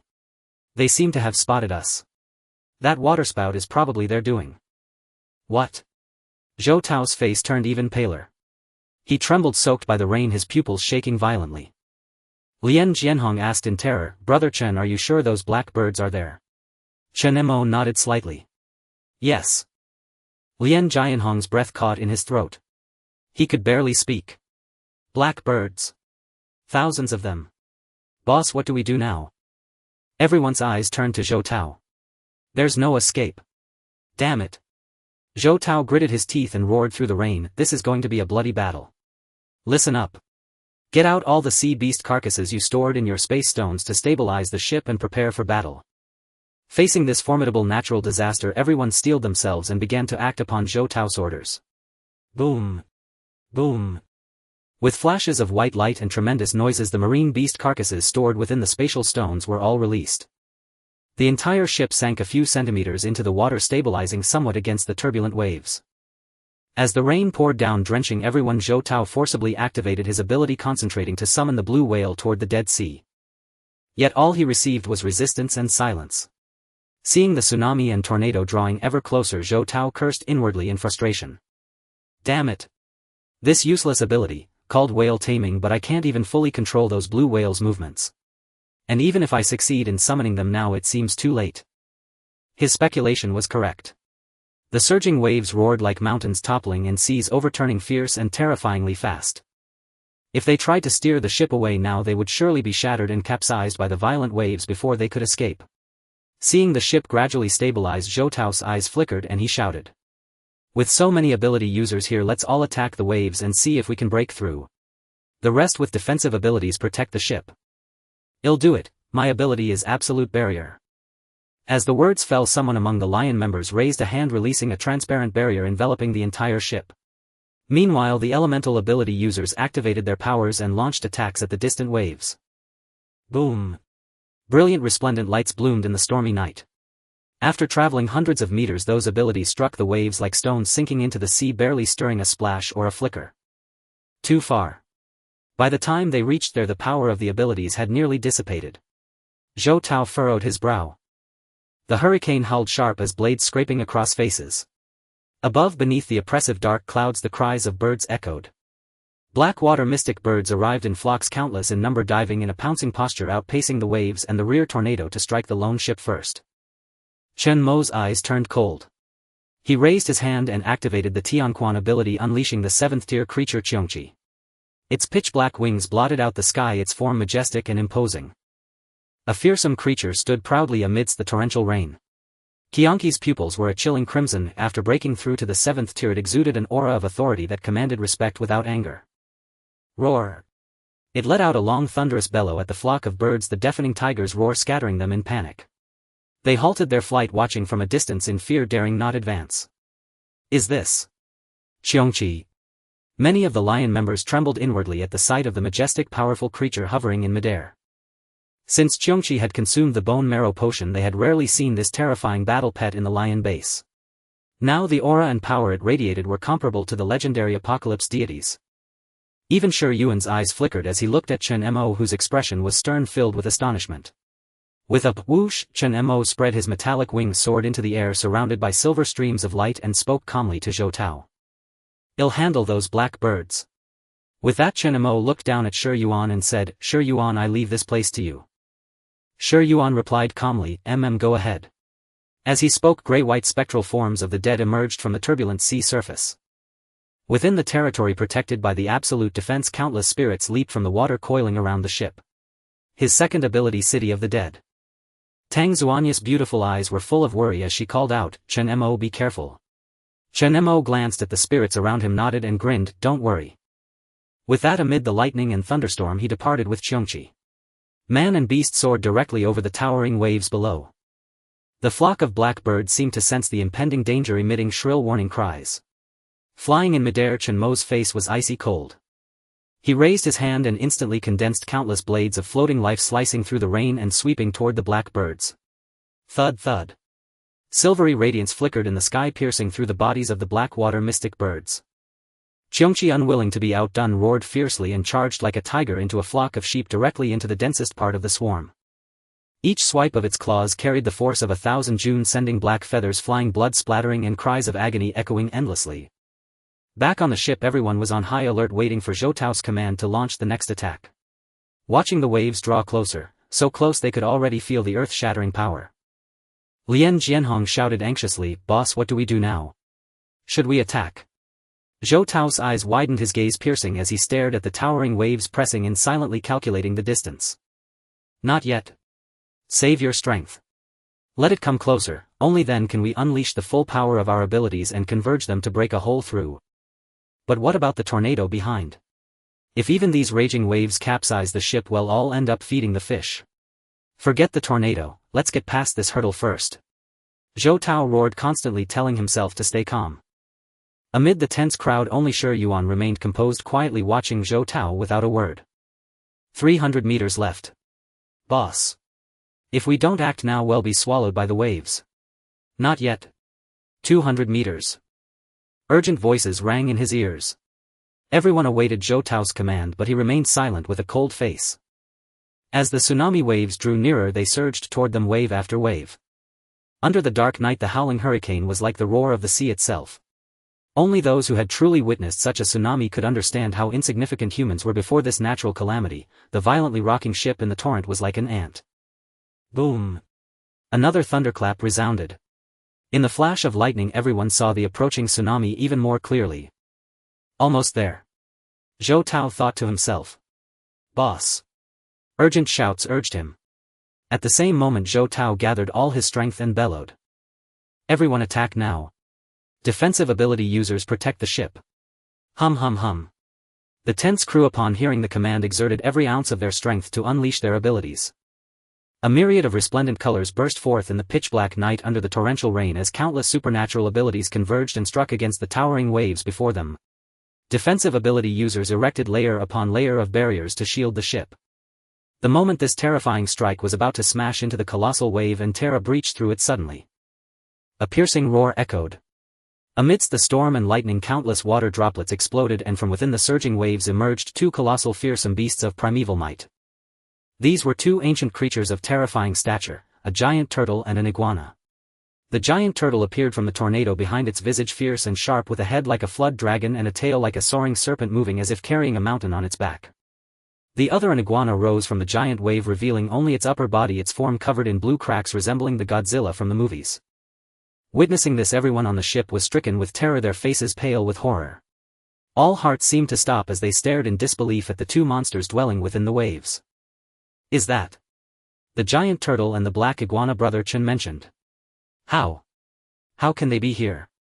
The distant giant turtle let out an ear-splitting roar, shattering countless supernatural abilities into fragments. The tsunami remained unbroken, the towering waves now merely 100 meters away from the crowd. At this moment, Zhou Tao felt as if he had fallen into an ice cellar, his pupils bloodshot as he watched the scene unfold. The two overlords of the Dead Sea region had appeared simultaneously. It's over.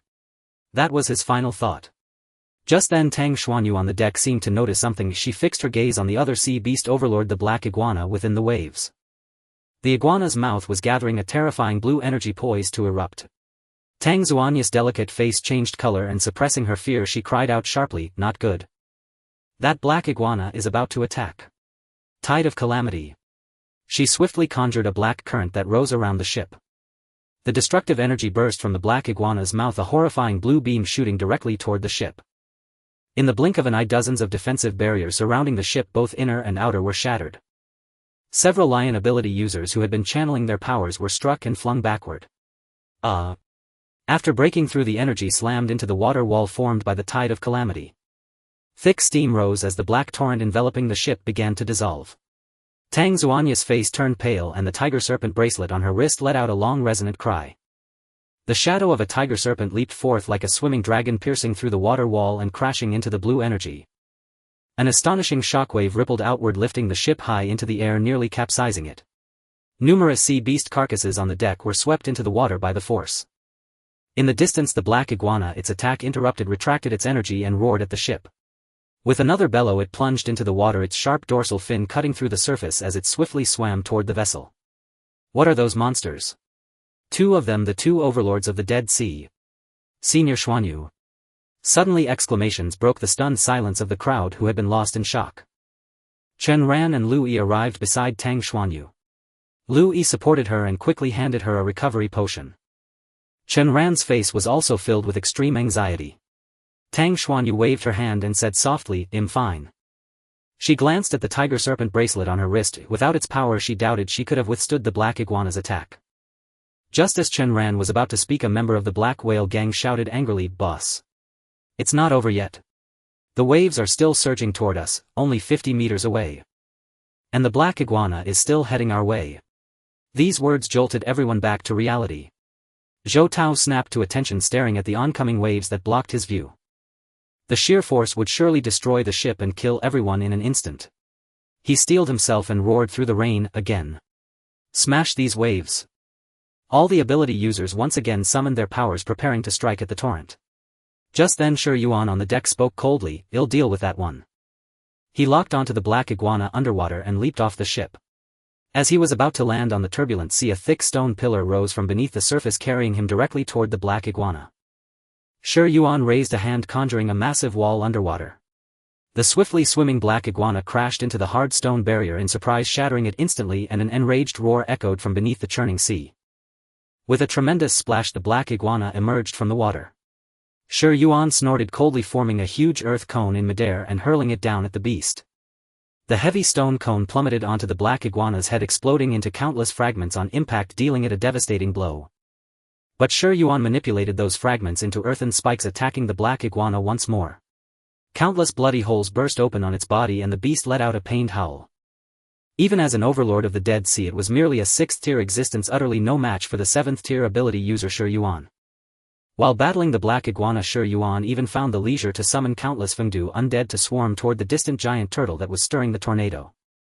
The giant turtle roared in fury, but the sound waves failed to shatter these spirits. Countless Fengdu undead clung to and gnawed at its body, unable to penetrate its thick hide, yet clearly impeding its movement. Free from other interference, the ability users behind finally converged their attack, striking the oncoming wave at the last moment with a thunderous explosion. The surging waves under the assault of these abilities were torn open and weakened. Above, the water burst into mist and cascaded down upon the ship. The entire vessel shuddered violently and Zhou Tao roared, "Hold on tight, stand firm." The giant waves howled and the rain poured in sheets. Amid the storm, the ship drifted and rocked uncontrollably. The ship on the sea nearly capsized several times, but without the terrifying impact of the direct waves it finally managed to stabilize. Though it still rocked violently on the turbulent surface, the threat of the giant waves was gone, as was the danger of capsizing. The people on board were all pale with lingering fear. Everyone had been drenched by the seawater. In the storm they clung tightly to the railings. "Is that wave over?" a member of the Black Whale gang murmured in disbelief. Lian Jianhong's eyes lit up and he shouted, "We've defeated the giant wave. Everyone, it's all right." The crowd burst into cheers. Even the Black Whale gang leader Zhou Tao was stunned for a moment before collapsing onto the ground, laughing heartily. "Ha ha ha. That mere wave, it's nothing." Roar. As soon as he spoke, a furious roar echoed from the distant sea. Everyone on the ship was startled and looked over. Not far away the black iguana was covered in blood, its massive body riddled with stone spears, motionless like a pierced hedgehog. Seeing this, Lien Jianhong exclaimed with ecstasy, "It's that sea beast overlord, the black iguana. Boss, it seems Shi Yuan has killed it. But why is the black iguana glowing? What is that?" Zhou Tao also stared, watching as the dying sea beast overlord let out a reluctant, furious roar. The blue cracks on its body blazed with terrifying intense light, and an incredibly powerful force erupted from within. This power. Shi Yuan on the opposite sea changed expression, his pupils contracting. Sensing trouble, he turned and shouted to the people on the ship. "Take cover." But in the storm his voice couldn't carry that far. The people on deck, unaware of the danger, were still immersed in the joy of survival. As the black iguana's body swelled, the dreadful energy within it grew more and more unsettling. Shi Yuan's face turned icy cold. Without a second thought, he activated both of his abilities at once. The Netherworld City Dominion ability. Woo, the sky seemed to tear open. From the massive rift revealing the scene of the Netherworld City, countless white souls surged out, fearlessly rushing toward the black iguana that was about to self-destruct. Tens of thousands of dense white spirits covered the terrifying sea beast overlord. But this wasn't the end. Shi Yuan used his Dominion ability to encase the black iguana in countless stones. On the deck everyone stared in confusion. What is that? Isn't the black iguana already dead? What is Shi Yuan doing? Tang Xuanyu, deep in thought, noticed the seawater around the black iguana beginning to boil, radiating an intense heat. This scene resembled a special zombie that self-destructs. She suddenly understood and cried out, "No! That thing wants to take us all down with it. Shi Yuan is trying to stop it." Defense-type ability users raise a barrier. Boom! Zhou Tao, what? Her words struck like a thunderbolt. The ability users on deck were shaken and acted without hesitation. Defense-type ability users instantly deployed various layers of barriers, shielding the ship tightly.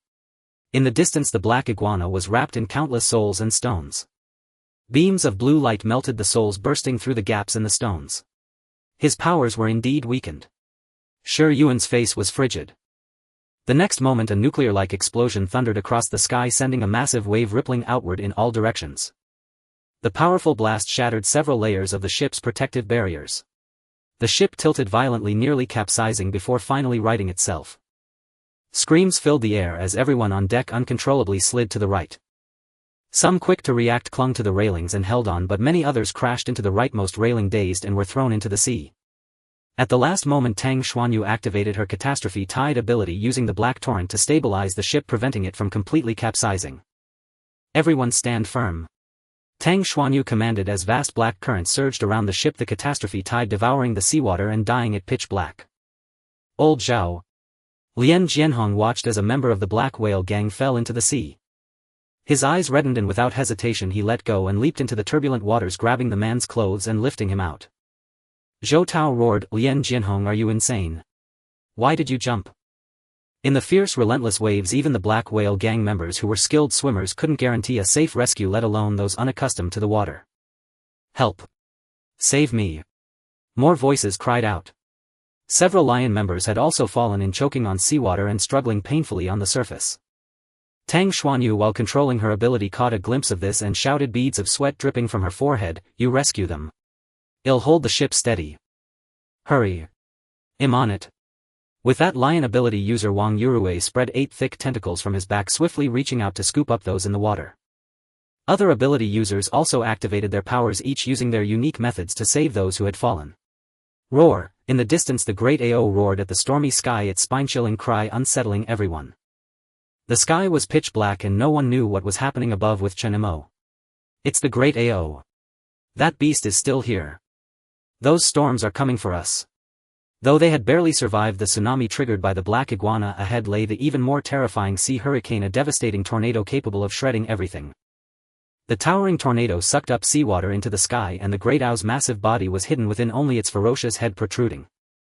Zhou Tao's face grew darker. The great AO was clearly far more powerful than the black iguana, and its terrifying tornado was something this single ship could never withstand. Meanwhile Shi Yuan appeared unscathed by the sea, his body covered in shattered stone armor. Shi Yuan's expression darkened as countless fragments of stone rose from the water, assembling atop the earth pillar beneath his feet. The power within him was being consumed wildly, and in a mere moment the earth pillar had morphed into a colossal stone giant composed of myriad stones. The stone giant stood tall between heaven and earth, half of its form exposed above the water, striding through the waves. Boom! Boom! With each step it took, it stirred up tremendous torrents of water. At this moment on the other side. Roar! A terrifying beast's roar echoed. The heavy rain poured down, and beneath the flashing lightning and thunderous clouds countless black feathers descended. The raging sea below was filled with the corpses of black mystical birds, a scene of devastation as the howling winds played a mournful dirge of blood and rain. Accompanied by a final unwilling wail, the leader of the black mystical birds was also bitten through the neck by Qiongqi, splattering a large spray of blood and dying on the spot. Roar! Qiongqi's pupils were blood red, its face ferocious, fangs bared. Its entire body was stained crimson with blood, and its enormous pitch-black wings spread wide, giving it the appearance of a sovereign of the skies. Chen Mo stood atop Qiongqi's back, drenched to the bone, watching as the last black bird plummeted directly toward the surface of the sea. Chen Mo's eyes flickered as he murmured softly, "At last it is over." Glancing at the surging sea in the distance, it seemed the people on the ship had also safely weathered the storm. At this moment Ehuang was urging the stone giant conjured by his dominion power to march toward the giant crab caught in the violent whirlwind. Chen Mo noticed this and said, "Qiongqi, let's head over there." Qiongqi let out a low growl, its wings flapping violently as it sped toward the giant crab with astonishing speed. It streaked across the sky like a shooting star, faster than the stone giant on the sea. The mists of the Dead Sea seemed to be dispelled by the downpour. In this vast tumultuous ocean, the people on the ship who had finally stabilized witnessed this awe-inspiring scene. A vast marine tornado. And in the eye of that storm an enormous and majestic creature soared high above, approaching the stone giant below as they neared the tempest. Is that Qiongqi? Chenggu. It's Chenggu, he dealt with those black birds. And Ehuang, the two of them are heading toward that giant crab. Everyone on the deck revealed expressions of immense excitement. This unprecedentedly powerful otherworldly force facing the marine beast tyrant of the Dead Sea region without fear made Zhou Tao's pupils tremble as he stared wide-eyed at this unforgettable moment. Is this the power of a 7th-tier ability user? Roar! The giant crab in the tornado seemed to sense the terrifying aura of the two. It emerged from the storm, its sharp turtle shell gleaming with dark elemental energy. The elemental energy from the fragments of its shell surged forth, gathering above to form a pitch-black grinding disc. Accompanied by a furious roar, the black grinding disc sped toward the stone giant and Qiongqi. Puff puff puff, this terrifying force stirred the sea below, causing layers of waves to rise, moving with incredible speed. Do you want to go, or should I? Ehuang's expression was calm as he stood on the shoulder of the stone giant. Qiongqi was level with him, and he turned to Chen Mo and asked. Chen Mo grinned, glancing at the giant crab in the distance, and meaningfully said, "You go ahead, but be careful, it seems formidable." Ehuang nodded, saying nothing more. He raised his hand, controlling the stone giant beneath him to lift its stone hand toward the black grinding disc. The moment the stone hand grasped the black grinding disc, the rapidly spinning disc erupted with intense sparks in the stone hand, unleashing terrifying power that caused a crack to appear in the stone giant's hand. In the next moment it suddenly exploded into countless fragments, crashing into the sea and creating splashes. Boom! Ehuang frowned slightly on the shoulder of the stone giant, somewhat surprised. Beside him Chen Mo squinted, fixating on the giant crab across the way, murmuring, 7th tier. That creature is a 7th-tier marine beast. The giant crab let out a howl, and its shell once again conjured the black grinding disc. This time dozens of overlapping grinding discs appeared on its shell. Buzz buzz. Dozens of dark grinding discs spun toward them, sending sprays of water erupting in this stretch of sea. Chen Mo's lips parted slightly as he unleashed a piercing scream. The sound of the Shoshi god breaking the law. Ever since the Shoshi god broke through to the 7th tier, this ability had once again come into play. Amidst this terrifying cry, dozens of dark grinding discs simultaneously shattered, dissipating into the sky. This astonishing scene clearly startled the giant crab in the tornado. However, it quickly became even more ferocious, preparing to conjure dozens more dark grinding discs for another assault. Stubborn as ever, Chen Mo slowly raised his hand and countless silver blades shot forth. At that moment an unexpected occurrence took place. A melodious voice suddenly rang out, resembling the call of seabirds coming from the distant hazy island behind them. Chen Mo and Ehuang both froze in surprise. Where did that voice come from? Upon hearing the call, the giant crab's scarlet pupils flickered as it turned and fled after releasing the dark grinding discs. Want to escape? Chen Mo's expression turned cold upon seeing this, urging thousands of silver blades to shatter the discs before charging after the giant crab. The silver light streaked across the sky, brimming with murderous intent. Realizing the danger behind, the fleeing giant crab withdrew its limbs and head into its shell. The silver blades collided against the shell, emitting a cacophony of sounds. Bang bang bang, the immensely hard shell blocked the thousands of silver blades. The giant crab extended its head again, coldly glancing back, and without turning leaped into the water, vanishing without a trace. Within just a few breaths it disappeared from the sea's surface along with the terrifying tornado that had swept over the ocean. Chen Mo furrowed his brows, staring at the distant island. Where did that giant crab escape to? Should we pursue? At that moment Ehuang suddenly spoke up coldly. Chen Mo pondered for a moment before shaking his head, looking back at the ship and saying, "There should be no more danger and we can safely land on the island. Let's return and discuss further." After speaking, Chen Mo cast a deep glance at the island that held the apocalyptic deity and turned to guide Qiongqi back toward the ship. Half an hour later the ferocious rainstorm gradually subsided and the tornado stirred up by the distant giant turtle did not return. On the wet and waterlogged deck many knelt, coughing up seawater from their stomachs. Cough cough. The crowd's faces were pale and bloodless. After experiencing one crisis after another, their skin had become wrinkled and pallid from the relentless rain and seawater. Chen Mo and Ehuang returned, saying nothing as they surveyed the chaotic scene. Zhou Tao, his expression complex, stepped forward and said, "You're here. Where is that giant turtle?" Chen Mo replied, "That was a 7th rank sea beast. It just fled to that small island." Zhou Tao's face was bitter as he glanced at the many unconscious members of the Black Whale gang. Though there were no casualties, the journey had been fraught with peril. One wrong move would have cost them all their lives on this vast sea. Just 2 sea beasts had caused such a commotion. Who knew what dangers awaited on that nameless solitary island? He hesitated, then paused and said, "You still want to go ashore?" Chen Mo glanced at him, sensing the retreat in his heart, and nodded. "Yes, we've come this far. There's no turning back now. We owe much to your Black Whale gang.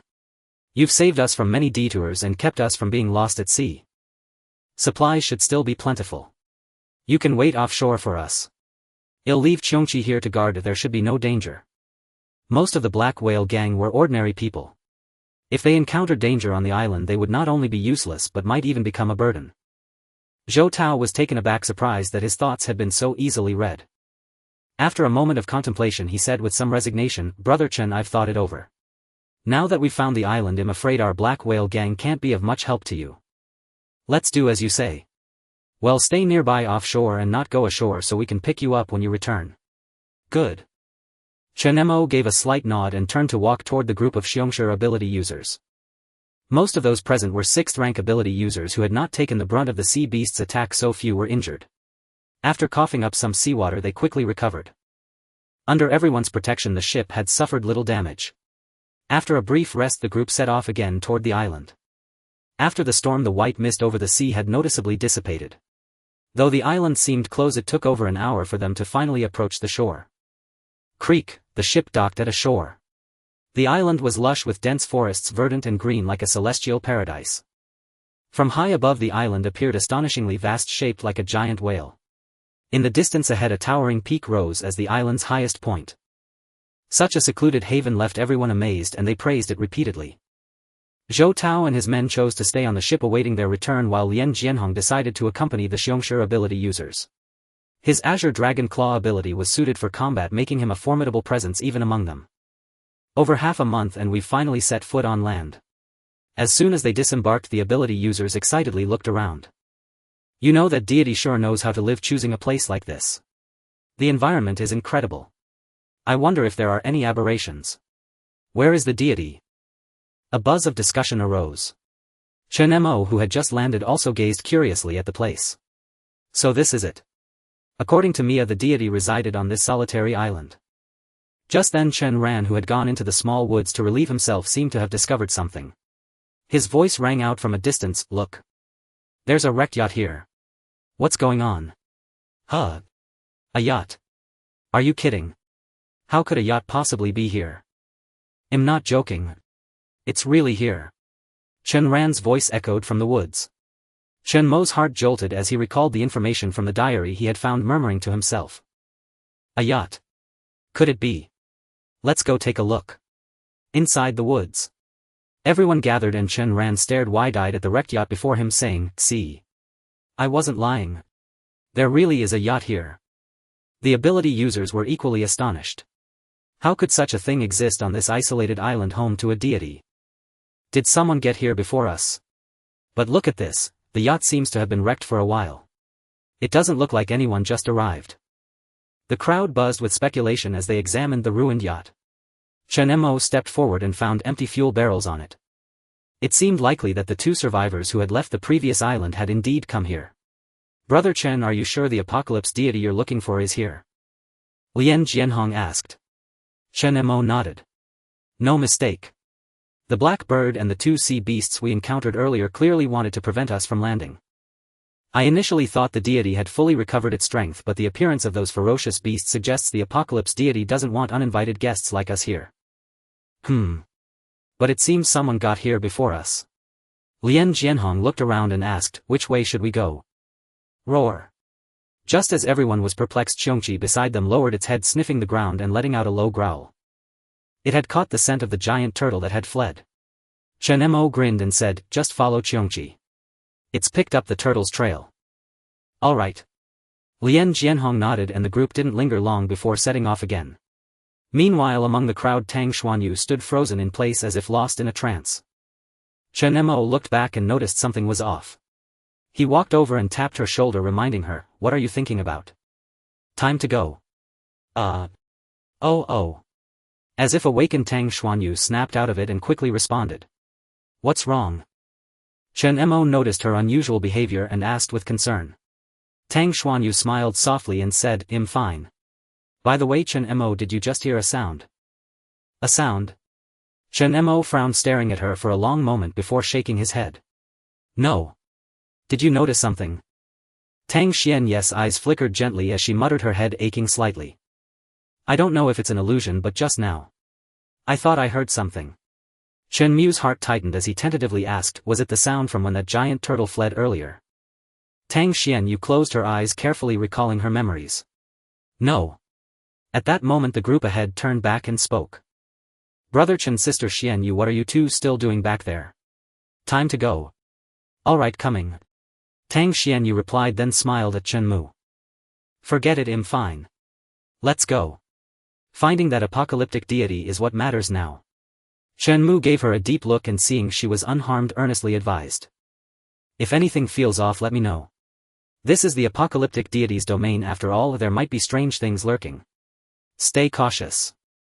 Tang Xianyu chuckled softly. All right, I'm really fine. Without further words, the two caught up with the others. They headed toward the densest woods on the isolated island led by Qiongqi. The group advanced on foot, encountering no danger along the way. Yet within the ranks, Tang Xian's mind kept flashing with an image of a silhouette. She furrowed her brow, a growing sense of unease stirring within her. Suddenly a piercing, agonized roar erupted ahead. Roar, the sound echoed through the forest, jolting everyone present. That's the giant turtle's voice. Lien Jianhong's eyes lit up. It's right ahead. Brother Chen, what now? All eyes turned to Chen Mo. That apocalyptic deity is likely there. Let's move. Chen Mo barked, leading the group of superpowered individuals as they rushed forward. Bursting out of the woods, they descended a small path to reach the island's central area, a vast open plain surrounded by mountains. The terrain was flat and expansive. As they emerged from the dense thicket, they spotted the giant turtle on a nearby lawn. Its dark shell bore countless scratch marks and it crouched on the ground, growling restlessly. The giant turtle is there. Wait. Who's that person? Spotting the turtle, the superpowered individuals instantly became wary. What shocked them even more was that beside the giant turtle stood a man, gently stroking its shell as if calming the beast. This astonishing sight widened everyone's eyes. Even Chen Mo frowned in silence. Sensing the newcomers, the giant turtle tensed up, rising to roar at the group. Roar, Qiongqi spread its wings, responding in kind. All right, settle down. The man beside the turtle patted it, then slowly turned to face the crowd. The man appeared young, in his 20s, with clothes washed pale. He smiled warmly at the approaching group and spoke. Who are you and why are you here? A superpowered individual from the lion group demanded harshly. The man chuckled and replied. It's truly remarkable that anyone could make it to this place. Chen Mo stared intently at the distant man as if struck by a thought and narrowed his eyes as he spoke. Shu He or Li Ziqi. Oh. At the mention of these names the man's smile froze, a flicker of surprise crossing his eyes as he addressed Chen Mo. You know me? But after uttering those words he let out a self-deprecating laugh and quickly dismissed the idea. No, if you knew me you wouldn't have asked that. I don't know how you came across those names, but let me introduce myself, I am Shu He. Hearing this, Chen Mo remained composed, his expression unreadable. So it was one of the two who left as noted in the diary. You know each other? Lien Jianhong asked, puzzled. Chen Mo shook his head and produced the diary from his spatial stone. You should recognize this, right? The moment Shu He saw the tattered diary his expression shifted, disbelief flickering in his eyes. This. How did you get it? Did they escape? The they he referred to were clearly the same group from that island. Chen Mo said flatly, thanks to you two they're all dead. You're the only one here, which means Li Ziqi died here too. Your current role is that of this island's master's envoy, isn't it? Tell me, where is the master of this island? Having his secrets laid bare, Shu He's mind churned. The mysterious aura he had cultivated was mercilessly stripped away before Chen Mo. You know too much. Shu He's smile vanished, a cold edge creeping into his gaze. You must be here for my master. On his orders I'll give you one last chance. Leave this place. This is no ground for you to tread. As his words fell, a colossal beam of light erupted from the forest behind him. Then piercing cries filled the air as black silhouettes soared into the sky. They were thousands of fearsome blackwater Xian birds. Countless bloodthirsty blackwater Xian birds locked onto the group as if at his command they would swoop down and tear everyone to shreds. The shocking sight made the group's expressions turn grim. Those black birds. This guy is the apocalyptic deity's slave. No wonder he's the only one on this island. So the tsunami disaster earlier was his doing. Sure, Yuan held a paper effigy, its face grotesquely twisted, constantly opening its mouth to scream. Sure, Yuan's eyes flickered as he affirmed, the apocalyptic deity's power, that deity is right here. Those black birds weren't present before, they seemed to appear out of nowhere after that beam of light. Chen Mo nodded slightly, then smiled at Shu He. Judging by your demeanor it seems even if we leave now you won't let us go, will you? Shu He let out a sinister laugh, his voice dripping with murderous intent. You're quite sharp. True, I held back earlier at sea, but here things are different. Ants that tread upon the domain of a god shall face their deserved judgment. Die. Slay these invaders. Shu He roared as countless blackwater mystic birds behind him swooped down like arrows, clawing at the group. Beside him the giant tortoise rose from the ground, its shell condensing countless black millstones that sought to tear the group apart. Where in the world did this guy conjure so many black birds? Never mind that, we have 2 7th-rank psychics here, nothing to fear. Let's take him on. Though the psychics were terrified by the overwhelming number of black birds, none of them hesitated. Each unleashed their powers, striking down the blackwater mystic birds one after another. Explosions of terrifying force erupted among the flock, filling the air with harrowing cries. Roar! Facing the endless birds, Qiongqi pounced like a tiger, tearing through their defenses and slaughtering them mercilessly. On the other side, Ehuang summoned a colossal rock elephant that reached for the sky, each movement crushing swaths of mystic birds with astonishing power. Within mere minutes the ground was littered with the corpses of blackwater mystic birds. In the distance Shu He watched in shock, his eyelids twitching as terror and awe filled his heart. What the hell was wrong with these people? This was nothing like he had imagined. Were these ferocious beasts all unafraid of death? With 7th-rank psychics leading them, even gods seemed within their reach, let alone these mutant creatures. Sensing something amiss, Shu He realized the birds were being slaughtered like mere chaff before them. Shu He stepped back, a flicker of retreat in his mind. These freaks. I can't let this continue. Giant tortoise. He tried to summon the tortoise to flee. But suddenly a voice echoed eerily from ahead. Had enough fun? If so, shouldn't you let the deity behind you show itself? Before him Chen Mo appeared with Wusiki in hand, seemingly out of nowhere. When? His attention had been entirely on the psychics, leaving him oblivious to this arrival. Shu He's pupils contracted sharply as he roared in terror, kill him. Ow! The giant tortoise beside him bellowed, raising its claw to strike Chen Mo. Suddenly a thick metal pillar rose from the side, forcefully propping up the tortoise's claw and sending it flying. Swish! A blade flashed. Shu He's right hand was cleanly severed. His face contorted in agony as Chen Mo raised his sword again. He quickly dropped to his knees with a thud, begging frantically, no. Don't kill me. Seeing this, Chen Mo paused. He halted his descending blade, a hint of amusement in his voice. Giving up so soon? I yield. I yield.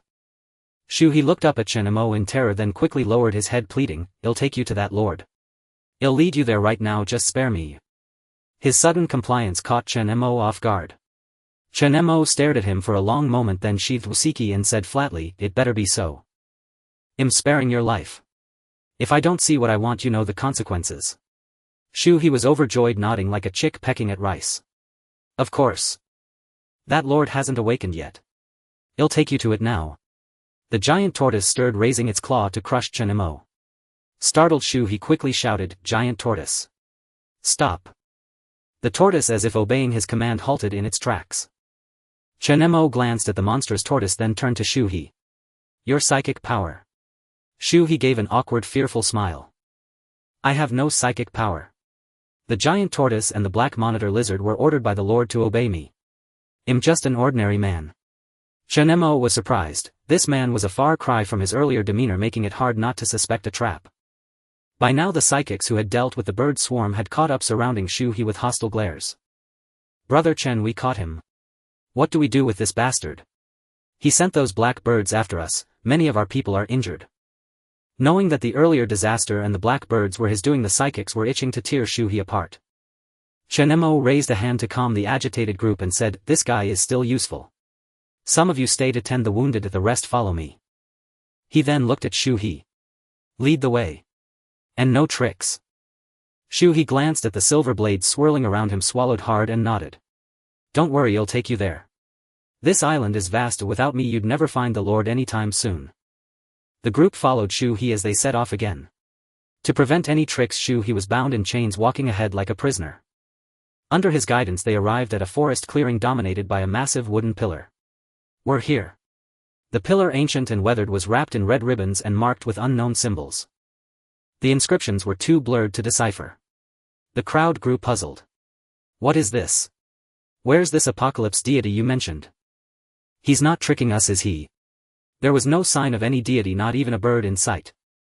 Chen Mo, sensing something odd, frowned at Shu He, who had suddenly stopped.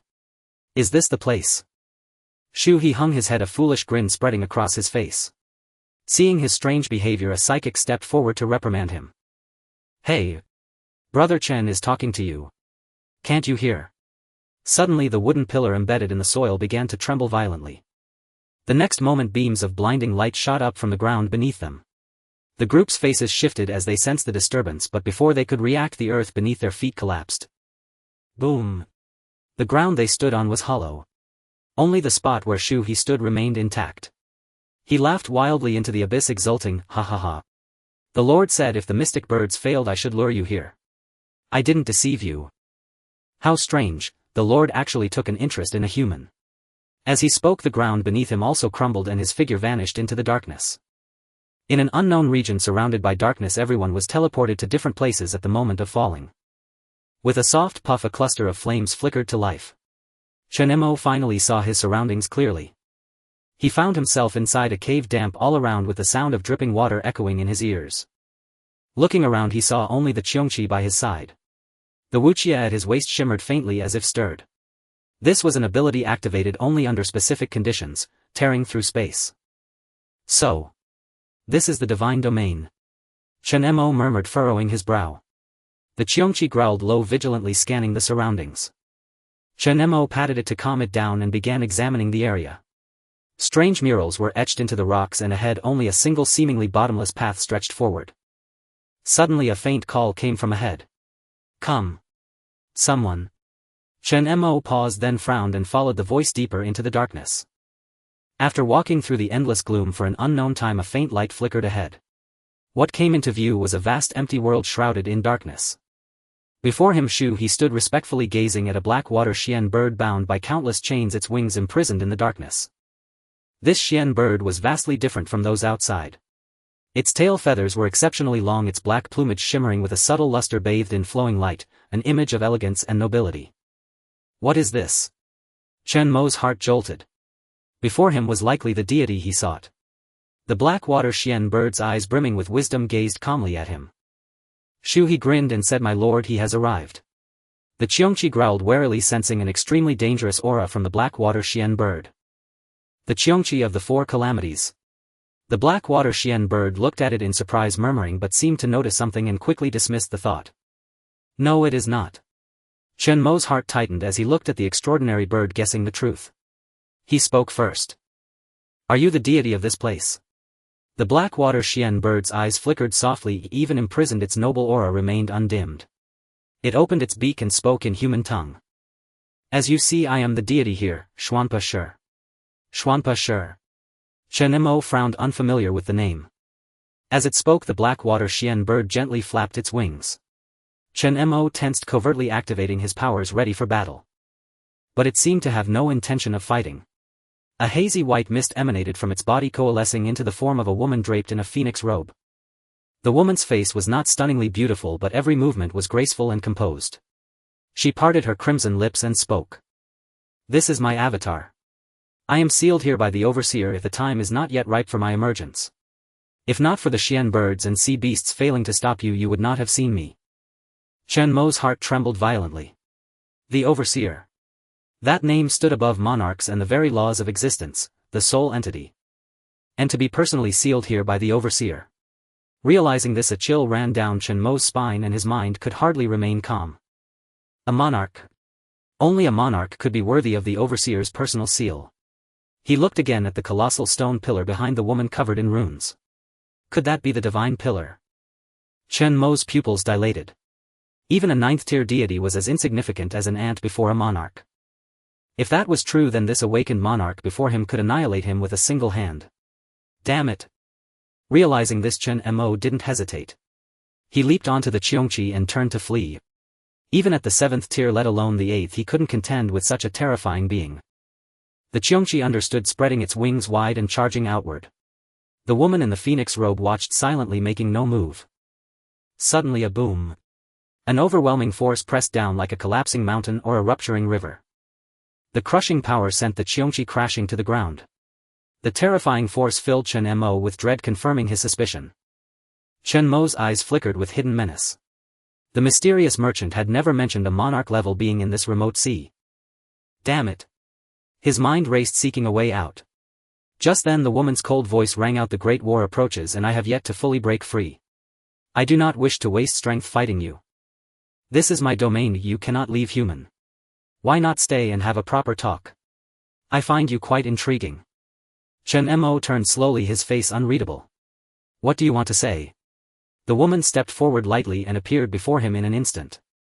Up close he could see her features more clearly. There was an indescribable quality, not conventionally beautiful yet strikingly captivating. Her narrow, aloof phoenix eyes bore a vermilion mark, her jet black hair was elegantly coiled and her face was expressionless, gazing at all with indifference. A hint of confusion crossed her face. I wish to know why you carry the aura of rules mixed with the presence of other deities, so chaotic. Rules? Chen Mo was taken aback, bewildered. Was she truly a monarch? He frowned. I don't understand what you mean. As for the other auras, it's probably due to my abilities. Abilities? She murmured, lost in thought. Suddenly countless silver streaks of light shot forth. The woman's phoenix eyes narrowed. With a series of impacts the blades turned to dust, vanishing without a trace. A single glance from her felt like being stared down by immense terror. I said I do not wish to fight you. At least 9th tier power. What did such a being want to know? Chen Mo felt a foreboding sense. She was likely referring to his second ability, Qiongqi. This power, mysterious and formidable, had unknown origins. He had already secretly contacted the she-beast, and in the worst case he could use Wuxia to escape. Perhaps he could learn something from her. With these trump cards, Chen Mo relaxed and grinned. Sorry, I just wanted to show you my ability. No, you were testing my strength, cunning human, she said coldly. You'd best not force my hand. What I wish to know is why you possess the power of rules and what is your relationship with the overseer. Even before you set foot on this island I sensed a familiar aura upon you. If not for that, do you truly believe you would have the opportunity to speak with me here? Xian Nu raised an eyebrow, her words dripping with a sovereign arrogance befitting a monarch. As the most formidable existence in this apocalyptic world, the divine pillar she had sealed remained undiscovered by anyone. The very space where Chen Mo now stood was within that pillar's inner realm, and his life or death hung entirely on her whim. Chen Mo furrowed his brow, gazing at the woman before him. I told you I have no idea what you're talking about. I have nothing to do with this so-called overseer you imagine. A flicker of icy light flashed in Chen Mo's phoenix-like eyes. Impossible. The mark on your hand is the clearest proof. The power you possess originates from the might of the world's most formidable being, the one who sets the rules. Tianquan, the supreme right bestowed upon you by heaven itself. In this world only the overseer wields such power. So do you still intend to hide this from me? Her beautiful eyes like an unfathomable lake silently fixed on Chen Mo's gaze, seeking to discern something within. Hearing these words, even Chen Mo felt a tremor in his heart, his pupils slightly dilating. This woman, merely by a single glance, had clearly perceived his second ability, Qiongqi. Yet the Qiongqi ability he had always wielded could only enslave beings and borrow some of their powers. Perhaps she knew something. Chen Mo stared intently at Chen Nu's face, pondering silently. I truly have concealed nothing. This ability awakened naturally at the dawn of the apocalypse. The overseer you speak of, I've never even heard that name, let alone known him. From what you say, it seems my ability was granted by the overseer. Why not tell me what he looks like? Perhaps I might recall something. Chen Mo said, his face betraying no hint of embarrassment. After hearing Chen Mo's explanation, Chen Nu fell silent for a moment. She mused for a long while, then sighed softly, descending to the ground and speaking slowly. Judging by your appearance, it seems you truly know nothing. What a fortunate fellow. Among the billions of beings in this world, why were you the one chosen? Chen Nu's face was full of bewilderment, clearly dissatisfied with the overseer's decision. All sovereigns are madly obsessed with this power. If others learned you possess the overseer's might, they would not hesitate to forcibly break their seals to seize this ability from you. What? Chen Mo frowned instinctively, asking, why is that? Chen Nu cast a mocking glance at him. Still don't understand. The power to transcend all rules, isn't that enough to drive one mad? The overseer is that irresponsible being, weary of this unchanging track of endless cycles of destruction and rebirth. Chen Mo's heart pounded rapidly. Every word Chen Nu uttered seemed to harbor monumental secrets concerning both the beginning and the end of this apocalypse. Could you tell me more details? Though she was a sovereign-level existence, she seemed to harbor no great hostility toward him. Moreover, from her tone she appeared to deeply resent the overseer's actions. Chen Nu gave Chen Mo a profound look. Long imprisoned within the divine pillar, she found herself quite bored and didn't mind speaking a little more to this ant to alleviate her tedium. What an ignorant little ant. Chen Nu gently raised her hand and the surrounding darkness instantly dissipated. As if the heavens and earth were transformed, the scene shifted into a tranquil vista of green mountains and clear waters. Only the divine pillar remained, bound by countless chains, standing silently in the distance. He was nowhere to be seen. In this quiet realm it seemed only the two of them remained. This astonishing spectacle left Chen Mo momentarily speechless. What kind of power was this? With a mere gesture she had altered the entire secret realm in an instant. Roar! Qiongqi tilted its head, its face full of confusion and bewilderment. Chen Nu said indifferently, as I said before, the aura on you is quite mixed. There's even a sovereign's presence, a being I despise. Sovereign? Chen Mo's expression shifted slightly as he fell into deep thought. The only one he could think of was the mother of Kunlun, the owner of the beast Fang Bone. Chen Nu, I do not wish for anyone to know I am here. Since you are the fortunate one chosen by the overseer, speak whatever you wish to know. Chen Mo looked at her in surprise. You truly are a sovereign. That title is not inaccurate, above the 9th rank. Then why are you being so kind? You said earlier that even sovereigns covet my power immensely. Are you any different? No one can fathom what the overseer thinks. If his power were so easily obtained, you likely wouldn't have survived until now. Chen Nu waved her sleeve, summoning a stone pavilion. She walked over and sat down gracefully. On the stone table sat a cup of tea. She lifted it and took a delicate sip, her demeanor exceptionally elegant and composed. Chen Mo paused, then stepped forward only to find no extra stone stool. He stood awkwardly in place, looking at her and saying, "Get one for me too." "You may stand," Chen Nu said flatly. Chen Mo clicked his tongue but didn't dwell on it. Seizing the opportunity, he pressed on, "So what exactly is this apocalypse all about?" Chen Nu glanced at him, her voice cool. "It came 20 years early. I don't know what you all did to trigger this election prematurely. This was set by the overseer. At a certain time destruction arrives. Bound by the rules, the weakest batch of deities awaken first, then wave after wave, all designed by the overseer. Haven't you noticed?" This aligned more or less with what he already knew. Chen Mo's brow remained tightly knit. Without answering her question he continued, what is the purpose of all this? Isn't it obvious? Selection for evolution, the transfer of authority. When you grow strong enough and slay deity after deity you become the deities of the next new track. Xian Nu stated matter-of-factly. Through this endless cycle each generation grows stronger. One day a being will arise to meet the overseer's satisfaction. As for the ultimate purpose behind all this even Xian Nu a sovereign did not know. The conversation lasted over an hour during which Chen Mo's tightly furrowed brow never once relaxed. From the conversation with the mystic maiden he learned that the overseer was a godlike existence manifesting all fantasies into reality. No one knew when it had appeared or what its purpose was. As sovereigns they had undergone countless track simulations and it seemed the overseer sought to select an entity that could rival itself through endless cycles of evolution and survival of the fittest. In the beginning the so-called power of the deities was not so formidable, even the second tier or the first tier was an insurmountable existence. But after countless rounds of competition the limits of living beings were broken time and again, from the second tier to the third, from the third to the fourth. Eventually the most powerful beings could even sense the presence of the overseer and the supreme sovereigns possessed unparalleled energy capable of annihilating worlds. There were a total of 24 such sovereign-level existences. It was from that era onward that everything seemed to stagnate at the sovereign level. Even later arrivals could not surpass this upper limit and this state persisted for a very long time without change. The sovereign's authority had become so unassailable that future track inhabitants could not resist it. This was not what the overseer desired, so at the end of the previous track it suppressed and sealed all the sovereigns within divine pillars before vanishing without a trace. No one knew what it intended to do. And then came the arrival of this apocalypse where even the weakest deities sensed the weakening of the rule's power.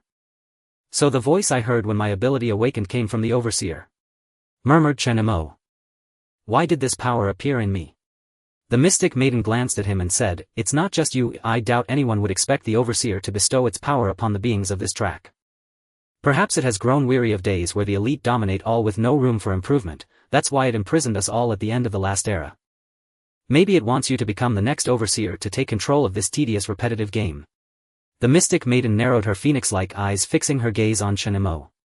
Chen Mo, you know about games. The mystic maiden took a sip of tea and said calmly, I just glimpsed some of your memories and learned a bit about this era. Chen Mo's face remained expressionless but he discreetly stepped back. Don't worry, I only took a cursory look. The mystic maiden said no more but she was convinced of this possibility. Even the sovereigns could not locate the overseer if they could only sense its existence as if it dwelled in an entirely different dimension. You say my power comes from the overseer, a supreme rule-based force, but aside from enslaving beings and borrowing their abilities it has no other effect, asked Chen Mo. Enslaving. The mystic maiden paused at this word, glanced at the Qiongqi lying not far away, then looked at Chen Mo with a hint of mockery. Interesting. So you came here intending to enslave me. An extremely terrifying dangerous aura locked onto Chen Mo as if one wrong word would cost him his head. What a capricious woman. Chen Mo's expression shifted, cursing inwardly as he tightened his grip on Wucha, ready to flee at any moment. If I had known a sovereign-level being resided here I wouldn't have been foolish enough to seek death. The mystic maiden raised an eyebrow and murmured, that makes sense. The oppressive pressure dissipated. She said calmly, who told you that the overseer's power is used that way? The overseer's ability is the supreme rule based on countless powers, whatever it wills it obtains, there is nothing it cannot do. If I'm not mistaken, when you first acquired this power you must have thought about the ability you now possess, and that's how the celestial authority ability took its current form. Whatever he wills he obtains. Chen Mo froze, recalling the moment, and looked toward the Qiongqi, his face growing increasingly astonished. Indeed, back then after taming the Qiongqi he had constantly thought about making it his own. So that was how the celestial authority ability had evolved into its current form of enslaving beings. If what the mystic maiden said was true and the celestial authority ability was so powerful and invincible, then Chen Mo closed his eyes and began to mentally suggest to himself. Fire. He activated the celestial authority ability. But after a long while nothing happened. The mystic maiden, observing from the side, spoke coldly.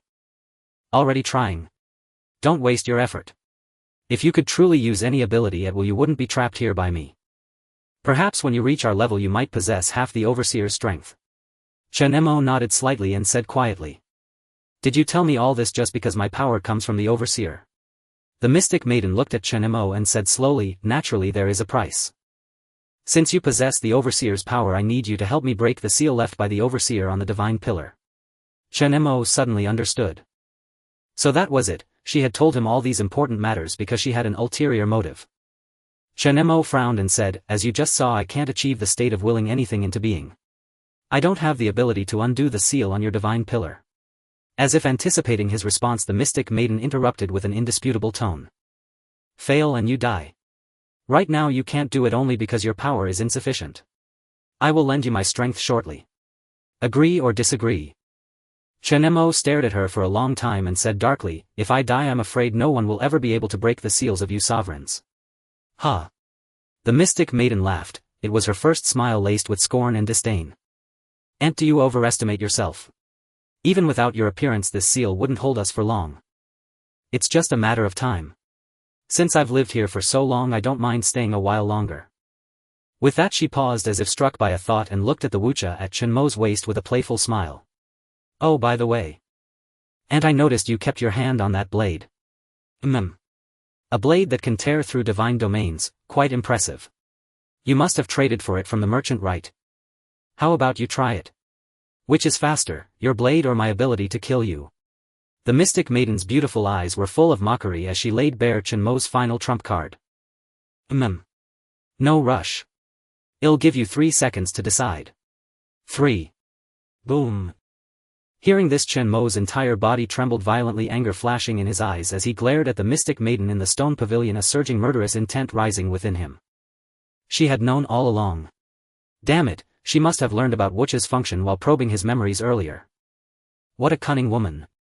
With his last card exposed, Chen Mo's face darkened, his mind racing for an escape plan. The mystic maiden's voice came unhurriedly. 2. The true power of celestial authority is to will anything into being.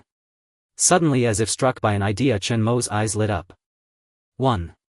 Just as the mystic maiden counted to 1, Chen Mo spoke without hesitation. I agree. Oh. The mystic maiden's beautiful eyes narrowed slightly as she spoke with a smile. I thought you would rather die than surrender. It seems the men of this era lack much spine. Chen Mo suppressed his thoughts and shrugged helplessly. What choice do I have? With your strength you could erase me with a mere gesture. Better to live on my knees than die in ignorance. With these words he deliberately lowered his stance. As he spoke he discreetly glanced at the mystic maiden. Seeing her expression unchanged, he breathed a silent sigh of relief. A monarch-level being possessed abilities that defied the heavens. If the mystic maiden were to probe his memories again she might uncover his hidden thoughts. Fortunately, given her lofty status, she seemed to disdain the idea of delving into his mind a second time. Hearing this, the mystic maiden's smile gradually faded and she nodded in approval. Even among ants you are one of the better ones. Rest assured, since you are the one chosen by the overseer, I won't kill you once the deed is done. Instead I'll keep you by my side. If I'm in a good mood I might even bestow upon you my abilities. Your abilities? Chen Mo asked curiously. What are they? The mystic maiden waved her hand and fine grains of sand scattered through the air, transforming into black water mystic birds. After a brief demonstration she turned the birds back into dust and said casually, there are too many to count. The specific ability you gain will depend on you. Enough of that. Come here. The mystic maiden rose slowly and walked toward the divine pillar imprisoned by chains within this realm, saying. These divine pillars are the artifacts the overseer used to seal us. Place your left hand on it and activate the celestial authority ability to see if you can break the seal on this pillar.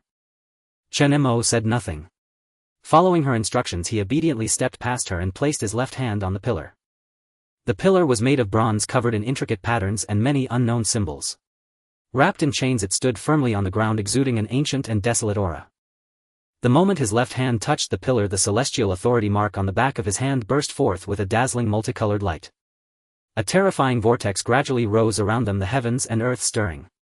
Chen Mo felt as if a broken bridge within his heart had forged some kind of connection, and an ancient voice whispered softly in his ear. Suddenly his consciousness was pulled into a chaotic void. In the pitch-black darkness Chen Mo saw a colossal mystic bird imprisoned within the pillar by countless chains, the same scene he had witnessed upon first meeting the mystic maiden. So her true form was indeed trapped within the pillar. And every single one of those hundreds of chains binding the black water mystic bird was connected to his own body. It seemed she couldn't see him. Chen Mo stared at the mystic bird for a long while, then glanced at the glowing celestial authority mark on his left hand, thinking to himself. If this ability truly comes from the overseer enabling me to manifest my thoughts into reality, then now Chen Mo's gaze turned icy as he fixed it on the Blackwater mystic bird and murmured softly. Enslave. Whoosh, as if sensing its master's will, the celestial authority ability on his left hand suddenly released a radiant beam of light.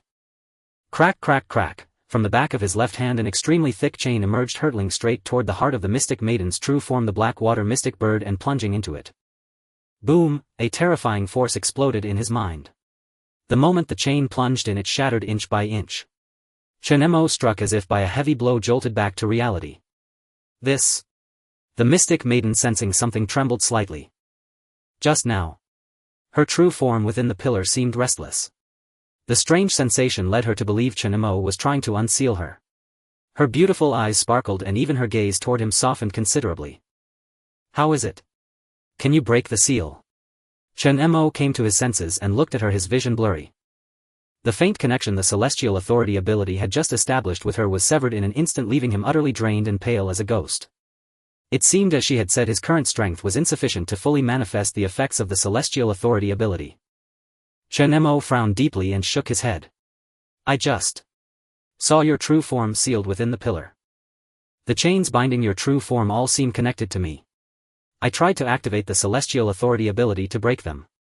But it seems I lack the power. A flicker of joy flashed in the mystic maiden's eyes as she nodded. The fact that you could find my true form within the pillar alone proves your power comes from the overseer. You're only a 7th rank ability user. Your current strength is far from sufficient to wield the overseer's power perfectly. Let me help you. How? Chen Mo frowned, puzzled. The mystic maiden said haughtily, by lending you my power temporarily, of course. But the power of a monarch is not something an ordinary ant can withstand. This process may be a bit painful. Bear with it. Perhaps because she felt her seal was about to be lifted and was in high spirits, the mystic maiden spoke gently. If I can break the seal, making you a new monarch is not out of the question. Don't worry. You've proven your worth. Even if you fail, I won't kill you, at least not for now. Chen Mo sneered inwardly. Not kill him. She was probably coveting the power of celestial authority too, wasn't she? But he showed none of this and instead said with some excitement. Really? The mystic maiden said arrogantly, of course. Let's begin. She lightly pointed her jade-like finger and a terrifying beam of light plunged into the pillar. Instantly the pillar began to tremble violently, the surrounding chains clanging loudly.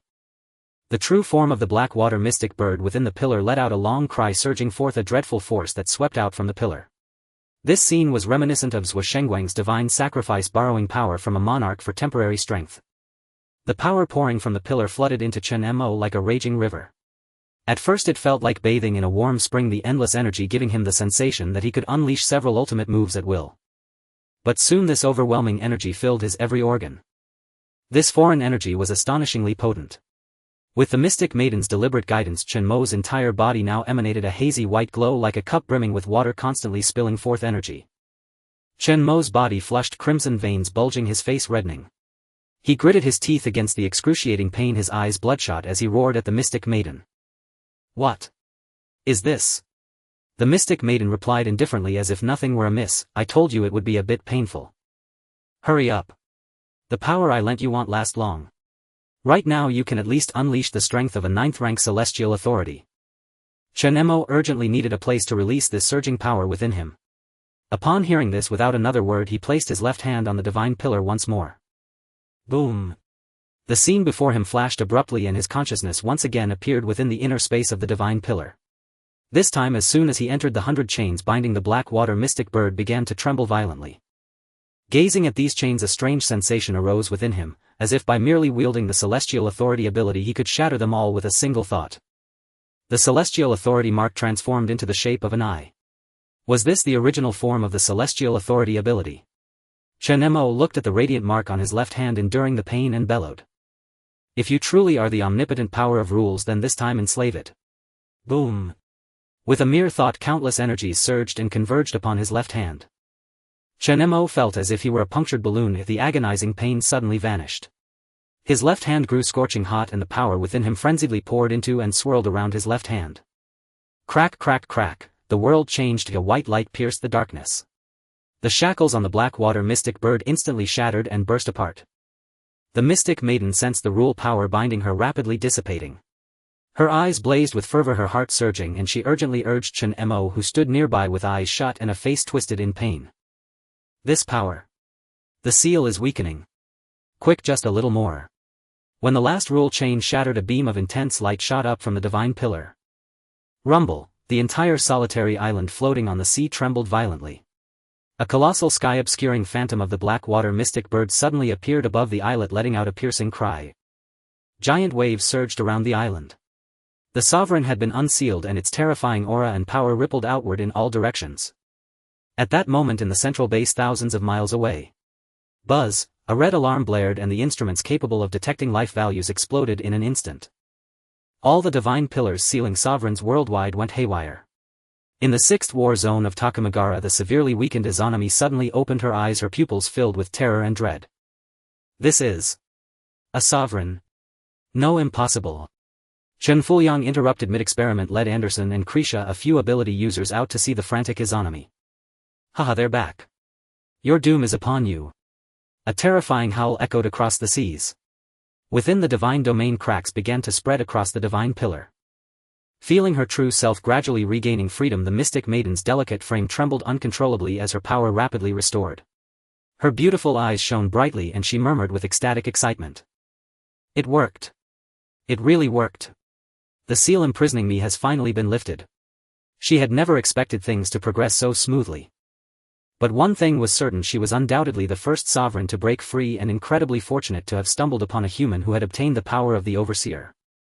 Next, as long as she seized this human's power for herself before the other sovereigns broke free, she would replace the overseer and become an immortal supreme godlike being. Just then a sudden anomaly erupted within the divine pillar.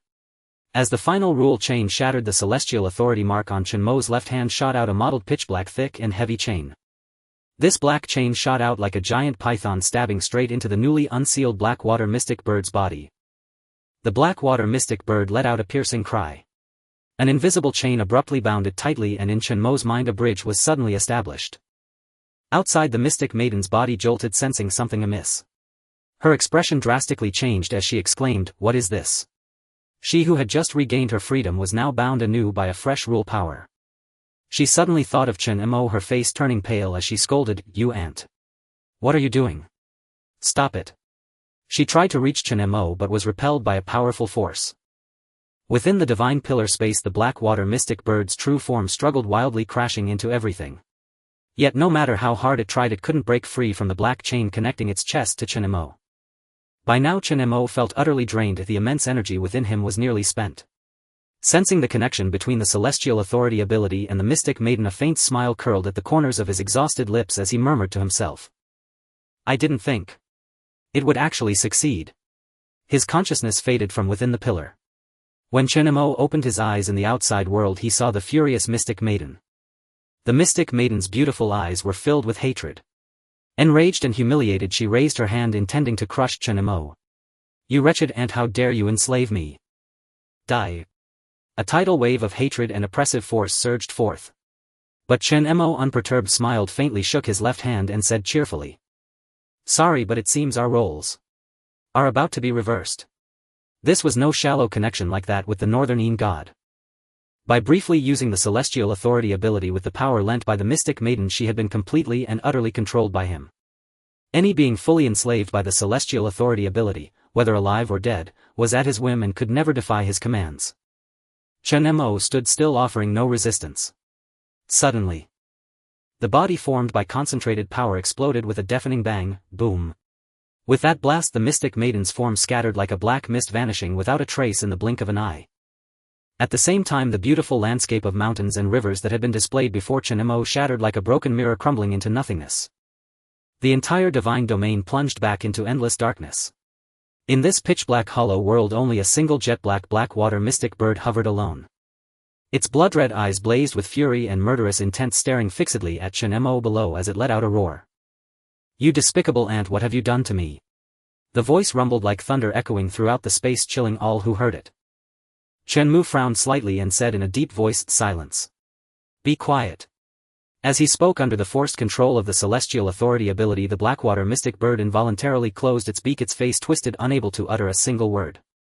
Thanks to your arrogance, you no longer attempted to pry into my thoughts. My purpose in coming here was merely to enslave a 9th-tier deity to bolster my strength. I never expected such fortune, to enslave a sovereign. Chen Mo's lips curled into a faint smile as he calmly approached the Blackwater mystic bird, continuing. And I have not broken my word. The matter I promised you has been fulfilled. Look, have not all the shackles upon you been removed? Rumble. Upon hearing this, the Blackwater mystic bird flapped its wings with even greater fury. Chen Mo feigned sudden realization, saying, my apologies. I forgot you cannot speak now. With a snap of his fingers he lifted the celestial authority's restraint upon it. Beings enslaved by the celestial authority were utterly incapable of striking their master. More importantly, with but a single thought he could now decide the creature's life or death. Ent. The Blackwater mystic bird roared in explosive fury, its pupils blazing with rage. Across countless tracks no being had ever reduced it to such a pathetic state. Is this your promise to me? To lift my seal only to bind me with another chain of servitude? Had it known this would happen, it would have rather executed this man on the spot, waiting quietly like other sovereigns for the seal's release. Chen Mo said calmly, at least now you are free. However, from this day forth you will likely have to follow me. And it so happens I have many questions for you. Before he could finish, a roar suddenly echoed in his ears. He had appeared unexpectedly, and with him in this darkness came the massive sea beast, the giant turtle. Riding atop the giant turtle, he roared with a face twisted in madness. Die. A cold glint flashed through Chen Mo's eyes as he glanced at the Blackwater mystic bird before him. Cunning creature. So it had kept this trick up its sleeve. After using the celestial authority to enslave it, his physical strength was now utterly depleted, leaving him unable even to unleash his sovereign ability. Seeing he and the giant turtle charging recklessly toward him, Chen Mo issued a cold command. Kill them for me. The Blackwater mystic bird suddenly let out a long cry. In an instant a terrifying sovereign's aura permeated the air. Without any further action, merely releasing its overwhelmingly heavy and majestic pressure, it crushed He and the giant turtle, both man and beast, violently against the ground. Boom! The terrifying pressure grew ever heavier. The giant turtle wailed in agony upon the ground, its seemingly indestructible shell cracking inch by inch under the crushing force. At the same time, he sprawled on the giant turtle's back, felt an unprecedented fear and despair. His eyes widened, his face a mask of utter disbelief as he stared fixedly at the Blackwater mystic bird that had driven him here. My lord! How could you? He's voice trembled, filled with confusion and bewilderment. But before he could finish, in the blink of an eye, a thunderous boom rang out. The giant turtle and He were instantly blasted into pieces, transformed into a clump of pungent scarlet mist. Countless droplets of fresh blood and shattered flesh scattered in all directions like a torrential rain of gore pouring down. Chen Mo's pupils dilated with startling brilliance at the sight. So this was the power of a sovereign. How terrifying. With but a single thought it could decide the life and death of others. Seeing the gruesome deaths of the giant turtle and the Blackwater mystic bird turned its resentful gaze toward Chen Mo. Had it just acted without its own control? Was this the ability this fellow had obtained from the overseer? More terrifying than the seal itself, even a sovereign could not resist this power. Chen Mo cast a sidelong glance at it. Boom! Suddenly an intense will to die surged within its body. The Blackwater mystic bird shuddered violently as if struck by a tremendous blow, its massive frame trembling heavily. It let out a pained cry, collapsing weakly and limply to the ground. Chen Mo slowly turned around, his gaze cold as he looked down at the Blackwater mystic bird and spoke. Trying to use another's hand to kill me. I forgot to tell you, if I die, you who are under my enslavement will not survive either. Moreover, I can slay you with but a single thought. What? Upon hearing these words, the Blackwater mystic bird grew even more terrified. This damned creature, the ability constructed through the celestial authority's rules, was so overbearing. Chen Mo stepped forward, lifted his foot and stomped hard onto the head of the prostrate Blackwater mystic bird, crushing and shattering its arrogant dignity as a sovereign. Listen carefully and face reality. If I had no need for your power, even a sovereign like you would have perished here long ago. I know your pride runs deep, but now I offer you two choices. Chen Mo looked down from his lofty height at the seething Blackwater mystic bird beneath him, his voice cold. Submit or die. Though a sovereign's power would suffice to handle what lay ahead, if this creature remained so obstinate, he would not hesitate to use the celestial authority to slay it on the spot. Surely the value of a single sovereign would be enough to sweep clean all the fine goods from the mysterious merchant store. The scene fell into a momentary silence. Chen Mo was in no hurry, he simply waited quietly for the other's reply. Beneath his foot the Blackwater mystic bird's pupils flickered with hatred. After an unknown span of time, the hatred in its eyes gradually faded, replaced by profound remorse and regret. To think that a lofty and honored sovereign would now be enslaved by a mere ant from a new track. Yet upon second thought, this fellow was the chosen one of the overseer. Considering the overseer's omnipotent all-creating abilities, this fate no longer seemed so unbearable. It fell into a long agonizing struggle of hesitation. Until Chen Mo's impatient voice broke through. Have you decided?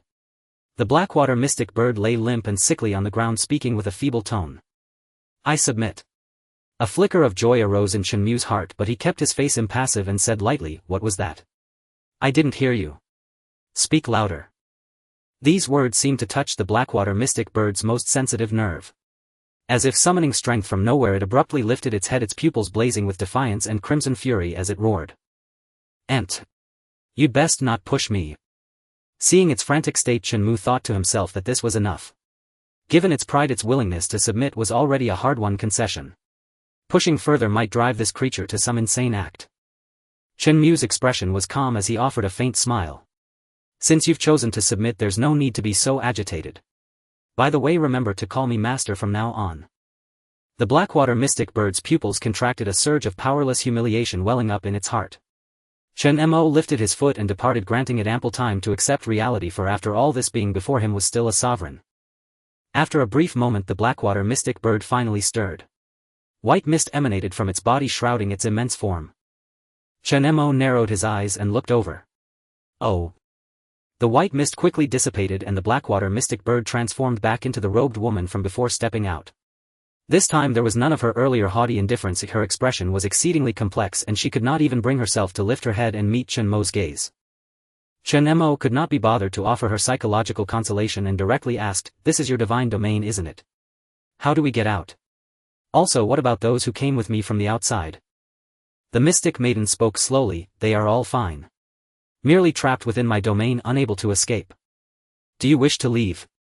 Chen Mo sized her up, deciding not to provoke her further, and nodded. "Yes, it's time to go back." With that, Chen Mo paused briefly as if recalling something and took out the beast fang bone from his spatial ring. According to the merchant, this beast fang bone was extremely ominous. If possessing it would easily attract the creatures of Kunlun Guishu, and the best way to dispose of it was to bury it on this island where even the Lord of Kunlun could not see. "Can you deal with this?" Chen Mo casually tossed the beast fang bone over. The mystic maiden caught it, a flicker of surprise in her beautiful eyes, and murmured in realization. "This is the key to Kunlun land. No wonder I sensed its aura on you." "Who?" Chen Mo asked. The mystic maiden replied, "Another sovereign. In your terms, calling her the Queen Mother of the West would be more fitting." Chen Mo frowned, unsurprised by the identity of the beast fang bone's owner, having already guessed some of it based on mythology. But hearing a hint of surprise in the mystic maiden's tone and seeing her demeanor, could it be that this was also a sovereign-level figure? A sovereign? The mystic maiden lightly nodded, recalling information about the Queen Mother of the West with some wariness. "Yes. She is not to be trifled with. The Lord of 10,000 beasts, vengeful and petty, one of the first to be sealed by the Overseer. Even among sovereigns she is an extremely formidable existence. This beast fang bone is the key to Kunlun Guishu. Without it, bound by the rule, she can never leave Kunlun Guishu even half a step. So she poses little threat. Now that the Overseer has long ceased to exist, all the sealed sovereigns have only one thought: to seize this opportunity to devour the others and become the new Overseer. Such an existence naturally attracts the attention of other sovereigns." Chen Mo looked up at her and said, "From your tone it seems you've had a falling out with her. Which of you is stronger?" The mystic maiden gave a cold, proud smile and said arrogantly, "She has her myriad beasts and I have the southern sea. All the sea beasts of the entire southern sea serve me. Without this Kunlun key it's uncertain if she can even break the seal. With this key placed here, she'll never find it in a lifetime." As a fellow sovereign, she wished for as few rivals as possible. Chen Mo said, "Since that's the case, I'll leave the beast fang bone to you to handle. My Qiongqi ability contains a special space that can accommodate your survival. Release the others, it's time to go back."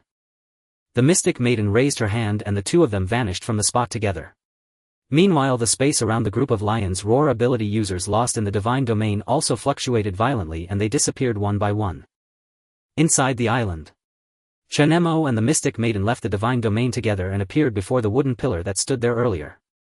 The mystic maiden was absorbed into the Qiongqi space, but notably she seemed able to share the view before her eyes. Flashes of light flickered around and Tang Xuanyu, Shi Yuan and the others were teleported out as well. Exclamations arose as a group of Lion's Roar ability users looked around in bewilderment. What's going on? Isn't this the same place as before? We're out. Where's that damned guy? Didn't he promise to take us to the gods? Where is he? The surrounding noise was chaotic. Tang Xuanyu, who had just appeared, looked around anxiously searching for Chen Mo. When she spotted Chen Mo among the crowd, she breathed a sigh of relief and hurried over to call out. Chen Mo. Chen Mo turned his head, smiled and said, "You're out." Tang Xuanyu scrutinized Chen Mo carefully and said, "Why did we suddenly come out? We were all separated just now. I walked alone in the darkness for a long time. Are you alright?" After some discussion among the group, it turned out that everyone's experiences after falling into the deep pit were strikingly similar. All had ended up in a pitch-black space where they could not see their hands before them, with no sound or movement, not even the commotion of the mystic maiden's unsealing, and could only wander aimlessly. Strange. How did we get out? Where is the god of this place? We didn't even catch a glimpse. Everyone was utterly puzzled. Getting no useful information, Tang Xuanyu looked at Chen Mo and asked, "Chen Mo, what about you? Were you the same?" Chen Mo smiled and nodded, not intending to reveal the matter of the mystic maiden. He said, "Yes, I too was trapped in the darkness and couldn't get out, then suddenly returned here. That place must have been the divine domain." Tang Xuanyu furrowed her delicate brows and murmured, "That can't be right.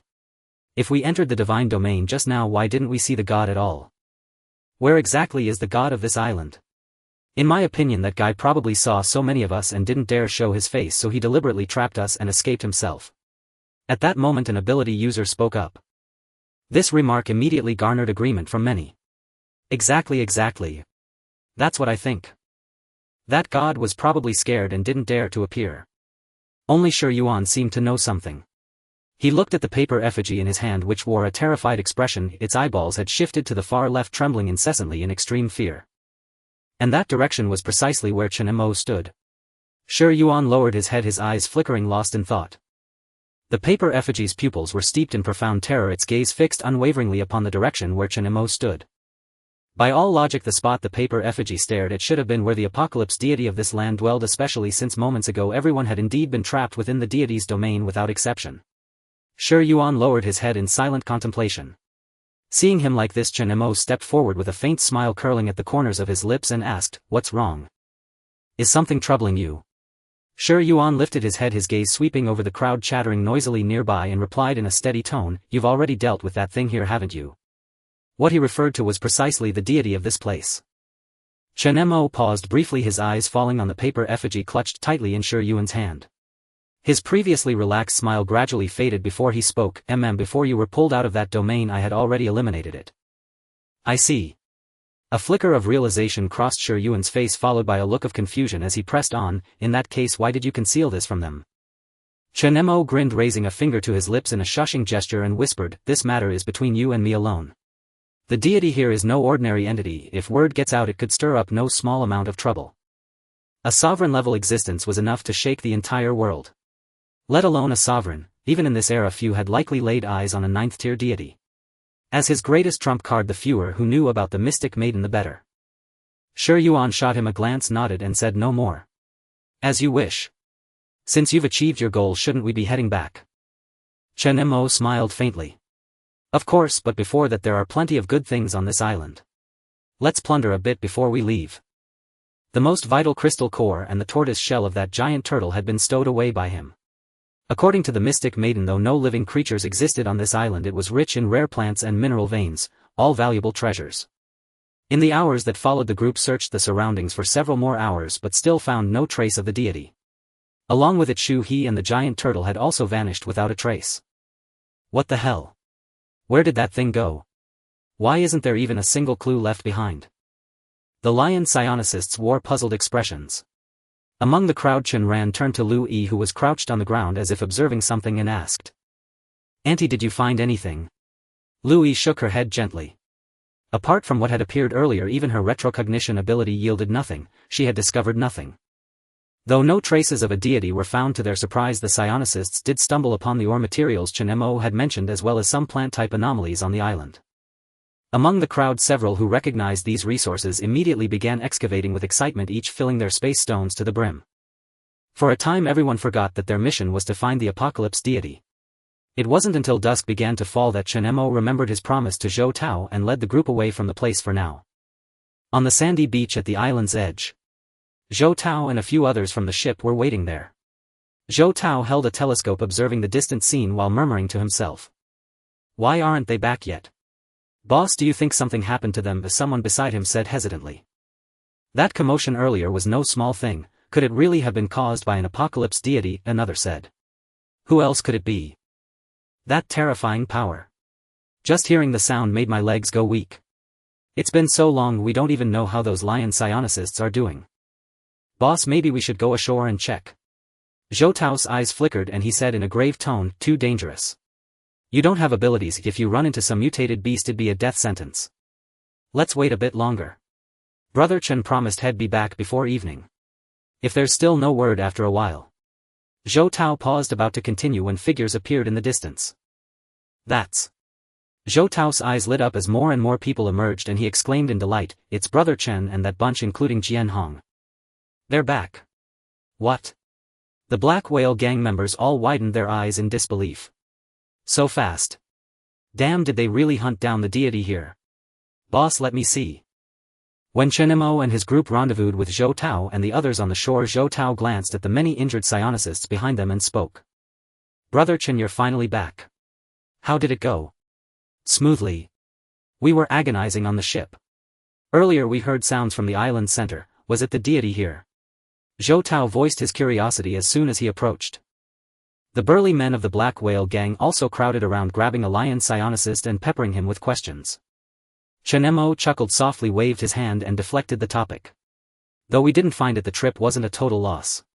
We did discover something else. What did you find? Zhou Tao's curiosity was quickly piqued as he inquired. By then the psionicists in the rear could no longer contain themselves and unloaded the spoils of their expedition: tree sap concentrate for making potions, tree fruits that enhanced abilities, and various hard materials suitable for forging. The abundant haul drew gasps of amazement. Zhou Tao murmured involuntarily, this is concentrate meteorite gold and raw space stones. Among them the most eye-catching were the milky white prismatic stones wrapped in a grayish-brown crust. Once processed to remove impurities they could store goods, space stones. Among all these materials the space stones were by far the most precious. Holy crap! So many space stones. Where did you find them? The Black Whale gang men stared wide-eyed, their gazes filled with greed and desire. Space stones were incredibly valuable, even a single raw stone fetched a high price outside. And now such a massive quantity of space stones had appeared at once. Even if these stones weren't perfectly pure they were still worth an astronomical sum. The lion psionicists wore smug grins, speaking with unbridled excitement. Have we found these raw space stones on this island? There are plenty more where they came from, we've only mined less than a tenth of them. Upon hearing these words the members of the Black Whale gang sat on pins and needles, unable to contain their inner impulses and desires any longer. They eagerly rubbed their hands together and shouted, where is it? Hurry up and take us there to grab some treasures. Zhou Tao's heart also stirred with a ripple of emotion. Gazing at the mountain of rare and precious artifacts before him he couldn't help but feel a tinge of impatience. Unable to resist he asked Chen Mo, Brother Chen, what exactly is going on here? A faint smile curled at the corner of Chen Mo's lips as he explained softly, although we failed to find the apocalyptic deity dwelling on this island we have made other gains. This island seems to harbor a vast quantity of precious and rare materials. I returned to fetch you all so we could go and mine some together. This ship will be convenient for transporting supplies. Once we've fully excavated the resources of this land we'll leave together. Could there really be such a stroke of luck?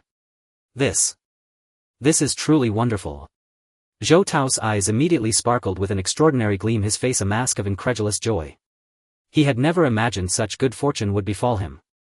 After a brief discussion the group decided to set out again the following day for safety's sake. As night fell Chen Mo stepped out of his room. The metallic wings on his back unfurled and he flew directly to the skies above a desolate stretch of sea, waiting silently for something. Only a short while later the waters below churned violently and the she-beast poked its head out. Master. Chen Mo looked down at the long unseen she-beast, a grin spreading across his face as he spoke. Long time no see, she-beast. How is longevity joy god? The she-beast hesitated for a moment then stammered, well. Master, perhaps you should go see for yourself. The pair, one man and one beast, hurried toward the desolate isolated island in the Dead Sea region and soon arrived nearby. Before even setting foot on land, Chen Mo could see from afar a towering, terrifying mountain of flesh that pierced the clouds. That fearsome form nearly filled the entire island. In comparison to longevity joy god's colossal size, it stood like a mountain on the sea. The creature's bulk was so immense that the island could not accommodate it. Layers of fat like rolling waves hung down into the water, leaving it seated there unable to move. Upon its body lay the carcass of a sea beast equally terrifying in size yet dwarfed by longevity joy god. The creature clutched the corpse, feasting voraciously.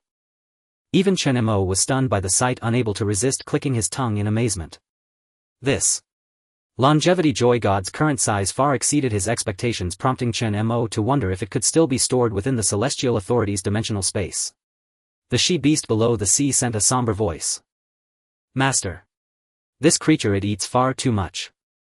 It has nearly devoured all the sea beasts in these waters. Since breaking through to the 7th rank, longevity joy god's size has been increasing daily. At this rate, even this island won't be able to contain it and will have to move it elsewhere. Move it? What a joke given its size. Chen Mo thought to himself with a headache. If longevity joy god were placed on land in its current state, who knew what chaos it would cause? And the islands on this sea would hardly be able to support such a colossal being. Just then the voice of Qian Nu suddenly echoed in his mind. So it's this fellow, a 7th rank worm. That's rare. No wonder the flock of black birds hasn't been able to hunt sea beasts lately, looks like this one has eaten them all. Qian Nu's tone carried a hint of displeasure, but it was clear she was also quite astonished by the appearance of a 7th rank longevity joy god. Chen Mo asked Qian Nu what exactly is the origin of this longevity joy god. Given its current size, he had no idea how much bigger it might grow, and its future appetite was likely to be an astonishing figure.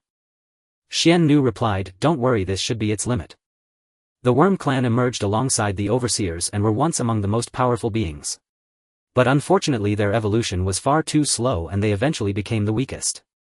It must not have been easy for you to raise a 7th rank worm. For now, leave it here and wait for it to molt. Molt? Chen Mo was taken aback. From Qian Nu's words it seemed she was quite familiar with longevity joy god. Qian Nu continued, I once raised one for fun out of boredom. Though it ended up dying on me, I managed to cultivate it to the 8th rank, so I have some experience. Once a worm reaches the 7th rank, it molts periodically and its size gradually shrinks. Each molt strengthens its abilities and the shed skin is incredibly tough, imbued with a power that can break spells and weaken most supernatural forces. It's quite a useful material. It's a pity that the worm I raised died inexplicably after molting 4 times at the 8th rank. I see. Chen Mo nodded in understanding, a note of sympathy in his voice. That is indeed a shame. After all, the resources required to nurture longevity joy god were evident, even a dozen mountains of gold and silver would not suffice. Without further hesitation, Chen Mo considered for a moment and said, in that case let's leave longevity joy god here. Qian Nu, is there a way to ensure its daily feeding? That's simple, Qian Nu replied coolly. As she spoke, her figure gradually materialized before Chen Mo. He raised an eyebrow and asked. How did you get out? Could she emerge on her own without him activating the Celestial Authority's power? The moment Qian Nu appeared, the she-beast below seemed to sense an incredibly terrifying aura. It stared wide-eyed at the phoenix-robed woman above, its heart filled with dread. Could this be? A terrifying guess crossed its mind. Qian Nu cast a glance at Chen Mo and said calmly, don't worry, I won't harm you. Though I am enslaved by you, it's still easy for me to come out. She raised her delicate hand and the quicksand beneath the sea surged upward like a rising waterfall. Countless grains of sand transformed into black water birds soaring and crying out in the night sky. I'll have these birds circle above this island. They can not only fend off any sea beasts that might spy on us but also hunt for food for the worm. That's not bad either. Chen Mo murmured, then continued. In that case let's leave it at that for now. Chen Mo flew directly above Shoshi deity, who seemed to sense its master's arrival and let out a low cry in response. Shoshi, stay here and behave. The resources in the ocean are enough to meet your daily needs. I'll come back for you after you've shed your skin a few more times. Shoshi deity chirped in acknowledgement. After storing the she-beast and Qian Nu back into the Qiongqi ability space, Chen Mo returned to the ship. Over the following days the group continuously transported supplies from the island, loading the deck with precious and rare materials until it was brimming full before returning. A week later at the shore of Nei's city, after bidding farewell to the bountifully rewarded Black Whale gang, the Lionheart ability users joyfully headed back to their base in Qiongqi City. On the way back to the Lionheart base, Chen Mo suddenly seemed to sense something, paused and let the others go ahead while he followed later. On the deserted road the space before him rippled in concentric circles and the mysterious merchant Mia emerged from within. "You're here," Chen Mo said softly. Upon hearing his voice, Mia, cloaked in a hood, faltered visibly, then nodded slightly and approached to ask, "How did it go? Was everything smooth?" "Smooth?" Chen Mo's expression turned peculiar at the question and he said gloomily, "It was passable." Suddenly an untimely voice rang out. "So it was you two who exposed my location?" Qian Nu appeared coldly beside them, her eyes brimming with murderous intent. The moment she emerged, her terrifying aura pressed down on the mysterious merchant Mia, making it hard for her to breathe. Though she couldn't attack Chen Mo, that didn't mean she couldn't harm others. Boom! And suffocating pressure suddenly descended. The mysterious merchant's body trembled and in an instant the black cloak concealing her shattered, revealing her true appearance. Qian Nu raised an eyebrow at the sight and said mockingly, "Not bad looking, I suppose." Mia's face turned pale as she fell to her knees in shock. Upon seeing Qian Nu before her, her face contorted with utter horror. "You're... No, impossible. How could you appear at this time?" Mia's beautiful eyes trembled violently. In her understanding, beings like sovereigns should still be sealed within divine pillars at this era. How could one be here? While Mia was lost in frantic thoughts, Chen Mo intervened, saying, "All right, stop scaring her. Mia is my friend." "Friend?" Qian Nu laughed at that, staring at the trembling, prostrate Mia. "They don't have such a concept. They're all creatures that wouldn't lift a finger without profit." Despite her words, Qian Nu made no further move after hearing Chen Mo's statement granting him that much face. But Mia was different. Her heart was filled with shock. She looked up at Chen Mo in confusion, utterly unable to grasp the situation before her. Since she had given him the sea map, only a few months had passed and yet he was already dealing with sovereign-level beings. "You?" Chen Mo stared at her for a long moment before slowly saying, "It seems you didn't know either, Mia. I thought you deliberately sent me to that island."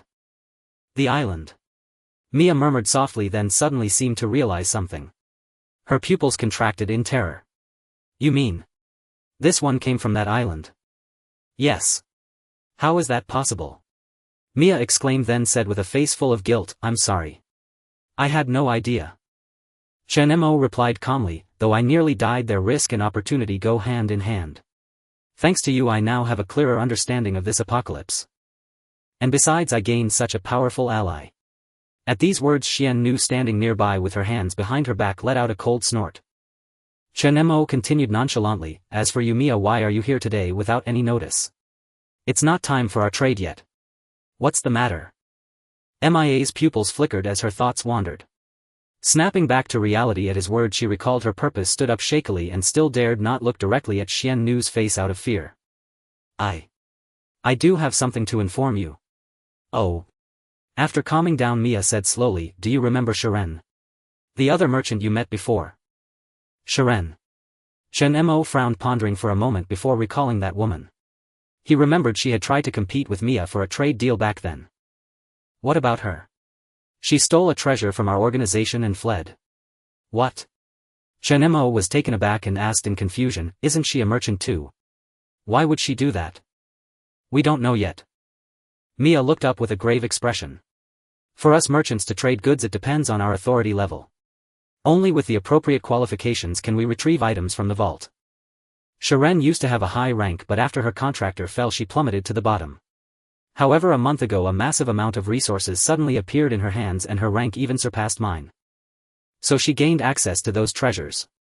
"Oh. Looks like she's made a comeback. But this seems like your internal affair. What does it have to do with me?" Chen Mo raised an eyebrow. "It does." Mia's eyes deepened as she stared at Chen Mo and said solemnly, "Her rapid rise wasn't just due to massive resources.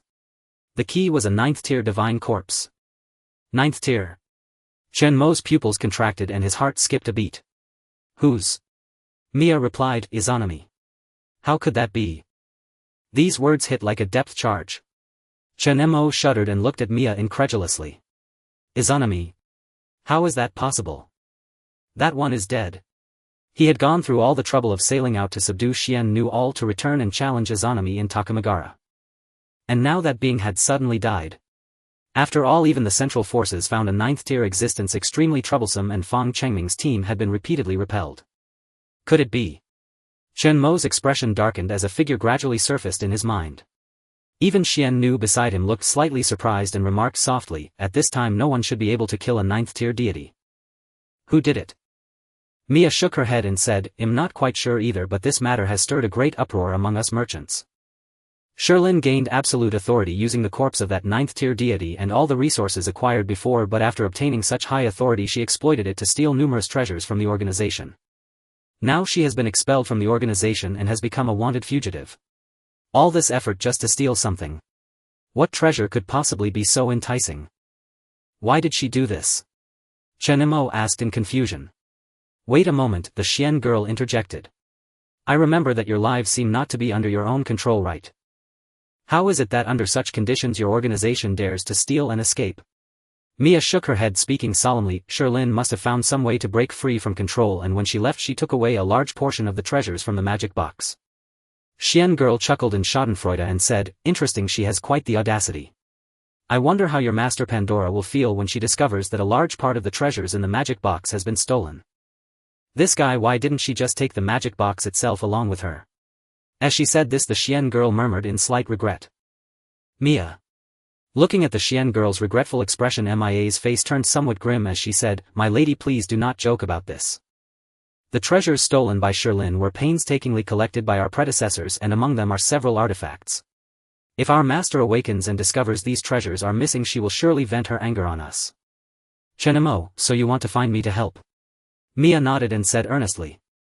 We discovered that the resources Shirlin obtained all came from a human named Chen Fuyang, and most of what he took from the magic box were precious materials used for refining artifacts.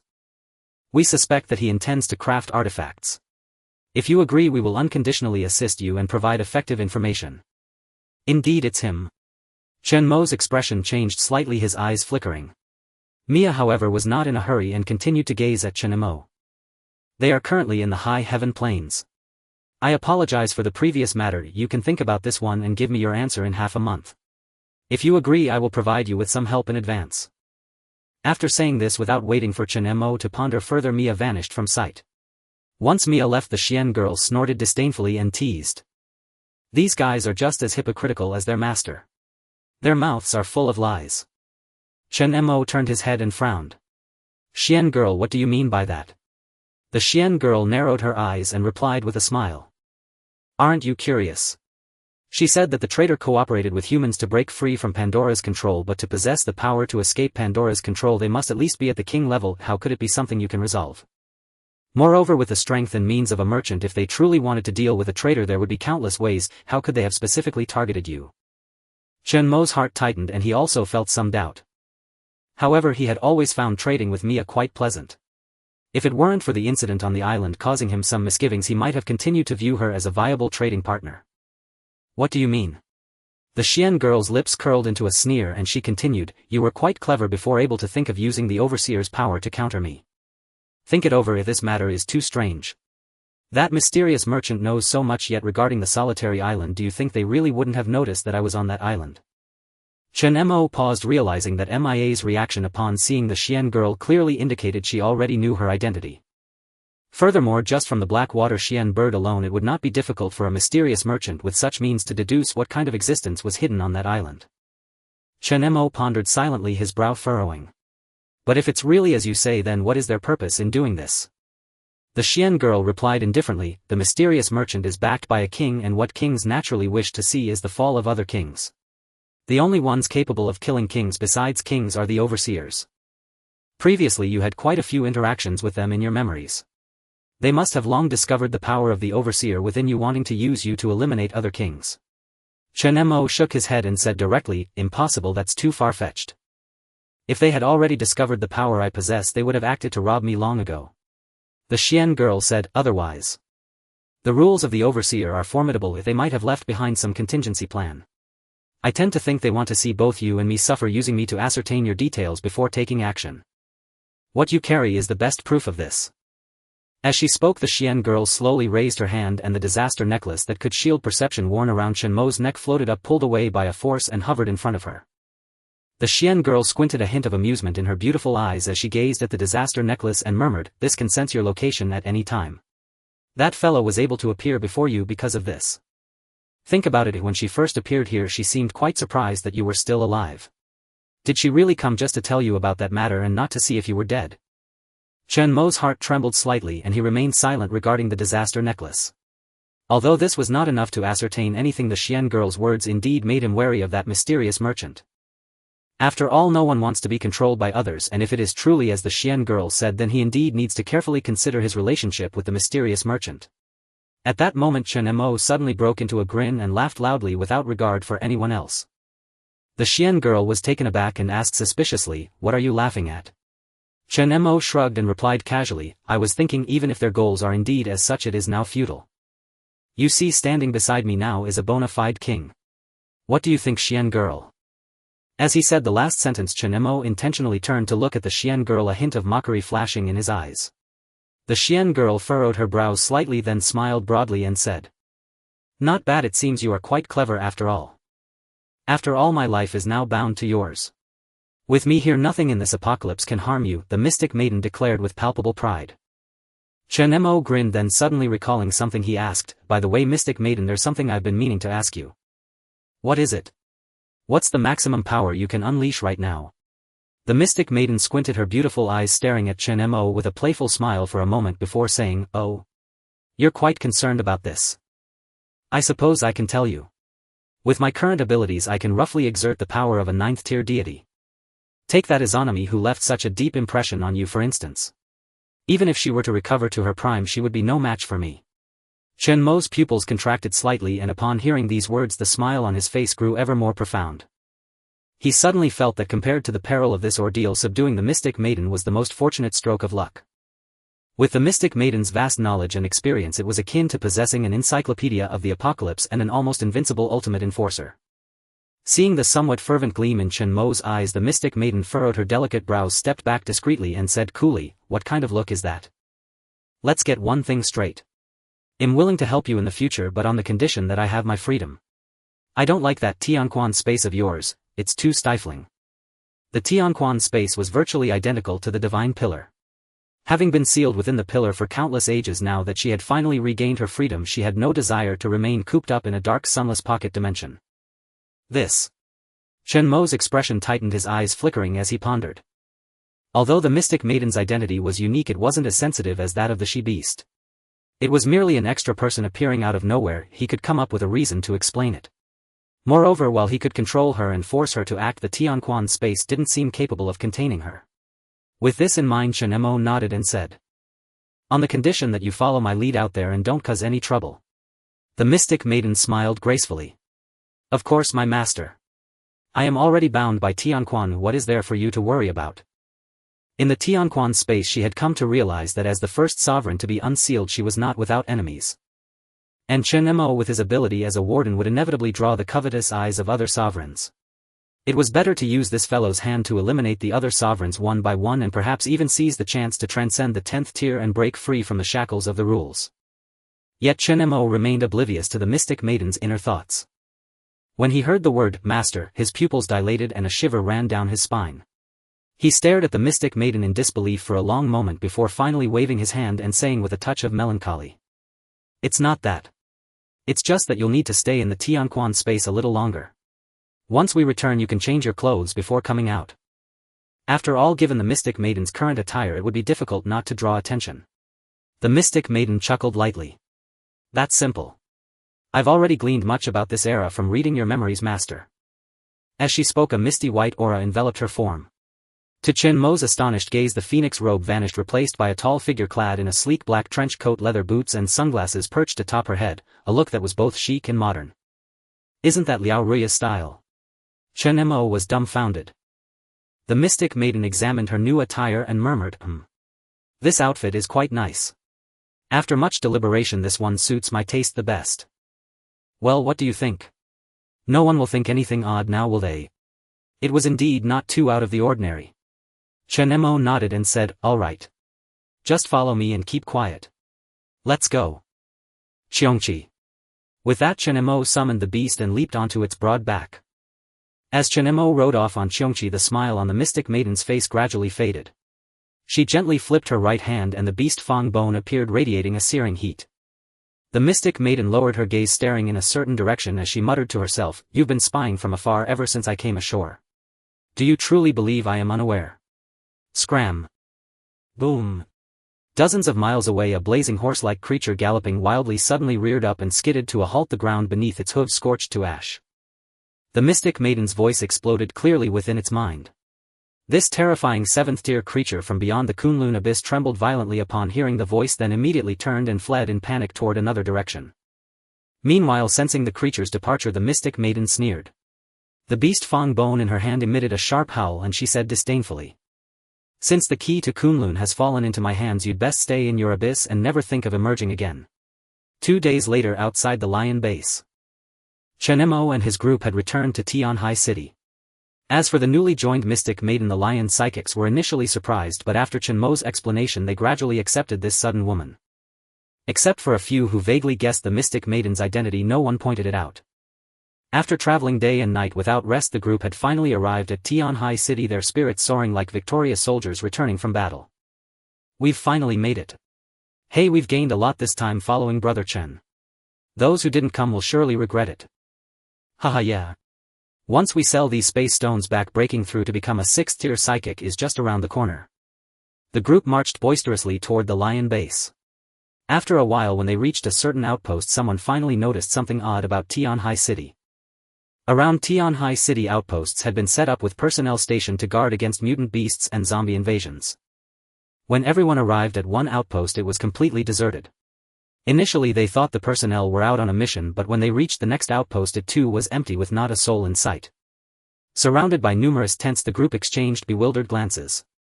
"What's going on? Why isn't anyone here to welcome us? Yeah, Brother Jiang and Brother Chao haven't shown up either. This isn't right." Sensing something amiss, Chen Mo approached Wang Yurue, the liaison with the lion base, and asked, "Yurue, did you notify the people at the lion base?" Wang Yurue furrowed his brows, tightly nodded, and said, "We've already notified them since we left Nanja City. Brother Luo said he'd meet us at the perimeter. Both strongholds are empty. Could something have happened to Qiongqi?" Lu Yi remarked from the side. Tang Xuanyu said that shouldn't be the case. There's still plenty of weaponry and equipment left in these strongholds. It looks like the people here left in a hurry. If something really happened, why would they abandon their weapons?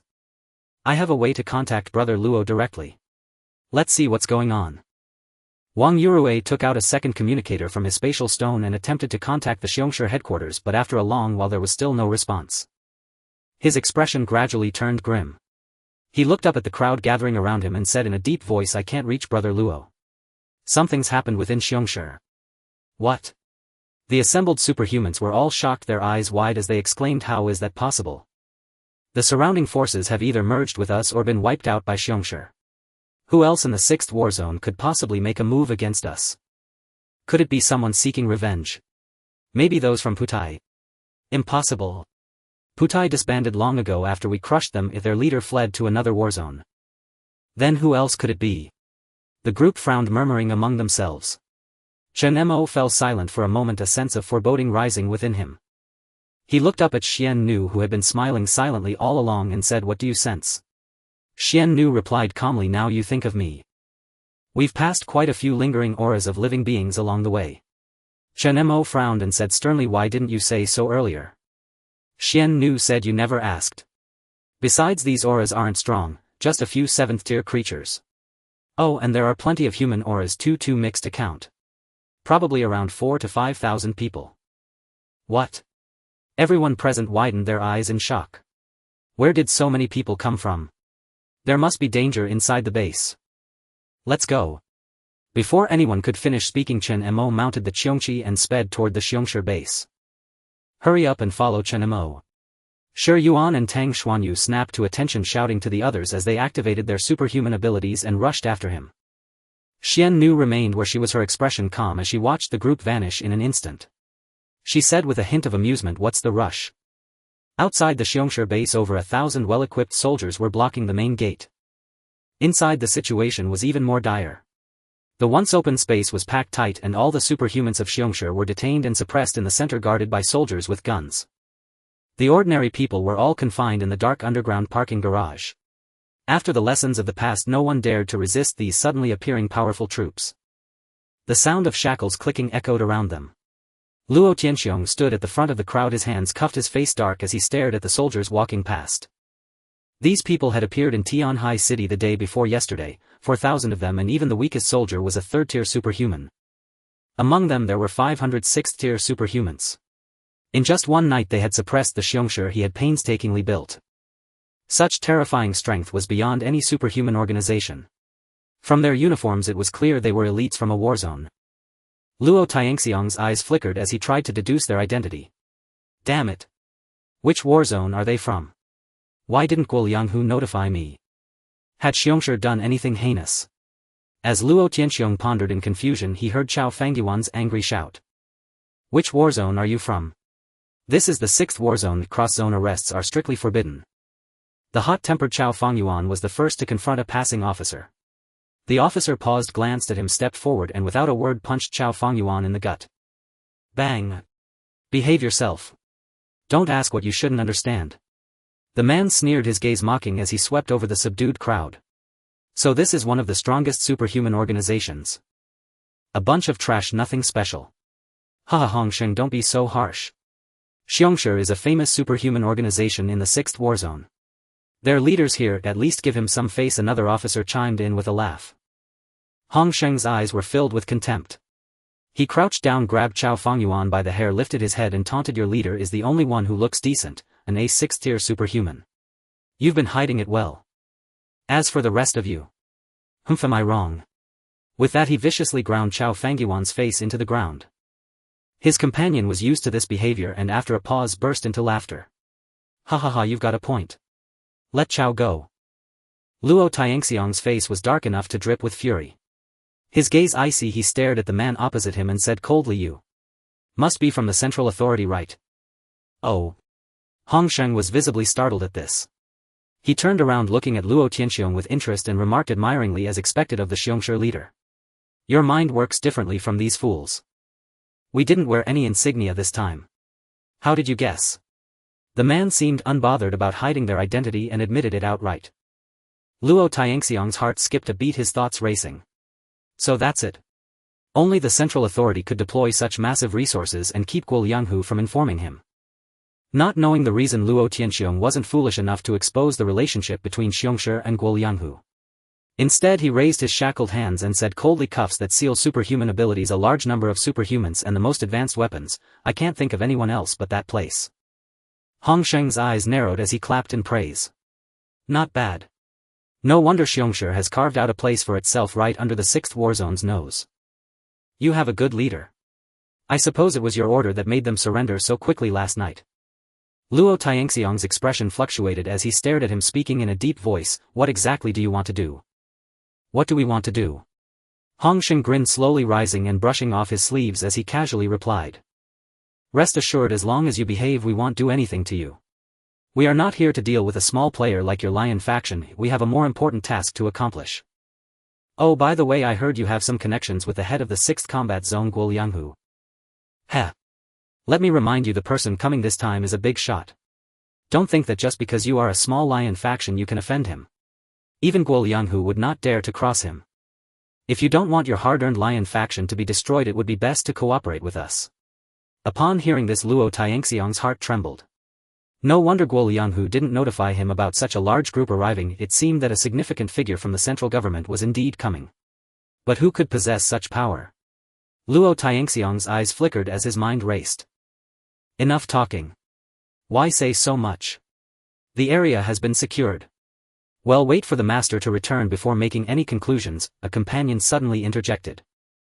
Hongsheng nodded slightly and said, all right, let's go. After they left, Jiang Dong approached Chao Fangyuan looking very concerned. Chao, are you all right? Chao Fangyuan gritted his teeth and waved his hand as he struggled to sit up, his voice hoarse. That damn bastard sure was ruthless.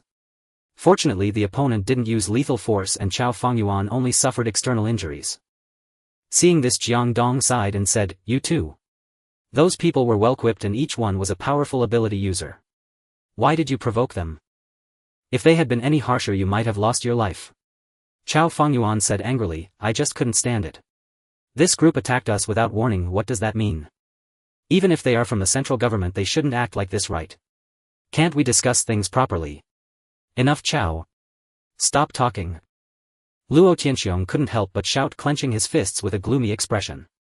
If we're weaker we can only passively accept. In the end it's still that our lion faction is too weak. In this apocalyptic world strength reigns supreme. If Brother Chen had been among those top-tier ability users in the lion faction would they have been humiliated and suppressed like this? Chao Fengyuan paused, his eyes reddening as he said, but boss, what about the brothers we lost for no reason before? Do the higher-ups in the central government have the right to act so tyrannically? Hearing this even Jiang Dong fell silent for a moment. Luo Tianxiong lowered his head, his face twitching as he forced down his anger. Not suffering more losses is already the best outcome. Jiang Dong sighed, trying to soothe Chao Fengyuan's emotions. Chao. I know you're upset. Just wait a bit. I contacted Brother Chen earlier, they are back from the sea and should be returning soon. We don't even know which big shot is backing these guys. Before that we need to figure out who is behind them. Jiang Dong looked around, noticing soldiers armed with guns everywhere. All the ability users from the lion faction were restrained, each wearing shackles to prevent them from causing trouble. Jiang Dong said quietly, it seems that person is coming to find us soon. Time passed slowly and for the people of the lion faction every second felt like torture. About half an hour passed when suddenly there was a commotion in the air and a helicopter thunderously descended. The serious and orderly soldiers in front quickly parted and lined up on both sides. Someone is coming. Jiang Dong's eyes widened. Luo Tianxiong and the others also looked up. They saw a serious-looking elderly man stepping down from the helicopter full of spirit. The old man was dressed in military attire, his face weathered with deep lines of wrinkles. The previous leader Hongsheng hurriedly approached to assist him, but the old man merely waved his hand and accompanied by a group walked steadily toward them. Who is he? Is he the one behind these guys? Chao Fengyuan said quietly, his brow furrowed and his expression grim. Jiang Dong felt that the man looked somewhat familiar but couldn't recall where he had seen him, muttering, he is. Only Luo Tianxiong, seeing him from a distance, felt his pupils shrink and his heart tremble violently.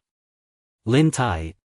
Upon hearing this name the high-ranking members of the lion faction were momentarily stunned, then gasped in disbelief. What? Old man Lin. How is this possible? How could someone of his stature come to our lion faction?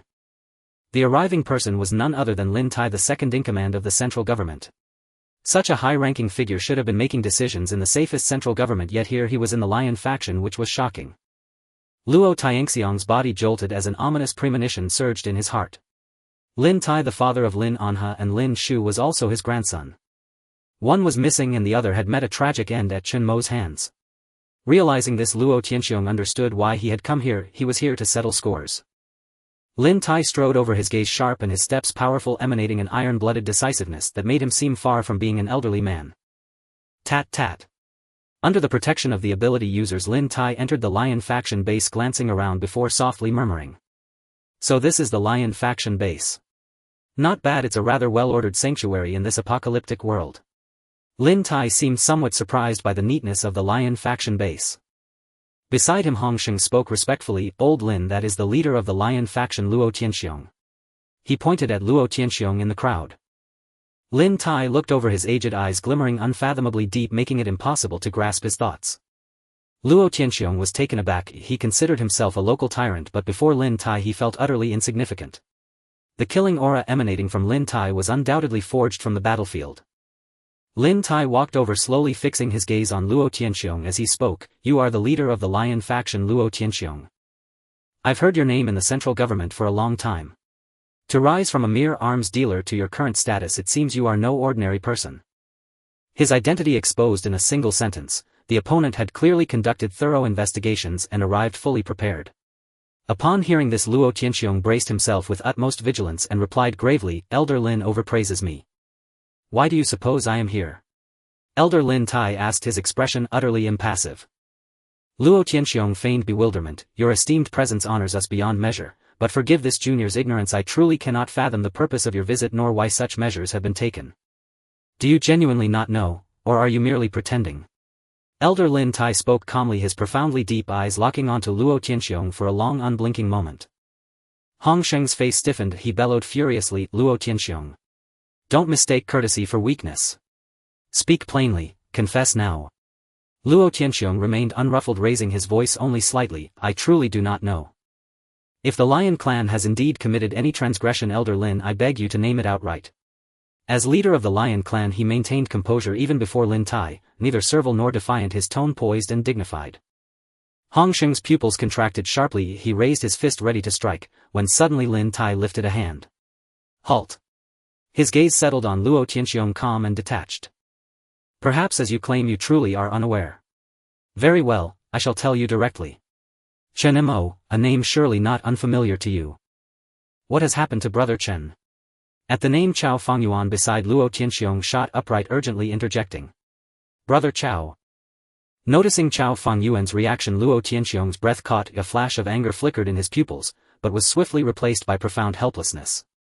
After all, Chen Mo's name resonated powerfully throughout the Lion clan, even if they themselves said nothing, word would inevitably reach outsiders through other channels. Fortunately, knowledge of Chen Mo's slaying of Lin Shu remained confined to only a handful within the Lion clan. Elder Lin Tai's countenance remained serene, devoid of sorrow or wrath. So, you do know him? The murderer of my grandson, Chen Mo. What? The revelation struck like thunder. Every Lion clan member present paled instantly, their pupils widening in stunned disbelief.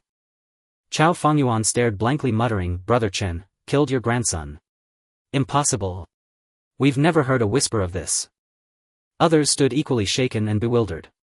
Hong Sheng frowned deeply and turned to Lin Tai, Elder Lin, judging by their reactions it seems they truly knew nothing of this matter.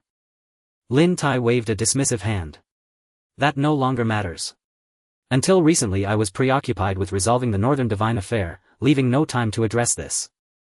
Yet I never imagined that after killing my grandson Chen Mo would dare move so brazenly across major war zones, indeed even earning the favor of that old fox Zhou Yintai. Zhou Yintai had once approached him personally, urging him to let the matter rest, but the one slain was not Zhou's grandson. How could such a grievance ever be laid to rest?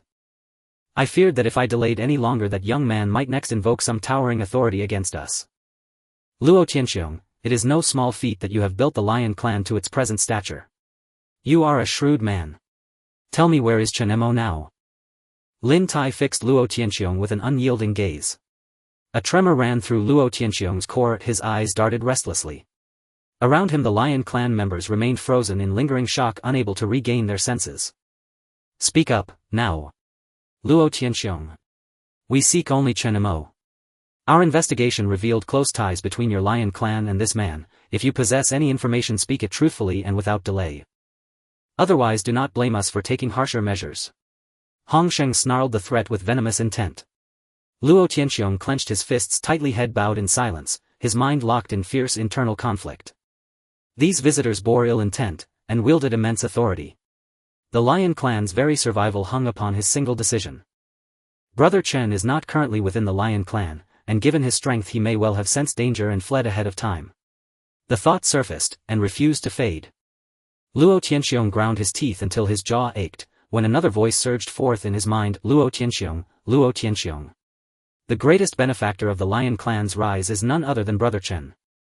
Indeed, without Chen Mo he himself would likely have perished in the earliest days of the apocalypse. How could he commit such a treacherous, faithless act? Luo Tianxiong, choose your answer wisely.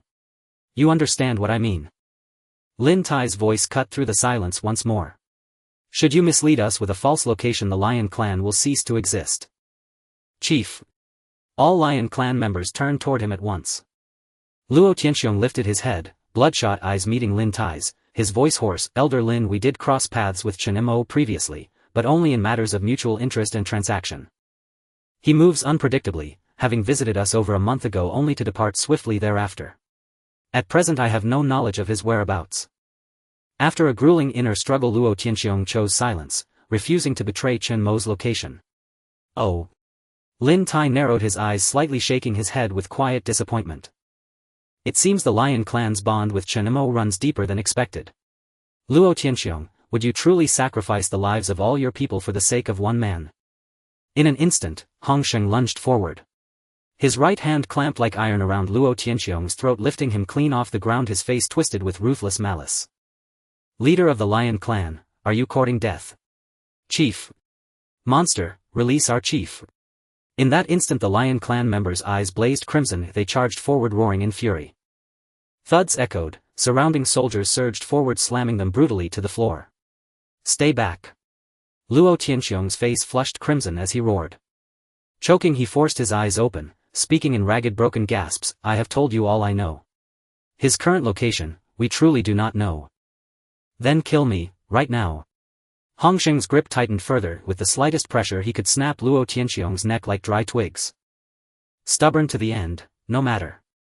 If you remain silent others in your clan will surely speak. Unless you wish to watch your chief die here and now. Luo Tianqiong's brow knotted in agony, his lips sealed shut.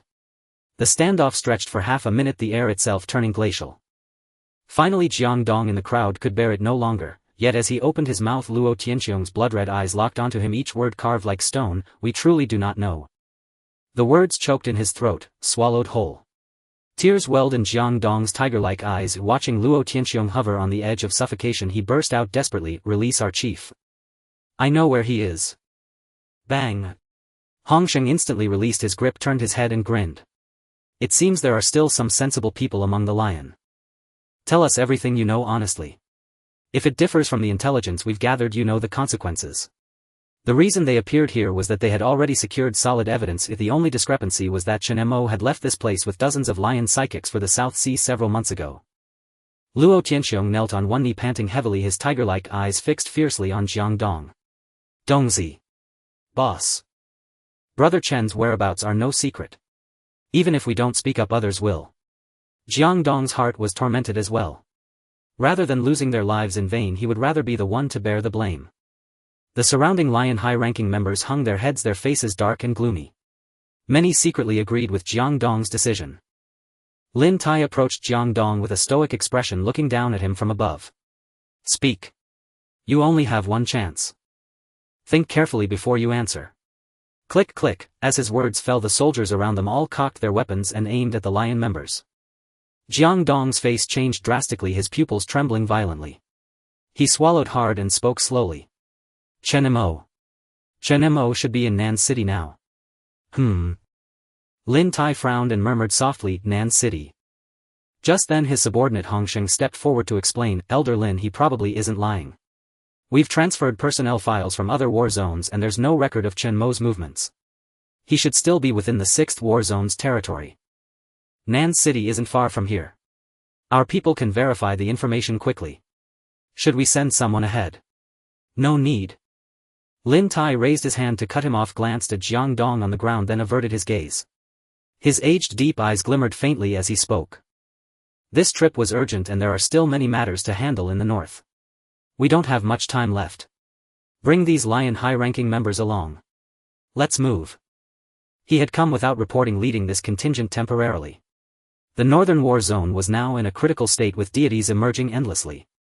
Bringing so many combatants here had already violated military regulations.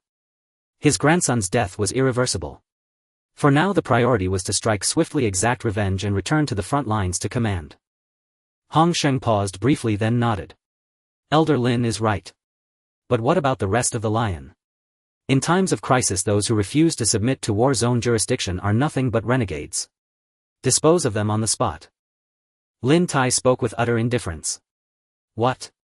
At these words all the lion high-ranking members present widened their eyes in disbelief. Qiongdong's breath caught in his throat. He roared in anger, didn't you promise to let us go if we told you Chen Mo's whereabouts? You bastard. As a senior central official, how can you be so ruthless with human lives? Even Hongsheng, his subordinate, was startled by such a ruthless decision. He said. Elder Lin, there are many ordinary people here. If we do this, without the war zone's protection they are nothing. Lin Tai's expression was cold and stern. Besides, since the early days of the apocalypse the Lin family has issued wanted notices across the land. Knowing but not reporting, even cooperating with him, they are accomplices to that little beast. The lion no longer needs to exist. Send them all down to accompany my dear grandson in death. The tens of thousands of lion members meant nothing to him compared to his grandson's life. Eliminating the roots would prevent future complications. Watching the old man's calm, unflinching demeanor, Hongsheng felt a chill run down his spine. The old man was not only decisive on the northern battlefield but equally ruthless internally. Hongsheng exchanged glances with several other leaders and they all nodded helplessly. One of them raised his hand and said, "As you command. Have the people in the underground garage and the rear take action. Dispose of the other lion members on the spot, then head to Nan's city." "You treacherous bastards!" Luo Tianxiang's eyes blazed red as he roared and charged forward. But in the next moment Hongsheng knocked him to the ground with an elbow strike and said coldly, "We spared your life because you still have some use. Don't be ungrateful." Humph. Under the furious and hateful gazes of the lion high-ranking members, Lin Tai and his group turned and walked toward the helicopter in the distance. What awaited the lion crowd behind was the endless shadow of death. As the soldiers in the rear slowly pulled the triggers, the terrified crowd instantly realized what was happening. These people intended to massacre everyone here. "No. Don't. What are you doing? Don't kill me. I don't want to die. Luo Tianxiong, you bastard. Why did you have to offend such beings? We'll tell you everything. Please don't kill us. Open fire." Hongsheng shouted. Just then. Roar, a soul-shaking roar suddenly echoed. The spine-chilling roar came from afar as if some terrifying entity was about to descend. Then boom. Boom. Boom. Terrifying explosions erupted from the crowd. In an instant all the soldiers' weapons were twisted out of shape and the distant helicopter was crushed into powder by a massive object with a deafening boom. Boom, a terrifying blast of air and debris erupted. Lin Tai, who was about to board the helicopter, paused slightly, his eyes narrowing. What's happening? Protect Elder Lin. Several psychics beside him immediately activated their abilities and shielded Lin Tai. Roar. The astonishing roar directly dispelled the surrounding dust and airflow. A faint voice suddenly came from the opposite side. "It seems I've returned just in time." When the familiar voice reached them, the lion high-ranking member's eyes lit up instantly. Luo Tianxiong, lying on the ground, widened his eyes in disbelief and exclaimed with joy. "That's... Brother Chen is back." But this joy was quickly tempered. The men Lin Tai had brought were all elite soldiers selected from the military, with many 6th-rank psychics and possibly even 7th-rank ones among them. He knew Chen Mo was a 7th-rank psychic, but facing such a well-equipped group of central psychics, even an apocalyptic deity would struggle to withstand them. Hongsheng was already stunned by the scene before him. He looked at the agitated crowd and the soldiers' ruined weapons, his face turning pale and red as he roared back, "Who?" As the hazy dust gradually dissipated, Lin Tai and the others finally saw who was approaching. The psychics around him widened their pupils, their faces filled with sheer horror as they stared at the terrifyingly massive creature opposite them. "What is that thing?" Qiongqi. It's Chen Mo's battle beast Qiongqi. Someone quick to react realized and immediately exclaimed. "And Chen Mo? That guy is here too." Not long ago, among the group that discovered the anomaly in Tianhai City, Lu Yi used her retrocognition ability to detect the military entering the city. Chen Mo had returned here first with Qiongqi. On the opposite side, Chen Mo stood in midair with his metallic wings spread, his gaze dark and cold as he looked at Lin Tai. Lin Tai. Chen Mo recognized the man instantly and frowned. He hadn't expected this bastard to show up here. Even upon seeing the terrifying Qiongqi and Chen Mo, the murderer of his grandson, Lin Tai only showed a moment of surprise before regaining his composure. Stepping out from the protection of his men, he said calmly. "Since you know who I am, you still dare to show up here. Good. Saves me the trouble of going to Nan's city to find you." As Chen Mo appeared, the surrounding psychics quickly gathered, standing beside Lin Tai with hostile expressions awaiting orders. "Looks like you've stirred up trouble," Xian Nu said leisurely, sitting sideways on Qiongqi's back with a smile. Chen Mo's face was stern as he stared at the fully armed group opposite him. Behind them he spotted the Lion King and his men bound in restraints. Seals to suppress psychic abilities. Seeing the Lion King leader Luo Tianxiong lying on the ground covered in blood, a cold glint flashed in Chen Mo's eyes. He said icily. "You're a man of some standing. If you want to come after me, why take it out on these others?" As he spoke, tens of thousands of gleaming silver blades materialized behind him, locking onto the group opposite. Hongsheng rushed over from behind and roared, "You're Chen Mo. Old Lin has been looking for you for a long time, Chen Mo. Killing the son of a high-ranking warzone official, have you considered the consequences?" In an instant a silver blade shot forward. Hongsheng's pupils contracted sharply. So fast. Bang. Just as the blade was about to strike, a calm-faced man beside Lin Tai raised his hand and crushed the silver blade into pieces. Humph. The man snorted coldly, grinding the blade into fragments in his hand. 7th rank. Chen Mo narrowed his eyes. As expected of the central authorities, they already have 7th rank psychics. Lin Tai spoke unhurriedly. Chen Mo 7th rank dual ability user, first ability, divine tier metal dominance, extreme danger range, second ability unknown. Can control a battle beast, likely also in this range. That's the intel we have on you. But seeing you now, it seems we may have underestimated you. Lin Tai glanced at the countless silver blades materializing behind Chen Mo, densely floating in the air. Chen Mo sneered, "You know quite a bit. Of course. With your strength you could go far anywhere. But the moment you killed my grandson Lin Shu, your fate was sealed." Lin Tai's eyes were deep and icy as he stared at Chen Mo. "If you think your mere 7th rank ability lets you do as you please, you're sorely mistaken. Someone who can hunt gods alone, let me see what you're really capable of." Without further words, Lin Tai ordered the psychics around him to attack. Boom. Hundreds of psychics erupted into action. Qiongqi let out a long roar and charged forward. Chen Mo waved his hand and tens of thousands of sharp silver blades shot toward Lin Tai. Puff puff puff. Stubborn fool. Old Lin, leave this one to me.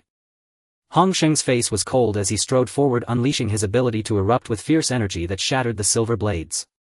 With a momentum like a tiger descending a mountain, he rushed forward at incredible speed, faster and faster. Gathering momentum. Though he could barely fend off the blades under the overwhelming barrage, Hong Sheng found it nearly impossible to close in, let alone unleash his full power. Moreover, the gap in ability quality was insurmountable. Under Chen Mo's control, the silver blades tore through the layers of energy, quickly inflicting wounds on Hong Sheng's body. The sharp blades continued to rip through the energy, leaving bloody gashes across his body. "Is that all you've got?" Chen Mo said calmly. "Arrogant." Hong Sheng snorted coldly. Despite the increasing wounds, he remained composed, almost as if it were intentional. As the injuries mounted, his aura swelled to an astonishing level. Hong Sheng let out a low growl. Double momentum. Boom. A surge of power erupted from within him. The more pressure his enhancement-type ability absorbed, the greater the explosive force it released. Seeing Chen Mo's abilities, Lin Tai's eyes flickered. He clearly didn't believe Hong Sheng could handle him alone. "Miansheng, you go too." "Understood." The bald, eagle-eyed man beside him nodded. He drew a razor-sharp dagger from his waist and slashed his right palm. A visible wound appeared, instantly gushing with blood. The blood flowed along the lines of his palm. The man slammed his hand against the ground, and suddenly a crimson light flickered beneath Chen Mo's feet. His blood began to seethe and boil, threatening to burst from his body. Blood seal. Under the influence of the blood seal, Chen Mo immediately felt his blood rushing wildly like a runaway horse, and his strength was suppressed. A restriction-type ability. Chen Mo murmured, frowning. The A-rank ability Blood Seal not only hindered recovery but also greatly weakened the target's abilities, reducing the effectiveness of healing potions to 0. This kind of ability was extremely rare. Lin Tai had brought this man specifically to deal with him. Under the Blood Seal's influence, Hong Sheng also felt the pressure ease. Seizing the opportunity, he closed and rapidly unleashing his accumulated power like a tidal wave. Die. Momentum burst. A torrent of power erupted. Chen Mo's face turned cold. He let out a long, piercing chant that instantly shattered the momentum burst's terrifying force. At the same time, a sharp silver blade shot forward. Sensing his power vanish momentarily, Hong Sheng's face changed drastically. He could only watch helplessly as the cold gleam approached. "No. My power." He instinctively raised his hands to block, but even the weakened metal dominance was far beyond what his flesh could withstand. Pfft. Blood splattered. In an instant, Hong Sheng stood frozen in place, a bloody hole gaping in his throat, blood gushing forth. Hong Sheng stumbled, retreating several steps. You. He stammered, his face a mask of shock as he clutched his throat, his eyes wide, staring at Chen Mo's indifferent countenance before him.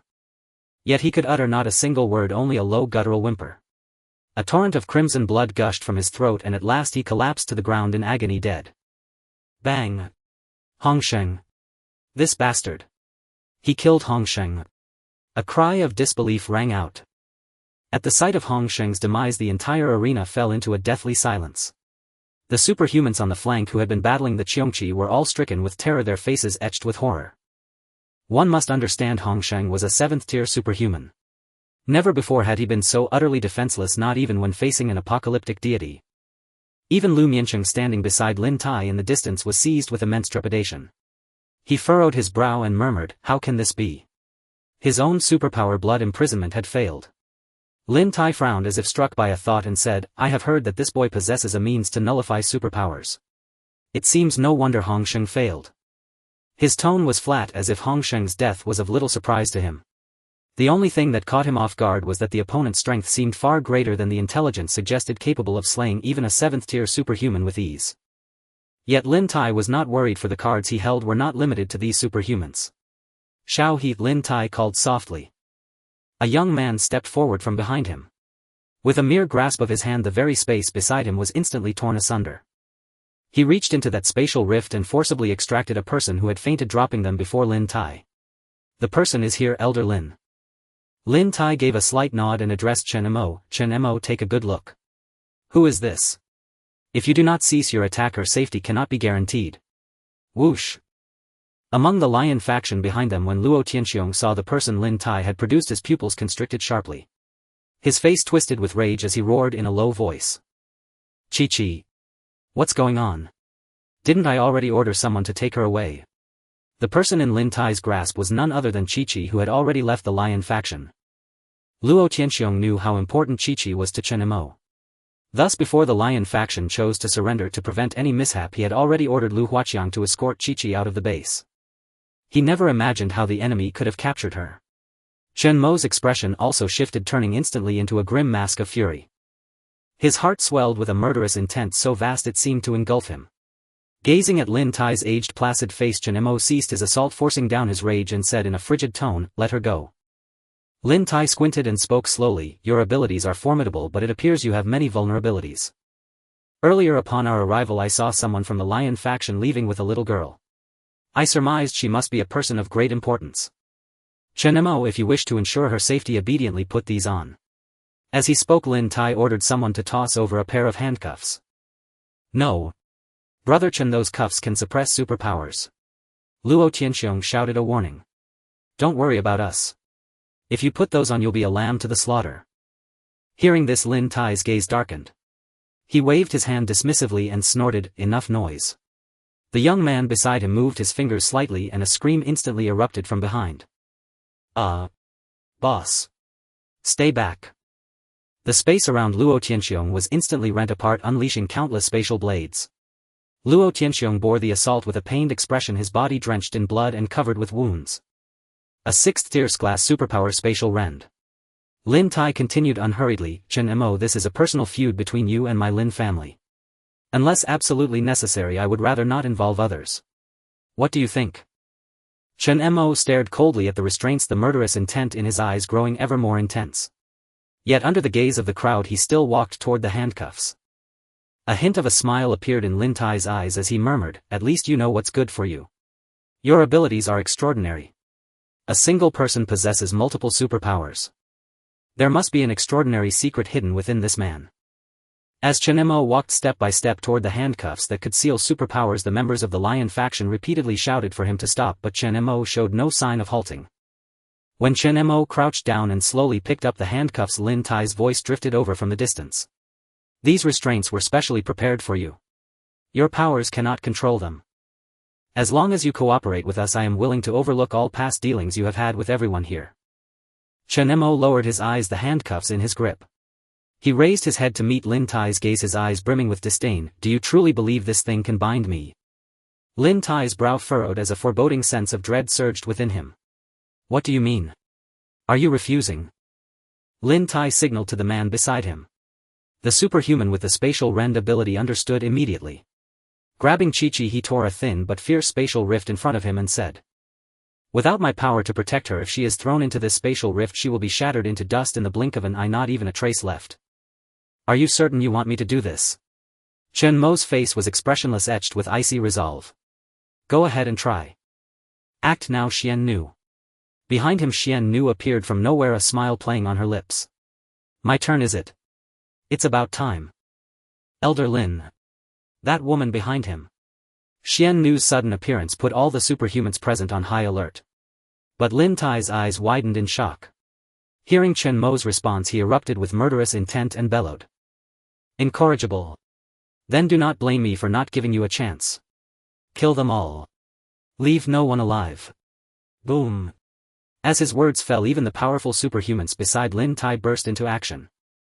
The spatial superhuman raised his hand ready to hurl Qiongqi into the perilous spatial rift. Xian Nu's smile vanished, her face a mask of pride and contempt. She said coolly, a swarm of ants dares to defy a sovereign. She raised her delicate hand slightly. Bang. In an instant a torrent of overwhelming divine power surged forth. Those fearsome forces coalesced into streaks of shadow that streaked across the air, accompanied by a long cry. In a flash of lightning they pierced through the spatial superhuman's body. Tui. The superhuman did not even have time to react or understand what had happened before he was cleaved in two and died. The dark shadow transformed into a black Xian bird carrying Qiongqi back in its beak, while the surrounding ability users felt an unprecedented pressure, their flesh and blood tensing, rooted to the spot as they struggled to endure. What kind of power is this? Their faces twisted in agony as if crushed by an invisible force. Accompanied by a blood-curdling scream, the hundreds of ability users brought by Lin Tai burst apart one after another. Boom. Boom. Boom. Not only that, but under the horrified gaze of everyone present, these warriors and ability users from the center died in succession, exploding into clouds of blood mist. In just a few breaths, over 100 people perished on the spot. No. What is this? Boom. Damn it, what power is this? The people Lin Tai brought were in utter chaos. After witnessing such terrifying power, they fled in terror, but barely took a few steps before meeting the same fate as the others. Only Lin Tai remained unaffected by that dreadful pressure.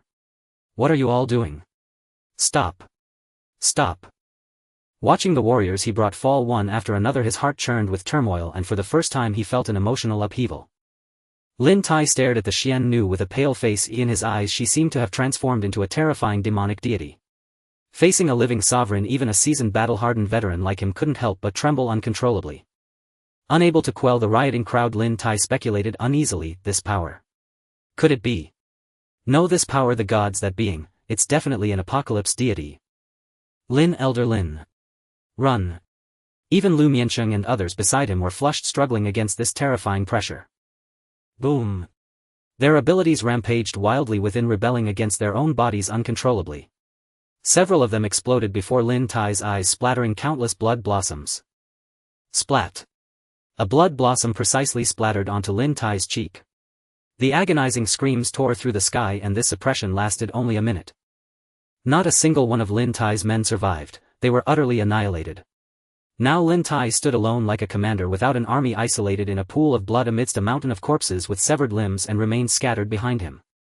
Even the ability users in Qiongqi turned pale at such a river of blood, vomiting uncontrollably, while many fainted from sheer terror.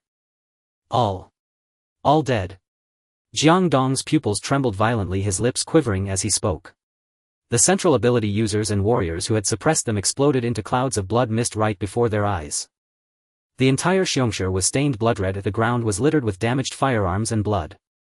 The sovereign's terrifying power gradually dissipated. Xian Nu lightly brushed her hair with her right hand, feeling utterly bored after instantly killing thousands, and said, "All right, as you said, leave only one." Boom. Lin Tai's mind went blank. Such a horrific scene was beyond anything he had ever seen or heard in his 70-plus years of life. His murky eyes were filled with disbelief. Unable to accept the instantaneous annihilation of his elite forces, he staggered backward a few steps. His heart could not muster the slightest resistance, only overwhelming despair and terror. Who exactly are you? Even an 8th-tier ability user couldn't wield such power. But before he could ponder further, a furious roar erupted before him.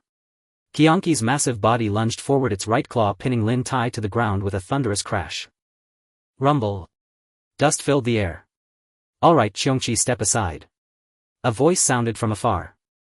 Chen Mo walked slowly from a distance, approached the pit and looked down at Lin Tai from above, saying, "It's over, Lin Tai." In the dust-shrouded pit, Lin Tai was covered in blood, a pitiful sight. He struggled to open his eyes, filled with doubt, confusion and bewilderment. How could their circumstances have reversed so drastically in just a few minutes? Cough, cough. Tell me the one by your side. Pft. Lin Tai coughed up a mouthful of blood in the pit. The demonic shadow in his mind lingered, and he asked resentfully, unable to accept it. Who exactly is she? In the face of absolute power, all means proved futile. He racked his brains but couldn't fathom what kind of being could possess such strength. Chen Mo watched him silently, offering no explanation. Honestly, even he felt an intense dread the first time he witnessed Xian Nu's power. Chen Mo slowly drew the wucha from his waist. The cold gleam of the blade flashed as he pointed it at Lin Tai. You don't need to know. Oh, and I forgot to tell you, it's not just Lin Shu. I also killed your son Lin Anha. Lin Tai's pupils contracted sharply, his eyes blazing with fury. You. It's you again. I'll kill you. Pft. Another mouthful of blood. His bones felt as if they were shattered and he lay on the ground completely immobile. Chen Mo's face was indifferent. He raised his hand and hurled the wucha. As the lethal blade light approached, Lin Tai stared wide-eyed, his face twisted with venom and resentment as he roared. Chen Mo. How dare you kill me? Just as the wucha was about to strike him down, the space beside Lin Tai suddenly tore with a crackling sound. A blinding white light erupted from the pit and a terrifying force burst forth from within. A voice echoed from somewhere. Stop, all of you. Chen Mo's expression shifted slightly. The metal wings on his back unfurled instantly and interwove into a shield to block the force. Rumble. A tremendous roar erupted. Protected by the exotic metal, Chen Mo was sent flying dozens of meters by the violent aura before he finally came to a halt. Crack, the exotic metal retracted and from the distant white light the wucha spun and flew horizontally, embedding itself into the soil nearby. Roar. Sensing several more dangerous presences, Qiongqi let out a wary roar. Chen Mo's face darkened as he coldly watched the scene before him. The space beside Lin Tai was torn open and a figure vaguely emerged from within. Chen Mo frowned, displeased. Abilities. Someone else. Xian Nu, it seems your cleanup wasn't thorough enough. This cannot be blamed on me. Someone has arrived here through a spatial jump. Xian Nu gently brushed her hair aside and spoke indifferently without even lifting her eyelids. However, there is another presence here. Xian Nu murmured to herself, a flicker of doubt crossing her eyes. She inexplicably sensed a trace of danger. A spatial jump. Chen Mo's brows furrowed as he stared intently at the opposite side. Space-type abilities were extremely rare and possessing spatial jump was a power above rank. Unlike teleportation, this was a true deity-level ability capable of crossing vast distances. Could it be? As the blazing light gradually dissipated, two uninvited guests appeared beside the torn spatial rift. One was a young man who appeared to be of a tender age, clad in black with a lean figure. He stood beside Lin Tai, his gaze coldly sweeping over the surrounding scene of carnage, his brows slightly furrowed as he murmured softly. So it has come to this. Did I arrive too late? Chu-yi. A sudden exclamation rang out from beside him. Lin Tai, severely injured, was overjoyed at the sight of the newcomer. He never imagined that Chu-yi, ranked first among the 12 sons, would appear here.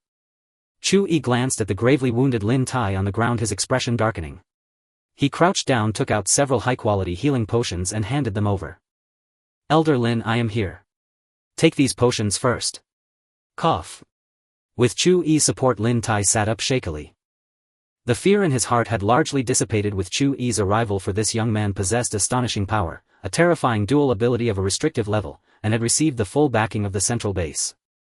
After taking the healing potion, Lin Tai waved his hand and asked, Chu-yi, why are you here? Chu-yi replied, your deployment of personnel away from the northern front has reached the chief's ears. He ordered me to bring you back immediately. What is the situation here now? Damn it, news travels fast.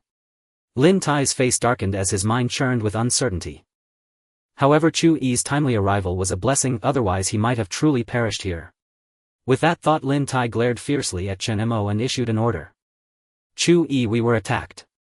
That man conspired with the apocalypse deity and killed everyone I brought. I order you to eliminate that man immediately. What? An apocalypse deity is here. Chu-yi frowned deeply at the news. He was well aware of the combat strength Lin Tai had brought. In this apocalypse, such a force should have been unstoppable. Who could have pushed them to this point? Chu-yi looked up at Chen Mo and Xian Nu, his expression turning icy.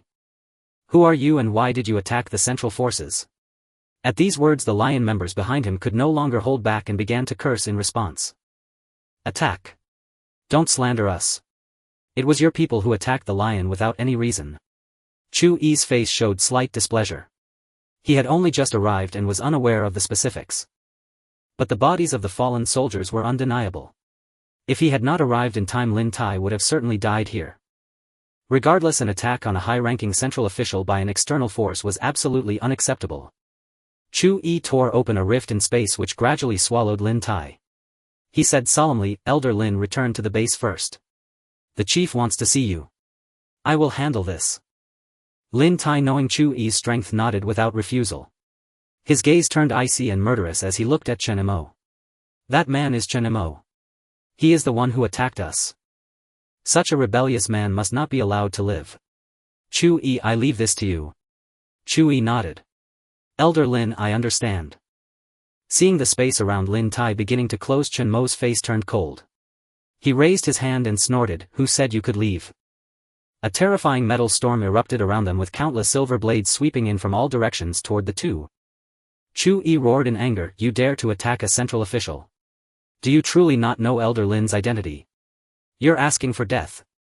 Boom! As the words fell, a blazing crimson heat wave surged around Chu Yi. The ground cracked and pillars of fire erupted. A massive burning meteor fell from the sky carrying an unimaginably terrifying force toward Chen Mo. Heaven's wrath. Chen Mo looked up, gathered countless metals, and with a flick of his hand conjured a colossal metallic dragon that charged forward. Boom rumble, the collision of these two terrifying forces unleashed a shockwave of astonishing magnitude. Brilliant flames burst across the sky. The ability users of the lion stared wide-eyed in sheer terror at the scene above. An oppressive force enveloped the entire area. Sensing the feedback from his Dominion ability, Chen Mo realized that his opponent's power was in no way inferior to his own. Chen Mo's face darkened as he pondered. This power was clearly not something an ordinary person could wield. This man was at least an S-rank ability user. One of the 12 sons. Meanwhile, Chu Yi was equally shaken. In his memory, no ability user had ever withstood a single blow from him. As a dual ability user, Spatial Jump and Heaven's Wrath granted him overwhelming power. Heaven's Wrath was even classified as an SS-rank destructive ability. Chen Mo. Chu Yi muttered, his brows tightly knit. He felt as though he had heard that name somewhere before. "Just who are you?" Swish, Chen Mo said nothing. Seeing Lin Tai about to vanish into the spatial rift, he diverted his focus and summoned a metal storm laden with countless blades. Lin Tai's face changed dramatically as he sensed the clear target. He shouted, "Chu Yi. Stop him. Rest assured, Elder Lin. As long as I am here, no one will harm you." Chu Yi tore open a massive rift in the space before him, intending to swallow the metal storm whole. Suddenly, a violent explosion echoed through the air. Above their heads, a yellow earth dragon appeared. Sensing the disturbance, Chu Yi looked up sharply, his expression shifting. "There's someone else." The earth dragon plunged down, ferociously attacking from above while the metal storm struck from the front. Chu Yi's face turned cold as he let out a low shout. "Ridiculous." A pillar of fire shot forth from before him, charging toward the earth dragon. Boom rumble. Dazzling flames blossomed in midair and countless chunks of earth exploded from the black smoke. Several cries of alarm rang out from a distance. "Chen Mo. Brother Chen, we're here." Chen Mo turned his gaze to see Tang Xuanyu and the others arriving outside the lion base. When they beheld the chaotic devastation within the lion, many of the superhumans' faces shifted in shock. What in the world happened to the lion? "Brother Luo." Someone noticed Luo Tianxiong and his group in the distance and immediately rushed over. After a period of recovery, Luo Tianxiong felt considerably better. Seeing the superhumans returning from the South Sea, a glimmer lit his eyes as he said, "You've arrived." Tang Xuanyu also hurried to Chen Mo's side at that moment and asked with concern, "Chen Mo. Are you alright? What happened inside the lion?" Chen Mo stared fixedly into the mist-laden area and said, "The central authorities have arrived. Protect the lion's people. I'll go deal with that one." Without further explanation, Chen Mo charged straight into the smoke, searching for Lin Tai's figure. Cough, cough, cough. Harsh coughing erupted. Amidst a pile of rubble, Lin Tai, whose spatial leap had been interrupted, frantically sought Chu Yi's presence. Boom. Boom. Not far away, Chu Yi was locked in combat with the arriving Shi Yuan, unleashing terrifying tremors. "And where did you spring from? I never imagined there would be a 7th-tier ability user in the outside world." Chu Yi's face flushed with rage as he glared at Shi Yuan across from him. "Do you know what you're doing?" Shi Yuan's expression remained calm. Without uttering a word, he launched another assault. Boom. Lin Tai's pupils contracted at the sight. Besides Chen Mo, there was actually another superhuman within the lion who could match Chu Yi blow for blow. What are you searching for? Just as Lin Tai's concentration wavered, Chen Mo's voice like a nightmare suddenly sounded beside his ear. His face turned ashen and he raised his hand to defend himself. Schlick. A silver flash streaked by and blood splattered everywhere. A scream of agony erupted. Elder Lin. Chu Yi, still locked in combat with Shi Yuan, heard the sound and his face instantly turned terrifyingly cold. Get out of my way. He raised his hand and summoned a massive pillar of flame to sweep toward Shi Yuan, seizing the moment to break away. Stop right there. At the other end, Wusiki had plunged straight into Lin Tai's shoulder. Biting back the searing pain, Lin Tai stared at the man before him, his face drenched in sweat. Why you can't kill me? Chen Mo. Let's talk this out. If you spare me, I'll let bygones be bygones. His expression was anguished, his brow beaded with sweat. Chen Mo looked at the old man impassively, pulled Wusiki out along with a gush of blood and pointed it toward his heart. Too late. Just as Wusiki was about to strike, Chu Yi's furious roar echoed from nearby. Chen Mo. Elder Lin's identity is no trivial matter, he is the commander of the Northern War Zone. If you kill him, can you bear the consequences? Chu Yi charged over, his face twisted with rage. Lin Tai's face lit up with hope as he cried out, Chu Yi, save me. But Chen Mo merely glanced at him and said calmly. I hate it most when people threaten me. Schlick. The Wusiki in his hand plunged in without mercy, piercing straight through the heart. Guh. Lin Tai spat out a mouthful of blood, his pupils instantly dilating and contracting. He looked down at his chest, then back at Chen Mo.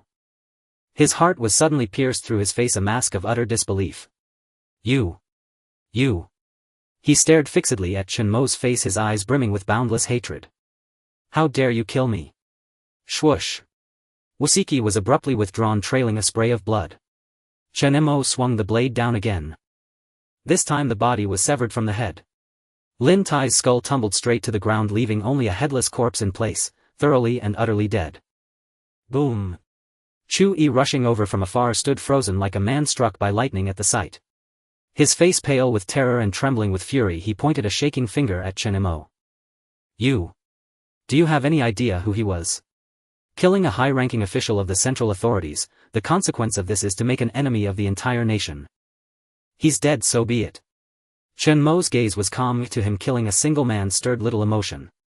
Even someone as high-placed as Lin Tai was no different in his eyes. And so? Chu Yi's breath caught in his throat. Seeing Chen Mo's utter indifference only fueled his fury. I don't care what grievances you had with Lin Tai, but you've killed so many of our people, and even Elder Lin has fallen by your hand. If I don't bring you to justice, even more will surely defy the central authority in the future. Prepare to die. Chu Yi unleashed a surge of violent raging energy, tearing open countless fissures in space. Massive pillars of flame erupted from the ground, while above enormous blazing meteors coalesced in the sky, wreathed in roaring fire. The SS-rank ability Heaven's Wrath possessed a destructive power rivaling that of a god. Buzz buzz buzz. But at that moment the communicator in Chu Yi's pocket vibrated violently and a beam of blue light projected outward. In the translucent blue projection a man sat behind a desk. Standing beside him was none other than Professor Fang Chengming. Chu Yi, come back. Professor Fang Chengming spoke. Professor. Chu Yi was stunned, his face full of bewilderment. Professor Elder Lin has been killed. Fang Chengming raised a hand to cut him off. Chu Yi, we are already aware of the full situation. Calm down for now. Hand the communicator to Chen Mo across from you. This is the will of the leader. What? Chu Yi felt a wave of shock and dismay wash over him. Though doubt churned within, he ceased his ability and glared coldly at Chen Mo opposite him, speaking. Hold first. Chen Mo frowned. What's this about? Chu Yi snorted coldly and tossed the communicator over from a distance. See for yourself. Somewhat puzzled, Chen Mo caught the communicator. As the blue light shone before him, what came into view was a kindly, amiable old man dressed in work attire. The old man smiled warmly as he looked at him and said, So you're Chen Mo, aren't you? I've heard Xiao Zhua and Xiao Fu mention you often. Let me introduce myself first, I'm Fang Chengming. Do you recognize me? Professor Fang Chengming. Chen Mo was startled inwardly and nodded. Seeing this, Fang Chengming's smile deepened and he continued. Young friend, I think there may be some misunderstanding between us. I've long wanted to meet you in person but never had the time. Who would have thought today would bring about such an incident? Of course, don't worry too much. This whole affair was Lin Tai's own doing. We won't hold you accountable for his death. I simply hope you'll come through Qiongqi's spatial ability to have a chat. Faced with Fang Chengming's sudden invitation, a flicker of doubt stirred in Chen Mo's heart. Far off, Qian Nu furrowed her delicate brows, a growing unease gnawing at her. What exactly is going on? She gazed in a certain direction, her vision piercing through layers of clouds, and in the distant horizon she detected a massive swift fighter jet circling overhead. Few things in this world could make even a sovereign-level figure tread carefully. And the intense sense of threat emanated precisely from that aircraft. Human weapons. Qian Nu murmured softly, a hint of confusion in her voice. She had previously retrieved Chen Mo's memories and gained a rough understanding of this era, yet she could not comprehend why that mere fighter jet would bring a sense of danger to her, a sovereign. Perplexed, Qian Nu transmitted a message to Chen Mo through her Qiongqi ability. Chen Mo. Lost in thought, Chen Mo was slightly startled. He glanced toward Qian Nu in the distance and muttered inwardly, "What is it?" Qian Nu, 2 kilometers away, a fighter jet is circling nearby. But why? Does that thing give me such a dangerous feeling? She did not understand, so she sought answers from Chen Mo through the Qiongqi ability. A dangerous feeling? Something that could actually threaten Qian Nu? Chen Mo paused, visibly stunned. His expression turned grave in an instant and his mind began to race. He raised his eyes to the projection and vaguely saw behind Fang Chengming the silhouette of a man leaning back in a chair. If nothing went wrong, that man was likely the leader. "What do you think, young friend?" Fang Chengming inquired again. Chen Mo remained silent until he noticed what seemed to be a communicator in the seated man's hand. In that instant he felt as if struck by lightning, his body jolting. Boom. Damn it, the fighter jet, the danger, something that even made Qian Nu cautious. Could it be? Should I shoot it down? Qian Nu messaged again. No, don't act. Just pretend you know nothing. Chen Mo immediately stopped her. He stared at the projection of Fang Chengming, who wore a kindly smiling expression, and suddenly understood something. A chill ran down his spine and his skin crawled. If it was as he feared, once an explosion occurred, even if he and Qian Nu could evacuate everyone here, including Xuanyu and Qiqi, would likely perish. Indeed, their words were not as pleasant as they seemed. Earlier, when Lin Tai was in danger, that man had torn through space to arrive, and the helicopter circling nearby had likely been prepared long ago. It was impossible that he was unaware of Lin Tai's movements. He had long heard of the fierce internal strife with Lin Tai and the leader locked in a power struggle. Now it seemed the leader intended to use Chen Mo's hand to eliminate Lin Tai, deliberately feigning ignorance to let him leave from the north. Damn it. Even Lin Tai himself probably never expected to die here. If Chen Mo refused, a devastating strike would likely greet this place. Chen Mo was silent for a moment before slowly saying, "What if I say no?" Fang Chengming's expression remained unchanged, still wearing a smile as he nodded. "That's fine, then I'll have Qiongqi return. It's a pity though that I won't be able to meet you face to face," Fang Chengming said with some regret. "Moreover, we will hold you accountable for this matter, so please consider it carefully." Chen Mo stared at him for a long time, his eyes flickering as he sighed and said, "I'll go with you. But I have one condition." Fang Chengming, "What?" Chen Mo, "I want to bring someone with me." Fang Chengming thought for a moment, then smiled kindly and said, "Of course you may. Since you've agreed, please hand the communicator to Qiongqi. I'll speak with him." Chen Mo nodded and let out a long breath. With the sovereign-level Qian Nu by his side, he was confident he could retreat safely even within the central base. Chen Mo glanced at the communicator in his hand and tossed it back. "Take it." Qiongqi took the communicator with a cold expression and walked aside, apparently communicating with Fang Chengming. After a few minutes he turned around and said in a grim voice, "Come, I'll send you there." Chen Mo and Qian Nu followed him. Qiongqi used his ability to tear open a deep rift in space and said coldly, "Go in. The space jump will take about 4 to 5 minutes to reach the central base. Don't worry about what happens here. The professor told me to stay for now." "Humph." Chen Mo paused before the rift and looked at him. "When can I come back?" Qiongqi, "When the professor notifies me." Chen Mo nodded, exchanged a glance with Qian Nu and stepped directly into the surging spatial rift. As soon as they entered, the rift closed immediately. Qiongqi's eyes flickered as he muttered with displeasure, "I really don't know what the professor is thinking, wanting to meet the one who killed Elder Lin. But then again, this guy's ability is somewhat interesting." At the very least, Chen Mo was one of the few ability users he had encountered who could rival him. He had no concerns about Chen Mo threatening the professor or the leader through the space jump to the central base. Because within the central base there was a device that could uniformly suppress ability users. Even an 8th rank ability user could not exert even a shred of power. Just as Chu-yi was lost in thought, a spike of earth suddenly erupted from the ground before him.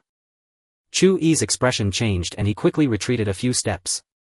His face darkened as he glared angrily in one direction where Ehuang was condensing towering stone pillars to hurl at him. Chu-yi said coldly, "Idiot. What exactly are you trying to do? I've transported that guy to the central base. Until orders are given I don't want to fight you." Ehuang gave him no chance to speak. A massive amount of soil surged around him, gradually coalescing into the form of a rock giant. Seeing this, Chu-yi's expression turned extremely grim. He said in a frosty tone, "Since you want to fight then come." Meanwhile at the central base, Chen Mo and Chen Nu arrived in a spacious, bright and pitch-black room. The ceiling and walls were all made of a gray-blue material. Chen Nu looked around curiously, her eyes narrowing as she transmitted a message, "Interesting. I didn't expect someone to have gathered so many restriction stones." "What are those?" "A type of stone that can affect ability use, but it's useless against me." Chen Mo was startled and instinctively tried to activate his Dominator ability, but nothing happened. Fortunately the Qiongqi ability remained unaffected. Chen Mo began to survey the surroundings. In the center of the room was a large desk where Fang Qingming was chatting with a dignified middle-aged man in formal attire. Seeing Chen Mo arrive, Fang Qingming's eyes brightened slightly as he smiled and stepped forward to greet him. "Young friend, you have finally come. Come, we have been wanting to see you for a long time." With a hint of caution, Chen Mo walked up alongside Chen Nu, and Fang Qingming, noticing this, chuckled and waved his hand. "There's no need to be so wary, we already know about your matters. Lin Tai has made a mistake by selfishly reallocating troops away from the northern war zone. Moreover, he intends to deploy forces in the 6th war zone, breaking away from the central command. The ultimate consequence of his actions will lead to his own demise." Chen Mo frowned slightly, realizing that there seemed to be hidden truths behind this matter. Fang Qingming wanted to say more, but the man beside him suddenly raised his hand to interrupt. "Alright, let's talk less." Fang Qingming paused, then nodded with a wry smile, saying, "What you said is correct. We haven't introduced you yet, young friend. This is Wang Guohua, the head of the base." Chen Mo's pupils contracted. Although he had anticipated this, he never expected this person to appear here. Looking at the middle-aged man with a gentle demeanor and deep-set eyes, it was hard to imagine he was the head of the base. "Hello," Wang Guohua smiled warmly and said, "You must be Chen Mo. I've heard old Fang mention you before. Young man, quite impressive." Wang Guohua paused, glancing towards Chen Nu not far away, muttering, "This one is." Chen Mo interjected, "This is my friend." Wang Guohua nodded, not asking further, and continued, "Do you know why we called you here?" "Because of Lin Tai?" Chen Mo shook his head. Wang Guohua chuckled, "No. His death, as old Fang said, is indeed self-inflicted. We have given him many chances, yet he remains unrepentant, secretly transferring troops from the northern war zone. Now that the situation is urgent, I no longer have the energy to deal with him. We must reorganize all forces from various war zones and the central command to confront the impending disaster." "Disaster? What disaster?" Chen Mo inquired. Wang Guohua spoke slowly, "You should be aware of the divine pillars, right? The divine pillars controlled by Huagua are starting to show signs of becoming uncontrollable. In this apocalyptic era, beings of royal caliber are about to awaken, or rather they have already awakened." "What?" Chen Mo's pupils constricted violently as he stared at the man in front of him, filled with confusion. "Xiao Chen, I have had people investigate your background. What we know far exceeds what you are aware of," Wang Guohua said, his gaze deep and fixed on Chen Mo. He lightly tapped the table and took out a document from the drawer, handing it over as he spoke. "Including your relationship with Chen Fuyang. But this is no longer important. Right now we urgently need a powerful force to suppress the divine pillars. Most of the 12 suns have already begun transporting the divine pillars to various world extremes, and time is running short. Finding you was indeed a last resort." "What does this mean?" Chen Mo's heart sank and he suddenly had a bad premonition. Wang Guohua's gaze was deep as he turned to Fang Qingming and quietly said, "Qingming, perhaps you should explain." Fang Qingming hesitated for a moment, his expression somewhat awkward. "This. Fine." He walked directly in front of Chen Mo, the atmosphere becoming tense. Fang Qingming slowly began, "All of this began over 60 years ago. After arriving at the highest level of the central base tower, Chen Mo realized his worries were somewhat unfounded. In the next half hour, Professors Fang Qingming and Wang Guohua revealed many hidden matters. Over 100 years ago divine pillars were discovered around the world, and it was astonishingly noted that the divine pillars contained unprecedented powerful energy. The divine pillars could not be destroyed, nor could the energy within be harnessed. At that time Huagua had not found a single divine pillar, so it dispatched many personnel to search various locations. Until one surviving researcher from the snow-capped mountains unexpectedly brought back news of the divine pillar. After several decades of effort, the first divine pillar was finally obtained. That person also became an important figure in the future development of the divine pillar resonance experiment, Chen Fuliang. Due to Chen Fuliang's extreme and inhumane methods, the experiments had to be halted. As a result, he left the country, and this project experienced several years of dormancy before being taken over by his student Fang Qingming and a group of researchers. As the experiments progressed, Fang Qingming was horrified to discover that the power of the divine pillars was extraordinarily terrifying and uncontrollable. It was as if these divine pillars possessed life, and anyone who got too close would be manipulated to perform incomprehensible actions. 30 years ago, one day those conducting the experiment saw a flash of pure white light in a daze. It was an uninhabited realm beyond the world where everyone heard a faint voice informing them that a dramatic change would occur across the globe in 30 years. The voice identified itself as the Overseer. The Overseer. Upon hearing this name again, Chen Mo gazed intently at Fang Qingming and asked, "You have seen the Overseer?" At this moment even Xian Nu, who had been bored in the background, perked up her ears, seriously listening to the conversation. Fang Qingming glanced at Chen Mo somewhat puzzled and asked, "Do you know this name?" Chen Mo remained silent for a moment before nodding. "I once read Chen Fuliang's notes. He seemed to know about this figure as well." The name Overseer was something he learned from the Shisho and Xian Nu, but due to the sensitive identities of the two he could only attribute it to Chen Fuliang. Fang Qingming nodded and suddenly realized, "It seems you know quite a bit. The Overseer is the original author of everything. It has no physical form and none of us have ever seen it. But on that day we spoke with it for a long time. Although it was quite incredible, it told us it did not belong here, that it existed since the beginning of life on this planet, having wandered alone in the universe for a long time until it settled here, witnessing the birth of life. It observes this place day after day, merely seeking to find kindred spirits in this universe while we remain completely unaware of its existence. We speculate that the Overseer seems to be a high-dimensional being that has lost its way here. All abilities and energies originate from it alone. The so-called apocalypse, in its words, is a different kind of evolution. It attempts to select beings capable of breaking through this dimension to leave with it." Chen Mo trembled at these words, and even Xian Nu fell into deep thought. Recalling everything the Overseer had done, constantly overturning and restarting from the first-tier beings to the current 10th-tier royals, each new track brought a new enhancement to the being's powers. Even as one of the 24 royals, she was somewhat perplexed as to why the Overseer would do this, seemingly dissatisfied with the unilateral decisions made by the 24 royals during this evolution. Perhaps the royal level still falls short of the Overseer's standards. In its eyes, both it and the other royals merely served as shackles that limited the evolution of life. That is definitely a capability that can overturn one's understanding. All sources of power come from the Overseer alone. As he spoke, Fang Qingming's expression grew somewhat excited, even exhilarated. Cough cough. At that moment Wang Guohua beside him coughed twice to interrupt. "Alright Qingming, let's get back to the main topic." Fang Qingming finally realized, awkwardly scratching his head, and apologized. "I sincerely apologize, young friend, for straying off topic."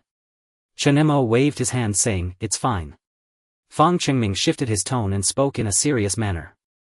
"There are a total of 24 divine pillars, and currently we have only collected less than half of them.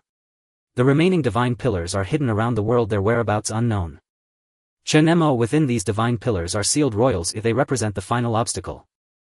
According to the Overseer, the royals have monopolized countless evolutions. As long as they exist, the creatures in this world will never reach a level that can transcend dimensions and stand alongside the Overseer. The power of the royals is at least above the 9th tier. Once they appear, humanity will not be able to contend with them. We can only confine them to the divine forbidden grounds to limit their activities, giving us a chance to grow stronger. Due to the inability to destroy the divine pillars, the 12 sons we trained and top-tier ability users around the world are currently on their way to transport and collect the divine pillars. We are in dire need of manpower, young friend, and that is why we called you here." Chen Mo nodded slightly and looked at Fang Qingming, asking, "What do you need me to do?" Fang Qingming replied, "Currently there is a known divine pillar that we have been unable to deal with, which is the first divine pillar controlled by Chen Fuliang in the 11th war zone. If possible, we plan to send you and Chu Yi to deal with it together." After a lengthy discussion with Fang Qingming, it finally concluded, and they returned to the Lion to inform everyone of the situation. Half a month later Chen Mo set off with the arriving Chu Yi and Shi Yuan towards the 11th War Zone Takuma Ga Hara to confront Chen Fuliang. However, when they arrived at the territory of Takuma Ga Hara, it was terrifying to find that Chen Fuliang seemed to have become a different person. He attempted to seize the powers of the royals but was ruthlessly erased by the other party occupying his body. The royals revived the raging flames engulfed the 11th War Zone, creating an apocalyptic scene. Fortunately, the royal had not fully awakened.